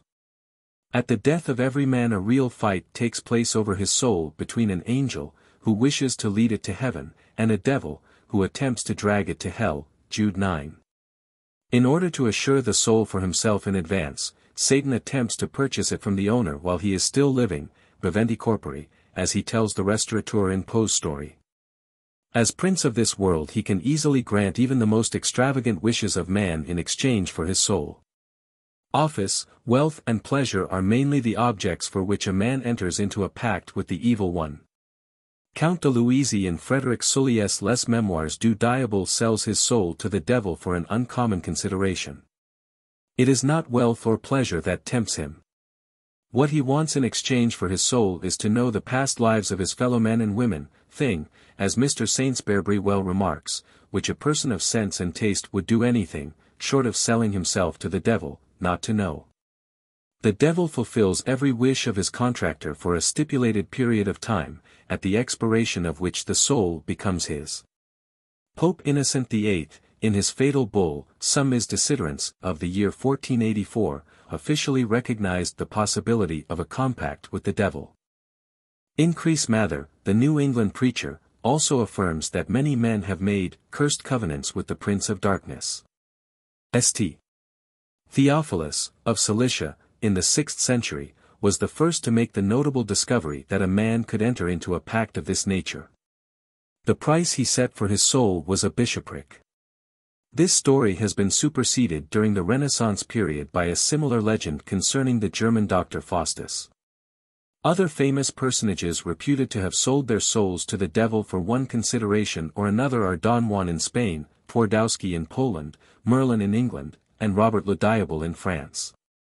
Socrates, Apuleius, Scaliger and Cagliostro are also said to have entered into compacts with him. In devil contracts the evil one insists that his human negotiator sign the deed with his own blood, while the man never requires the devil to sign it even in ink. The human party to the transaction has always had full confidence in the word of the fiend. There is a universal belief that the devil invariably fulfills his engagement. In no single instance of folklore has Satan tried to evade the fulfillment of his share in the agreement. But the man, in violation of the written pact, has often cheated the devil out of his legal due by technical quibbles. It is peculiar to the German tradition, says Gustav Freytag, that the devil endeavors to fulfill zealously and honestly his part of the contract. The deceiver is man. In regard to fidelity to his word, the father of lies has always set an example to his victims. You men, said Satan, are cheats. You make all sorts of promises so long as you need me, and leave me in the lurch as soon as you have got what you wanted. Medieval man had no scruples about his breach of contract with the devil. He always considered the legal document signed with his own blood as a scrap of paper. But still the pact is with the enemy, the man is not bound beyond the letter, and may escape by any trick. It is still the ethics of war. We are very close to the principle that a man by stratagem or narrow observance of the letter may escape the eternal retribution which God decrees conditionally in The Devil Delights in H. D. Taylor, Medieval Mind. We now can understand why in Eugene Field's story, Daniel and the Devil, it seems to Satan so strange that he should be asked for a written guarantee that he too would fulfill his part of the contract. Apparently this was the first time that the devil had any transactions with an American businessman, who has not even faith in Old Nick. Reference is made in this story by the devil himself to the popular saying that the devil is not so black as he is painted. Even the devout George Herbert wrote, "We paint the devil black, yet he hath some good in him, all agree." This story recalls to us the proverb, "Talk of the devil, and he will either come or send." Washington Irving, as we have seen, thinks that he is not always very obliging. Satan, the father of lies, is said to be the patron of lawyers. The men of the London bar formed a temple corps which was dubbed the Devil's Own. The tavern of the lawyers on Fleet Street in London was called the Devil. Bon Bon. By Edgar Allan Poe. This writer, to whom the inner world was more of a reality than the external world, had many visions, especially of the devil. The two seem to have been on a familiar footing. The devil, we must admit, filled Poe's imagination, even if we will not go so far as to agree with his critics that he had Satan substituted for soul. His contemporaries, as is well known, would say of him, "He hath a demon, yea, 7 devils are entered into him." His detractors actually regarded this unhappy poet as an incarnation of the ruler of Hades, cf. North American Review, 1856. Edinburgh Review, 1858, Dublin University Magazine, 1875. It was but recently that a writer in the New York Times declared Poe to have been grub-staked by demons. The story Bon Bon offers a specimen of Poe's grimly grotesque humor. It first appeared in the Broadway Journal of August, 1835. The devil of this most un-American of all American authors is not the child of New World fancy, but part of European imagination. The scenery of the story is aptly laid in the land of Robert le Diable.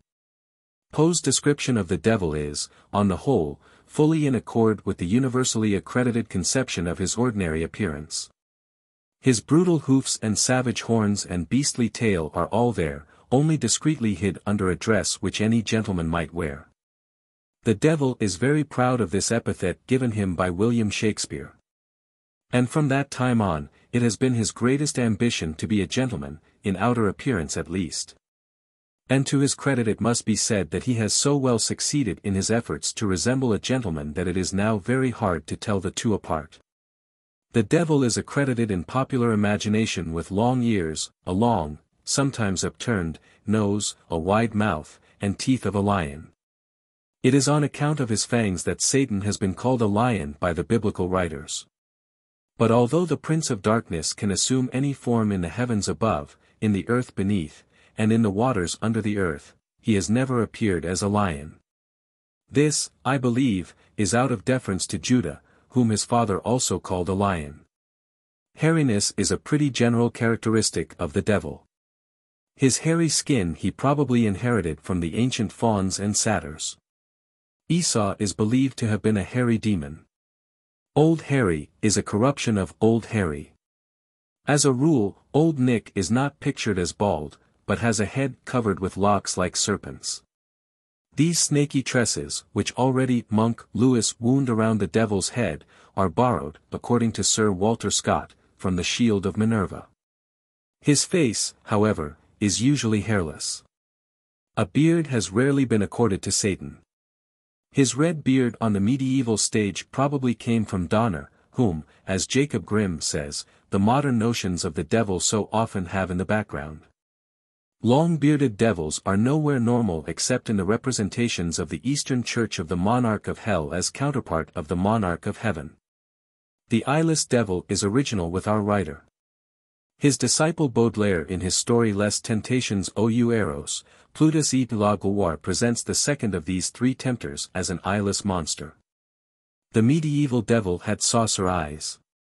According to a Russian legend, the all-seeing spirit of evil is all covered with eyes. The cadaverous aspect of the devil is traditional. With but one remarkable exception, the Egyptian Typhon, demons are always represented lean. A devil, said Caesarius of Heisterbach of the 13th century, is usually so thin as to cast no shadow, Dialogus Miraculorum, 3. This characteristic is a heritage of the ancient hunger demon, who, himself a shadow, casts no shadow. In the course of the centuries, however, the devil has gained flesh. His faded suit of black cloth recalls the medieval devil who appeared, in his feathers all ragged and rent. It is not altogether improbable that the ecclesiastical appearance of the devil in this story was not wholly unintentional, as the author believes. While Satan cannot be said to be one of those who take to the ministry mostly, he often likes to slip into priestly robes. In The Temptation of Jesus, by Lucas van Leyden, the devil is habited as a monk with a pointed cowl. In the comparison of a soul with a shadow there is a reminiscence of Adalbert von Chamisso, whose Peter Schlemo, 1814, sells his shadow to the devil. In his story The Fisherman and His Soul, Oscar Wilde considers the shadow of the body as the body of the soul. That the devils in hell eat the damned consigned there for punishment is also in accord with medieval tradition. This idea probably is of Oriental origin. The 7 Assyrian evil spirits have a predilection for human flesh and blood. Ghouls and vampires belong to this class of demons. The devil's pitchfork is not the forked scepter of Pluto supplemented by another tine, as is commonly assumed. It is the ancient sign of fertility, which is still used as a fertility charm by the Hindus in India and the Zuni and Aztec Indians of North America and Mexico. A related symbol is the trident of Poseidon or Neptune. This symbol was recently carried in a children's May Day parade through Central Park in New York. The printer's devil. The term, printer's devil, is usually accounted for by the fact that Aldus Manutius, the great Venetian printer, employed in his printing shop, about 1485, a black slave, who was popularly thought to be an imp of Satan. This expression may have a deeper significance. It may owe its origin to the fact that Fust, the inventor of the printing press, was believed to have connections with the evil one. It will be remembered that during the Middle Ages and, in Catholic countries, even for a long time afterwards, every discovery of science, every invention of material benefit to man, was believed to have been secured by a compact with the devil. Our ancestors deemed the human mind incapable, without the aid of the evil one, of producing anything beyond their own comprehension. The red letters which Fust used at the close of his earliest printed volumes to give his name, with the place and date of publication, were interpreted in Paris as indications of the diabolical origin of the works so easily produced by him. M.D. Conway, Demonology and Devil Lore. Sacred days, as is well known, are printed in the Catholic calendar with red letters, and the devil has also employed them in books of magic. This is but another instance of the mimicry by God's ape of the sanctities of the Church. In the infernal economy, where a strict division of labor prevails, the printer's devil is the librarian of hell. The books over which he has charge must be as numerous as the sands on the seashore.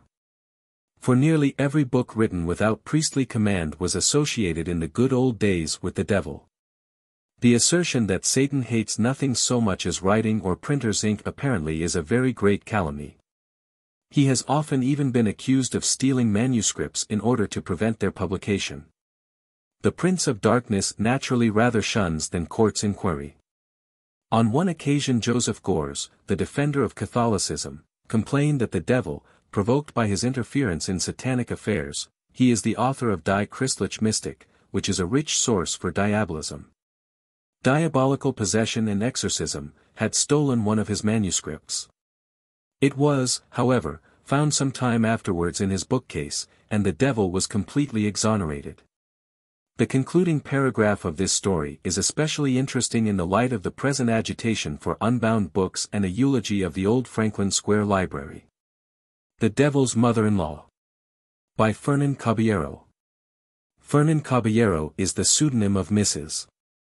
Cecilia Bull von Faber, Marchioness de Arco-Hermoso, who was a Swiss by birth, daughter of the literary historian Johann Bull von Faber, the Johannes of Camps Robinson, 1779. Her father initiated her early into Spanish literature, which he interpreted for her in the spirit of the Romantic movement of those early days. The interest in medieval traditions, which she owes to this early training, increased when, later, she went to Catholic Spain. The charm of her popular Andalusian tales consists in the fact that she fully shares with the Catholic peasants of that province an implicit faith in the truth of these medieval legends. In her stories we find perhaps the purest expression of medievalism in modern times. Fernán Caballero gradually drifted to the extreme right in all questions of religion, art and life. She hated every liberal expression in matters of faith or art with the fanaticism of a Torquemada. This author not only shared the somewhat general Catholic view that all Protestants were eternally damned, but she naively believed that every son of Israel had a tail. Julian Schmidt. The story of woman's triumph over the devil is well characteristic of the land of the Blessed Lady, as Andalusia is commonly called. The legend of a devil imprisoned in a phial is also found in the work of the Spaniard Luis Velez de Guevara called El Diablo Cojuelo, 1641, from whom Alain Lesage borrowed both title and plot for his novel Le Diable Boiteux, 1707. Asmodeus, liberated from a bottle, into which he had been confined by a magician, entertains his deliverer with the secret sights of a big city at midnight. By unroofing the houses of the Spanish capital and showing him the life that was going on in them. The legend was introduced into Spain from the east by the Moors and finally acclimated to find a place in local traditions. From that country it spread over the whole of Europe. The Asiatics believed that by abstinence and special prayers evil spirits could be reduced into obedience and confined in black bottles.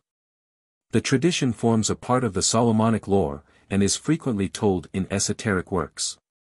In the Kabbalistic book Vinculum Spirituum, which is of Eastern origin, it is said that Solomon discovered, by means of a certain learned book, the valuable secret of enclosing in a bottle of black glass 3 millions of infernal spirits. With 72 of their kings, of whom Belay was the chief, Beliar, alias Belial, the second, and Asmodeus the third. Solomon afterwards cast this bottle into a deep well near Babylon. Fortunately for the contents, the Babylonians, hoping to find a treasure in the well, descended into it, broke the bottle, and freed the demons, cf. Also the little key of Rabbi Solomon, containing the names, seals and characters of the 72 spirits with whom he held converse, also the art almadel of Rabbi Solomon, carefully copied by Raphael, London, 1879. This legend is also found in the tale of the fisherman and the jinn in the Arabian Nights, which was also treated by the German poet Klopstock in his poem Wintermärchen, 1776. The devil, as it is said in this story, has a mortal hatred of the sound of bells. The origin of ringing the church bells was, according to Sir James Fraser, to drive away devils and witches. The devil in Poe's story, The Devil in the Belfry, 1839, was, indeed, very courageous in invading the belfry. The concluding part of the story is identical with the Machiavellian tale of Belphagor. This tale of the devil's mother-in-law first appeared in the volume Cuentos y Poesias Populares Andaluces, Seville, 1859, which was translated the same year into French by Germain de Lavigne under the title Nouvelles Andalouses. An English translation under the title Spanish Fairy Tales appeared in 1881. This particular story was rendered again into English 2 years later and included in Tales from 12 Tongues, translated by a British museum librarian, Richard Garnett. London, 1883. The Generous Gambler. By Charles Pierre Baudelaire. This worshipper and singer of Satan shared his American confrere's predilection for the devil. He found his models in the diabolical scenes of Edgar Allan Poe, whom he interpreted to the Latin world. Baudelaire, said Théophile Gautier, his master and friend, had a singular prepossession for the devil as a tempter, in whom he saw a dragon who hurried him into sin, infamy, crime, and perversity. To Baudelaire, the trier of men's souls, the tempter, was as real a person as he was to Job. He believed that the devil had a great deal to do with the direction of human destinies. C'est le diable qui tient les fils que nous remuant. Men are mere puppets in the hands of the devil. Baudelaire's motto, as Mr. James Huneker has well remarked, might be the reverse of Browning's lines, "The devil is in his heaven. All's wrong with the world." Baudelaire's devil is a dandy and a boulevardier with wings. Each author, it has been said, creates the devil in his own image. The greatest boon which Satan could offer Baudelaire was to free him from that great modern monster, ennui, which selects as its prey the most highly gifted natures. The boredom of life, this was, indeed, as this unhappy poet admits, the source of all his maladies and of all his miseries. He called it the foulest of vices, and hoped to escape from it, by dreaming of the superlative emotional adventure, by indulging in infinite, Indeterminate Desire, Irving Babbitt. His preface to The Flowers of Evil, in which he addresses the reader, ends with the following statement in regard to the nature of this modern beast of prey: among the jackals, the panthers, the hounds, the apes, the scorpions, the vultures, the serpents, the yelling, howling, growling, groveling monsters which form the foul menagerie of our vices, there is one which is the most foul, the most wicked, the most unclean of all. This vice, although it uses neither extravagant gestures nor makes a great outcry, would willingly make a ruin of the earth, and swallow up all the world in a yawn. This is ennui. Who, with his eye moistened by an involuntary tear, dreams of scaffolds while smoking his hookah. Thou knowest him, this delicate monster, hypocritical reader, my brother. In Gorky's story, the devil himself suffers from ennui. But Baudelaire believed he had good reason to doubt Satan's word, and, therefore, prayed to the Lord to make the devil keep his promise to him. He had little faith in the father of lies. In his book called Artificial Paradises, 1860, Baudelaire expressed the thought that the devil would say to the eaters of hashish, the smokers of opium, as he did in the olden days to our first parents, if you taste of the fruit, you will be as the gods, and that the devil no more kept his word with them than he did with Adam and Eve, for the next day, the god, tempted, weakened, enervated, descended even lower than the beast. The representation of the devil in the shape of a he-goat goes back to far antiquity. Goat-formed deities and spirits of the woods existed in the religions of India, Assyria, Greece and Egypt. The Assyrian god was often associated with the goat, which was supposed to possess the qualities for which he was worshipped. The he-goat was also the sacred beast of Donner or Thor, who was brought to Scandinavia by the Phoenicians. On the relation of satyrs to goats see also James G. Fraser, The Golden Bough, Volume 8, pages 1 sqq. At the revels on the Blocksberg Satan always appeared as a black buck. Le bon diable, which is a favorite phrase in France, points to his simplicity of mind rather than generosity of spirit. It generally expresses the half-contemptuous pity with which the giants, these huge beings with weak minds, were regarded. The idea that Satan would gamble for a human soul is of medieval origin and may have been taken by Baudelaire from Gerard de Nerval, who in his mystery play Le Prince de Sots, 1830, has the devil play at dice with an angel, with human souls as stakes. As a dice player Satan resembles Wotan. Mr. H. G. Wells in The Undying Fire, 1919, has Diabolus play chess with the deity in heaven. The devil in this story falls back into speaking Hebrew when the days of his ancient celestial glory are brought back to his mind. In Louis Menard's Le Diable au Café the devil calls Hebrew a dead language, and as a modern prefers to be called by the French equivalent of his original Hebrew name. In the Middle Ages the devil's favorite language was Latin. Marlowe's Mephistopheles also speaks this language. Satan is known to be a linguist. It is the devil by his several languages, said Ben Jonson. According to popular belief the devil is a learned scholar and a profound thinker. He has all science, philosophy, and theology at his tongue's end. The Shavian devil in contradistinction to the Baudelairean fiend does bitterly complain that he is so little appreciated on earth. Walter Scott's devil, in Wandering Willie's Tale, 1824, also complains that he has been Ser Miscat in the world. The preacher to whom our author refers is the Jesuit Ravignan, who declared that the disbelief in the devil was one of the most cunning devices of the great enemy himself. La plus grande force du diable, c'est d'être parvenu à s'y faire near. Baudelaire's disciple J. K. Huysmans similarly expresses in his novel La Ba, 1891, the view that the greatest power of Satan lies in the fact that he gets men to deny him. Cf. The present writer's essay The Satanism of Huysmans, in the Open Court for April, 1920. The devil mocks at this theological dictum in Pierre Weber's story L'homme que vendit son âme au diable, 1918. In Perkins's story, The Devil Puzzlers, the devil expresses his satisfaction over his success in this regard. The story, The Generous Gambler, first appeared in the Figaro of February, 1864, was reprinted under the title of Le Diable in the Revue du XIXe siècle of June, 1866, and was finally included in Poems and Prose.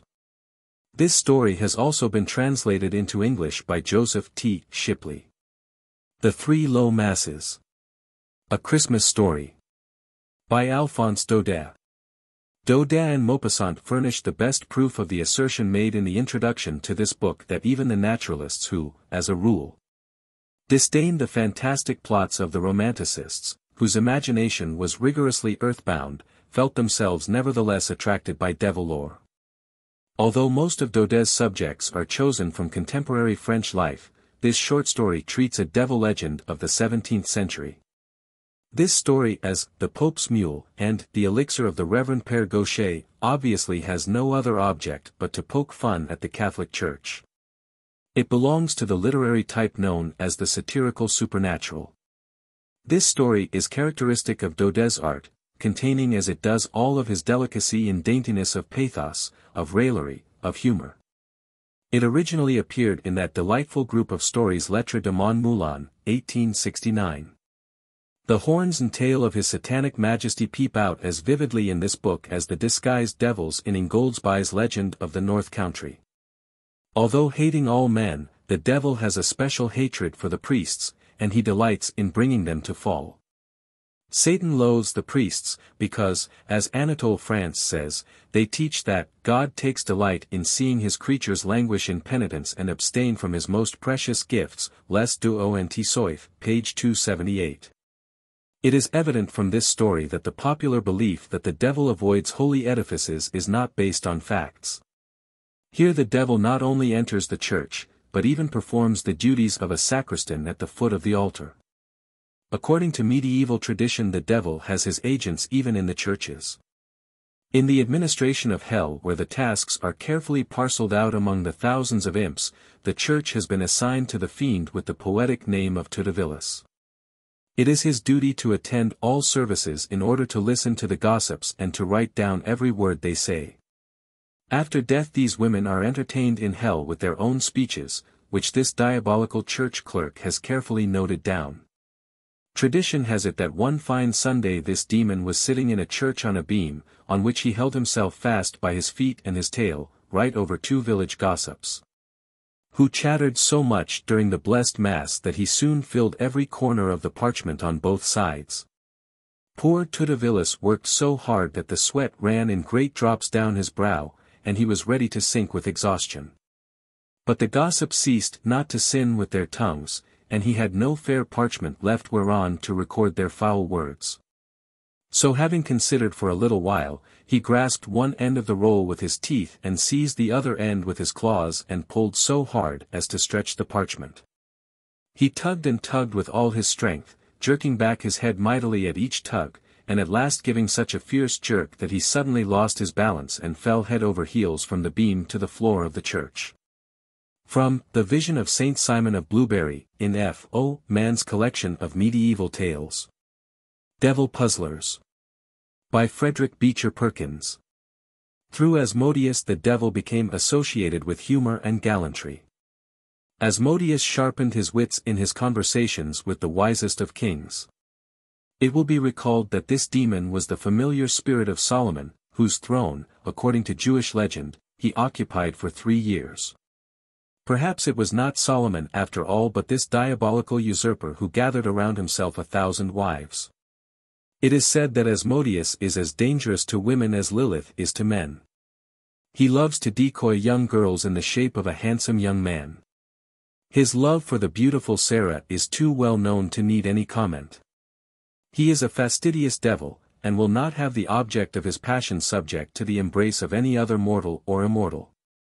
Reference is made by the author to Albert Reville's epitome of George Roscoff's Geschichte des Teufels, Leipzig, 1869, a standard work on the history of the devil. The review by this French Protestant first appeared in the Revue des Deux Mondes for 1870, and was translated into English the following year. A second edition appeared 6 years later. Roscoff's book, on the other hand, has never appeared in translation. It is not easy to grasp the scholastic subtleties of medieval schoolmen. Dar.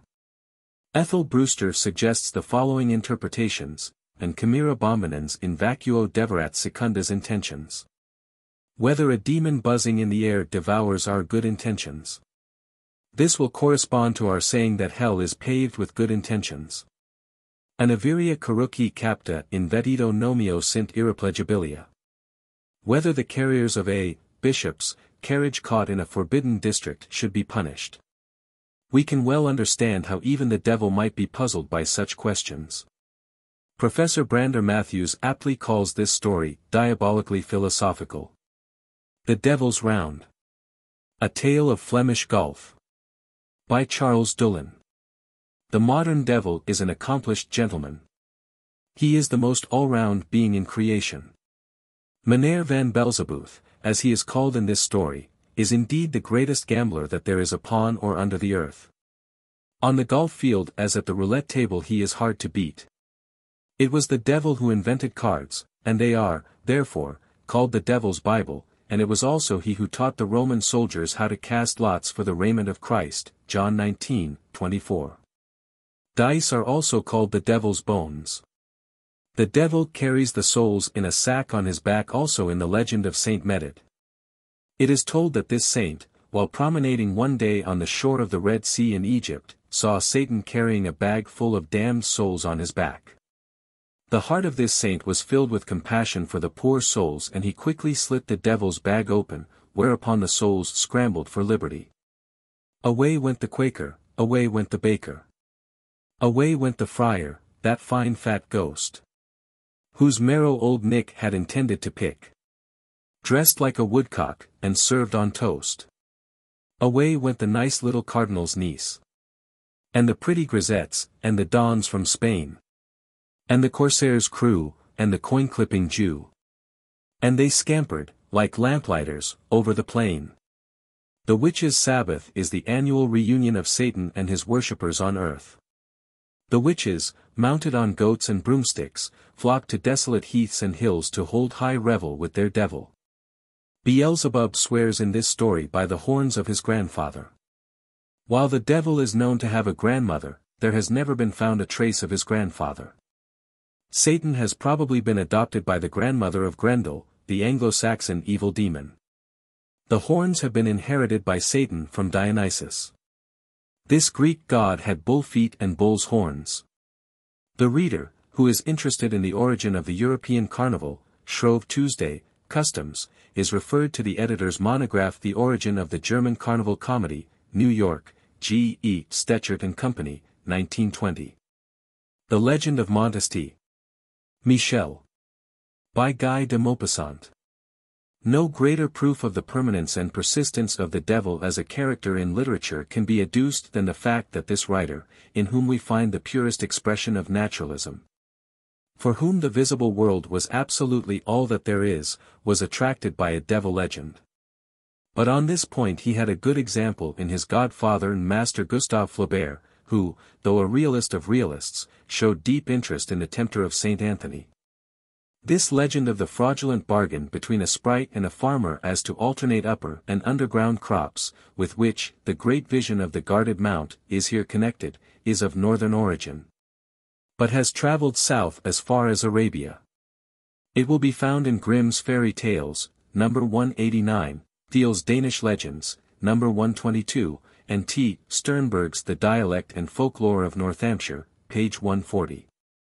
Rabelais used it as a French legend, and in its oriental form it served as a subject for a poem by the German Friedrich Ruckert, Der Betrogene Teufel. In all these versions the agreement is entered into between the devil, in the Northamptonshire form it is a bogie or some other field spirit, and a peasant. It was reserved for Maupassant to make St. Michael get the better of Satan on earth as in heaven. According to this legend the devil broke his leg when, in his flight from St. Michael, he jumped off the roof of the castle into which he had been lured by the saint. The traditional explanation for the devil's broken leg is his fall from heaven. I beheld Satan as lightning fall from heaven, Luke x. 18. All rebellious deities, who were universally supposed to have fallen from heaven, have crooked or crippled legs. Hephaestos, Vulcan, Loki and Wieland, each has a broken leg. This idea has probably been derived from the crooked lightning flashes. The devil's mother in the medieval German mystery plays walks on crutches. Asmodeus, the Persian demon Eshma Diva, also had a lame foot. In Le Sage's book Le Diable Boiteux, Asmodeus appears as a limping gentleman, who uses 2 sticks as crutches.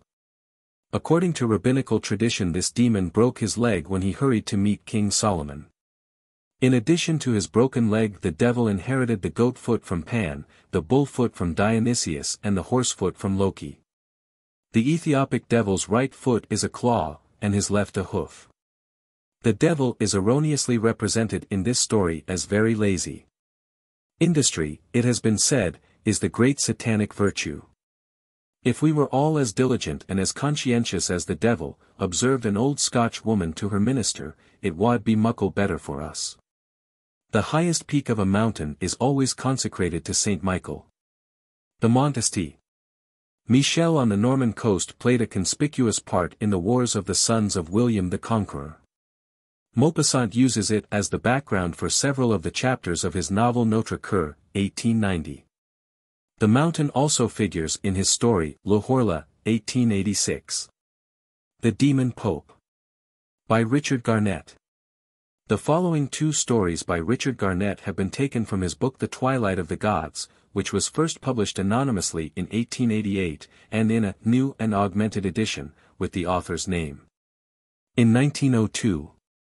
The title recalls Richard Wagner's opera Götterdämmerung, but may have been directly suggested by Elamir Bourges, whose novel Le Crépuscule de Dieu appeared 4 years earlier than Garnett's collection of stories. In his book Richard Garnett plays havoc with all religions. The demons, naturally enough, fare worse at his hands than the gods.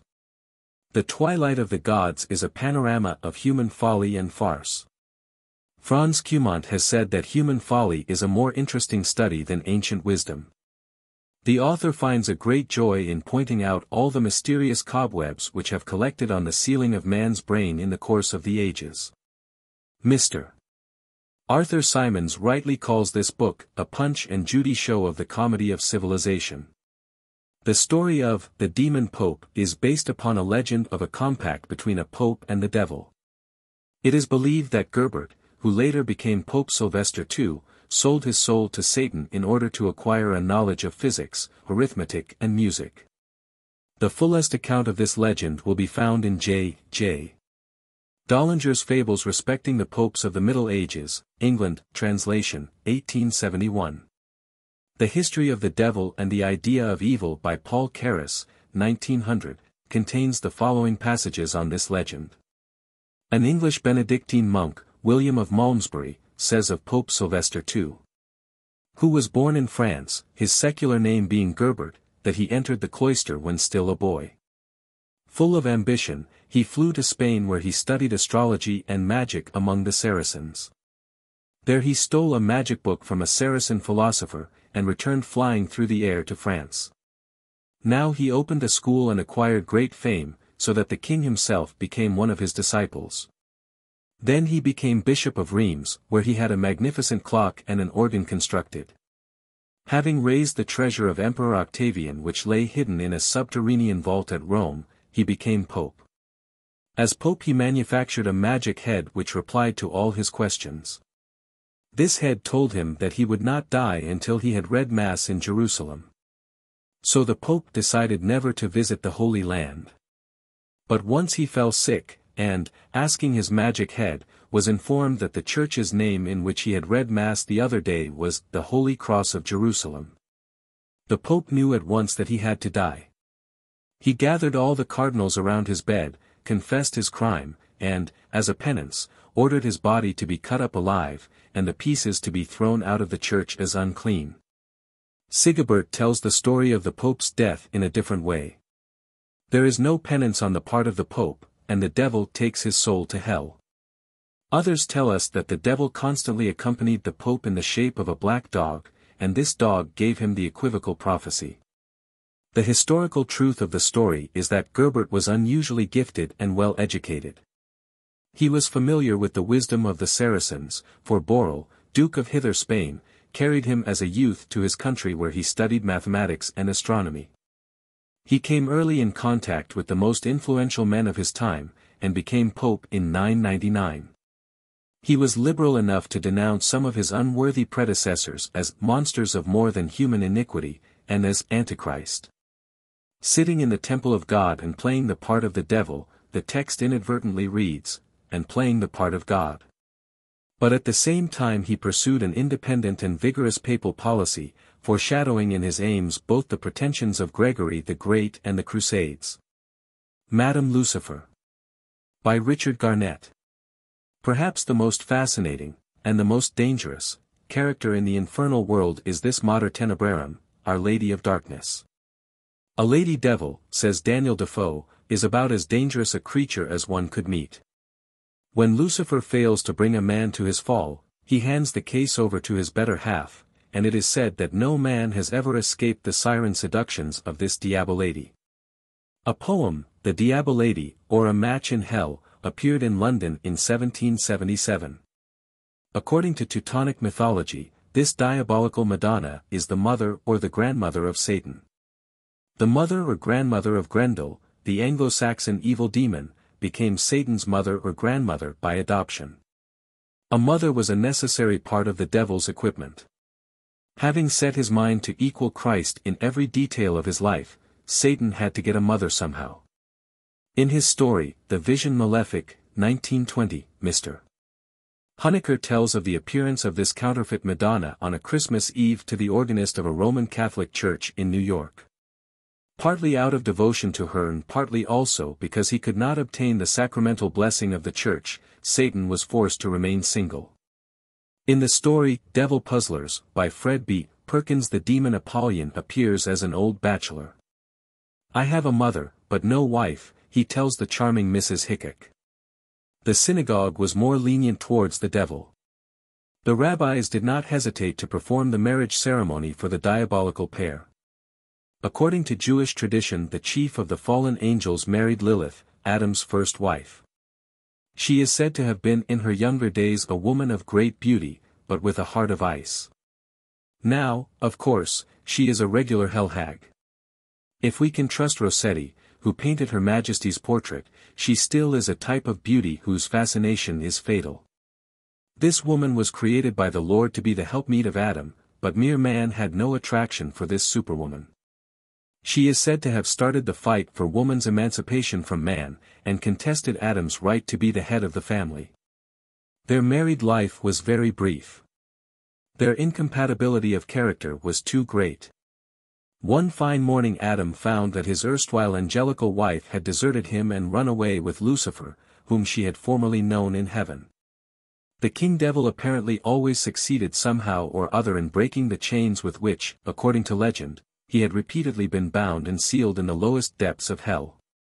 From antediluvian times the demons appear to have been attracted by the daughters of men and to have come frequently up to earth to pay court to them. The only devil who must always remain in hell is the stoker, Brendley by name. The fires of hell must not be allowed to go out. The anatomically melancholic Burton also tells of a devil who was in love with a mortal maiden. Jacques Cazot tells the story of Beelzebub as a woman in love with an earth-born man. Lucifer. By Anatole France. This writer has a great sympathy for devil lore, and many of his characters show the cloven hoof. An analyst of illusions, he has a profound interest in the greatest of illusions. An assailant of every form of superstition, he has a tender affection for the greatest of superstitions. An exponent of the radical and ironical spirit in French literature, he feels irresistibly drawn to the eternal denier and mocker. The story of the Florentine painter Spinello Spinelli, to whom Lucifer appeared in a dream to ask him in what place he had beheld him under so brutish a form as he had painted him, is told in Giorgio Vasari's Vita, più eccellenti pittori. Scultori, ed Architetti, 1550, which is the basis of the history of Italian art. It was treated by Bareilly in his novel The Devil's Portrait, 1882, England, tr. 1885, from whom Anatole France may have got the idea for his story. But there is also a medieval French legend about a monk, du moins que contrefait l'image du diable, que sen Caruca, who was forced by the indignant devil to paint him in a less ugly manner. The devil is very sensitive in regard to his appearance. On a number of occasions he expressed his bitter resentment at the efforts of a certain class of artists to represent him in a hideous form, cfmd. Conway, Demonology and Devil Lore. Daniel Defoe has well remarked that the devil does not think that the people would be terrified half so much if they were to converse face to face with him. Really, this biographer of Satan goes on to say, it were enough to fright the devil himself to meet himself in the dark, dressed up in the several figures which imagination has formed for him in the minds of men. It makes us, indeed, wonder why the devil was always represented in a hideous and horrid form. Rationally conceived, the devil should by right be the most fascinating object in creation. One of his essential functions, temptation, is destroyed by his hideousness. To do the work of temptation, a demon might be expected to approach his intended victim in the most fascinating form he could command. This fact is an additional proof that the devil was for the early Christians but the discarded pagan god, whom they wished to represent as ugly and as repulsive as they could. The earliest known representation of the devil in human form is found on an ivory diptych of the time of Charles the Bald, 9th century. Many artists have since then painted His Majesty's portrait. Schongauer, Dürer, Michelangelo, Titian, Raphael, Rubens, Poussin, Van Dyck, Bruegel and other masters on canvas vied with each other to present us with a real likeness of Satan. None has, however, equaled the power of Gustave Doré in the portrayal of the diabolical. This Frenchman was at his best as an artist of the infernal, Dante's Great Dis, and Milton's Satan at the Gates of Hell. Modern artists frequently represent the devil as a woman. Felicien Rops, Max Klinger, and Franz Stuck may be cited as illustrations. Apparently the devil has in modern times changed sex as well as custom and costume. Victor Hugo has said, Dieu est fait soit. Le diable est fait femme. Lucifer, as well as the other stories which form the volume The Well of St. Clair, is told by the Abbé Jérôme Coignard on the edge of Santa Clara's well at Siena. The book was first published serially in the Echo de Paris, 1895. It has just been rendered into Spanish, El Pozo de Santa Clara. The Devil. By Maxim Gorky. This story shows reminiscences of Le Sage's Le Diable Boiteux. It will be recalled that Asmodeus also lifts the roofs of the houses of Madrid and exhibits their interior to his benefactor. The fate of a Russian author was, indeed, a very sad affair. In all lands have the writers drunk of life's cup of bitterness, have they been bruised by life's sharp corners and torn by life's pointed thorns. Chill penury, public neglect, and ill health have been the lot of many an author in countries other than Russia. But in the land of the Tsars men of letters had to face problems and perils which were peculiarly their own, and which have not been duplicated in any other country on the globe. Every man of letters was under suspicion. The government of Russia treated every author as its natural enemy, and made him feel frequently the weight of its heavy hand. The wreath of laurels on the brow of almost every poet was turned by the tyrants of his country into a crown of thorns. From the present writer's essay The Gloom and Glory of Russian Literature, in the Open Court for July, 1918. The Devil and the Old Man. By John Masefield. Postscript. For the benefit of the gentle reader, who is about to shed a tear or two over the demise of the devil, the following episode from Anatole France's My Friend's book is retold here. Pierre Nozière, Anatole France, takes his baby girl to a Punch and Judy show. The culmination point of which always consists of the duel to the death between Punch and the devil. The terrible battle ends, of course, with the death of the devil. The spectators applaud the heroic act of Punch, but Pierre Nozière is not happy over the result of the fight. He thinks that it is rather a pity that the devil has been slain. Paying no heed to Suzanne sitting by his side, he goes on musing. The devil being dead, goodbye to sin. Perhaps beauty, the devil's ally, would have to go, too. Perhaps we should never more behold the flowers that enchant us, and the eyes for love of which we would lay down our lives. What, if that is so, what in the world would become of us? Should we still be able to practice virtue? I doubt it.